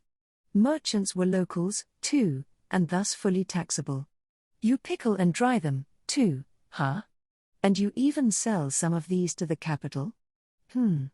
These are your fishing ships? Really? I see. All right, that's enough for today. Satisfied, Mitsuha jumped to her home in Japan. She checked her email and her mailbox, then went off to stock up on ingredients and daily necessities. Boy, having a car sure helps when you're buying a lot. She also made the rounds of her neighborhood just to put in an appearance. People would worry if they didn't hear from her for too long. She was a child living all by herself, after all. Hey, I'm 18, and I can pass for a 15-year-old in Japan. Oh, that's still a child? Damn, you got me. At last, the day for Mitsuha to receive her title arrived. Incidentally, she wasn't the only one who would be given the honor. While ennobling as a reward was uncommon, a number of nobles had lost their titles for their betrayal or refusal to answer the call to arms, and their positions needed to be filled. Of course, this is a special case. If people got noble titles too often, you'd have no one but high-ranking elites all over the place. The eccentric seamstress had finished the dress Mitsuha had asked for right on schedule. After hearing her customer had been summoned to a royal ceremony in another country, the lady had spent an entire night making the dress. She had even prostrated herself before Mitsuha, begging to come along, but of course Mitsuha couldn't take her. Some other time, maybe. Wondering what happened to my other dress? It was all covered in blood. That a problem? Oh, and my left shoulder is completely healed. There's a bunch of other things I did in preparation for the ceremony. Stay tuned for more details after these commercials. This event, which also took place at the palace, had even more guests than the awards ceremony. Nobles from all over the kingdom had come to the capital despite it not being the ballroom season. Needless to say, Marquis Iblinger and Count Bozes were among those present. Mitsuha was last in line. I guess mine's gonna be the climax? Oh, it's because it'd be tough for everyone else if the audience got all soppy. Got it. The proceedings went smoothly, and finally, it was Mitsuha's turn. What's that? You're all in love with my dress. Why, thank you. I'll be sure to pass that along. Wonder if the seamstress would like it if I took some orders for her? Not sure what she'd think about being paid in gold coins, though. Mitsuha von Yamano, I hereby grant you the title of Viscountess. The king proclaimed. Following his words, Sabine handed Mitsuha a dagger. It was small, about the same size as a kitchen knife, but held a special meaning. With this, banish monsters and defeat our enemies to protect your land and your people. If you betray the king's trust, you shall plant it in your own heart. Man, that's hardcore. Mitsuha gulped. The others had received their own daggers from the chancellor, but Sabine had insisted on giving Mitsuha's herself. Mitsuha gladly accepted and was about to walk away when the king called out to her. Viscountess Yamano. Seeing as he is not present, can you accept the title intended for Count Bozes' son, Alexis? Mitsuha looked over at Count Bozes, who nodded silently. She knew exactly how to respond. I refuse. Both the king's and Count Bozes' jaws flopped open, and silence filled the room. Paying them no mind, Mitsuha whirled around and headed for the main door. The impudence! Seize her, voices cried out, but no one dared to stop her. Even the king had yet to recover from his bewilderment. As she approached the door, the guards stood paralyzed, unsure of how to react. Mitsuha then threw the door open, revealing a figure behind it. No longer a boy, but not yet a man, he ambled toward the throne. His right arm hung from a sling around his neck, and his stomach had been bandaged several times over. He wasn't wearing a shirt, but had his left arm in a jacket with the other side hanging over his right shoulder. The buttons were undone, but it made him exude virility rather than vulgarity. His footsteps on the plush carpet made no sound, but it was almost as though you could hear them echo throughout the room. Tears slid down Count Boses's cheeks. Marquis Eiblinger nodded as he patted the man's shoulder. No one said a word as the boy the dignified youth stood before the king. It was up to Mitsuha to break the silence. She took a breath and cried out, "Give it to him yourself." Roars of joy erupted from the crowd. "My apologies, Your Majesty. I'm not entirely looking my best," Alexis said. "It matters not, my boy," the overjoyed king said, then declared, "Alexis von Boses, I hereby grant you the title of Viscount." "I humbly accept." The young Viscount, inconvenienced by bandages, awkwardly bowed his head. "You are Count Boses's firstborn, yes. After inheriting your father's title, you may retain your Viscount status and pass it on to your second child." Alexis shook his head. "I have no intention of doing so." "What?" "Theodore, my younger brother, can have my father's title. I shall take the Viscount status for myself. After all, it isn't just something I inherited. It's a title bestowed by the king himself. It's the beginning of a new, honorable noble lineage, and I would be a fool to let it pass by me. Besides, yes? By the time my father retires, I will have ascended and become a count myself." The king shook with laughter, and Count Boses couldn't help but smile. Once the king had calmed down enough, he gave Sabine some sort of signal. In response, she prepared to take the next dagger. "You know what? I'll celebrate with a little treat," Mitsuha thought. "Sabine, you already gave me mine. You should let your sister have a turn." "Ah, you're right." Sabine looked at her siblings sitting behind the king, and beckoned her dear sister, the second princess. Totally blanking on her name, by the way. After some momentary confusion, the second princess stood up. Realizing he would get his reward from a girl in her late teens, Alexis went from looking dignified to terribly flustered. "Yep. He loves it. Sabine's cute and all, but healthy young men prefer girls their own age." Suddenly, the first princess, the one in her mid-20s, stopped the second princess in her tracks. Ignoring her confused younger sister, she took the dagger with a sour expression, and handed it to Alexis without even making eye contact. What's going on here? I have no idea, but Alexis, you should stop looking so disappointed. Do you have a death wish?" Chapter 16. Yamano County. Mitsuha now had a noble title. This made her a bona fide, honest-to-goodness noble. Not a superficial noble in title alone, but a full-fledged noble with her own territory, which came with the responsibility of running it. How did this happen? She decided to meet with the king, the chancellor, and the person in charge of territorial management. The latter, rather than an expert in running noble lands, was merely a human database who knew the kingdom's territories and their locations, sizes, and special features. His job was to assist nobles with acquiring or inheriting new domains. Mitsuha began by describing the type of land she wanted. "I want it to have a shoreline, mountains, rivers, and I want it to be small." "You want a small territory?" "Yes. A place that's too big and has too many people can be more trouble than it's worth. I want to have a tightly knit community that's more like a family. And keep me as far away from the border as possible. I don't want to be part of any disputes." The king smiled. "Then we have to look in the north," said the Dominion database. "That's the only part of the country that has a shoreline." It was apparent he knew what he was talking about. "Please, have a look at this map," he began, gesturing to it. "You have large rivers flowing into the sea here, here, and here. And these are your smaller rivers. There are vast plains around the big rivers. They're counties, of course already taken by other nobles. If you want a small area close to the sea and mountains, we must look around the small rivers, and if we filter out the lands that aren't open or belong to the king himself, there's this one, that one, and this one here. Picking anything else would mean chasing out some other noble." "Whoa, chasing somebody out? That'd make 'em hate me for sure.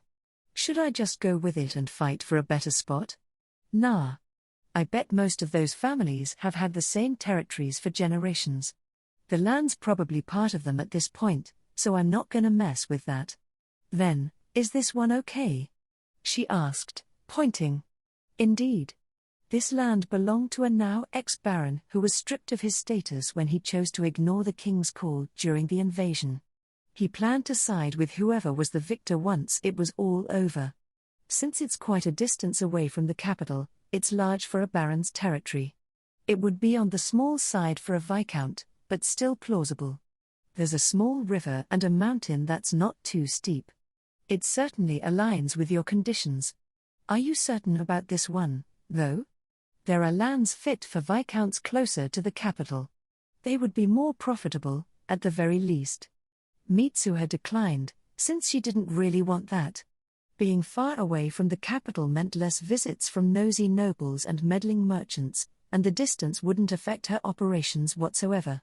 Anyway, I've got my own land now. Wait. It's in the north. Has a shoreline. That sounds real familiar.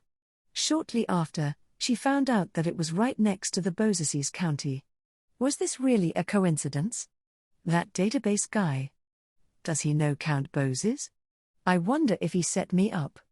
Mitsuha entertained her conspiracy theory for a moment, but had no difficulty making her decision.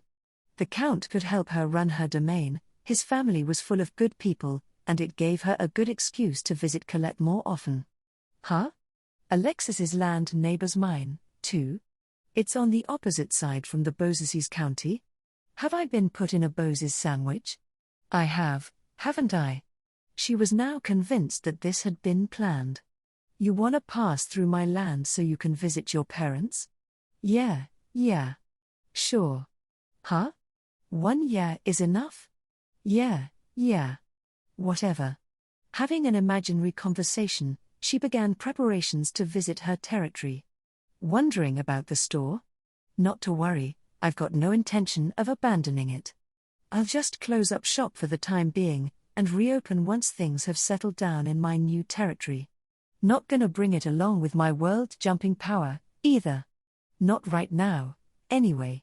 What about the shampoo? Right, sorry, I'll reopen as soon as possible. Mitsuha spent the next 3 days going through territory management training from someone recommended by the king himself. There was a great deal to learn in such a short amount of time, but Mitsuha's modern knowledge made the lessons much easier. She already knew the basics, such as taxation, budget management, and morale. Her level of understanding surprised even the teacher. She also captured their lessons on a tape recorder so she could review them whenever she felt like it. Viva Science! After completing her crash course, Mitsuha was ready to leave. She planned to travel to her lands by a regular coach, of course. She didn't have her own private carriage, wasn't sure where to get one, and had no desire to spend the next few days alone with her driver. Jumping directly to the Bozaces County was always an option, but she wanted to take at least one good look at the road between the capital and her domain. Sure, she took the same means of transport on her initial trip to the capital, but her attitude had been much different back then. She now had to think about what she could do for her land, look into the problems with traveling to and from the capital, see the state of the surrounding areas, and so on. Mitsuha could learn a lot from the other passengers, too, now that she knew what questions to ask. Before she left, a good number of people came to her asking to be hired. It was only natural, being one of the first employees under a new noble was a coveted status. They would be higher in the hierarchy than all those who came after, and since the head was a child in their eyes, anyway they had a chance to usurp her or use her power themselves. Perhaps they could even get their own family into her lineage. And if greed alone did not apply, they could just as easily be spies tasked with finding out more about her homeland's technology, particularly the divine weaponry. Regardless, Mitsuha couldn't take the risk. I'm not gonna hire anyone who's only in it for the good stuff. You worked for a noble before. You say you're a veteran when it comes to running lands? A real pro? No way, you're gonna double my profits? And you know how to handle the people. I should just leave it all to you, then? You're all morons. If you were that good, you wouldn't be desperately searching for a job in a place like this. She refused them all, set the store's security to maximum defense mode, and asked her neighbors to call the palace soldiers if they saw anyone skulking around. After that, she met with Sven's party and requested they keep an eye on the store's surroundings whenever they were in town. She also introduced them to the neighbors, and vice versa. Both groups informed her that no one would dare sneak into the Lightning Archpriestess's place, but she mostly ignored them. In the end, the king dedicated some palace soldiers to patrol the area. On the day of her departure, Mitsuha arrived at her stagecoach to find Sabine waiting for her with her bags. Whoa, whoa, whoa. Sorry, little lady, but I'm gonna have to send you home. The princess's bodyguards concealed nearby had planned to take her back by force at the very last moment, and they did exactly that. So you let her hold onto her dream until it almost came true, huh? Wow, that's harsh. Mitsuha's stagecoach was bound for the Beausesis County. The home of a new viscount wasn't important enough to have a fixed carriage route, so this was her best option. She wore a dress you might expect to see on a normal commoner girl. It was plain, but flowy and charming, intended to make her seem more approachable to her fellow travelers. I learn from my mistakes. I'll also be super friendly and chatty. Sabine's Paradise waitress persona will probably be a good reference for that. Underneath, she wore a Walther PPS on her right thigh and a small knife on her left. The usual Walther was tucked under her arm, but the one on her leg would be easier to draw in an emergency. Both the 93R and the revolver were tucked away in holsters in her bag because they would attract too much attention. The bag full of weapons was at her side, while a bigger bag containing her spare clothes and other effects sat on the stagecoach's storage shelf. Larger baggage usually went on the roof, but there weren't too many passengers, and the driver hadn't wanted to separate a young girl from her belongings. It wasn't terribly big, anyway. At present, the carriage had 12 passengers. Since it was outbound from the capital, that number was unlikely to increase. As it went through its stops, there would be fewer and fewer people inside. Shortly after departure, Mitsuha addressed herself to a friendly-looking young man she presumed was a merchant.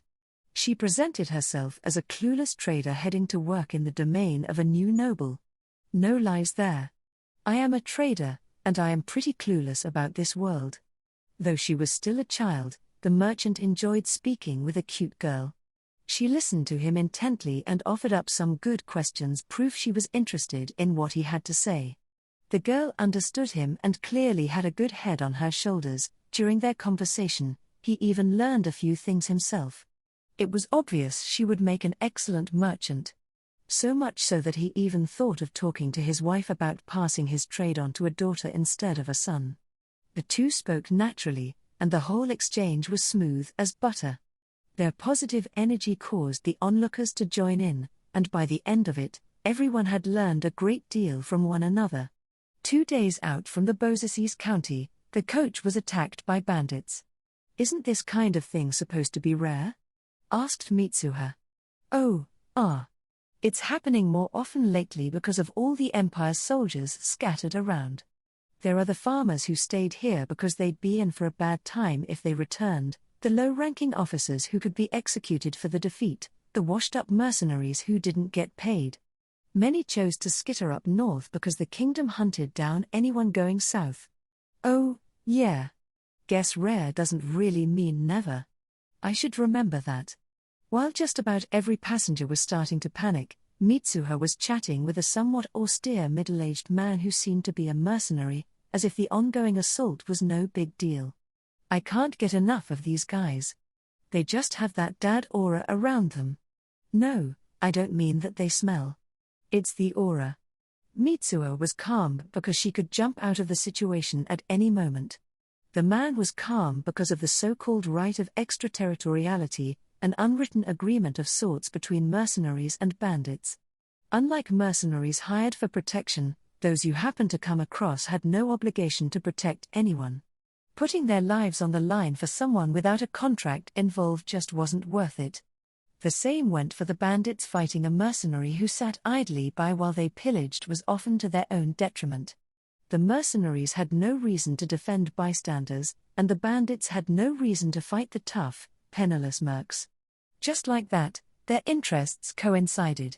A mercenary's presence in this situation could also reduce the amount of post-battle murders and brutalities, so it could feasibly work out for passengers and contracted mercs as well. However, bandits still wouldn't hesitate to kidnap women and children. Including Mitsuha, there were 9 passengers.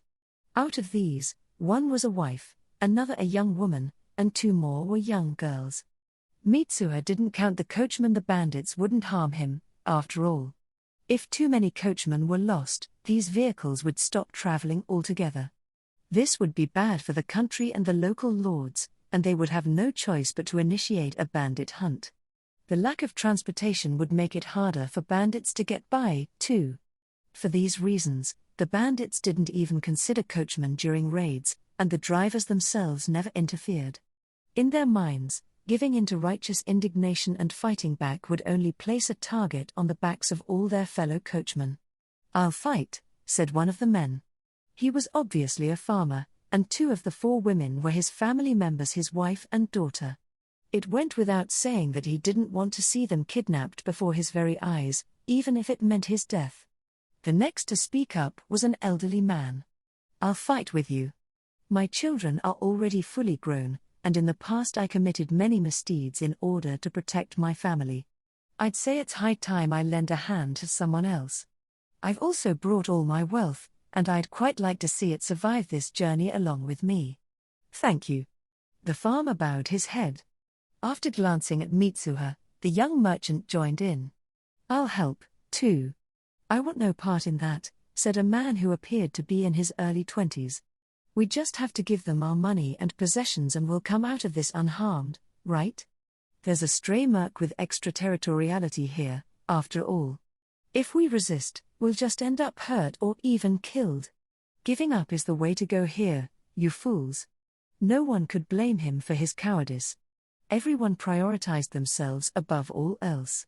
Even the farmer probably wouldn't have decided to fight if he didn't have his family with him. The last to speak was the mercenary. He turned toward the farmer and asked, "Hey, wanna hire a bodyguard? I'll make it 1 silver. Huh?" Everyone shouted in unison. Mitsuha grinned. What a man, she thought. "What? Weren't you going to use the right of extraterritoriality?" cried the young man. "That's a condition for mercs who aren't hired, young'un," the merc shot back. "Oh, man. Why are there so many great guys among mercs? You know what, I'll help too. From falling in love to running your land, Mitsuha's general store will tell you how it's done. Want me to get rid of the bandits? Just 1 silver, please." The mercenary was visibly surprised, and Mitsuha beamed at him. "Yeah, I just can't resist a refined, middle-aged man." The mercenary had a short sword as his primary weapon. He gave Mitsuha his spare dagger, and she began to feel like the old man wasn't the commoner he'd seemed at first glance. She dug through one of her bags, took out a hunting knife, and handed it to the young merchant. The look on his face was delicious. A lady isn't proper if she's not into knives. They add to our beauty. Then Mitsuha took out her gun belt and hung it around her waist. It held the 93R, the revolver, and some spare magazines. The bullets in the 93R right now were hollow points. They were reserved for monsters and humans not wearing metal armor, and therefore fit the situation. The revolver was loaded with armor-piercing bullets. The armor there referred to Kevlar vests, not the plate mail abundant in this world, but it would surely work on whatever the bandits were sporting. As far as Mitsuha knew, bandits who wore metal armor were rare, since they preferred mobility over defense. Once she was completely outfitted and battle-ready, Mitsuha earned a strange look from the other passengers. As for the farmer, he wielded a wooden plank he'd pried off the vehicle. He was strong, but not used to battle, so this was clearly better than giving him something sharp. The bandits had blocked the path ahead and behind. There were 8 in total. 3 had the look of practiced mercenaries, while the other 5 appeared nervous and blatantly green. Mitsuha guessed they were ex-farmers who had been conscripted into the imperial army. 4 of the passengers left the carriage to fight, leaving the young merchant behind to protect the women from being taken hostage. The coach had no steps or running board, so anyone foolish enough to try to get in would have to pull themselves up with both hands, and even a civilian would have a good chance of fending them off. Oh, and just so you know, the ones who paid the 2 silver were the farmer and the young lady. 1 each. The first to speak was one of the 3 merc-looking bandits. "Leave your valuables here and you won't get hurt. And take off your clothes. You can keep your underwear on, though. As for the women, leave 'em here, too. They don't gotta take their clothes off. Not yet, anyway." He grinned maliciously. God, I hate this, Mitsuha thought, grinding her teeth. This worm's no merc, he's a walking insult to Sven's party, Wolf Fang, and this refined middle-aged guy next to me. Disgusting. The elderly man and the farmer didn't want to kill anyone, and it was entirely possible they would be killed themselves. It was basically Mitsuha and the mercenary versus the 8 bandits. 5 of the bandits were obviously new to this, but then again, it wasn't clear how strong the mercs on either side were. Mitsuha stole a glance at the man beside her. "Our merc seems pretty tough, if you ask me. I have no idea if he really is, though." They were clearly outnumbered, and Mitsuha didn't want to attack until the bandits made it obvious that they were prepared to kill. She knew it was naive, but she had to consider all the possibilities. So, merc. Extraterritoriality, right. Go on, walk away. The old merc didn't move an inch. "Me? I'm a hired guard," he replied in his deep voice. In Mitsuha's mind, the hired guard bit was replaced by something else. Bodyguard, bodyguard, bodyguard. Was it now? One of the bandits pulled out his weapon. All 3 experienced bandits had swords, while the remaining 5 were split between swords and spears, 3 to 2. Just one of them drawing his sword was enough for Mitsuha's personal rules of engagement. BB bang. The man who had drawn his sword was blown away. Huh? One of their own had just fallen to the ground in an instant. Unable to process what had occurred, the bandits were frozen in place. No good mercenary could pass up such an obvious opening. And this mercenary was definitely good. Drawing his short sword, he flew at the bandits and struck one down in a flash, then whirled around and felled another with a single thrust. He's strong. Within seconds, the enemy had lost 2 of their best fighters. The 5 still standing were panicking, but they didn't let go of their weapons. "You can have some good beginner's luck with spears, so I'll take out the spearman first." BB bang. BB bang. The machine pistol barked out its 3-round bursts. By Mitsuha's standards, the X in ex-farmer was very important. They had stooped far too low and were now actual bandits' murderers. Mitsuha was certain they had killed people already, and if left alive, they would surely kill again. For all she knew, those victims could be someone dear to her. She just couldn't let them go. The mercenary made short work of the 3 remaining sword-wielders.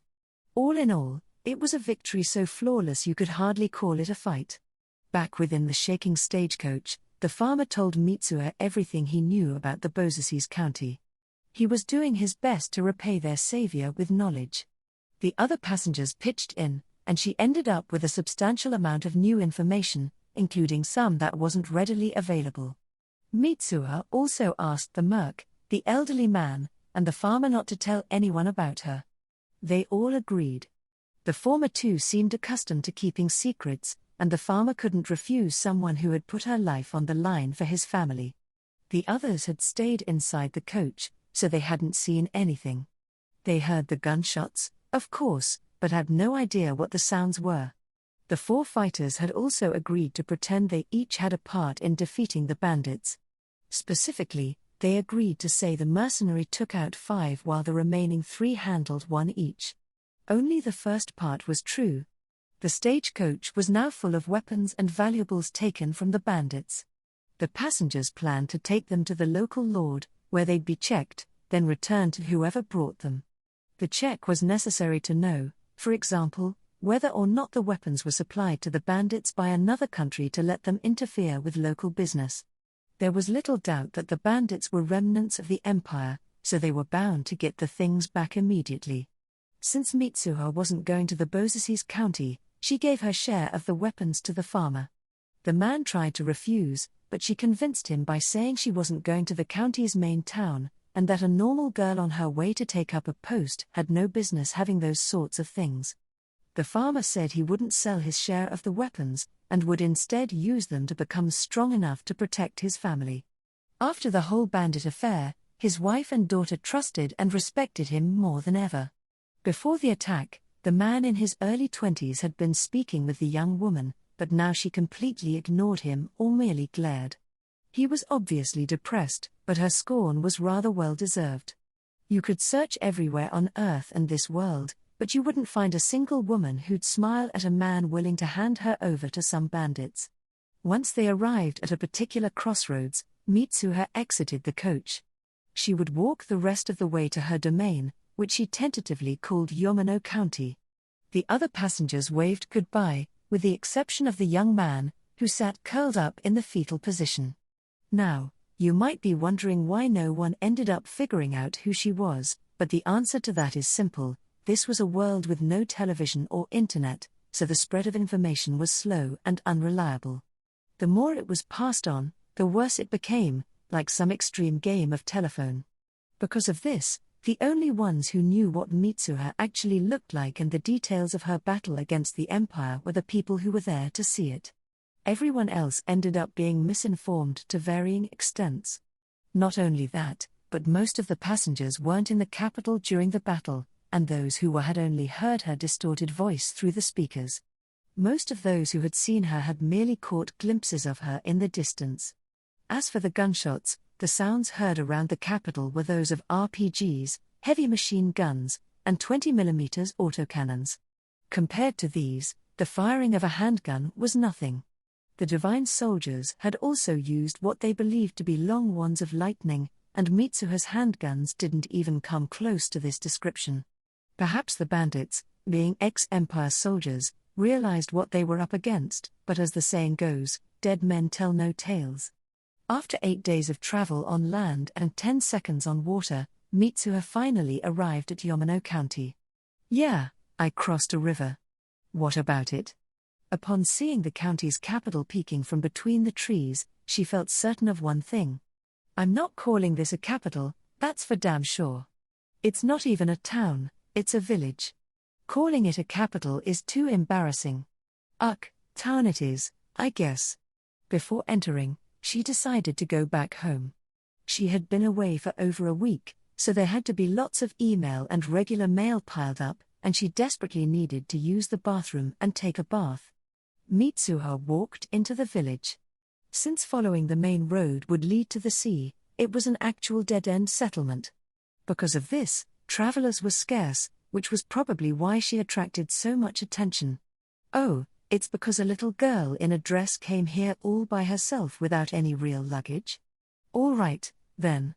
Mitsuha was hungry, so she first went to dine at the local eatery, if that term applied to a place that only sold meals for locals, by locals. This visit doubled as an opportunity to gather information, which is why she'd skipped eating at home. She ordered whatever they had on offer and asked for the town's name. They simply called it town. No name? These really are my people. Okay, so it really wasn't a village, then. Got it.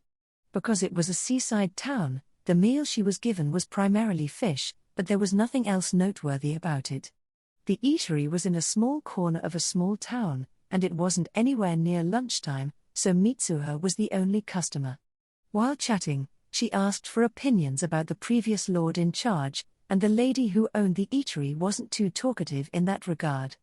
The fact that he was a disgraced noble had brought shame upon them all. There was no telling what kind of person the next lord would be, and it was unlikely that this poor embarrassment of an area would ever know a good ruler. The lady might have been willing to gossip and complain with someone close to her, but it wasn't something she would mention to a stranger. Mitsuha didn't press the issue, however, and merely asked for the location of the ex-lord's mansion before going on her way. The mansion was on the outskirts of town. Since the town was small and its buildings were sparse, Mitsuha had no trouble finding it. Yeah, I'm not calling this a mansion, either. It'd be humiliating. Residence seems like the best option. Just house or dwelling would be kinda sad. Still carrying all her possessions on her back, Mitsuha went to the front door and rapped on it loudly with her knuckles. Yes?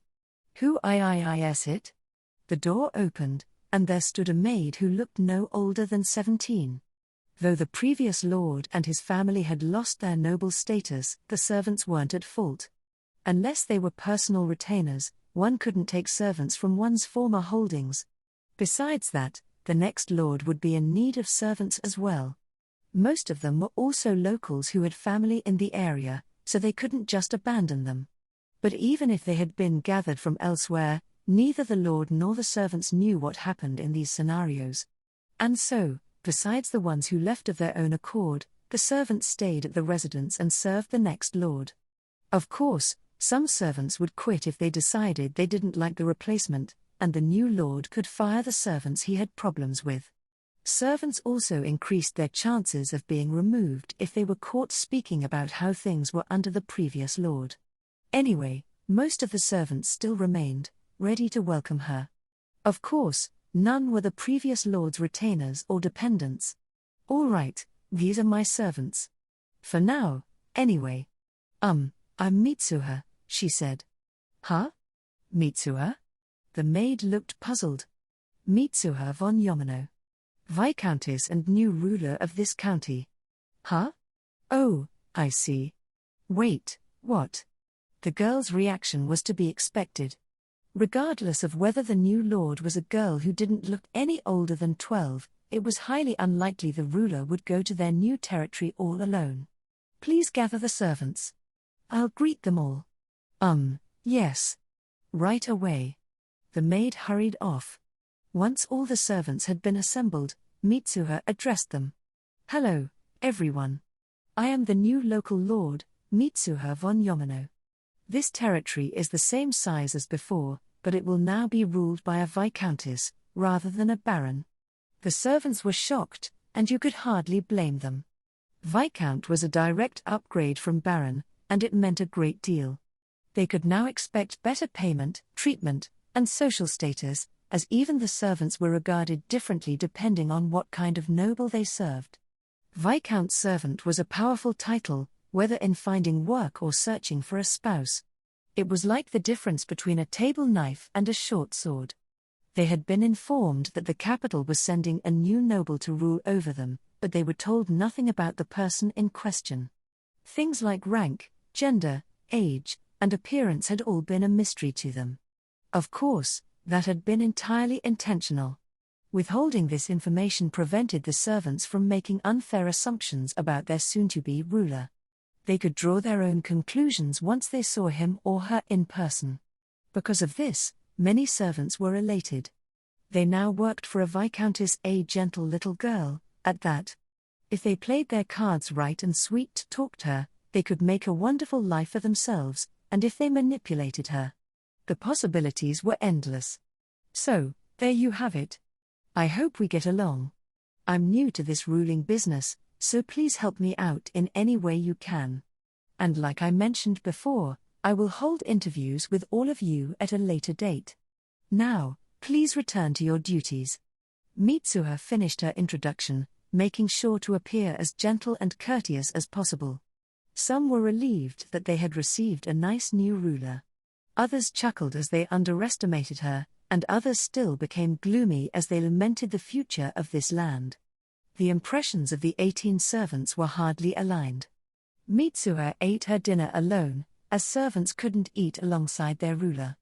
Though they were in a seaside area, there was a lot of red meat on the table. Probably the previous lord's tastes, Mitsuha thought. Praising the food, she ate everything she was presented. It was standard for nobles to be given enough to leave leftovers, so she obviously overate this time. After taking a bath, she locked herself in her new bedroom and jumped to her house on Earth, then jumped back, bringing along a small cardboard box she had prepared beforehand. Next, She unlocked the door and walked around her residence. She watched the servants work, cheering them on here and there, then returned to her bedroom. Kneeling in front of the cardboard box, which was significantly emptier than before, she took out various security equipment and set it up around the door and windows.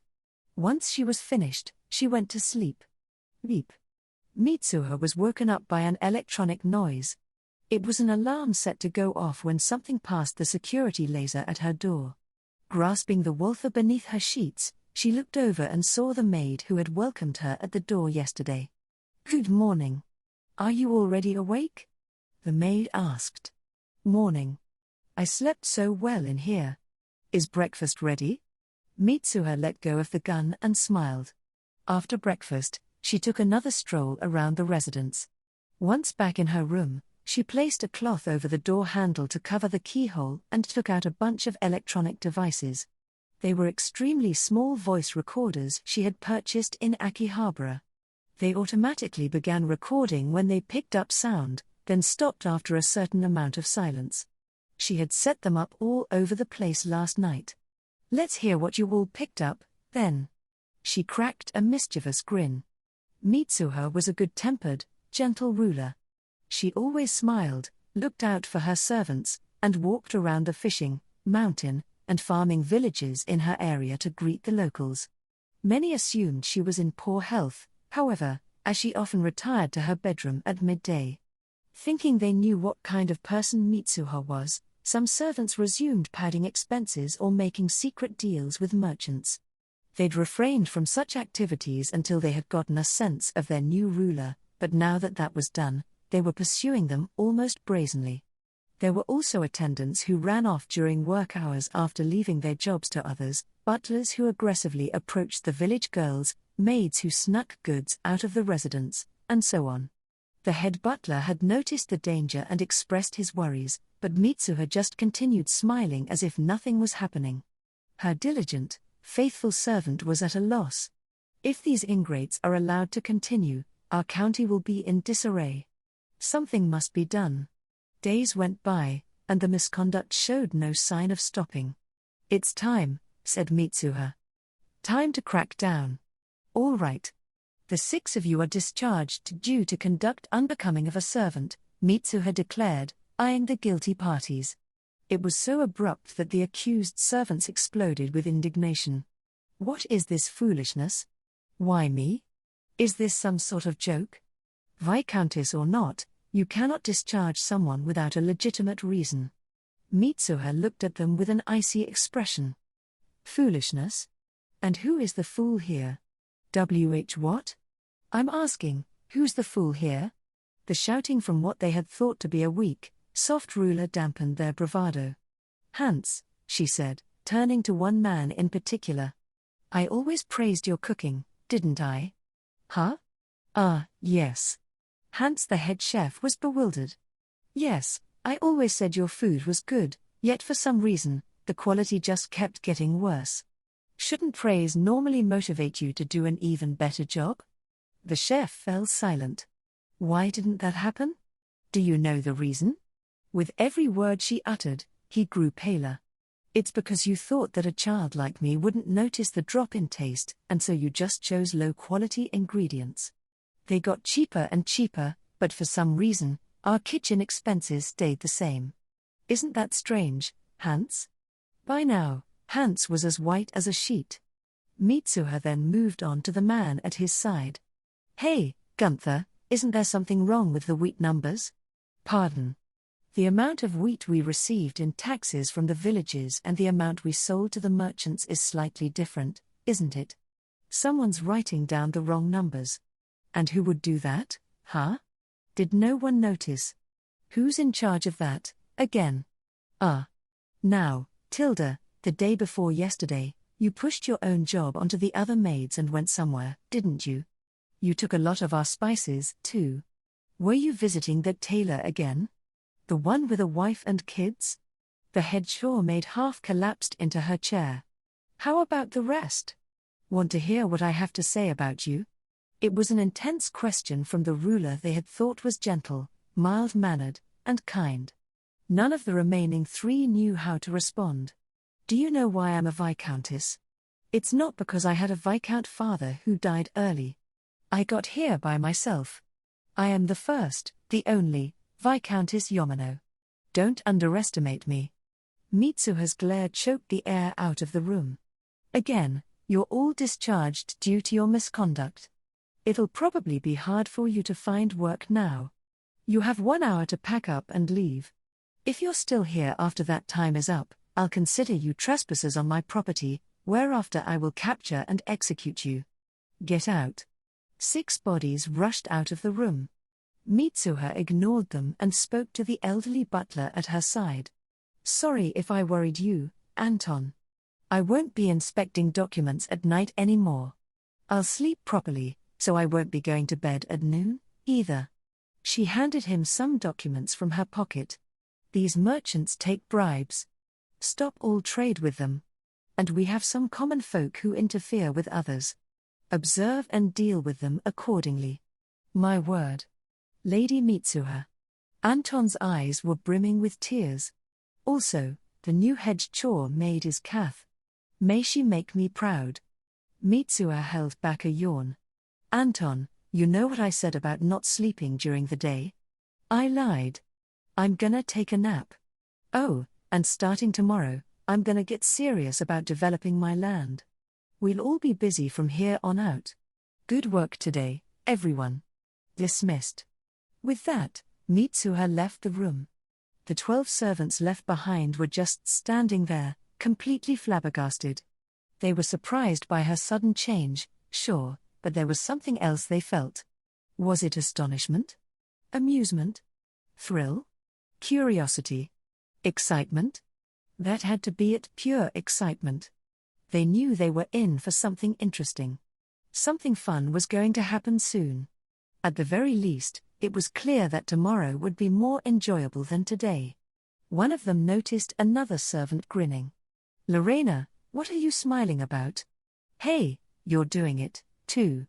The first servant hadn't even realized it. While Mitsuha had been playing the mild-mannered good girl, she'd had many opportunities to jump between worlds.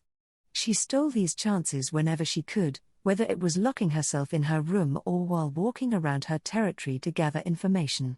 On one occasion, she announced that she was taking a brief excursion to learn more about her county. Leaving unaccompanied, she jumped to Japan to speak with some electrical equipment suppliers about modernizing her life in the Yamano County residence.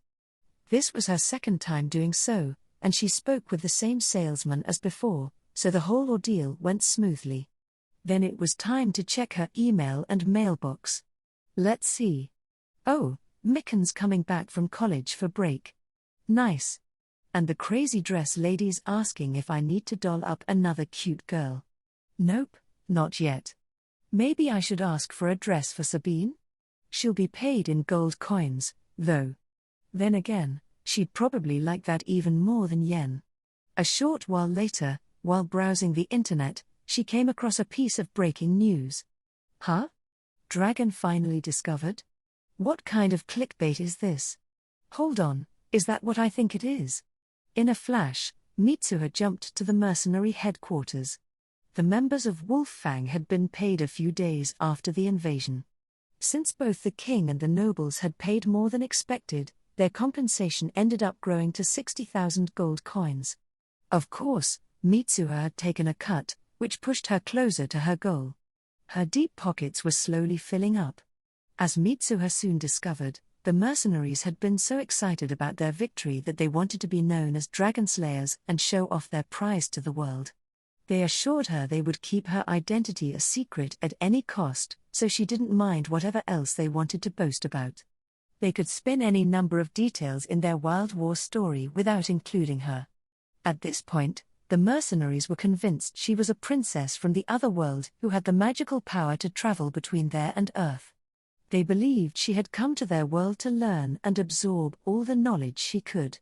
Her ability to speak in any language must have been some sort of translation magic, ergo she could use magic, ergo she was from another world.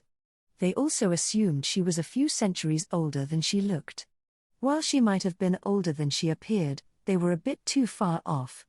Mitsuha thought they had bragged about the dragon only to other mercenary groups, but it went far beyond that. According to the captain, they no longer had the remains, which had been taken to some university laboratory. That scholar who had shown interest in the horned rabbits had left them his contact information, and when the mercs had called him, he'd flown over immediately. Upon seeing the genuine dragon remains, he had been swept up in a flurry of excitement. He'd called his contacts all over the world, and the mercenary base was soon swarming with scientists. Wolffang's mercenaries had an explanation planned out ahead of time. They explained that a princess from another world had summoned them, their weapons, and vehicles, and pitted them against a demon king's army. The mercenaries had won and returned home, bringing back a dragon on their truck. Even they believed in this story to a certain extent, so it was hard for others to doubt them. While feeding their guests this story, they hid the fact that Mitsuha could go between worlds at will, and that she was a regular visitor. Instead, they insisted it had been a once-in-a-lifetime encounter. As for her name, they claimed it was Princess Nanaha. Much like this character, Mitsuha was small, had a penchant for cannon fire, and tended to shoot first and ask questions later.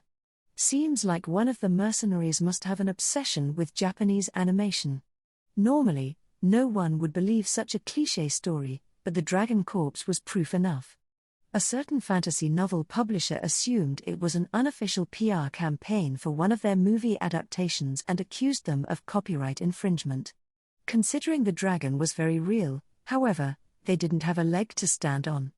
Their intervention did make one wonder what would come of a movie adaptation of all this, however. And not only was it a sensational story, but the analyses of the dragon scales and DNA could be a great boon. Apparently, the two members who were on vacation during the invasion and therefore unable to participate had been devastated to the point of tears. The rest of the team pitied them so much that the payment, instead of being split among the participants, was deposited into the group's funds and shared among all members as bonus pay. This way, even those who hadn't participated got a piece of the pie, even if it was a bit smaller than that of those who had. Of course, not all of the payment was given out. They left a couple $2 million in their treasury for weapons and maintenance, as well as potential support for those who might retire due to age, injury, or disease. The two mercenaries who had missed the event didn't want money. They whined about how they wanted the Dragon Slayer title, to see the other world, and to serve the princess. Too bad, thought Mitsuha once she was finally caught up. Not my problem. One day, a few guests came knocking at Mitsuha's door. The head butler informed her there were 3 men. They didn't know her relation to the events at the capital and had simply come to meet the new noble. Mitsuha guessed they were either looking to get a higher position, or perhaps to bribe or threaten her. She considered merely turning them away, but upon hearing what they claimed to be a scientist, a mercenary, and a merchant, she noted the variety and figured it was unlikely any of them would demand to become her chief vassal or financial officer. They came all the way to this rural area, so I suppose it's only fair to meet with them. I'll size them up in the reception room. What? Why not a throne room? Don't have one. This ain't a royal palace. Also, a scientist. Here? Is the translator in my brain glitching out? The welcome party in the reception room consisted of Mitsuha, Anton the butler, the 3 head maids, 3 normal maids, and 3 male servants standing near the walls. She had prepared so many people in case the guests hadn't come to talk and needed restraining, or something of that nature. Of course, she'd equipped her gun belt for worst-case scenarios. The Walther she always had on her shoulder took too long to take out, after all. The table was large and there was lots of space between her and the guests' chairs, so she would have more than enough time to pull out her gun and shoot.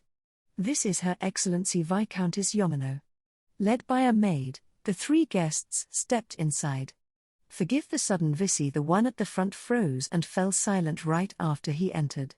Hey, what's row, began the second. The third one didn't say a word and simply stood in place. Mitsuha. The first 2 cried out. Huh? Well, if it isn't the mercenary and the merchant. I should really remember their names. Why are you here? I'm the Viscountess here, Mitsuha von Yamano. You mean Viscount's daughter, right? Nope. The three were at a loss for words. Then why were you riding in that coach? I had no other option. Why were you alone? Because I had no vassals or subordinates. Unable to respond, they awkwardly shuffled in silence.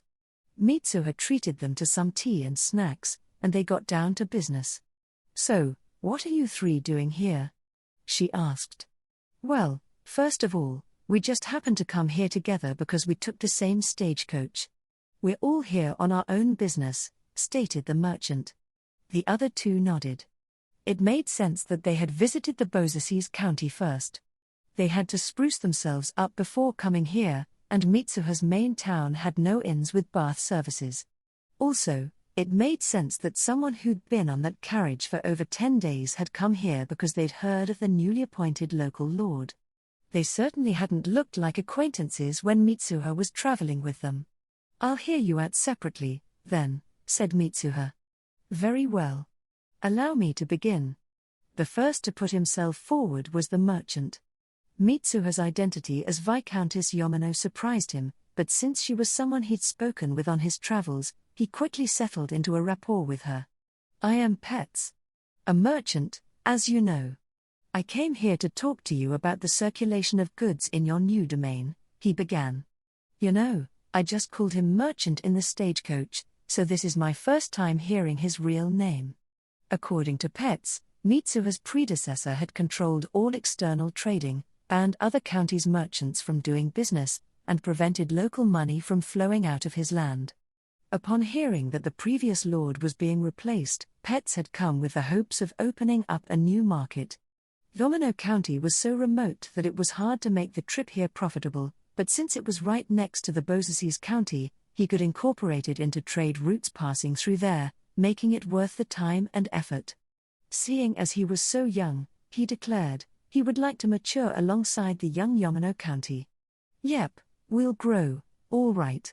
Anyway, I needed a merchant with ties to the capital, and Pets is clearly a trustworthy guy.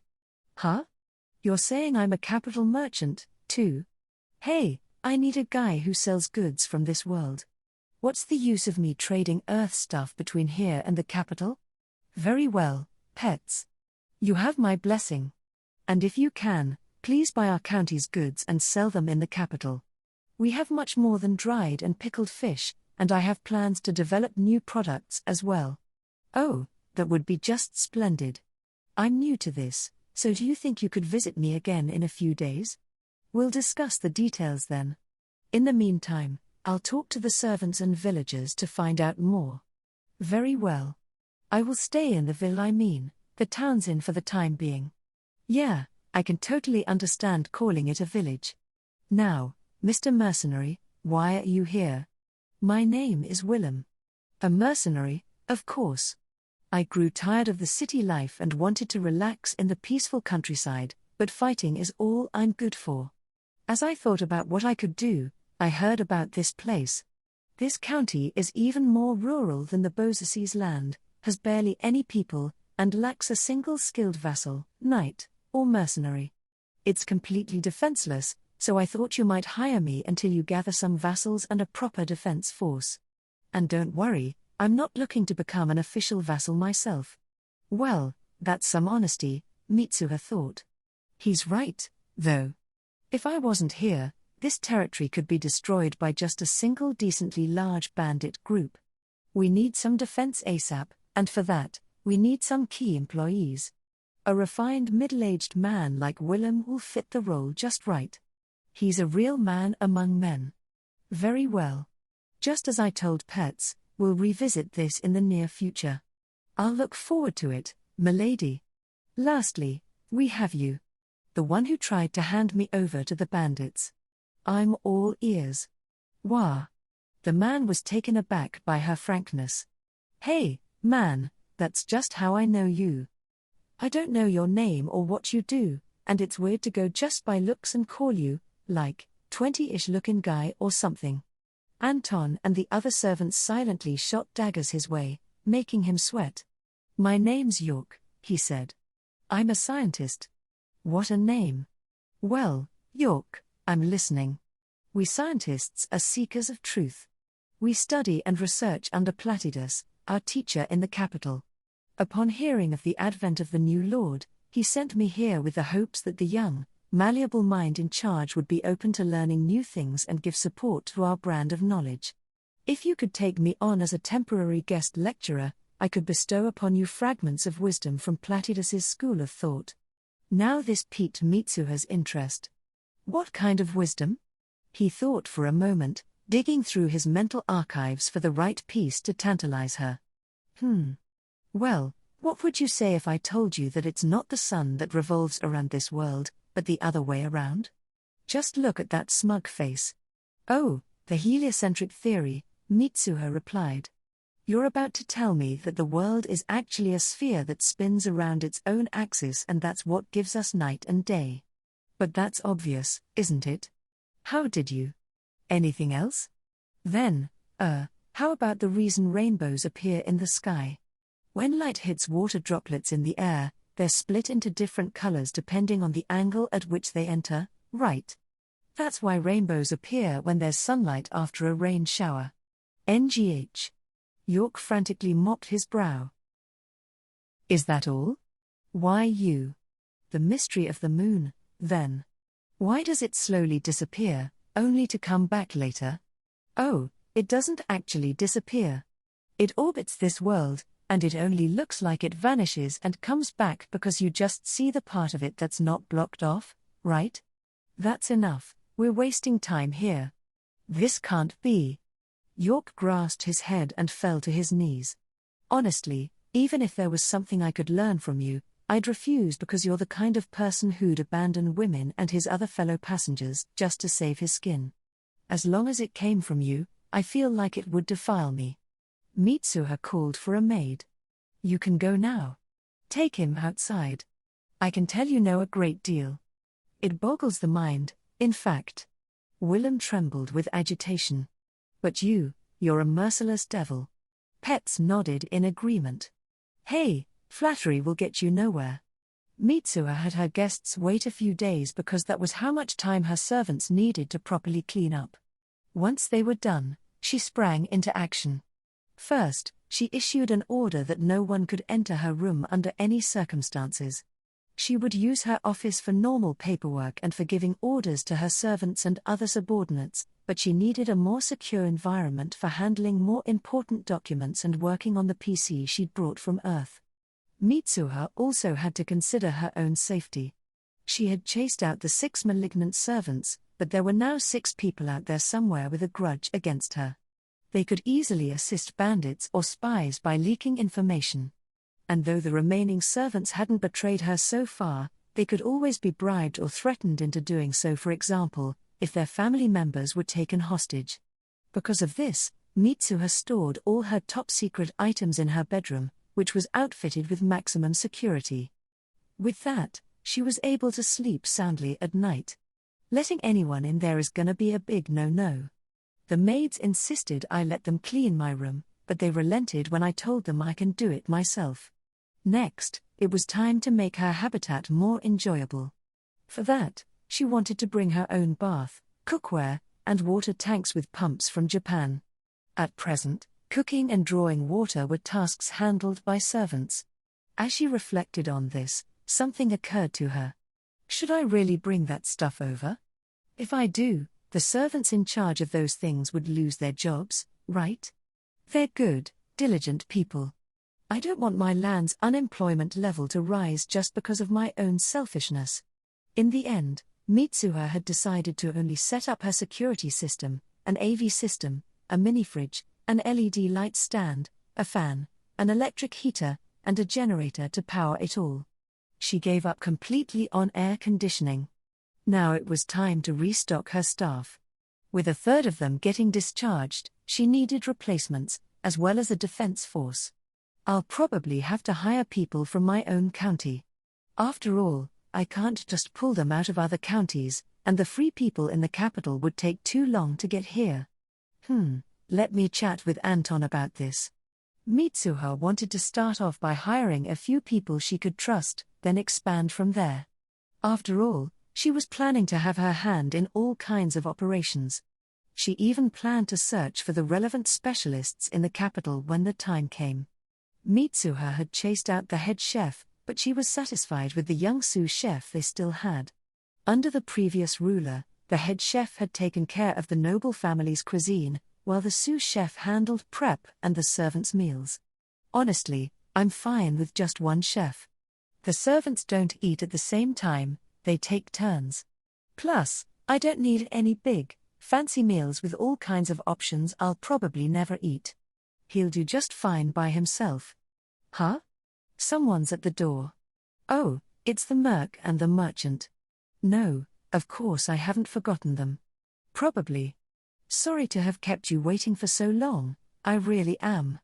Time is money is especially true for mercenaries and merchants. Oh, no need to worry.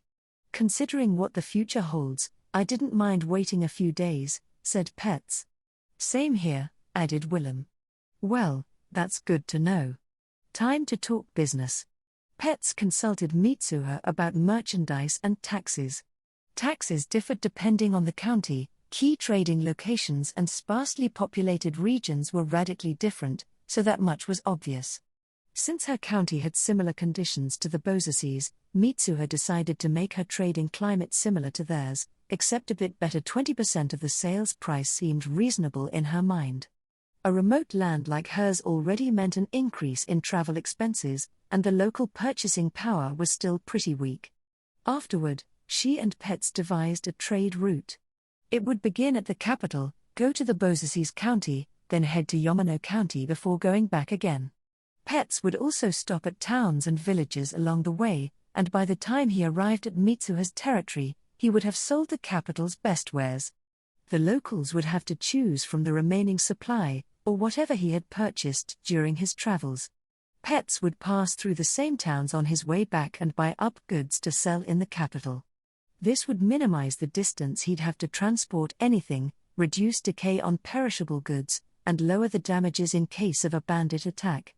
To lure the trader into bringing good merchandise to her territory, Mitsuha had to make it profitable, whether by allowing price flexibility or by lowering taxes. Taxes couldn't be too low, however, as that would obviously reduce the county's revenue. I also have to keep a good balance with the other counties.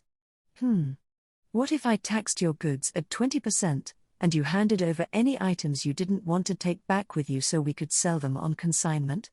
We'd handle that at our local store, so you wouldn't need to buy any space or hire workers. There'd be zero financial burden on you.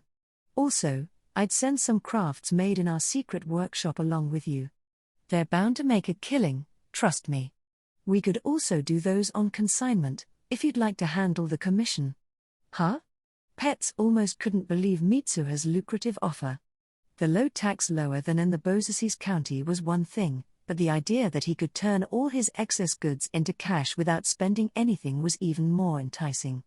After all, wares that didn't sell on his first visit to a town weren't likely to sell during his second. A merchant would prefer to have more space for the things he could sell at the capital. No point in carrying back things he bought there in the first place. If someone was willing to buy his entire stock, he wouldn't have to worry about goods going unsold and could lay in a larger supply in the first place. This would allow him to leave the capital stocked up on enough of the fancier, better goods to supply both counties. And a free consignment agreement was like a free shop for him. Yes, please. He replied immediately. The secret workshop was a lie, of course. Mitsuha was merely planning to resell goods from discount stores on Earth, avoiding any currently for sale at Mitsuha's general store. This would surely increase her profits and the value of coming to Yamano County, and hopefully entice more visitors. However, all of this was only a temporary solution. She needed to act fast and make sure things could continue without her. This is great and all, but ultimately it's a band-aid fix. I've got to act fast and make sure things can continue here if I disappear or whatever. So, I've got to think of something that can be made in my county and sold for a profit. First things first, though, I need to set up a store run directly by the local government, me. Mitsuha and Pets had yet to discuss what goods he should bring and how frequently he should visit, But as these required the opinions of Anton, the servants, and the townsfolk, they decided to fine-tune it later. Next up is the merc, Willem.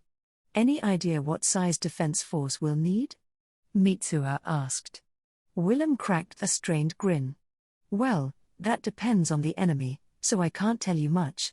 Geographically, though, this isn't a place that could be easily attacked by another country, so you could probably expect anything from small packs of monsters to large bandit gangs. Yamano County had 676 people, 260 in the main town, 290 total in the 3 farming villages, 79 in the 2 mountain villages, and 47 in the fishing village. For a viscount's territory, the population was quite low. I wanted this, though. It used to be a baron's land. But what should I do to protect it? Should I bring someone from outside or look among my own people? This place is remote, so hiring someone from the capital would be expensive. Anyone who has family there wouldn't want to leave, either. And let's not forget about loyalty. Outsiders might choose to desert when backed into a corner, or perhaps even decide to become bandits right after being hired. This area was so obscure that killing a lord's family and escaping with their wealth wouldn't be impossible. Worse yet, the murderers could very well end up not getting caught. This was a world without photos, newspapers, or TV, and you couldn't hope for a proper investigation. Guess I'm going homegrown. It'll help me look for potential hires, too. I'll just have to get Willem to train them. But how long would it take for a recruit to be somewhat useful? I've got it. Willem, I'm hiring you as an army commander for Yamano County. I plan to have a maximum of 5 career soldiers, you and 4 other officers. Next, I'll round up 36 of my people and make them juggle work and military service. We'll periodically pick new groups until we've got around 200 men at least somewhat capable in battle. Once all that's done, we'll pick out the ones with potential and make them into permanent soldiers. What? You are capable of readying men's bodies, minds, and equipment for battle, yes? Yes. Mitsuha had decided to take the universal conscription approach. With so few people at her disposal, she couldn't support a large permanent army, but a small one wouldn't be enough for simple patrols, let alone a defensive battle. That was why she'd decided to enforce mandatory shifts of duty, during which many men would have to balance their professional and military obligations. She wanted to target able-bodied men who had no illness in their families and who could afford to step away from their work without much consequence. And once one group's time was up, they would switch. This wouldn't damage her county's productivity too terribly, and since they would come from their own homes, the burden on the domain would be minimal. She would at least make sure they were fed hearty lunches, however. The 36 worker soldiers from each shift would be split into 4 squads of 9 each. Those 9 would be split either into 3 groups of 3, or 4 pairs with the 9th acting as squad leader. There would be 4 officers above them all and Willem at the very top. Mitsuha would allow women to learn to wield a weapon, too. Even if they didn't end up in battle, she felt it would be good for them to have a means of self-defense. Now, universal conscription might have seemed like the device of a warmongering nation, but even permanently neutral Switzerland, often considered to be a symbol of peace, had universal conscription. Swiss men were required by law to learn how to use weapons, nearly every household owned a gun, and the people were prepared to assemble at any time into an army of 100,000. For a symbol of peace, the country was actually quite militaristic. It took part in a military-industrial complex as well, exporting lots of lethal weapons. You occasionally get weirdos saying Japan should become as neutral and peaceful as Switzerland, but since their neutrality's armed, it's basically like saying, screw with us and see what happens. If Japan wanted to be like them, it'd have to enact forced conscription, allow the possession of firearms, and start growing a defense industry. If you ask me, things are pretty peaceful as is. Mitsuha also realized that she had to create a census. One was absolutely necessary when it came to matters of conscription, taxation, and welfare. Keeping a population of less than 700 in check wouldn't be too hard, however, especially not with the laptop she'd brought over. She planned to make print copies, too, Just in case. I also got a return to the capital, check on the store, and take care of that one thing. Then I'll return to Japan and get cracking on that other thing. Oh man, am I busy? I was supposed to have it easy. Why is this happening? Yeah. I know I pretty much asked for this. Chapter 17. The blog. Around 9:30 p.m., two men sat in the night shift prep room of Otsuki General Hospital in Japan. What? You're looking over a case when the night shift's about to start.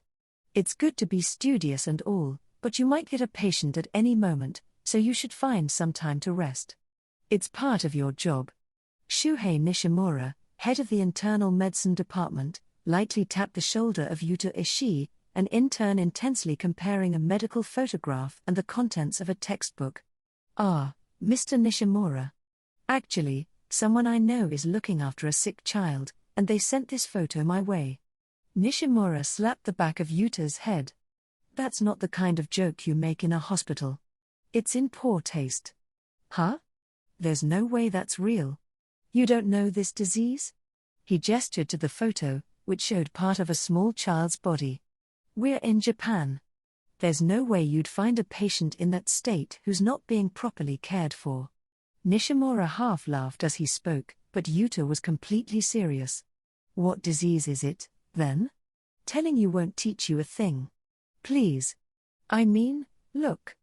Yuta pointed to a manga magazine in the bottom left corner of the image. This magazine is from yesterday. Come with me.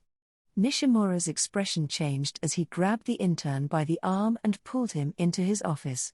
What's going on here? Explain. Normally, Nishimura's menacing attitude would have terrified Yuta, but this time was different. It's from a blog, okay? It was posted on a blog I like to read. The blogger wants to know about the symptoms, and they included a new magazine as proof that this is real. Show me on this, then, said Nishimura, handing Yuta one of his personal devices. It's completely detached from the hospital's shared network. I only use it to keep records and email suppliers and researchers. It's even got antivirus. I don't mind you using it, so go ahead. Yuta took it from him, opened a browser, and filled the search field with the usual keywords.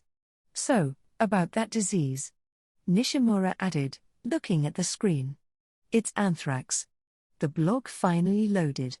It was titled Help Me Out. Running Your Land as a Viscountess. What a tasteless title, thought Nishimura. Viscountess? Really? Where are the photos? He asked. Yuta clicked the flashing red emergencies section of the blog's consultation corner and opened up the page.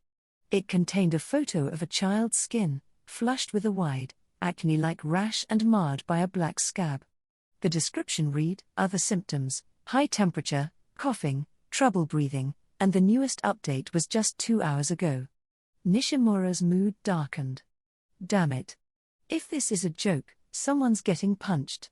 Can we contact the blogger? Yes, provided they're in front of a PC and either waiting for new emails or using an alert software. You don't get replies if you don't give them your own email address. Personally, I only comment on the blog. I haven't given out my email yet, since I didn't want my info to get leaked or something. Do it. Use this address. Hurry. I'll write the message. The reply came in no time. Everything written here is true. I'll come right away, so please tell me where you are. And have the medicine ready. The Viscountess right away? We don't even know what prefecture this person's from. Grumbling, Nishimura typed in his address and the name of the hospital. Another instant reply. I have your location. I will be at the front desk of the ER in 5 minutes. Please tell me how to administer the medicine. What? 5 minutes? How is that even? I'm being fooled, aren't I? But if I'm not? Crap. Ishii, get some penicillin and tetracycline. Right now. This has to be a lie. Someone's just messing with me. I know that. But if another child is in danger, what are you waiting for? Go. Yuta ran off as fast as he could, much faster than you should ever run inside a hospital. 7 minutes later, he and Nishimura arrived at the ER, panting. A girl stood waiting for them. "I am Viscountess Mitsuha von Yamano," she said. If she could get here that fast, then the patient had to be close by, too. Is this a miracle or a coincidence? Nishimura thought. However, when he asked the girl to take him to the child, she stubbornly shook her head. "Don't be absurd. The patient's life is in danger. It's a race against time. And I can't give medicine to a layman without seeing the patient. Unauthorized injections are against the law. Don't worry about that. This is beyond Japanese law." "What?" The girl refused to yield, insisting he tell her the amount of medicine to use and how to administer it. She clearly had no relevant knowledge. Can't expect much from a middle schooler.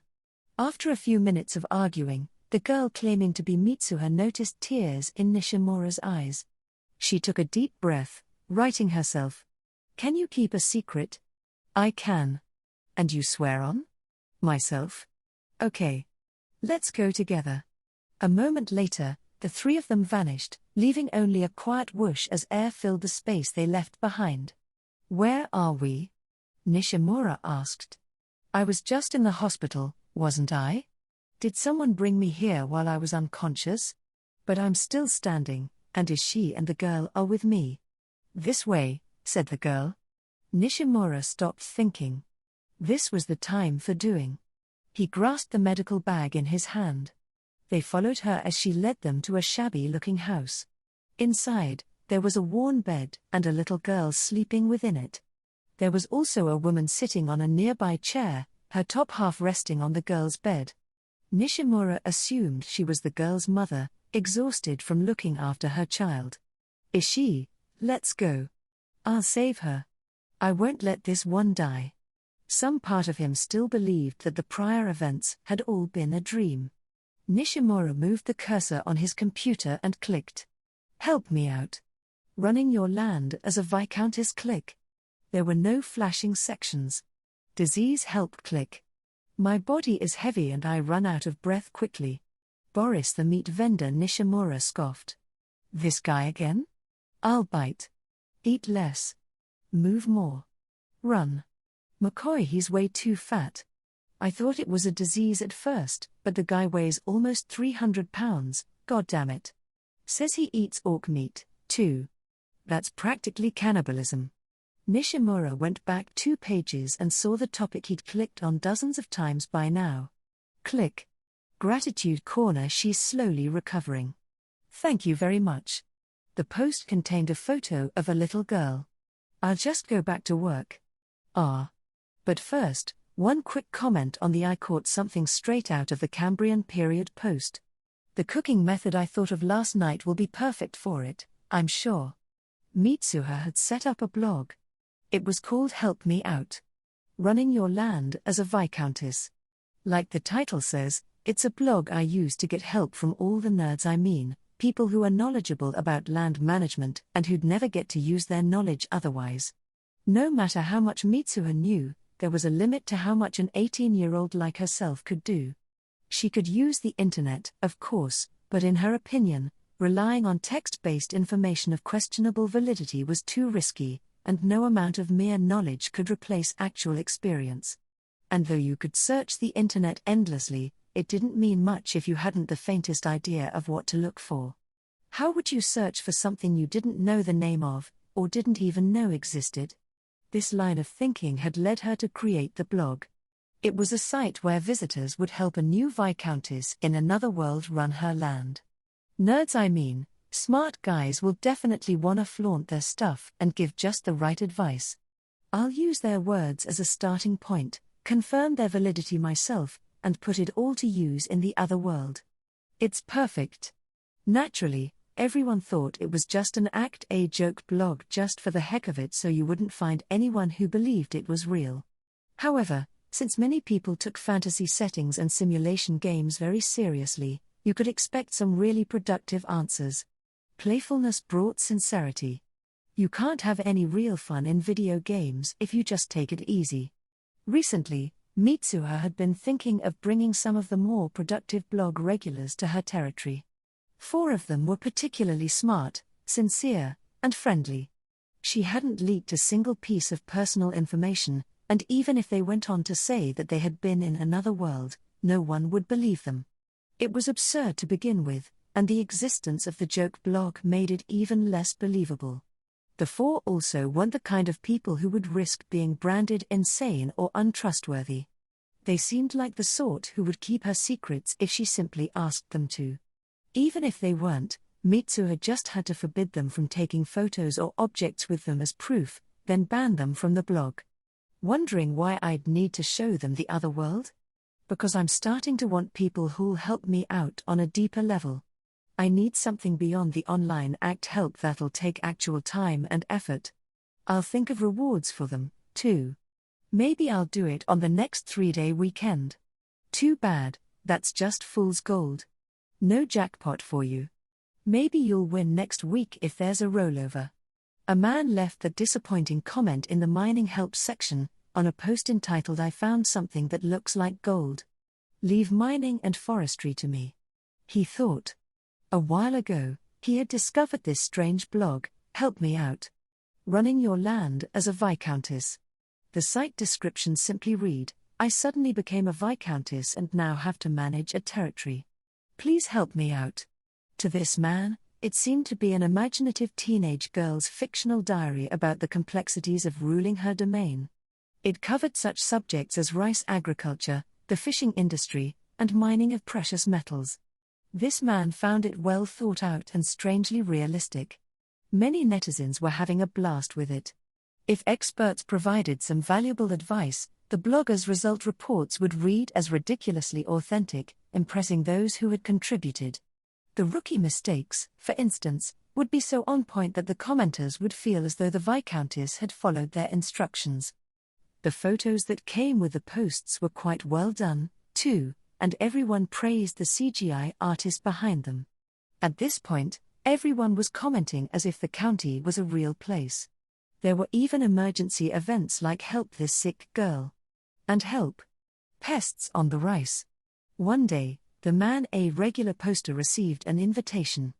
"Thank you very much for helping me cheat my way into being a great ruler.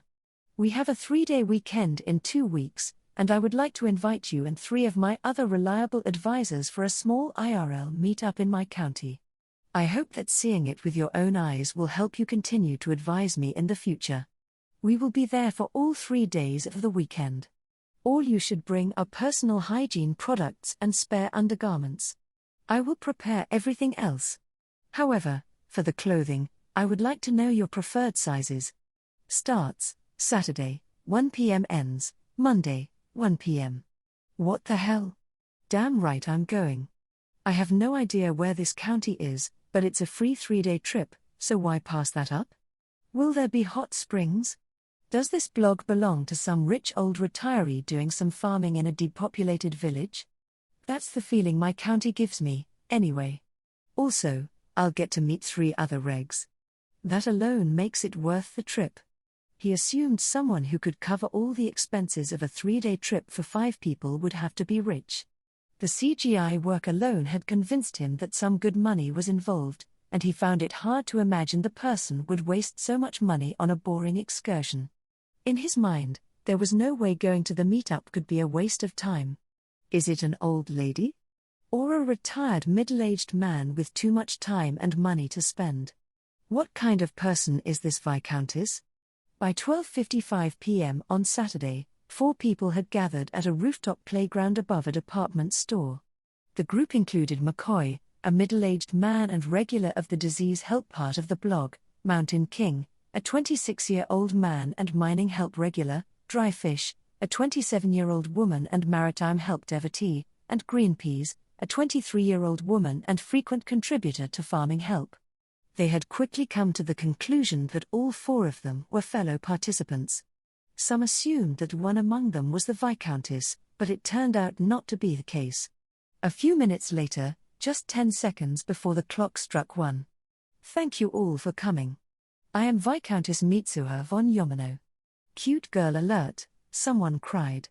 Everyone besides McCoy, aka Dr. Shuhei Nishimura, was already swooning over Mitsuha. "I've called you here because this place is almost always empty, and the large equipment can hide us well," said Mitsuha before beckoning them closer. McCoy had a sense of what was about to happen, but the other three were clueless and followed her instructions with a little hesitation. They were soon completely hidden, and then a gentle breeze was all that was left where they had been standing a moment before.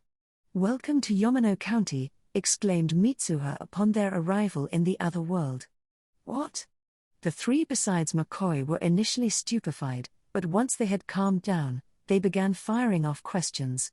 Are the fields I told you to make actually here? Like in the reports? You know, those pics with the CGI? Asked Greenpeas. There was no CGI. I took the photos with a standard digital camera. But yes, the fields are on the plains near the mountainside, Mitsuha replied. "The ship, then," cried Dry Fish.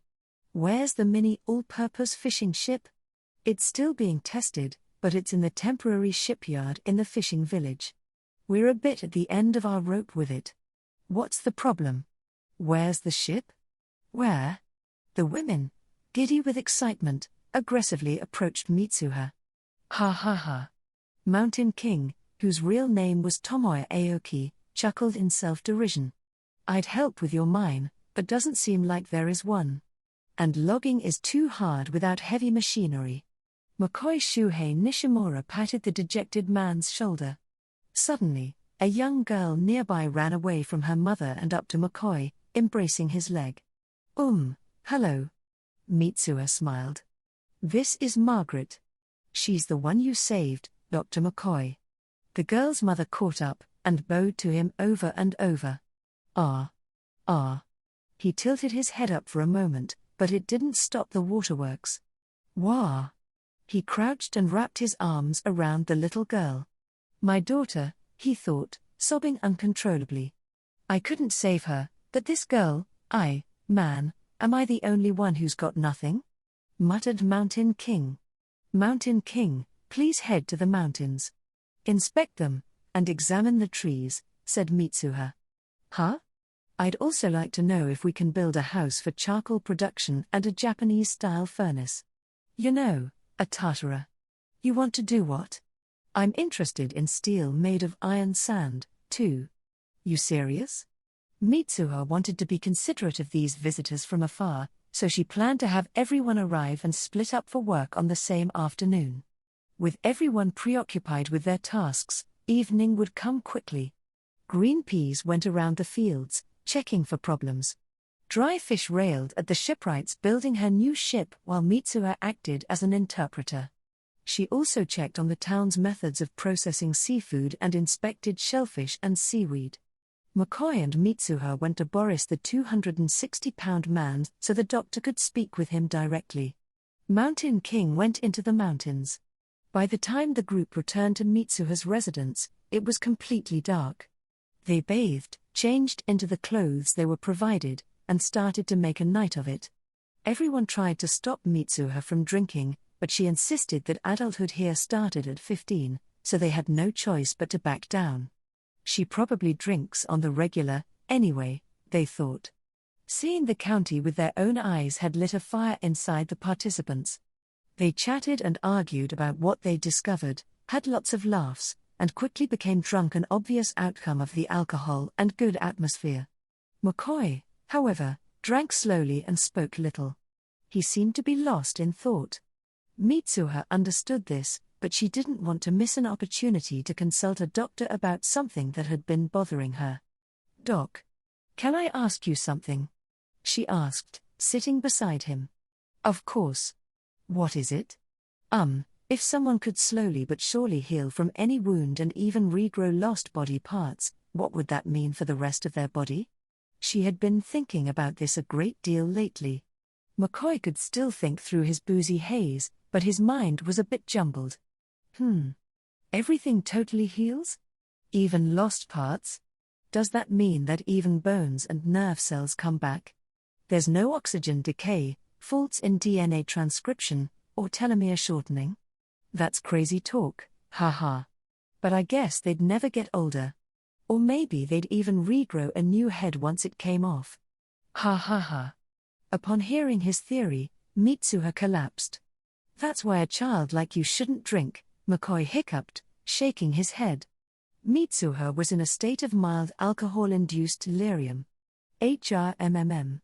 That means I'm gonna need a lot more than 80,000 for my retirement. Huh? Is that really the most shocking thing about this? And is it really retirement if you never get old? A short time ago, Mitsuha had begun to think that she wouldn't grow anymore. Even at the ripe old age of 18, she'd hoped to grow a bit to gain a few inches on her breasts, boobs, and bosom, for example. There wasn't a single sign of growth, however, hence her question to McCoy about regeneration. The answer left little room for hope. No. That's just conjecture. I'll still grow. There's no need to panic. The truth is, she had been prepared for this eventuality ever since she stopped growing at 17. Ultimately, she was fine with staying young forever. It wasn't as though she was immortal. Losing her head would probably kill her, as would a pierced heart, or a jump into a blast furnace. Oh well, no point in thinking too hard about it. I'll have fun until I'm bored of life. Also, there might come a time when I meet that thing again. In the morning, everyone awoke with severe headaches. Mitsuha, on the other hand, was perfectly fine. Does my auto-heal work on hangovers? Diseases, too, maybe? They planned to go to the capital in the afternoon. Until then, everyone made whatever preparations they deemed necessary. Around 1 p.m. they changed into clothes that would allow them to blend in with the capital's crowd, then jumped to Mitsuha's general store. Mitsuha had recently resumed business, but with extremely limited hours. She had a particular place in mind for lunch, the Paradise Diner. Upon hearing that people from Mitsuha's homeland had come to visit, Anel, Alina, Bernd, and even Marcel wanted to try their hand and see what the visitors would think of their Yamano cuisine. We're in a whole different world, but we're going to eat normal Earth food? Whined her online advisors, but Mitsuha paid them no mind. She also planned to have them come to Paradise for dinner. Anyway, what the hell's with all these people? Sabine, the whole Boses family, the king, the chancellor, and especially you, first princess. Well, whatever. Guess I've gotta introduce them. Mitsuha, you're a viscountess, right? Greenpeas asked. Why is the count's family treating you like one of them? Why are you talking to a princess so casually? And, the king. Really? Please, don't ask. Mitsuha just didn't know how to answer. The Yamano cuisine received passing marks from the travelers, and the Paradise crew cried tears of joy. Next, it was time for a tour around the capital. They would go sightseeing first and foremost, but Mitsuha told them to give her a shout if they noticed any lucrative business opportunities. Hey, why is everyone watching you with sparkling eyes, waving at you, and shouting? What are they saying? Asked one of the members. Again, just, don't ask. There wasn't really much in the capital worth seeing. The royal palace was the highlight, but it wasn't as though the guards would allow them inside. Besides that, there were European-style cobblestone roads and old brick buildings, both of which were similar enough to what they'd seen in photos or on TV. At the very least, the outer wall was somewhat impressive. As Mitsuha considered how to improve her tour, she heard someone say, "Very well, I shall show you around our palace." God damn it, royals. At dinner time, they were served meals from the kingdom's cuisine. Despite that, there wasn't anything terribly interesting.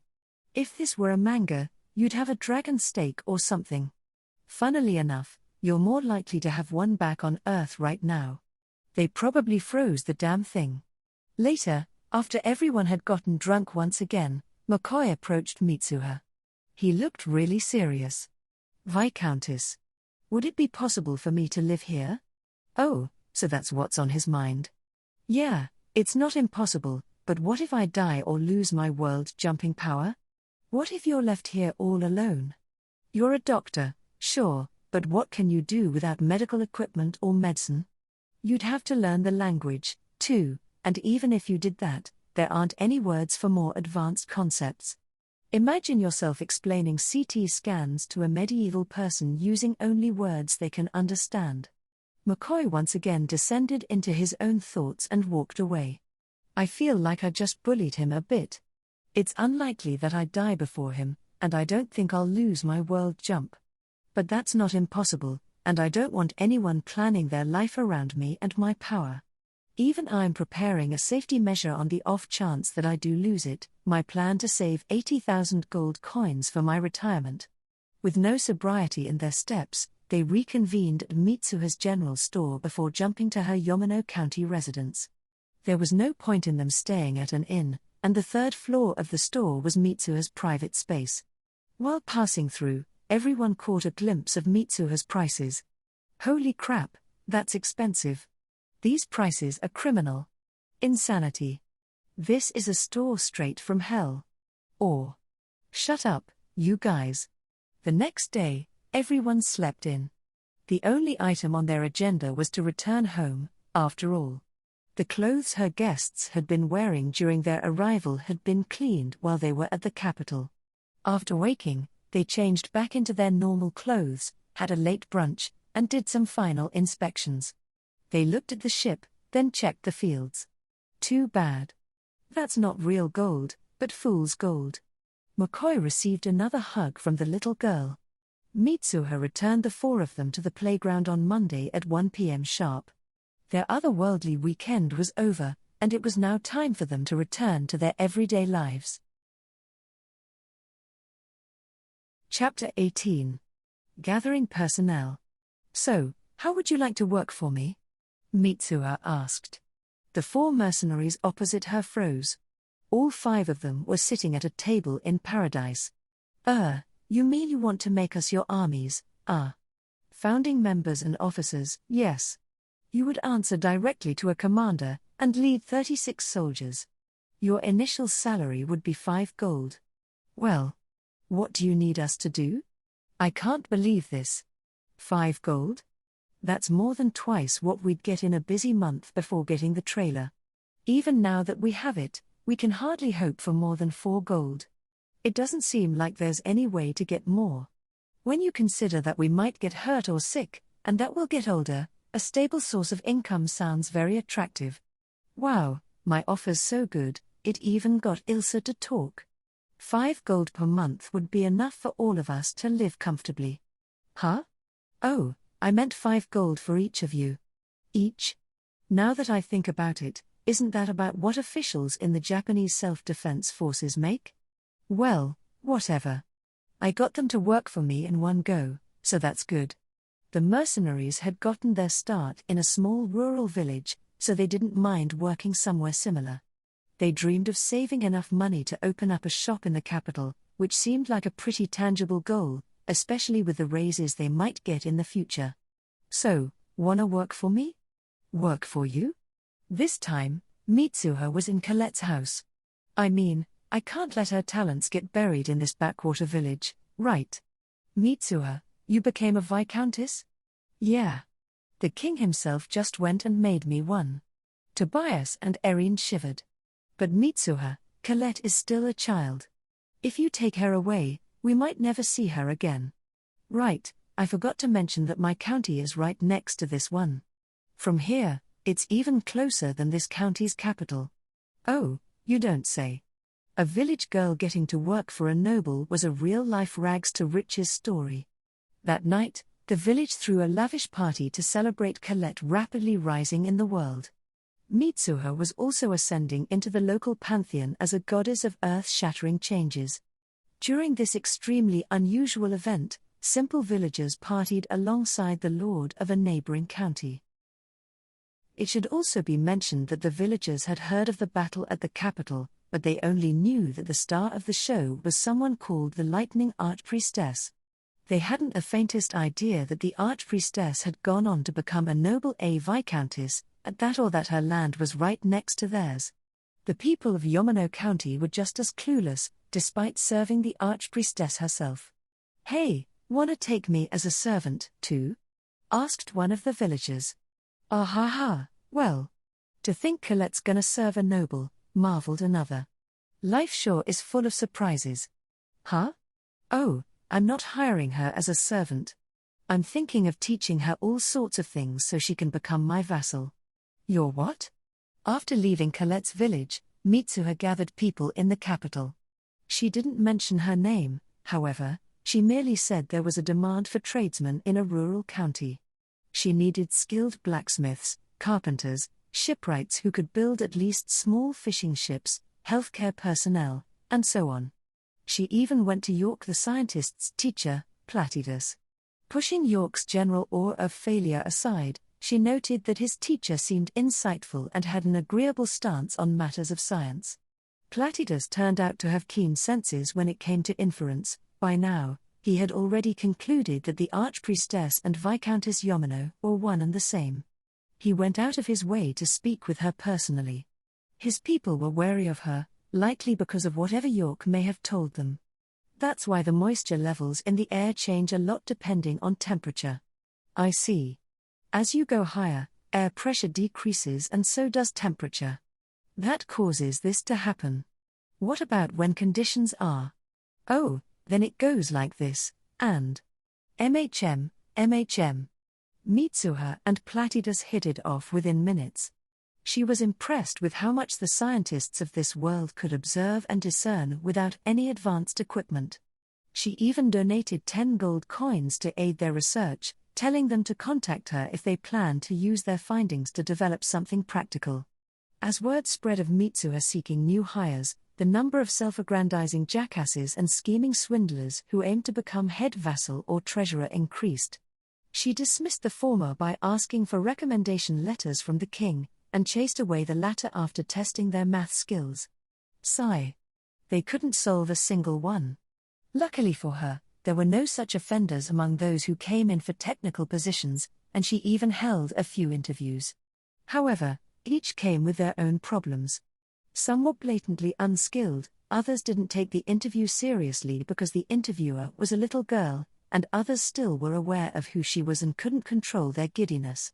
In the end, she didn't find a single person who was fit for the job. Well, if you think about it, experts who are both skilled and likable wouldn't be looking for a job in the first place. Guess I'll try my luck in my own land. Oh, and I should open up the store and sell some shampoo. A few days after she returned from the capital, her butler approached her with a complicated expression. Lady Mitsuha, you have a guest. Who is it? It is August, the first son of the previous lord. Oh, geez. That sounds like a headache and a half. I can't just send him away without meeting him, though. Take him to the reception room. Once they had assembled, her unwanted guest introduced himself. A pleasure to meet you. I am August von Thomson, Baron Thomson's firstborn. Huh? He can't be serious, she thought. And what brings you here?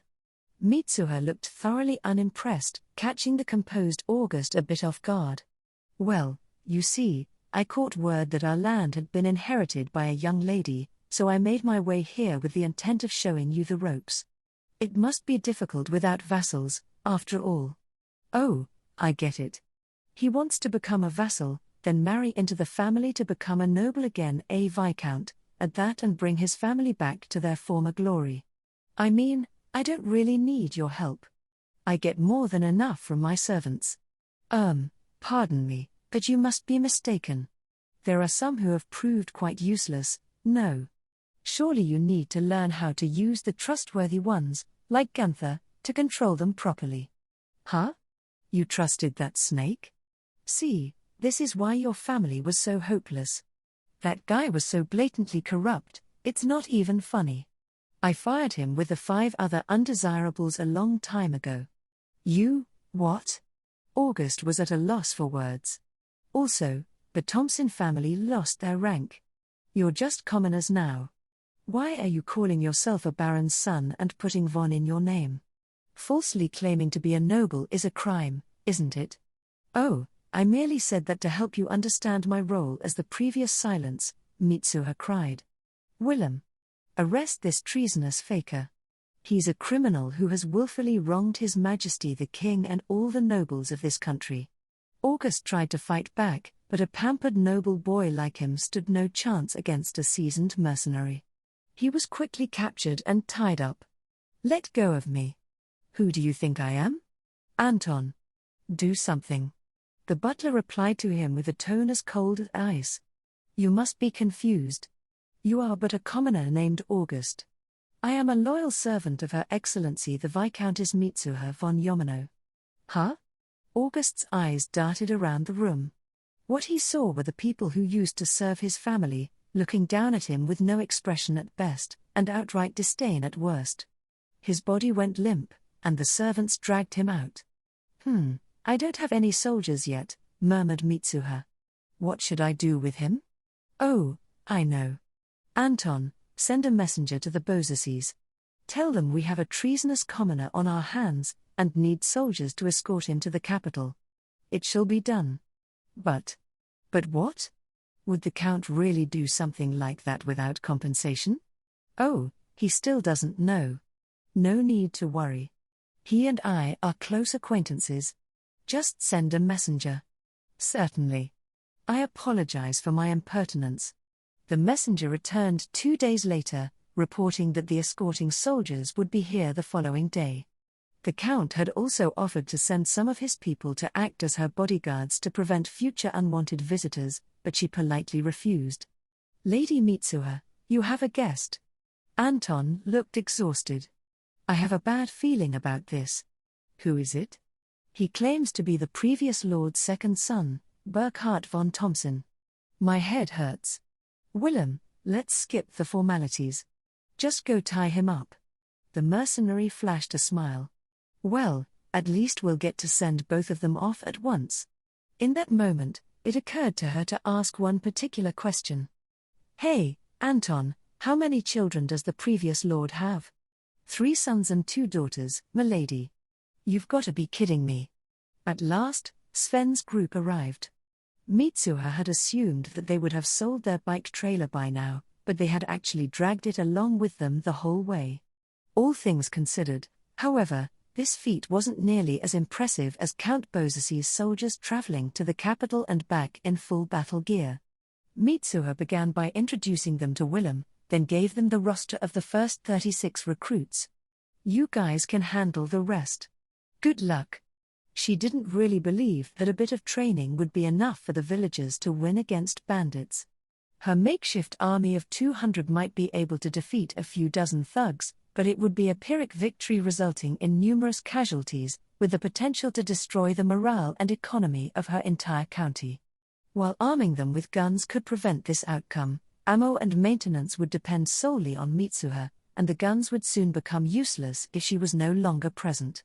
Mitsuha decided to teach a select few how to handle SMGs and change their magazines. They would only use the guns as learning tools, she would withhold them otherwise unless they became necessary. She already had an emergency arsenal inside Wolffang's base, so she would simply have to transport it. Mitsuha even considered hiring Wolffang again if circumstances called for it. She decided to consult the captain about such possibilities in the future. Crossbows were also an option. Mitsuha wondered whether it would be possible to make simple ones in this world. "Man, I want a skilled blacksmith. I need farming implements, ship fittings, and tools to be made in-house. That'll definitely help us develop. I could probably get iron by bringing it from Japan. I don't need all that much, and I don't want to harm the environment. As usual, I'll go with quality over quantity. I'll definitely want that Japanese steel that's made of iron sand. I'm also gonna need a tartara furnace and lots of wood, right? What about titanium? Nah, you probably can't work with it in this world." Soon, Colette arrived in Yamano County. To be specific, Mitsuha herself had been her escort. The girl could have easily been attacked by wolves or bandits, so Mitsuha couldn't allow her to make the journey all by herself. Instead, she had taken Willem along with her to Colette's village to pick her up. As for Sven's group, they were busy training the villagers.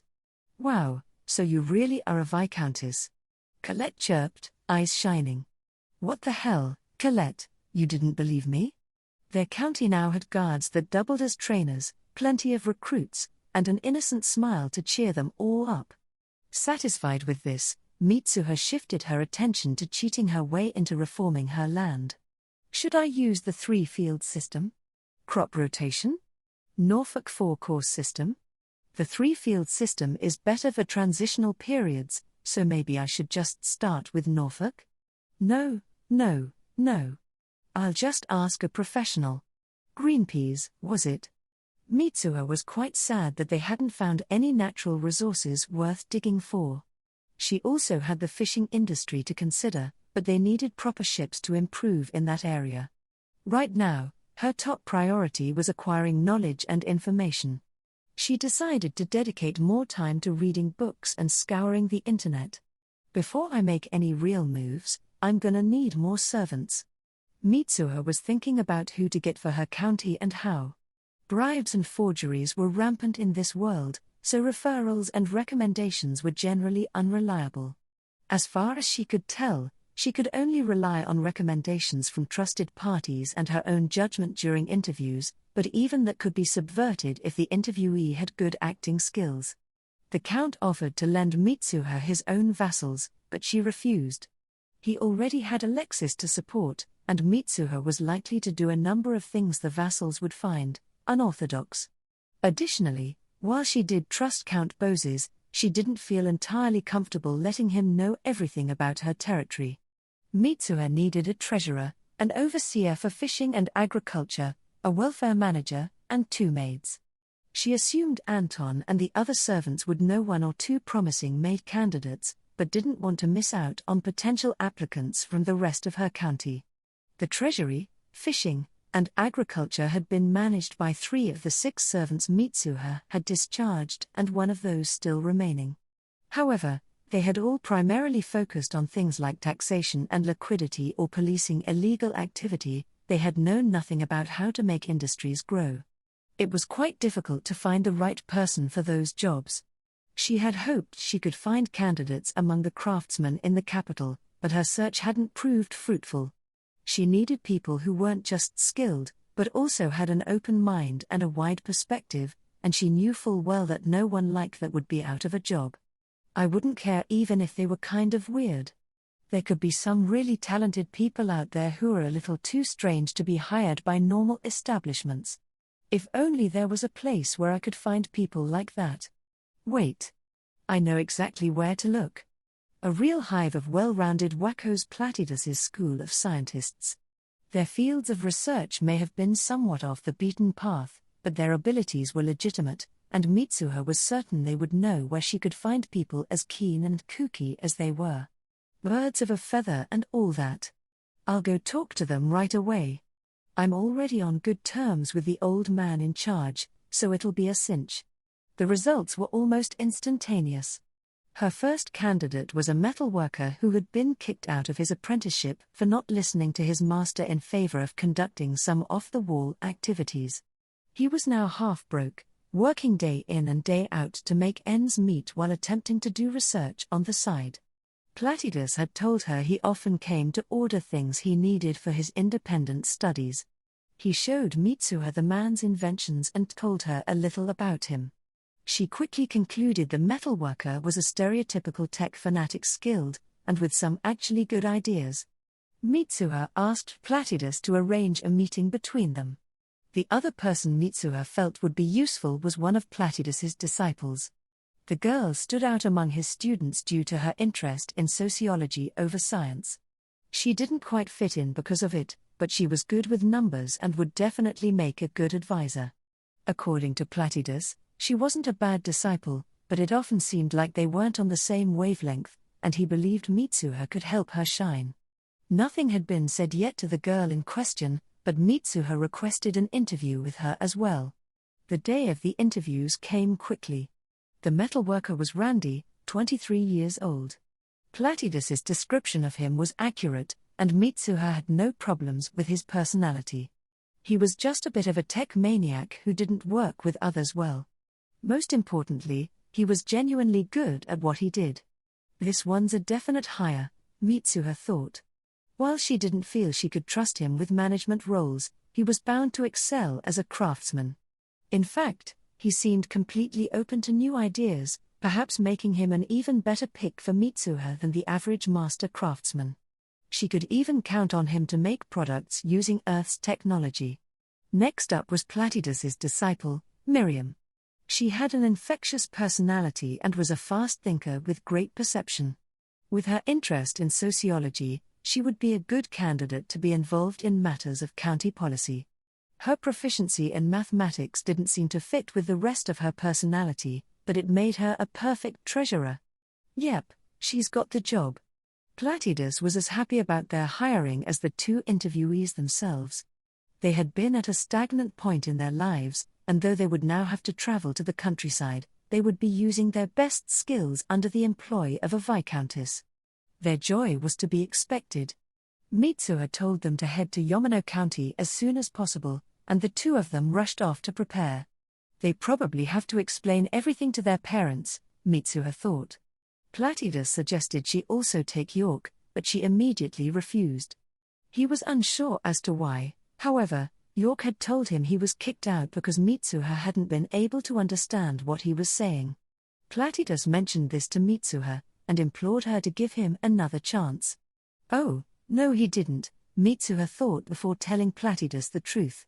She explained everything from what had happened in the carriage to all the theories York had brought up, noting just how basic they were and assuring Platydus that she already knew them herself, and she could have elaborated further if she so desired. Mitsuha also couldn't trust a scientist who distorted reality for personal gain. No matter how rich she was, she wouldn't give him a single piece of silver. Also, if he had tried to sell out his fellow man to save his skin once, he would definitely do it again. In a bandit raid, he'd be more dangerous than the bandits themselves. Additionally, Platydus had revealed that he hadn't sent York to become a guest lecturer, but simply to ask that she become a patron and donate to their school. Upon realizing that the Viscountess was just a little girl, York had decided to take advantage of his position. So, he also misrepresented his teacher's intentions and lied to a noble. That's a double yikes. Mitsuha asked Platydus not to use even a fraction of the money she had donated on York's research, and the old man, feeling somewhat uncomfortable, simply nodded in response. After their conversation, she jumped back to her county, proud of the progress she was making in her hiring endeavors. She was beginning to worry that careless use of her power would eventually lead to someone finding out about it, but it was just too convenient. Also, with there being a whole week's worth of distance between her land and the capital, it was hard for anyone to keep track of where she was and when. In all likelihood, no one gave it much thought beyond "oh, she's here again," or "oh, she's back. I'll just try not to think about it too much." Even if someone realized she had traveled instantly, she had ways of brushing it off. She could simply say something along the lines of, "Going the normal way was a pain, so I just used traversal." On the other hand, Count Boses and Lady Iris would inevitably scold her for not taking care of her life force. Was that lie a mistake? But if I didn't say something like that, I'd have nobles and merchants all over me asking for access to my country every waking hour. That would have been way worse. By the time Mitsuha returned to her county, the servants had made a huge list of maid applicants, along with their own recommendations. People from all over had heard what a good ruler she was. Attracted by the prospect of being a viscountess's maid who wouldn't have to deal with the lord's abuse or worse, become his mistress, they had applied for the role. In a large county with tens of thousands of people, getting to work in the ruling lord's home would be like winning the lottery, but that wasn't quite the case when there were only a few hundred. While a typical viscount's land would host several thousand citizens, this land had previously belonged to a mere baron. With a comparatively small pool of people, chances of becoming the viscountess's servant were much higher, and so people had flocked to apply. Even some people from Colette's village wanted Mitsuha to hire them. However, she couldn't allow herself to take too many people from other counties. Colette was a dear friend to whom Mitsuha owed her life, and she had actually gone to Count Boses personally to ask if she could take the girl under her wing, although she kept Colette's true talents a secret. Any leader would want to keep talented people for the betterment of their own territory. After all, who would want to see valuable human capital leave their borders? Her. Count Boses, a few years from now, you'll really regret letting go of Colette. Anyway, Mitsuha had a ton of candidates to choose from. The maids she had discharged included the head chore maid and the ex-baroness's personal attendant. The latter had thought her role was proof of being an elite maid, and that it gave her impunity. Her transgressions had included taking home food and supplies as though they were hers, as well as acting as though she was above Mitsuha. She had once even gone so far as to say, "I'll let you off with a warning." According to the other maids, she had been a favorite of the Baron and Baroness. They had even allowed her to scold and discipline their children. But under Mitsuha's rule, none of this mattered, and the Baroness's housebit had earned her eviction. Hell, I'm the ruler here, not the ruler's kid. She thinks she can look down on me? Damn it. Well, at least I got to enjoy the look on her face when I fired her. It was priceless. Mitsuha contemplated hiring 2 standard maids. She also considered doing away with maid specializations. Simply put, she didn't see the point of splitting them into attendants, chore maids, and whatnot. The system only seemed to create a needless hierarchy among them. It wasn't a very specialized trade to begin with, so it seemed best to get rid of the differentiation and let all of them do various tasks. As Mitsuha had no family, she had no need for an attendant. If anything, she wouldn't be able to have peace of mind with someone taking care of her all the time. The attendant maids would be upset to lose their superior positions, but Mitsuha saw no reason to maintain the illusion that maids taking care of the ruling noble and her guests were better than any others.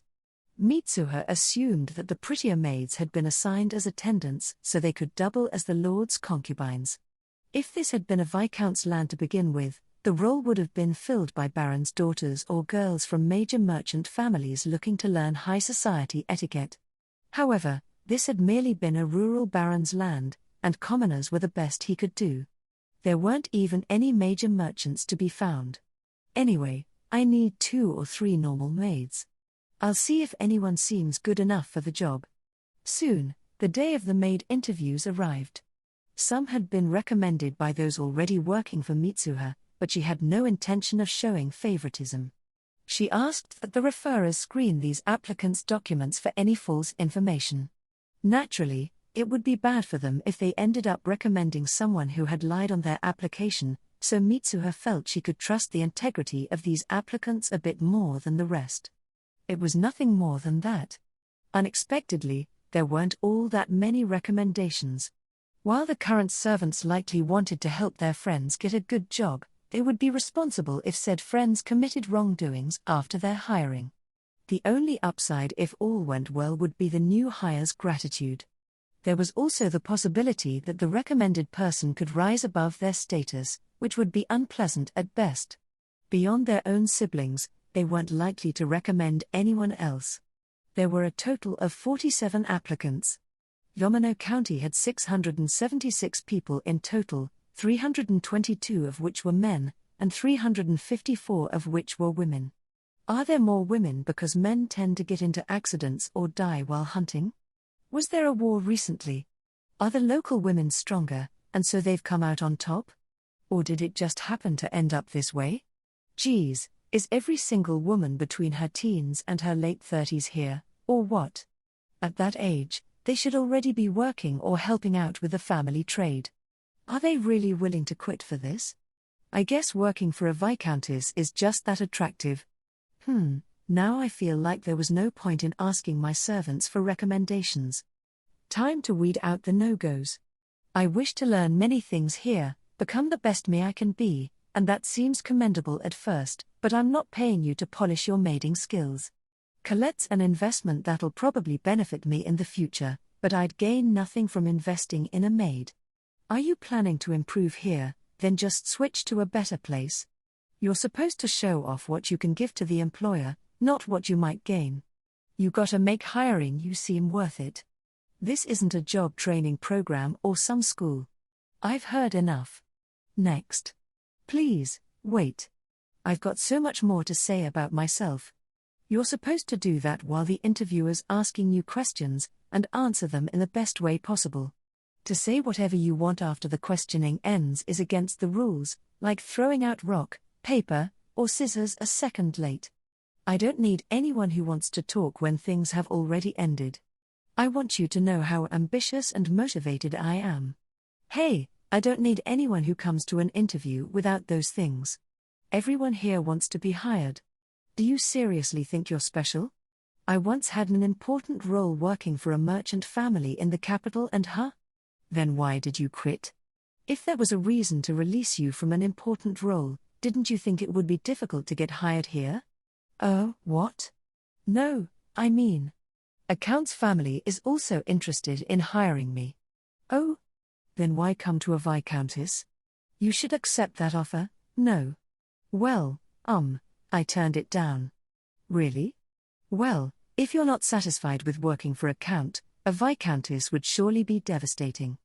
Here's hoping it's a marquis's family next time. Next. Mitsuha felt she would soon have a database of every woman in Yamano County along with their traits, such as liar or untrustworthy. She was taking notes, as well as recording every single interview. I'm number 26. My name's Noelle. The girl who stood in front of Mitsuha looked to be Colette's age, but she must have been older, given that the minimum age to apply was 10, and Colette was 8. The girl even looked slightly smaller than her. She had silver hair and an aura of meekness about her. Why do you want to work for me? Mitsuha asked. Noelle's answer was brief but impactful. I'll be sold off otherwise. Whoa, that's heavy, thought Mitsuha. Finally the interviews were over and all the candidates had left. The results would come at a later date. Mitsuha still had to check if they were all telling the truth. All the candidates' interview techniques left Mitsuha thinking there must have been some sort of made interview crash course she hadn't heard of. She had encountered a variety of responses over and over again, including but not limited to please hear me out. I want to convey my enthusiasm.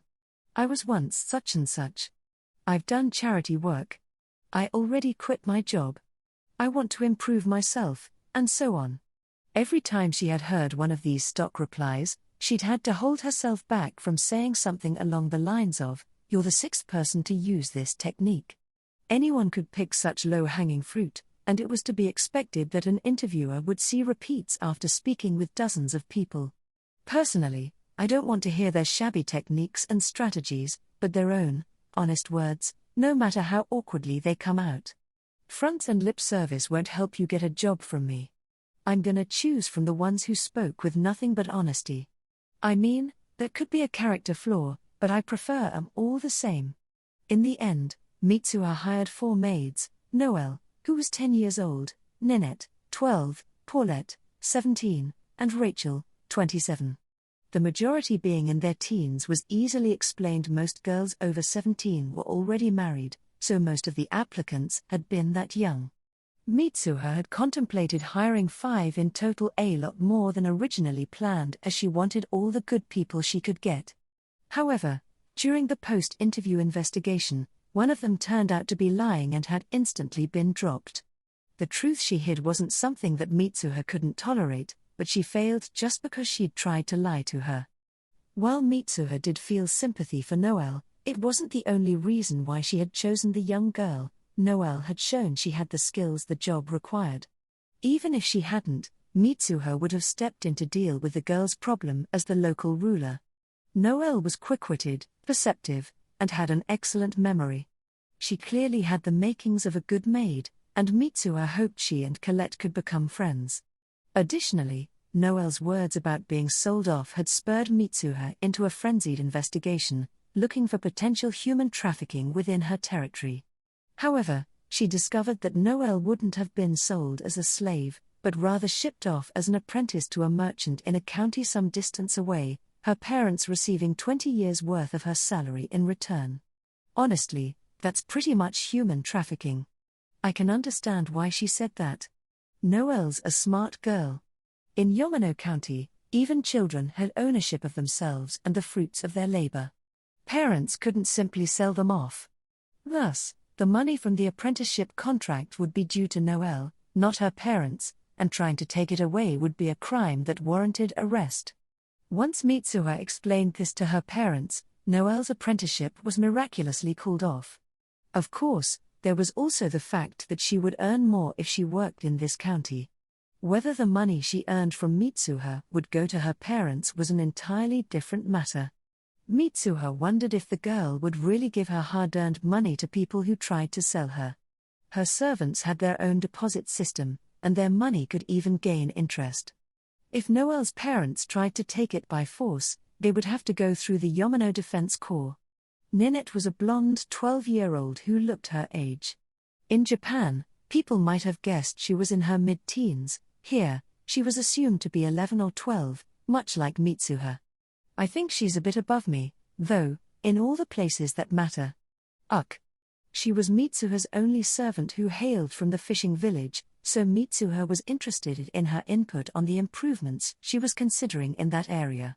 She also hoped that Ninette would get along with Colette and Noelle. 17-year-old Paulette had come from a mountain village. Despite how it may have sounded, there was much more going on there than hunting and gathering. While her father was a hunter, Paulette, her mother, and her siblings actually worked the fields. As Paulette was approaching adulthood, she had run into a problem. There were no men in her small village she liked enough to marry, so she wanted to try her luck in a larger town. The offer to work as a servant for the Viscountess had been a godsend. She's basically a modern young girl, really. I'll chat with her when I'm improving the mountain villages. Then there was Rachel, the 27-year-old. She was a widow from the nearby town whose husband had passed away from an illness, and she was struggling to raise their 4-year-old daughter on her own when she heard about the position. Her plan was to leave her daughter with her late husband's parents during her shifts. Mitsuha had selected her because of her personal history. Rachel was the third daughter in her family, and her parents owned a mid-sized shop in town. From the time she was a child until her marriage, she had helped manage the store, take care of day-to-day business, and purchase stock to fill the shelves. What a gem, Mitsuha thought. Mitsuha didn't want to separate her from her child, so she offered Rachel a position as a live-in employee, meaning she could bring her daughter along with her. Rachel was dumbfounded by the offer, and burst into tears before accepting. Pity? Favoritism? Whatever. I do what I want. She also gave Rachel the option of making her daughter an apprentice maid, a position that would come with a small salary.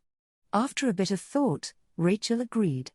Mitsuha felt it was the right choice. Both mother and daughter would be together, paving a secure future for themselves.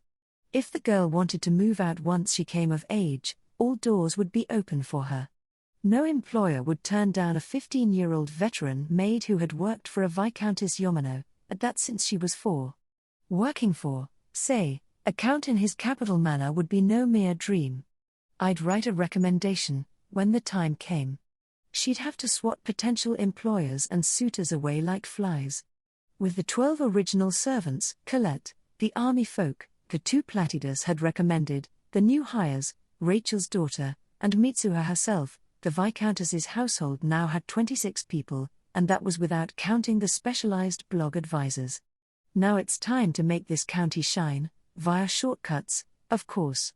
Mitsuha felt as though she had gone off track somewhere on her way toward a peaceful retirement, but the life of a retired Viscountess could prove just as relaxing. In order to get there, she needed to increase her county's wealth and stability. You know, it just hit me, now that I've got so many people, I should assign another chef. If I don't, the one we've got is gonna have to work so hard he won't have any time off. He couldn't even rest if he got sick. That's exploitation of labor. Guess I'll have the maids take turns helping him out. It'll prepare them for the homemaker life, and the chef can catch a break. Imagine the market value of a maid who knows how to make Yamano cuisine. Not that I'd want anyone to take them.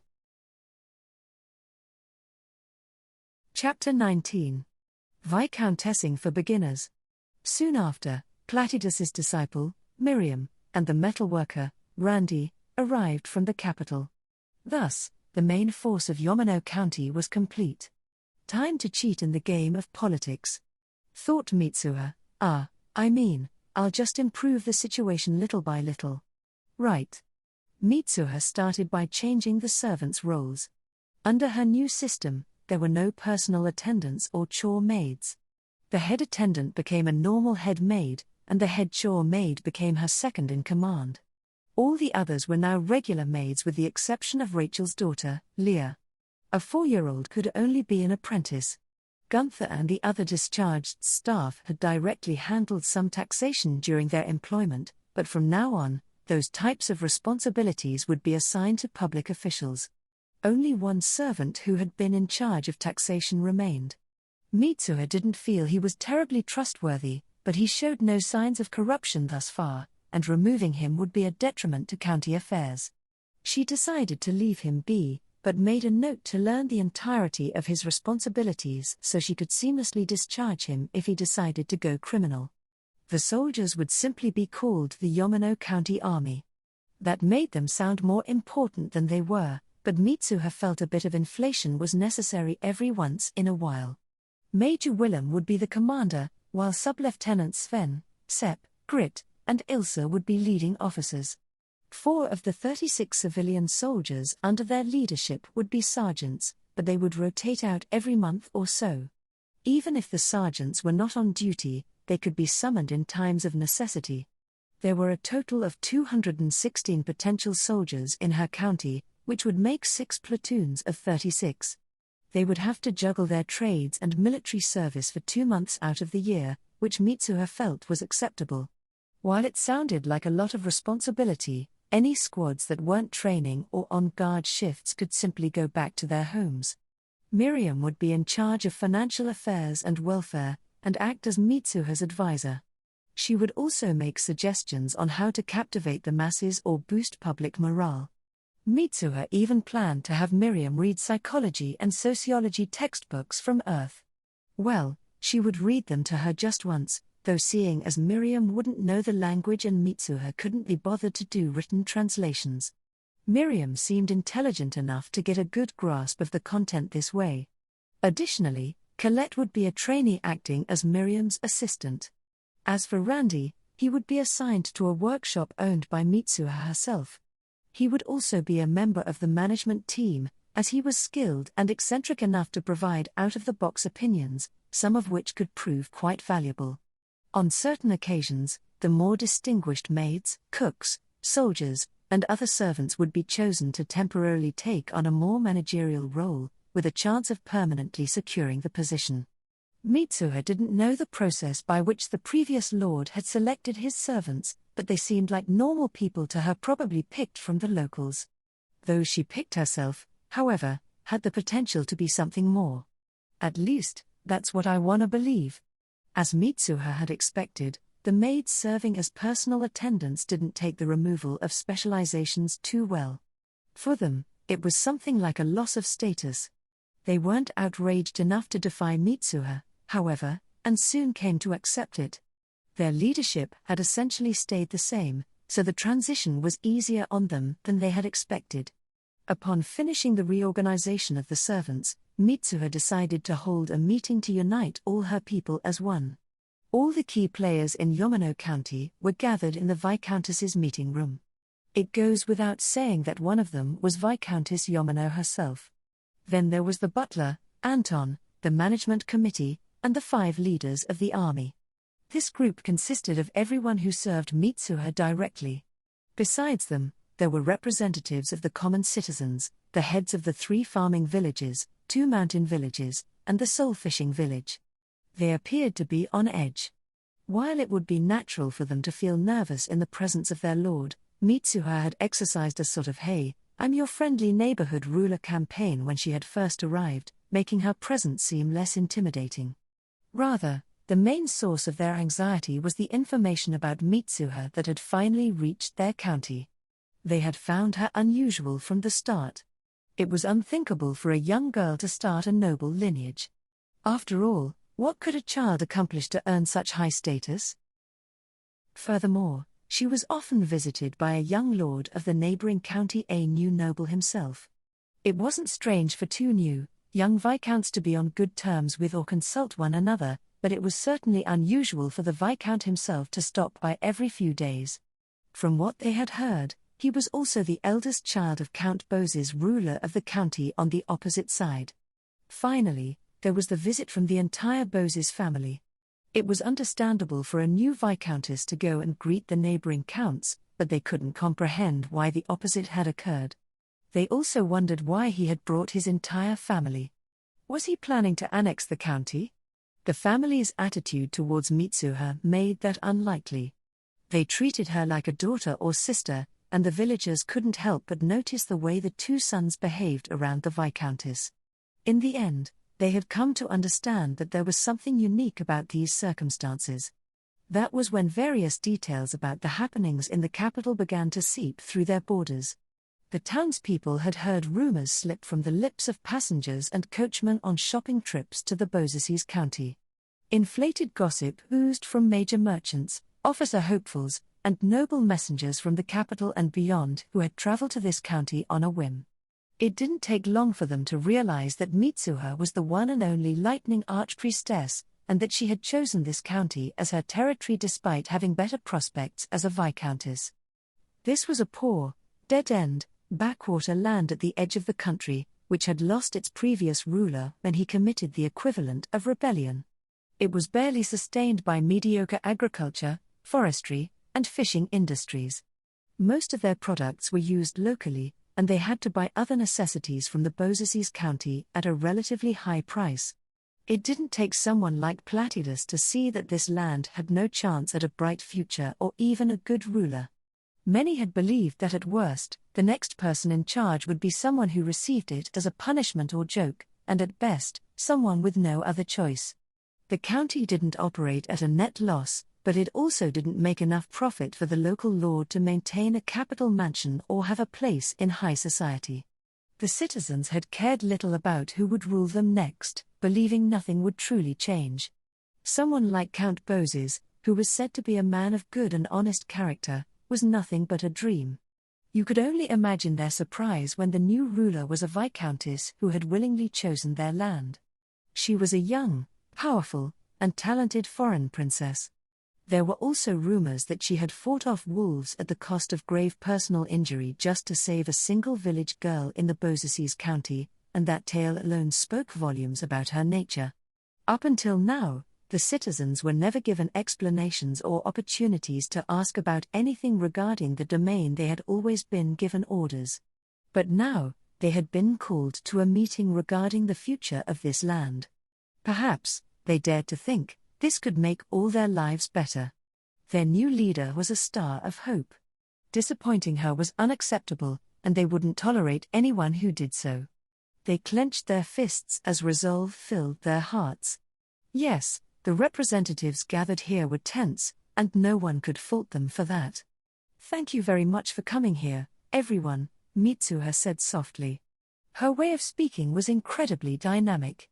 She was capable of having polite conversations with those above her, speaking like a normal high school girl with her friends, and spouting any number of bizarre things with her inner voice. Mitsuha also had a tendency to talk coldly when angered, and borrow lines or grow increasingly theatrical when she got on a roll. Then again, altering one's way of speaking based on the situation and the conversational partner was only natural. No one would be dumb enough to speak to a work superior as though he were a close friend.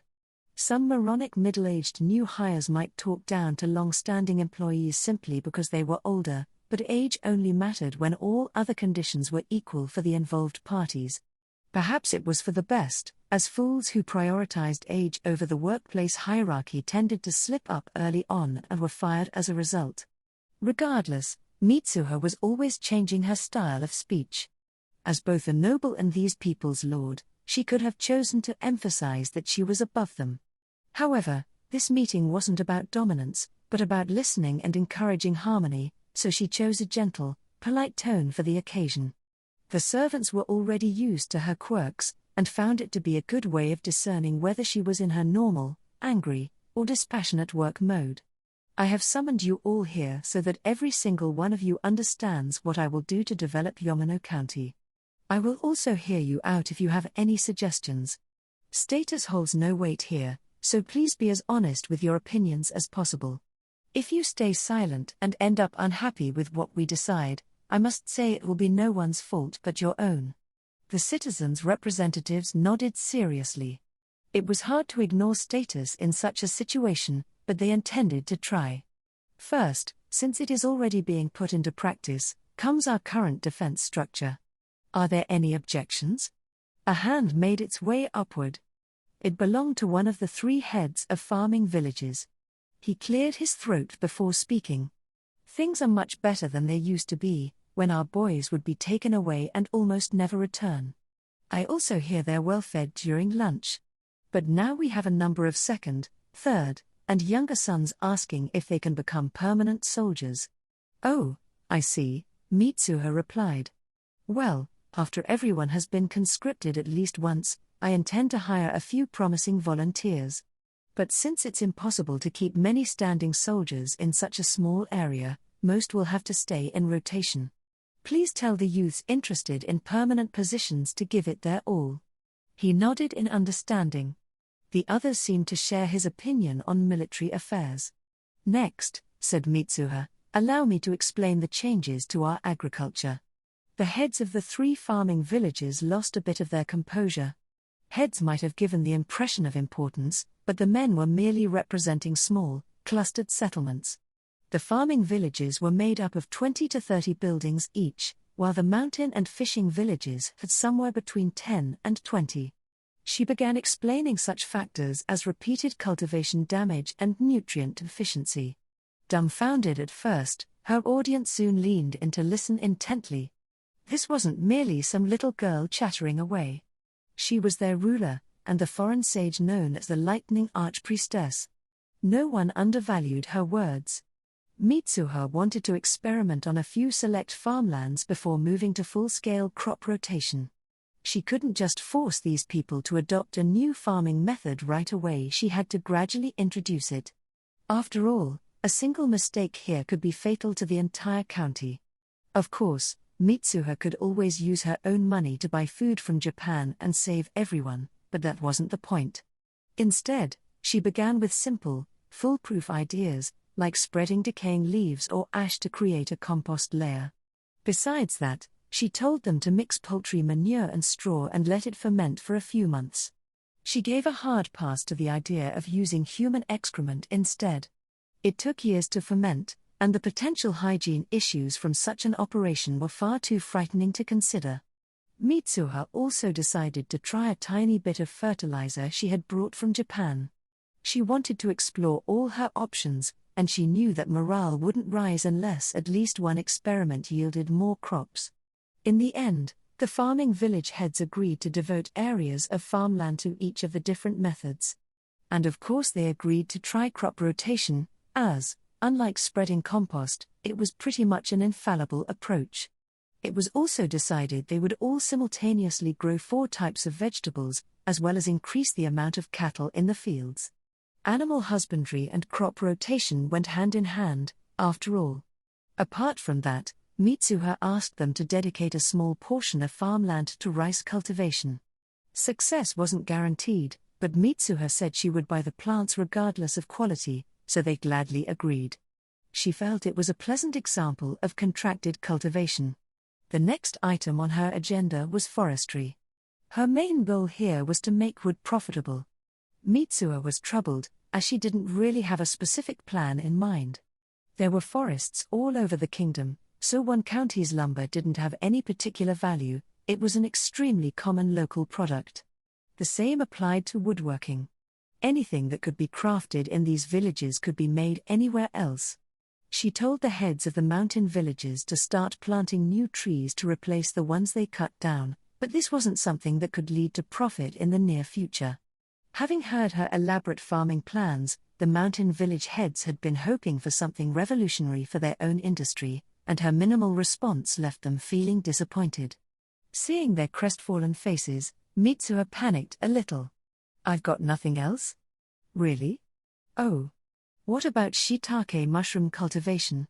She asked if anyone knew what shiitake mushrooms were, and everyone shook their heads. Naturally, they couldn't cultivate the mushrooms if they didn't have any to begin with. Mitsuha had no solutions for hunting, either. Fresh game decayed quickly, But even if they had some way to preserve it, hunting down enough game to make large amounts of smoked meat or jerky would reduce the wildlife population until it was no longer a viable source of food. To make the situation less awkward, Mitsuha promised to examine the possibility of charcoal mining and bellows-based furnaces. She also ordered them to inform her right away should they find any potential ore veins, handing out enough documents with photographic examples for every villager. The smelting method she had in mind involved a tatara. The tatara was a traditional Japanese furnace similar to other primitive bellows-based furnaces from all over the world. It used iron sand to produce a high-quality steel called tamahagan, which was used to craft katana blades.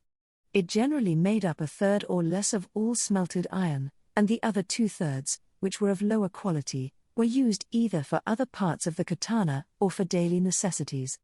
Maybe I can create something brand-worthy with that, Mitsuha thought. That's what I'll do if someone finds valuable ore veins in my area. Lastly, she covered marine production. The head of the fishing village was hopeful. Due to the village's small size, and because fresh seafood rotted too quickly to be sold or stored, it hadn't been a very profitable place. The previous local lord hadn't cared for it one bit. But Mitsuha, the new ruler, visited the village regularly more often than the other towns, in fact asked many questions, and gladly ate the fish cooked by the fishermen's wives. She even had an interest in things such as boats and fishing tools. Not only that, but for the first time ever, a person from the fishing village Ninette had been hired to work in the ruler's residence. Suffice it to say, the head of the fishing village was justified in his expectations, and of course, he got just what he wanted. First, we will intensify salt production and start selling dried seaweed in large quantities, Mitsuha declared. We will increase the amount of fish we catch, and either smoke or dry them in multiple ways to slow down the rot. Oh! The fishing village head had a sparkle in his eyes. Mitsuha was far more talkative than she had been during the forestry discussion. The two mountain village heads slumped dejectedly. As I said, to sell dried fish in large quantities, we will need to increase the amount of fish we catch. For that, I'm thinking of improving the nets we use and creating new fishing ships. Ah! Now the fishing representative was elated. Mitsuha's decree was everything he had hoped for and then some. At this rate, the fishing industry would become lucrative in no time, and even Mitsuha herself would be reaping the benefits. They could use any number of nets, including casting nets, gill nets, and even seines. The water was free of pollution, so seines could catch migratory fish at a steady rate. As the fishing industry had been heretofore underdeveloped, allowing the fish to populate as they pleased, they could anticipate major net hauls a short distance away from the shoreline.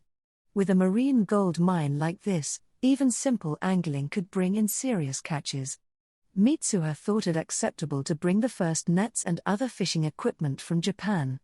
Even if she didn't, net preparation wouldn't take too long. Once the people saw the effectiveness of the nets, they could examine them in detail in order to create something similar. The same applied to angling equipment. As for the boats, Mitsuha decided to have them made locally. A small, second-hand boat would only cost her about 200,000 to 300,000 yen in Japan, but Mitsuha wasn't sure she felt comfortable bringing something made of fiber-reinforced plastic to this world. While they would need boats to start seine fishing, the ones they currently had were at risk of capsizing under the strain of the net, multiple weights, and the people aboard. In order to increase salt production, Mitsuha devised the plan of setting up vertical salt farms. There weren't many people in the fishing village, nor did it have a great deal of space, so this was the most practical solution. They also required fewer people to oversee them than flood-based salt ponds. Mitsuha would recruit people from the farming villages to help construct the vertical farms. The mountain villagers would prepare the timber needed for the finishing touches. Upon hearing that she would need a lot of wood for fuel, the heads of the mountain villages finally smiled. For her next order of business, Mitsuha turned to address the local shopkeeper. Yamano County was a dead-end territory with only the sea beyond it, so no travelers passed through. Anyone who had business in the area would simply go to the Bozasees County instead.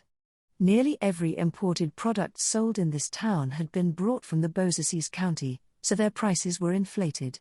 Because of this, the only ones who would buy anything in Yamano County were locals. "Can you close your store?" she asked. "Close it?" the audience exclaimed. And who could blame them?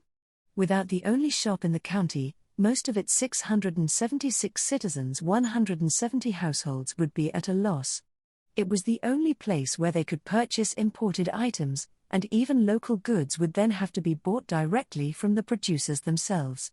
Would they have to walk all over the county just to do their daily shopping? They were firmly opposed to the idea.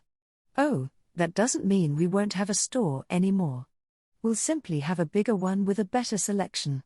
We'll stock it with goods from pets, a traveling merchant, unique items from my home country, and the new products we'll soon be making here in Yamano County.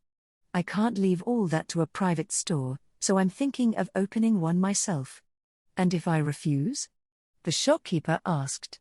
"I won't mind, but I still intend to open a new store, which will probably buy and sell at better prices than yours." The storekeeper gulped. "But then I'd go bankrupt. That's why I suggested you close up shop. You won't be out of a job, of course. The new store will need someone to go around to each village and stock up. Plus, I'm even considering direct trade with the Bozaces County and beyond. I'll need someone who's used to these kinds of things." After thinking about it long and hard, the storekeeper nodded. To be fair, he hadn't had much of a choice to begin with. Much like her store in the capital, Mitsuha wanted to sell Japanese products at cheaper prices, even. That way, people would flow in from the Bozaces County and their other neighbors, which would stimulate the economy. Once she had reached this level of patronage, Mitsuha planned to improve the local inn and eatery. The inn would be open at all times, and the eatery would grow larger and become a proper diner with cooks who could prepare Yamano cuisine. "I want to make it so the county can get by with what they have, but I won't feel bad about cheating a bit to get a jumpstart on it." Mitsuha then directed her attention to the village heads once more. She explained in greater detail her plans for the store, workshop, and salt farms, asking them to send people to help with construction. They initially thought it would be mandatory unpaid work, but were surprised to find out she would be paying each worker a daily allowance. It was a rare chance to earn some quick money, and the villagers were sure to jump on it. She inquired as to whether they knew any good cooks, and she was told that the owners of the eatery had a son working as one in the Bozaces County. Mitsuha would decide whether or not to summon him after talking to his parents. Finally, Mitsuha brought up children's education. She felt it was absolutely necessary in order for their county to prosper. Without at least minimal reading comprehension and math skills, a person could only hope to work by way of physical labor. They were also at risk of being deceived, as there were a multitude of malicious merchants on the lookout for fools who would sign their unfair contracts. Children were already part of the workforce, so her people were hesitant to agree, but they did once Mitsuha assured them it would only be every other morning and they would be fed lunch before leaving. With that, she had covered every topic on her agenda. When she opened the floor to questions, however, she was asked if the tax rate would stay the same. The highest tax rate that could be implemented here was 70%. This was beyond the limit at which the populace could make ends meet and would only be used in emergencies. If it stayed that high for too long, people were bound to flee, or the ruling family would be targeted. The highest sustainable tax rate was 60%, the lowest in the kingdom was 40%, found only in affluent, well-ruled territories, and the standard rate was generally around 50%. Percentages didn't always mean the same thing, however. After all, there were counties that earned 10,000 gold coins, as well as those raking in 100,000. The tax rate in the Bozaces County, for example, was 50%, not because of greed, but because a rural, agricultural territory such as theirs couldn't expect much revenue from traveling merchants. Yamano County's tax rate was at 60%, again not because of greed, but because it had been set by the previous lord, and she simply hadn't changed it yet. "Oh, sorry, I forgot," she said. "Our tax rate is now 30%. Did she say 30%? Neither the citizens nor her own subordinates could believe their ears. Mitsuha wasn't the type to pour money into lavish meals or fancy clothing, nor did she host parties. She didn't bribe the capital's high nobles or clergymen, nor did she buy any jewels. She could get by with just the money she earned from opening her capital store every now and then. Because of this, the taxes would only be split between the king, the payments for servants and other officials, upkeep of her residence, public works, education, and welfare. She hoped to make an independent profit via trading, salt farming, and other operations.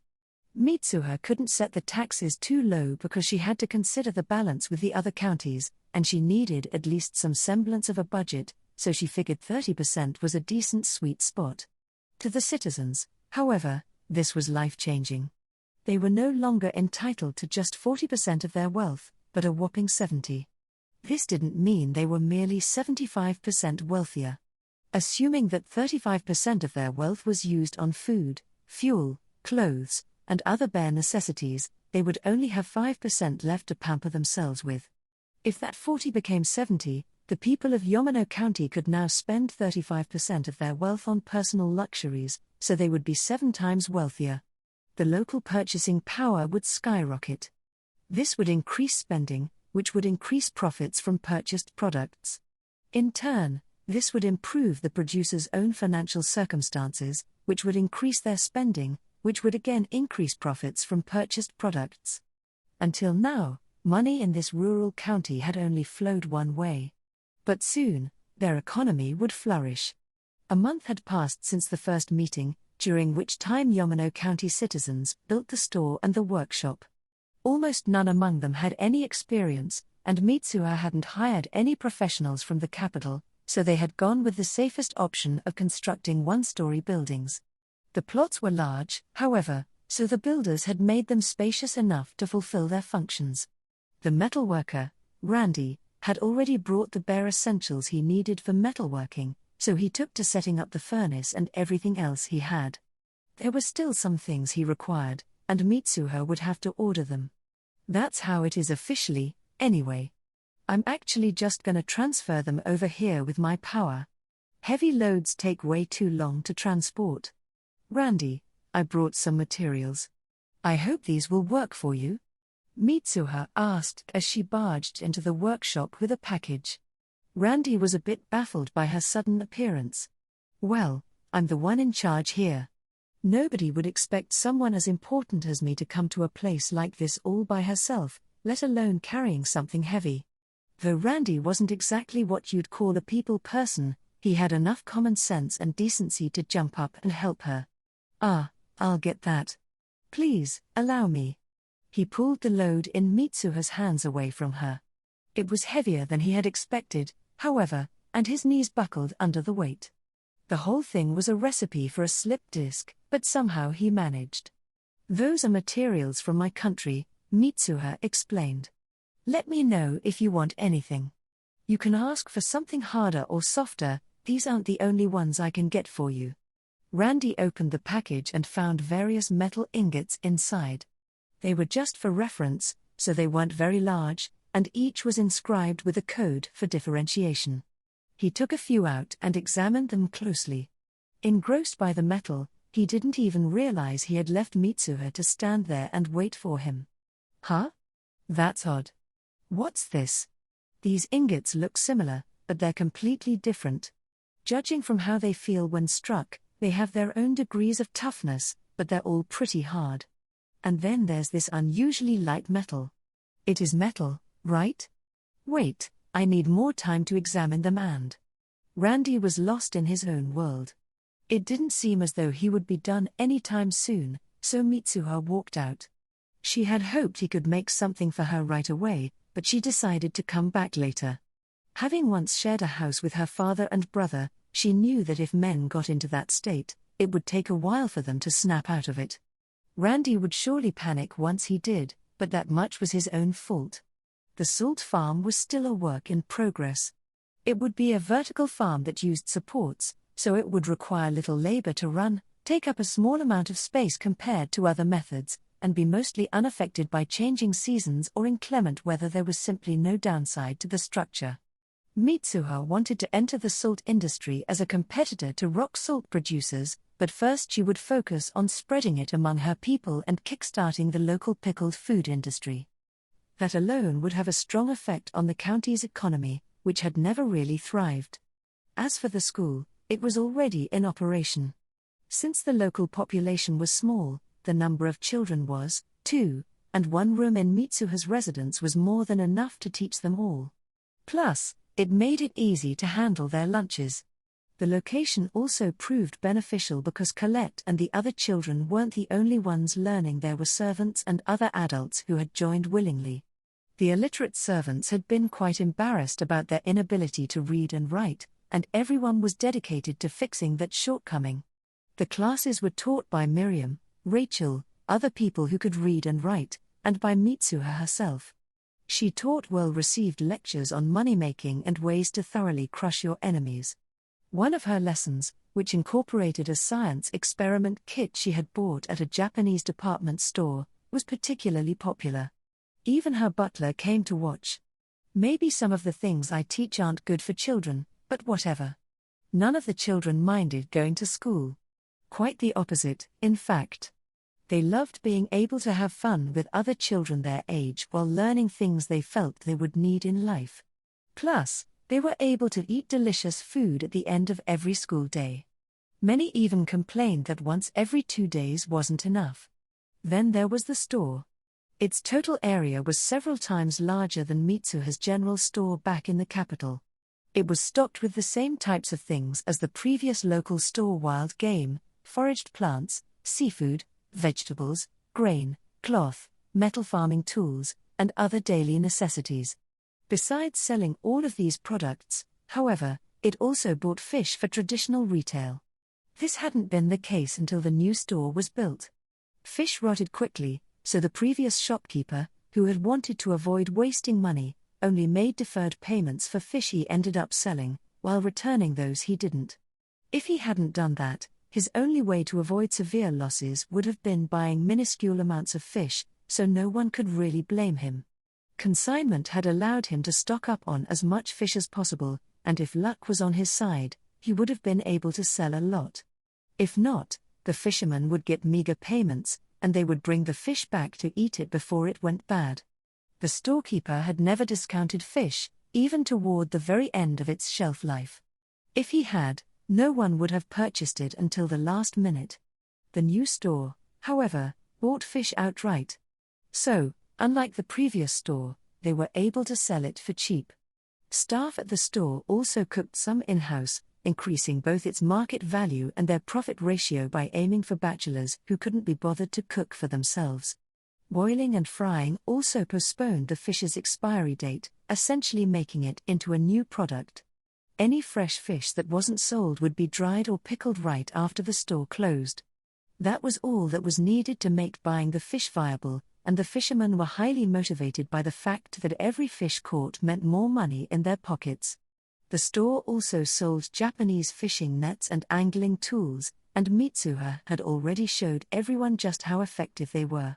She had even traveled to a Japanese fishing village and asked a random elder how to properly throw a net. I sure drew a lot of old people's attention. I threw that thing so many times, I thought my arms were gonna fall off. Mitsuha had also prepared a place to dry seaweed and shellfish. Besides the standard kelp, they also gathered sea lettuce and other local varieties of edible algae. Women and children also took part in the process, even doing some fishing around the rocky areas, contributing to the local income just as much as the men. Everyone in the fishing village was more enthusiastic than ever before. Meanwhile, the people of the farming villages knew full well that agriculture was a more time-consuming process than fishing, but upon seeing the effects their new lord's work had on the fishing village, they couldn't help but be excited for the results of their experiments and the harvests that would follow. And Mitsuha, unable to look at the gloomy faces of the mountain village people, gifted them a whole bunch of Japanese axes. Besides selling much of the same stock as the previous store, the new one also sold things Mitsuha bought from pets or brought over from Japan. This included goods she had sold in the capital, like 2-in-1 shampoo, disposable lighters, calorie mates, or bagged ramen, but there were also ultra-cheap canned foods, long-lasting snacks, iron farm equipment, tableware, LED flashlights, writing supplies, and other useful items. The locals now had enough purchasing power to afford such things, but Mitsuha's sights were set on customers from the neighboring counties. Her goal wasn't just to sell things, but to create an influx of people coming to Yamano County, which would in turn create a steady flow of products and money. The products aimed at these travelers wouldn't sell for a while, but none of it expired quickly, so there was nothing to worry about. Rumors soon began to spread throughout the neighboring areas. "You hear about that store in Yamano County? The Lightning Archpriestess herself is selling stuff from her country. It has more things than a store in the capital, and they're cheaper, too. If you're lucky, you can meet the Archpriestess herself. There's even a guy who bought something from the Archpriestess herself and, touched her finger." Yamano County was a seaside territory, so it wasn't strange for products brought from her homeland by ship to be cheaper there than in the inland capital. Mitsuha prepared for the gradually increasing number of visitors by remodeling the inn and eatery. She changed the hours so that it was always open, staffing it with enough employees to support that change. To top it all off, she even installed a bath. The son of the eatery owners had been called back from the Bozases County. Mitsuha had taught him how to make Yamano cuisine and created a moderately expensive menu. "My county's development is going great, if you ignore the mountain villages, anyway." Not having many options, Mitsuha brought over some shiitake mycelium from Japan. She ordered the villagers to create numerous small holes in unprocessed logs, mix the mycelium with wet sawdust, and stuff it inside. She then melted some wax onto a sponge and used it to seal the holes. That would keep the mycelium sawdust mix from drying up and prevent insects from getting inside. All that was left was to line them up in a dark, damp place. The folk wisdom of mushroom farming. Shiitake could be fried, boiled, used for soup stock, and more. They were as useful as mushrooms could be. If dried, they would even weigh less and last longer. Mitsuha intended to let the new visitors try them out, after which they would inevitably spread the word.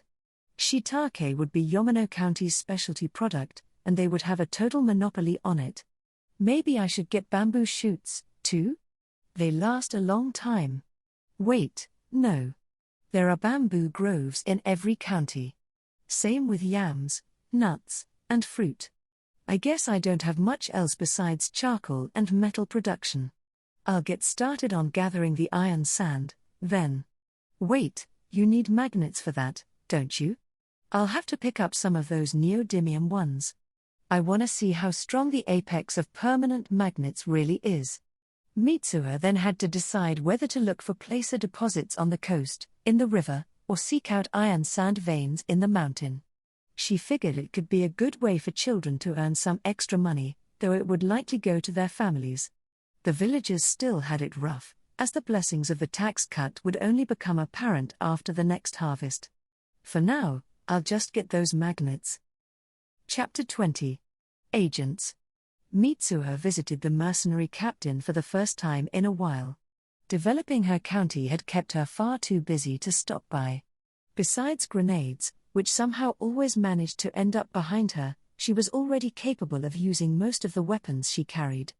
That doesn't mean much, though.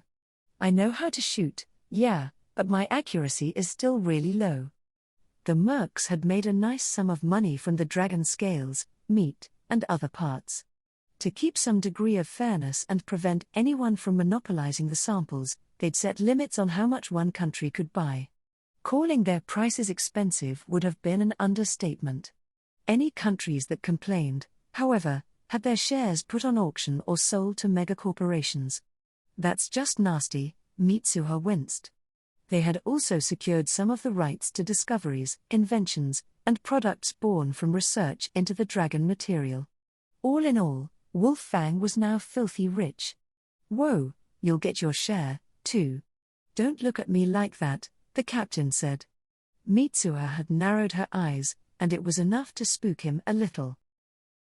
So, Will you still do merc work? She asked. Well, it's the only thing we're good at, he replied. Sure, we could divide the money and split up, but then we'd have nothing to do. We'd probably just waste our cash, get hassled for it, or get tricked and go back to being broke. Just keeping the team together's safer. I mean, what kind of morons pick a fight with us? Though, yeah, it's nice that we don't have to take ball-busting jobs just to make ends meet anymore. We're not planning to fight anytime soon. Makes sense, Mitsuha thought. Why would anyone risk their lives for money if they've already got it made? Oh, by the way, I told you that I'm running an entire county now, right? Would you help me out if we had a bandit problem or something? You bet. Your jobs get special treatment.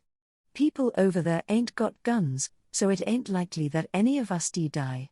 But if someone did, then that'd be all they were worth.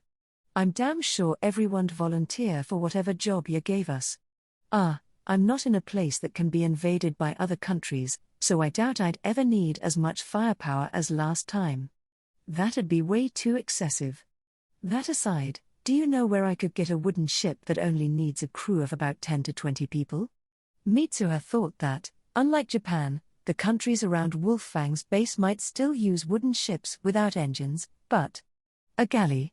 What, your place still got slaves or something? The captain asked, his eyes wide. I guess I won't get one here, Mitsuha concluded. She had no training planned for the day, so she just loitered around the base.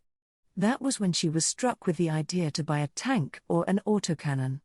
Wolfang's god had performed well during that fight. It was some damn good advertising. I'll buy one once I'm richer, though. Lavs with 5.56mm guns are too weak.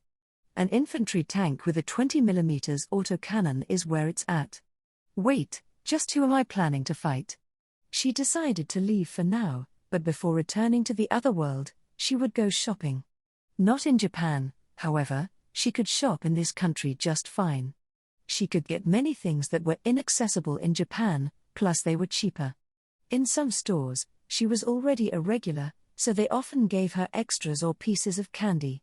Yeah, I know I look 12, damn it. You're going out to town? The captain asked. Yeah. I've got some shopping to do, said Mitsuha. The captain lowered his voice. There've been some weirdos sniffing around lately. I'm thinking they're spies from another country. What are they after? A way to get to the other world, probably. Or materials and tech we don't have here.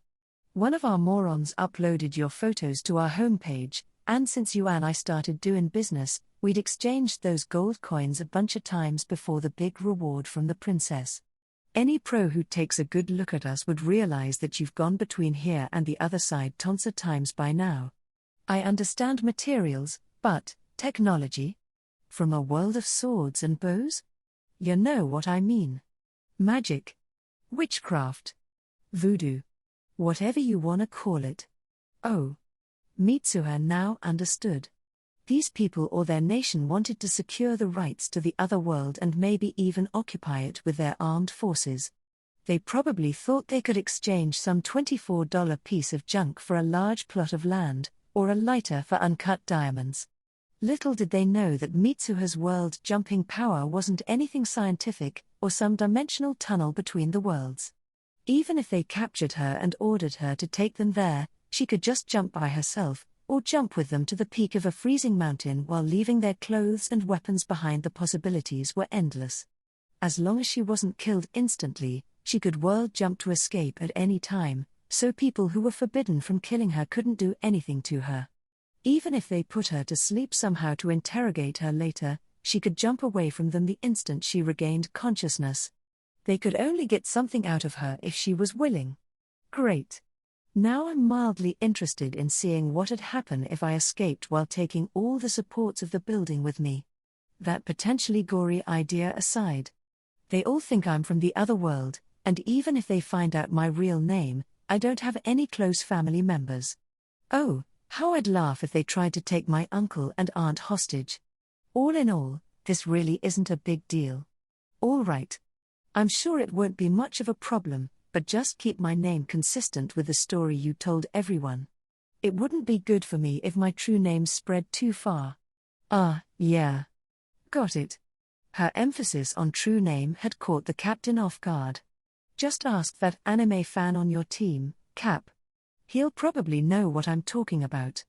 One of Wolf Fang's members drove Mitsuha to town. The mercs had even argued among themselves over who would be the one to do it, which made Mitsuha feel like she had finally blossomed. She could have gone to town by world jumping, but since that always came with the danger of being spotted, and because it was less than half an hour away by car, she'd decided to accept the ride. 30 minutes of idle road chatter didn't seem like time wasted, either. The road had no traffic lights along the way, so the distance between the base and the town was a pretty straight shot, about 31 miles. A mercenary hive couldn't be too close to a civilian settlement, after all. Once the merc had dropped Mitsuha off, he simply turned around and drove back to the base.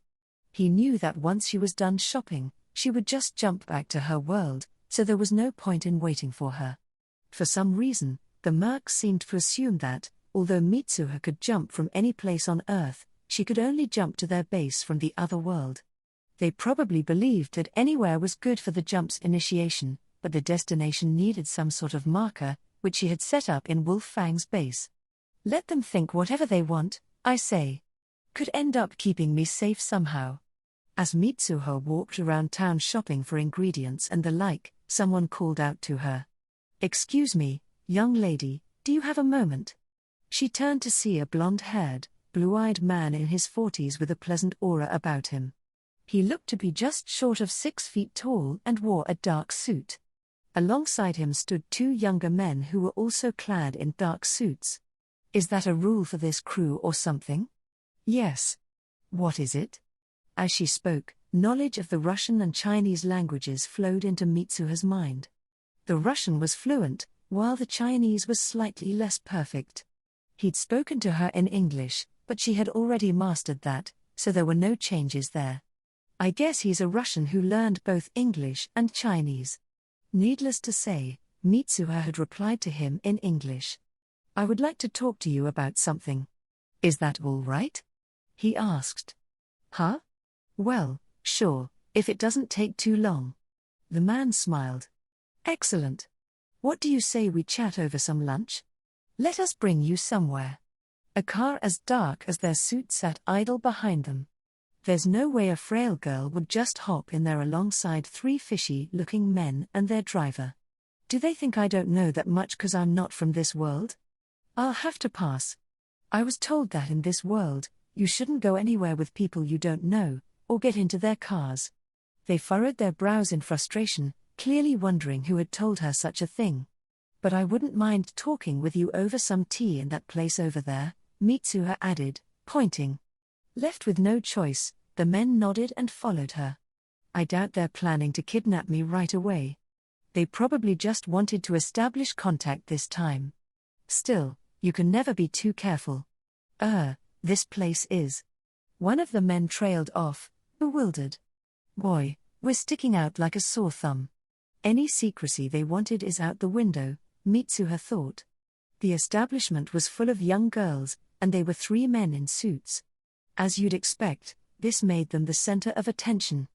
They had come to a cafe that specialized in sweets, and it enjoyed decent popularity among the local girls. I chose it on purpose, obviously. They can't pull anything shady here. Ha ha ha ha. Mitsuha walked to a corner table and sat with her back against the wall.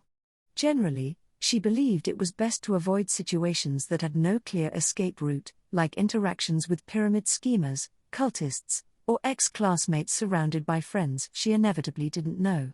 However, this time she was willing to forego her caution because of her world-jumping power and the nature of this establishment.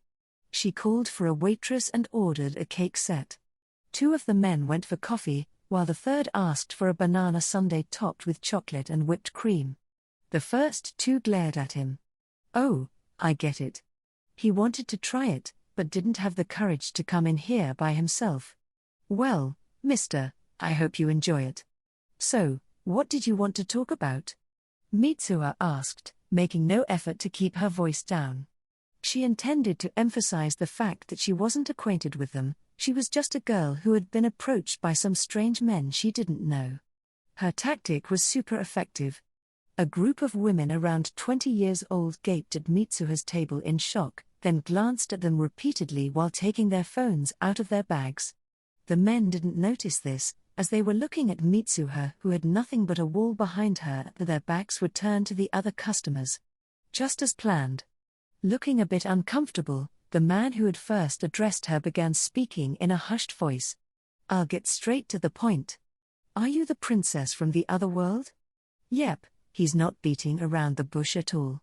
"Yes. How do you know that?" "Oh, most excellent. We are from a country that wishes to form a diplomatic relationship with your Highness's kingdom. We can even dispatch our army to fight against the Demon King." Yeah. You just want to get a foothold in there and then take it all by force. But what do you want from that world, anyway? Modern weapons became useless without supplies and maintenance, and no matter how powerful they were, they'd be fighting on far too many fronts. The constant night raids would deprive their soldiers of sleep, and someone could sneak in and poison their food and water. They'd also have problems stocking up on those supplies, so they'd quickly burn through what they had and starve to death. "Oh, but that matter has already been dealt with by heroes from this world," Mitsuha lied. "All that's left now is to take care of the remnants, and that's something people of my world should do by themselves." The men's surprise was written all over their faces. Really? But what if a dragon attacks you again?" "Oh, ancient dragon attacks are a once every few centuries rarity. The mature ones are gentle and intelligent creatures, and the ones that do attack humans are just juveniles being naughty. That's what I've been told by a scholar from that world, anyway." "Is that so?" At this moment, their orders arrived. As Mitsuha looked up at the waitress and saw the state of the cafe, she almost choked. The hot spot for young girls was full of people who didn't belong. There were groups of men scattered throughout the cafe, all wearing plain, dark suits that wouldn't have stood out anywhere else. Not a single table was open, so these men had been forced to share with the female customers. They appeared to feel quite awkward about it. The men at Mitsuha's table had also noticed this, but they prioritized the conversation. If they were to leave Mitsuha, the other agents would surely jump on the opportunity to speak with her themselves. Turning a blind eye to the situation, they resumed talking to Mitsuha. "Wouldn't it be best for the future of your motherland if we established diplomatic relot?" "Huh?" The three men looked absolutely flabbergasted. "I've been told those are the words often said by Ivanov, a renowned hero celebrated in my country. He's known for saving my great-grandfather's life, among other things. Supposedly, it means loyalty to the motherland." The three men blinked, their cheeks flushing. "He's from our country." One of them yelped. Everyone in the cafe turned to stare at him. Now this is getting interesting. "What? Ivanov is from this world?" "The Ivanov?" "Yes. That name. Those words. He must have been from our country." The agents were ecstatic.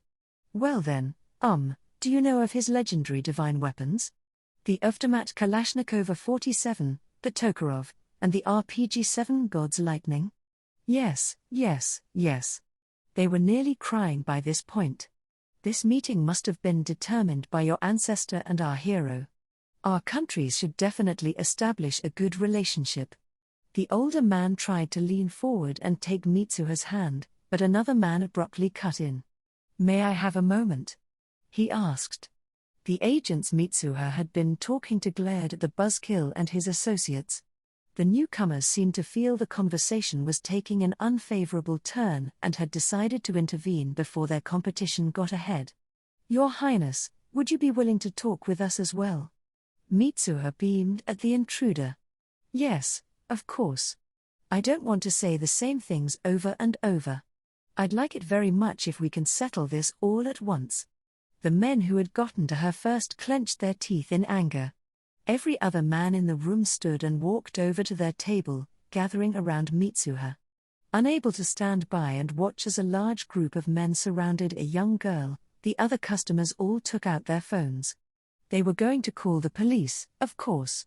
Some of the girls even prepared to save Mitsuha, gripping cake knives and forks in their hands.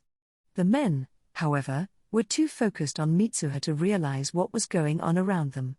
They also assumed normal citizens wouldn't go out of their way to get involved in something like this and would instead merely pretend they weren't seeing anything. Additionally, the men didn't feel they were doing anything illegal. Equipped with this mentality, they had forgotten where they were and how the situation might have looked. Surrounding a girl who looked no older than 12 made them more than suspicious enough to warrant a police call. "Well, now, this is a lot of people," said Mitsuha. "Too many for this place, if you ask me. I think we should talk at a later date, and in a better environment. I'll make sure to keep in touch, so can you give me your contact details?" Her audience quickly whipped out their business cards or scribbled down their info, then handed these over to Mitsuha. The agent who had first approached Mitsuha looked extremely agitated, but he still believed they had the upper hand. He figured he could talk to her again once all the other agents were out of the way, or make an agreement to meet up in secret. After all, her ancestor's benefactor had been from his country. Just as that thought went through his mind. "Is this where all the reports are coming from?" someone shouted. It was one of the 12 policemen storming into the cafe. There had been so many calls about a girl being surrounded by men that a whole bunch of patrol cars had arrived at the scene. After scanning the room, the officers became aggressive. "Don't move. Little lady, do you know these people?" Mitsuha replied pleasantly, "No, I don't. They called out to me in the middle of the street, and told me to get into their car so we could have lunch and talk, but I had a bad feeling about it, so I said I wanted to go here instead." Not a single word of this was a lie. The other customers were impressed by the girl's tact, and relieved that they had made the right choice in reporting the incident. All of the agents around Mitsuha were at a loss for words, mouths agape. The officers were glaring at them something fierce. If looks could kill. After all the agents had been taken away, Mitsuha was questioned and then released. The girls who had reported the incident warned her not to walk around by herself, then treated her to a parfait. The agents were thoroughly investigated. They had their IDs checked and their fingerprints taken. Suffice it to say, they weren't having a very good time. The only agents who had called out to Mitsuha and brought her to the cafe were the first 3, so those who came after insisted they were merely concerned bystanders wanting to intervene. However, they were still suspicious, and so had been reported to public safety. As for law enforcement, they were overjoyed at having acquired so much data on foreign agents all at once. Because they had been captured, the detainees had essentially lost their value as agents. As bad as it was, however, it was still somewhat better than keeping their identities at the cost of looking like they had intended to kidnap a little girl. Some days later, all the agents received a meeting invitation via email. Oh, so the princess was serious, they thought. The invitation surprised them, as they believed she had been spinning a story to buy time until the officers arrived. Looking back at it, the princess hadn't lied to the officers, nor had she been the one to call them. Maybe she was just being honest? Perhaps there was no malice in it at all, they reflected. Obviously, that was not the case. The 3 agents who had first approached her were also thinking something along these lines. Nothing the princess had said was technically false, after all. They believed she was just unaware of the ways of this world and had no idea about the implications of her own words. Most importantly, they shared a country with the great hero of the princess's homeland. There was no reason to doubt they had the upper hand. In 3 days at the mercenary base, 3 days had passed since the invitations had been sent. The strategic meeting room in Wolf Fang's base was almost completely full. It had enough seats for all of Wolf Fang's members, but the ones sitting there now were representatives from countries all over the world. Among them were mercs acting as Mitsuha's bodyguards. The parent countries of the agents from the cafe were not the only ones being represented. Mitsuha had invited many others. The meeting was sudden and unofficial, so there were few big shots among the participants. Most of them were leaders of information agencies accompanied by their most trusted subordinates. Naturally, they had been given broad discretionary power. The high-ranking officials actually in charge of foreign affairs wouldn't put in an appearance until things had progressed. Once everyone had gathered, Mitsuha began. "Thank you for coming all this way. We're here to negotiate diplomatic relations between my territory and yours. As I mentioned in the invitation, we will start with a right of tribute. A tribute was normally something a weaker country gave to a more powerful one, which would then repay them with something several times more valuable. However, Mitsuha was warping this tradition in her favor. The representatives would all give their tributes to her, but she would only respond to the one who gave her what she liked the most. Her payment in return would be mostly symbolic and worth little. The main point would be the honor of being chosen. It also wouldn't give the winner any advantage in the negotiations. She was playing them like fiddles. Though there was little value in the material reward, they were all hell-bent on getting in the alien princess's good graces. Jewels, dresses, honorary titles. The things they had brought were endless. To prevent preconceptions and keep things fair, the participants didn't say which countries they represented. Even so, Mitsuha did know some of them without anyone having to tell her. The representatives stifled a laugh when they saw one particular country smugly present her with an AK-47 assault rifle, a Tokarev pistol, and an RPG-7. Their laughs were justified, as these were all weapons that had seen their peak popularity come and go a long time ago. They were barely worth anything, but the man who handed them over was nothing if not confident. Yet even that wasn't enough to faze Mitsuha. Finally, it was the turn of a certain developing country. These are the deeds to 2 old, wooden, or propelled ships. Both are 42 feet long and 10 feet wide. Guffaws echoed around the room. "Really?" Mitsuha cried. The laughter was cut short. "Oh, my. How did you know I wanted that? Ours is a country without money or specialties, but we still wanted to please you, so we asked the mercenaries about what you'd like, and they mentioned that you wanted a wooden ship." Yes, I do. I really do. Oh, we can finally start sailing. They'll do the job until we can start making our own ships." Instead of showing off their wealth or technology, these representatives had simply given her something they thought she'd like. Mitsuha greatly appreciated their consideration. Small or not, sincere countries sure are great. Upon seeing her excitement, some of the representatives from major countries began to panic and attempt to offer her bigger and better ships, but she refused. She told them she didn't need any ships her citizens couldn't run, maintain, or use as a reference during construction. In the end, the winning country was the small nation that had presented her with the ships. Their prize was a breeding pair of horned rabbits, a decoration made of a strange metal unlike any on Earth, and 2 tickets for a 3-day trip to the other world. The prizes were worthless to Mitsuha, but the people in the room stared like they would kill to possess them.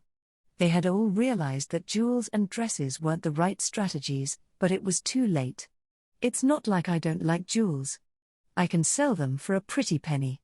I just feel like developing my land is way more important than money right now. Anyway, time to end the ceremony and get down to business. Now, let's talk. Why are you all so keen on forming a diplomatic relationship with us? Oh, what? Her audience didn't quite understand. First of all, though I did have noteworthy status in one country, I'm now under the wing of another. They gave me a small territory to run, but that's it. I basically only have real power in my own land. I can't negotiate with other countries, form contracts, or allow a foreign military into our lands without express permission from His Majesty the King. They had all been under the impression that Mitsuha was the current princess, so her words came as a shock. But, what about the battle against the Demon King's army? Back then, we were short on time and options, so I had to hire some volunteers. Heroes from this world. Their reward was nothing but gratitude. Right now, I'm nothing but a low-level local lord. Then what of diplomatic relations? Again, I have no right to make such decisions, and I can't invite foreigners to visit us just like that, she replied matter-of-factly. They were all beginning to realize that circumstances were completely different than they had imagined. Then, could you make an effort to introduce us to the king? What do you intend to talk to him about? Why, things like diplomacy, embassies, and trade, of course. And how would you do that? Huh? I truly have no idea how you plan to trade or dispatch your ambassadors. Do your countries have many people with world-jumping abilities? And do they have the skill to retain their life force when transporting objects or other people? The room fell silent. Oh, did you think I would carry everything for you? That would kill me in no time. And what would you do if I died? After a few moments, someone spoke up. Does anyone else have the power? My power was given to me by a wandering god who happened to pass through my world. I'm the only one who can do this, and it's not the kind of thing I can pass on to someone else. Mitsuha's response left no room for hope. You can have this back. Upon hearing of the troubles surrounding large-scale world jumps, the representative who had given her the boats tried to hand his tickets back. There's no way he's an agent, she thought.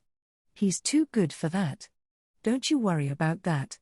Over time, I should recover from the toll of taking 1 or 2 people with me. And the ships are more than valuable enough for me to sacrifice a bit of my life force. Upon hearing this, one man stood up. Then please, take us to your country.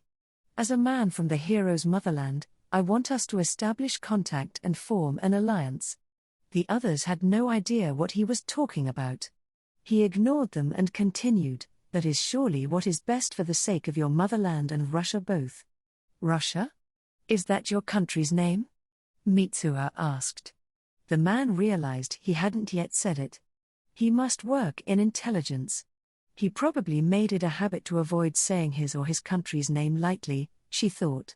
Yes, sorry for not saying it before, but my country is called the Russian Federation. Wait, what? Mitsuha feigned surprise. The Russian representative didn't know what to make of her expression. You tricked me? That's not where the great hero Ivanov is from.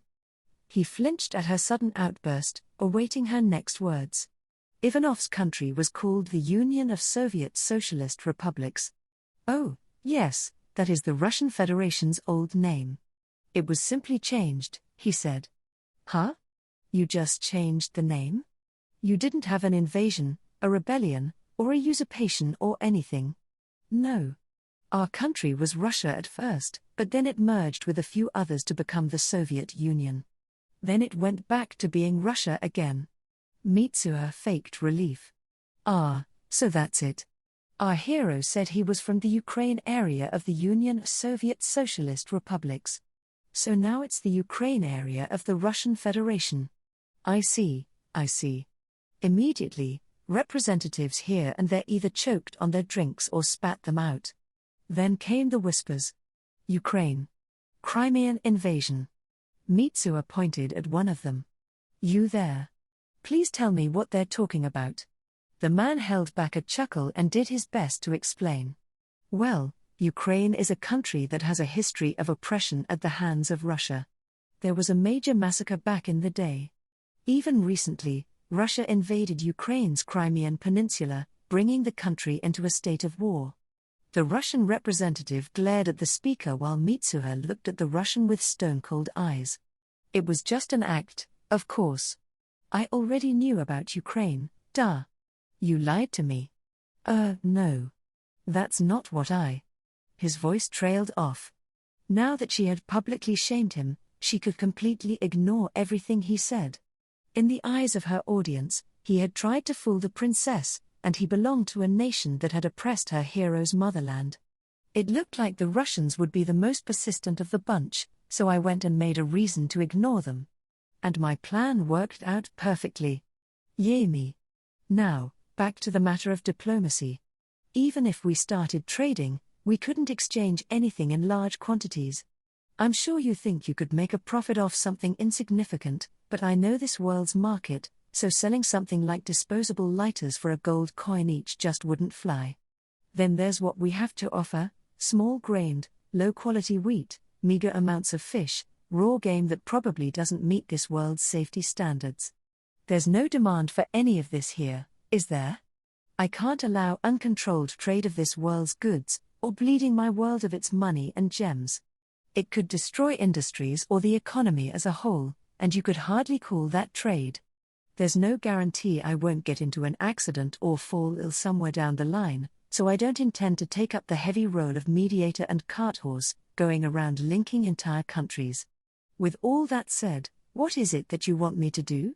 Please make it something that isn't a detriment to me or the nations of my world. A few whispers danced around the room, but otherwise, no one seemed to have any ideas. It was then that the representative of another small country piped up. Would you be able to give us and animal samples? The others lit up. Unknown animals, undiscovered metals. These alone could generate immense amounts of wealth. Even the dragon Wolffang had brought to this world was still a gold mine of discoveries. Oh, I can agree to that much, said Mitsuha. Very well, I shall give some samples to both your country and the one that gave me the ships. Please return to me if you discover anything. Why yes, certainly. The two who would receive the samples were overjoyed, leaving the rest feeling bitter and perplexed. Please wait, said the American representative. You need advanced technology to handle the animals properly. You should give them to the larger powers. Our epidemic prevention infrastructure could handle any potential foreign bacteria or parasites they may have. Oh, there's no need to worry about that.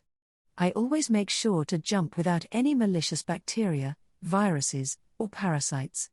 You would only have to keep the animals from escaping and multiplying in the wild. Mitsuha revealed this fact as if it were inconsequential. This was the reason she never worried about spreading pathogens whenever she jumped. The World Jump Manual the being had installed in her brain covered that subject in detail. She can do what? A few people blurted. One of the audience members, an elderly man, stood up. He didn't look to be part of an intelligence agency. Mitsuha's best guess was that he worked in foreign affairs.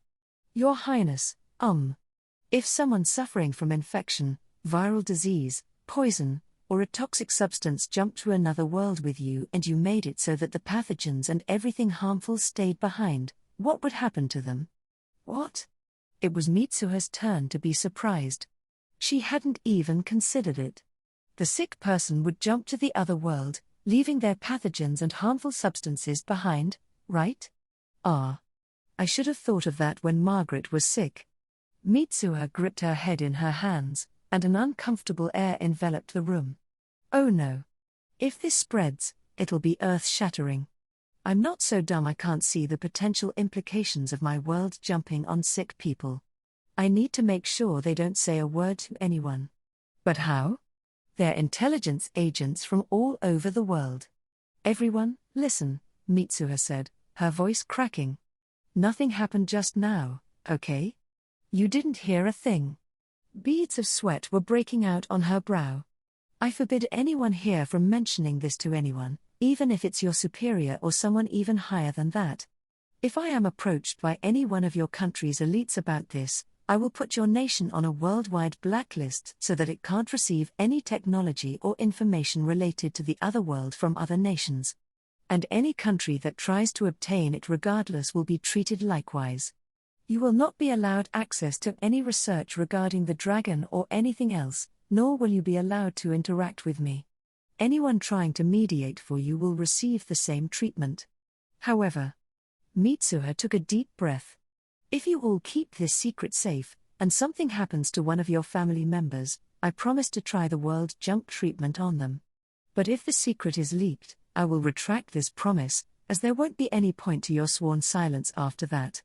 If that happens, I will never, ever use my world jump to treat any of you, your families, your government officials, or information agents. She stopped to think for a moment. Oh, but I wouldn't mind starting to reward your silence again under one condition: the leak's culprit and all those who heard the secret died, and I received concrete proof that there were no records or anything left. Silence followed. The representatives exchanged glances. They knew they were all done for if any one of them reported this to their superiors, and all of them held their families dear.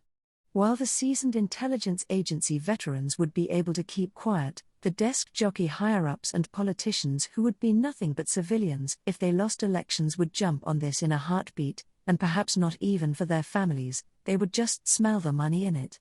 And if the secret leaked, these people here could kill with ease. If not for themselves, then for their families. I'm confident they'll all keep their mouths shut. Considering the warning I gave, it's also in their country's best interests. Afterwards, Mitsuha held a private meeting with the two representatives to whom she had promised samples, and they had a hearty chat about spinning wheels and other things that might be useful to her county. Just as she'd expected, she got more out of her interactions with people from developing countries than first-worlders. She was glad she'd gone out of her way to invite them. Their nations had even sent foreign affairs workers and ministers instead of intelligence operatives. The smaller countries had been more than willing to spare them for the visit.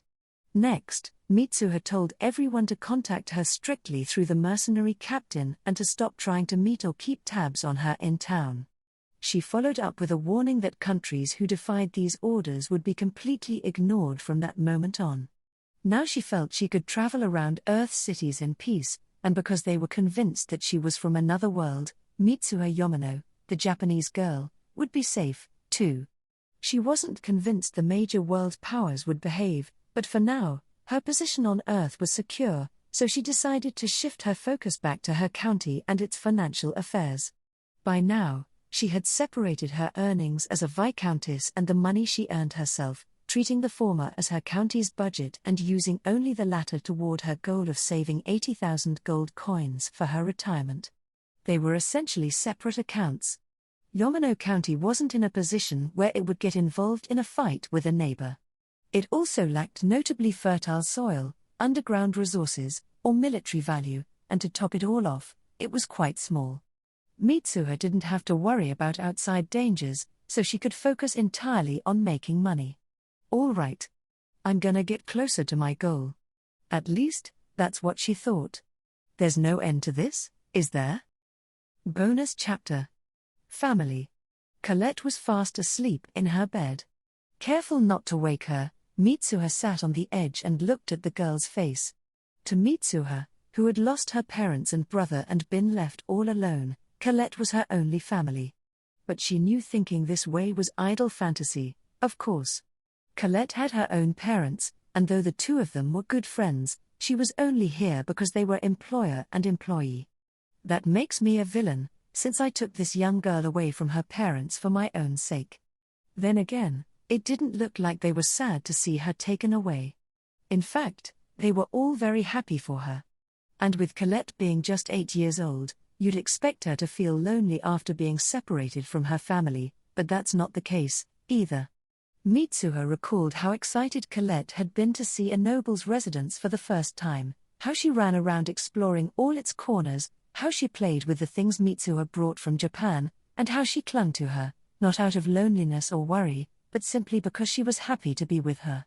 It didn't look like she cared one bit about being away from her parents. That's kind of a problem in itself. Of course, as the one who had taken her away, Mitsuha was in no position to comment on that. Mitsuha had lost her own family and been separated from her friends, so Colette was now the only one Mitsuha could trust not to betray her. She used the girl's talents, which greatly surpassed those of the average 8-year-old commoner, as an excuse to bring Colette to her side. If Mitsuha had to guess, her parents were okay with parting with their daughter because it was this world's equivalent of sending their child off to boarding school. Not only was Mitsuha the one in charge, but the village was only half a day away on foot, and their little village girl would be a candidate to become a noble's vassal. To them, it was unbelievable. It was about the same as a prince on a white horse appearing before them and saying, "You're really the princess of such and such country. I'm here to take you away." Even winning the lottery couldn't compare to this, so perhaps the only obvious choice had been to let her go. Colette was the first person Mitsuha had met in this world, and she had literally saved her life. She was strong enough for Mitsuha to worry about her own spine and ribcage when the girl came in for a hug, bright, honest, sincere, and adorable. Colette was Mitsuha's friend, and she would protect her no matter what. Mitsuha even felt she could kill thousands of people for her, if need be, though she would probably just jump to earth with her before she had to do something like that. Then there was Sabine. Mitsuha would give her all to protect her, too. But since the girl was a princess, she would have tons of guards around her at all times. The only way Sabine would be in any real danger would be if the country was invaded and the capital fell. Of course, if the girl so desired, Mitsuha would save her by taking her to Earth. Knowing Sabine, she'd probably say that royalty can't abandon family, the people, and run away. I wonder if I own any anime series that explain what it means for royalty to continue their lineage. Mitsuha's mind also drifted to the Bosaci's girl, Beatrice. She had promised the girl she would throw her very own debutante ball. Letting her die was out of the question. Same goes for Leah, the little apprentice maid, Noelle, the youngest of the new maids, all the other young maids, and the old, mature maids. I won't lose a single one of them. Mitsuha stroked Colette's hair, and it flowed between her fingertips. The power of 2-in-1 shampoo. NGH. What's so heavy? Colette woke up to find something on her legs. Mitsuha. It was her dear friend, sleeping with her upper body resting on Colette's bed. She gently stroked Mitsuha's head. I'll protect you no matter what, Mitsuha. I'll carry you to the village if I have to, or to another country if that's not good enough. I feel I could easily kill 10 or 20 people for your sake. Feeling Mitsuha's weight on her, Colette peacefully closed her eyes once more. Bonus chapter. The Mysterious Girl. Months had passed since the mysterious girl began visiting Wolf Fang's base. She always appeared out of nowhere, and disappeared just as abruptly. That was no exaggeration, the girl literally vanished each time. But she wasn't a ghost. She ate, used the bathroom, and got beet red and angry when teased, making it clear she was very much alive. At first, the captain had thought she was just a clueless noble girl from some tiny country. It wasn't unheard of for ladies from dangerous places to want to learn how to use firearms, after all. That was usually the job of their bodyguards, but the bodyguards themselves could be attacked, and there were places where they couldn't accompany the lady, such as ballrooms, changing rooms, or bathrooms. Ballroom defense was generally the responsibility of the ball's organizer, and the captain's take on that was that they couldn't complain if it got them killed, by terrorists or otherwise. For this reason, it made sense for the girl to learn how to use handguns. He wasn't sure about the short sword, since it probably wouldn't see any use, but if she wanted to learn how to use one, that was her prerogative. The captain didn't care as long as he got his money. For all he knew, it could have been her way of exercising for a diet, which was all well and good. However, the word firearms had given him the impression the girl would only want to learn how to use handguns, assault rifles, and maybe flashbangs and stun grenades to scatter her enemies, but she had actually insisted they teach her how to use dangerous frag grenades, light machine guns, heavy machine guns, grenade launchers, mortars, recoilless rifles, and rocket launchers. Some of that stuff's way out of the realm of firearms, and deep into the field of artillery. The captain thought. Even if she learned how to use such weaponry, transporting and loading it wasn't something that could be done by one person, especially not a little girl. Still, it was business, and the captain didn't mind teaching her as long as she paid. I don't give a damn if something happens. I warned her enough. Our work here is done. They'd had to ban her from using grenades, however. She couldn't throw past the danger zone, and the ones she swung above her head always went behind her. It ain't a joke, damn it. If those weren't fake, 5 people would be dead. Her included. He had found himself sighing constantly. Though it had taken 3 times longer than usual, they had somehow finished the training. We deserve a whole lot of praise for bearing all that crap. He had believed it was all over, but now he knew how naive that had been. The previous captain had told him, always imagine the worst-case scenario and prepare for something 3 times worse, 'cause that's exactly what you'll get, but it wasn't until now that he had really taken that advice to heart. Finally, the day had come. I want to hire all of you. We'd move out in the morning, day after tomorrow. There are about 20,000 enemies, including monsters. I'll pay you 40,000 gold coins, guaranteed, if not more. You up for it? What in the actual fuck? That had been the start of their fight against the Demon King's army and its dragons, a battle for the fate of the world. We're heroes. We got 60,000 gold coins, the title of Dragon Slayers, and a whole goddamn dragon, which got us even more money. Lil lady, can I call you an angel? I'd go for goddess, but you don't have the cans for ow. Did you just kick me? Wait, I'm sorry, come on, put that ashtray down, will ya? It's heavy, expensive, and it hurts like hell. Anyway, the mercenaries now had no trouble with funds. In fact, they were filthy rich, and they had a guaranteed source of income from the patents that would come from research into the dragon parts. They could divide the money and split up, but they all knew it wouldn't lead to anything good. They were self-aware buffoons who knew their place in the world and their own limits, so they had decided to just keep the team together and relax without taking any dangerous jobs. Those among them who were thrill-seekers could volunteer for whatever gigs they liked. There was something else on the captain's mind, however. Just who is that girl? So yeah, I want all your guesses, he said. We'll start with. Okay, Sparks. He pointed at a mercenary who was holding up his hand. She's a Magicanon girl from the dimensional world. Next. An elven princess. Look at that flat chest. She's gotta be an elf. You moron. What if she shows up while you're saying that? You're gonna be eating the soul of a kid size 13. That's her shoe size?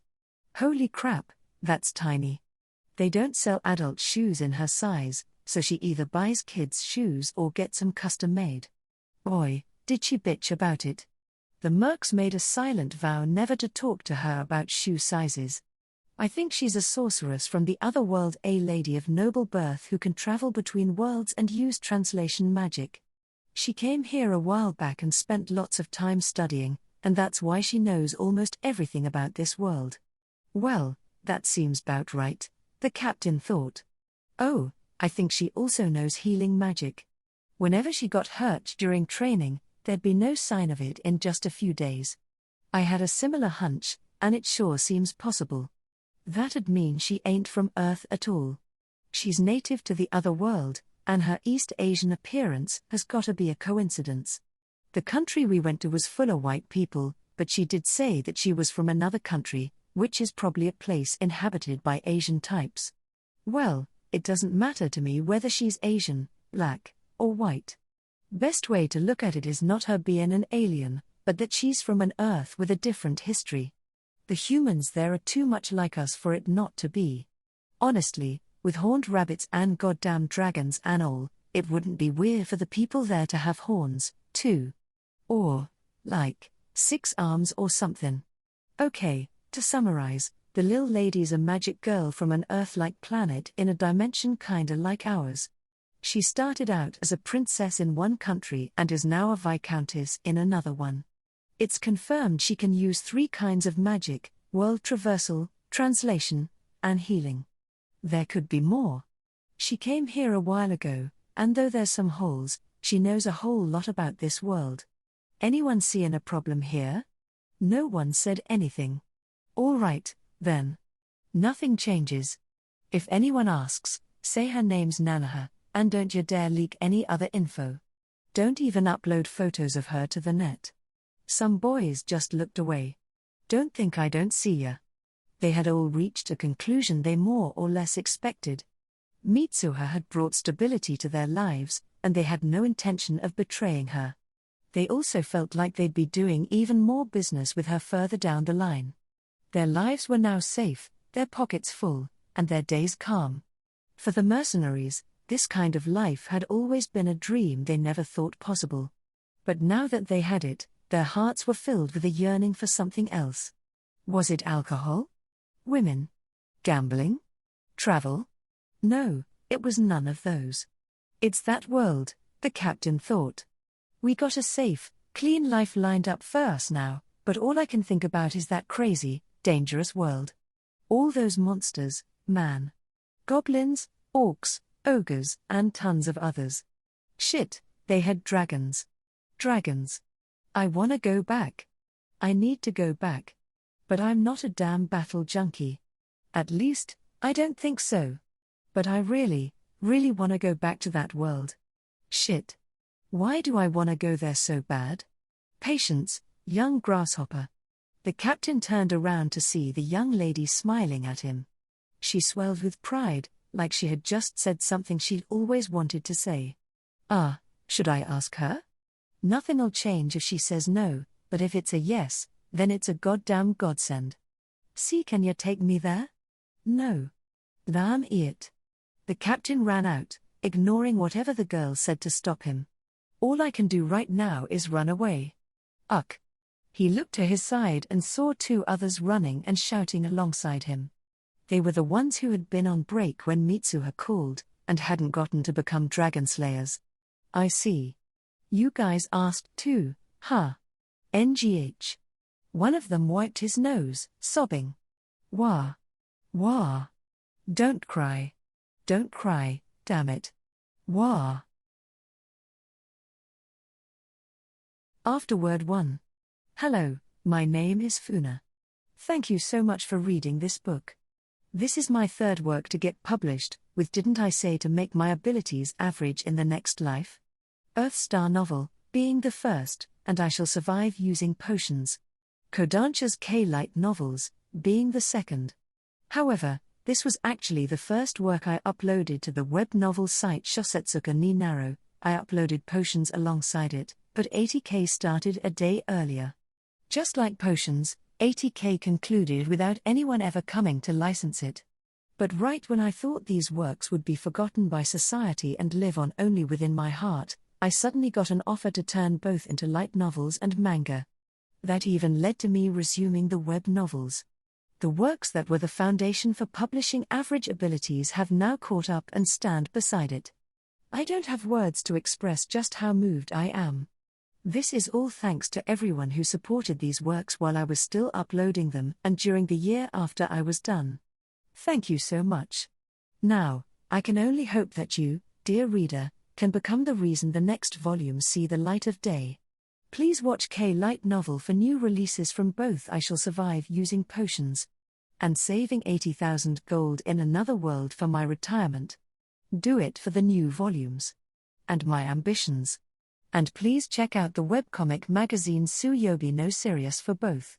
http://sega.nakovedeo.jp/manga/official/w_Sirius/ New Potions chapters come out on the 1st and 3rd Wednesdays of the month, while 80K comes out on the 2nd and 4th. You basically have a weekly Funa thing going on there. Welcome to Funa Funa World. Hey, I'm Funa. Thank you very much for reading Saving 80,000 Gold in Another World for my retirement. In this volume, Mitsuha fought without restraint, unwittingly became known as the Lightning Archpriestess, and got a noble rank. What went so wrong on her journey to casually make money for her retirement? Mitsuha's running around the capital to develop her county. She tries to focus on her land, but then oh, no. A back attack. Mitsuha, save back attacks for volleyball, damn it. Please look forward to Mitsuha's endeavors in Volume 2. Which will surely come out. I hope it comes out. It'd be nice if it does. It all depends on how well this volume sells. Also, Volume 1 of Keisuke Moto's manga adaptation of this series is out. Get up and go to wherever you can get it. Oh, and check out the newest chapters on the webcomic magazine, Tsuyobi no Sirius, http://sega.nakovedeo.jp/manga/official/w_Sirius/. A new chapter comes out every 2nd and 4th Wednesday. I Shall Survive Using Potions gets a new one every 1st and 3rd Wednesday. My sincerest thanks to my editor, the illustrator, the binding designer, the proofreaders, the printing, publishing, distribution, and sales staff, the administrators of Shosetsuka ni Naro, the comment section where people pointed out writing errors and gave me advice, and of course, everyone who picked up this book. Thank you so much. Please continue to support this series through both the novel and the manga. I hope to see you again in the next volume. Mitsuha, my ambition has only just begun. Sabine, don't stop until all the stars in the universe are yours, Lady Mitsuha. Mitsuha, oh no. I showed her too many DVDs. I'm a bad influence.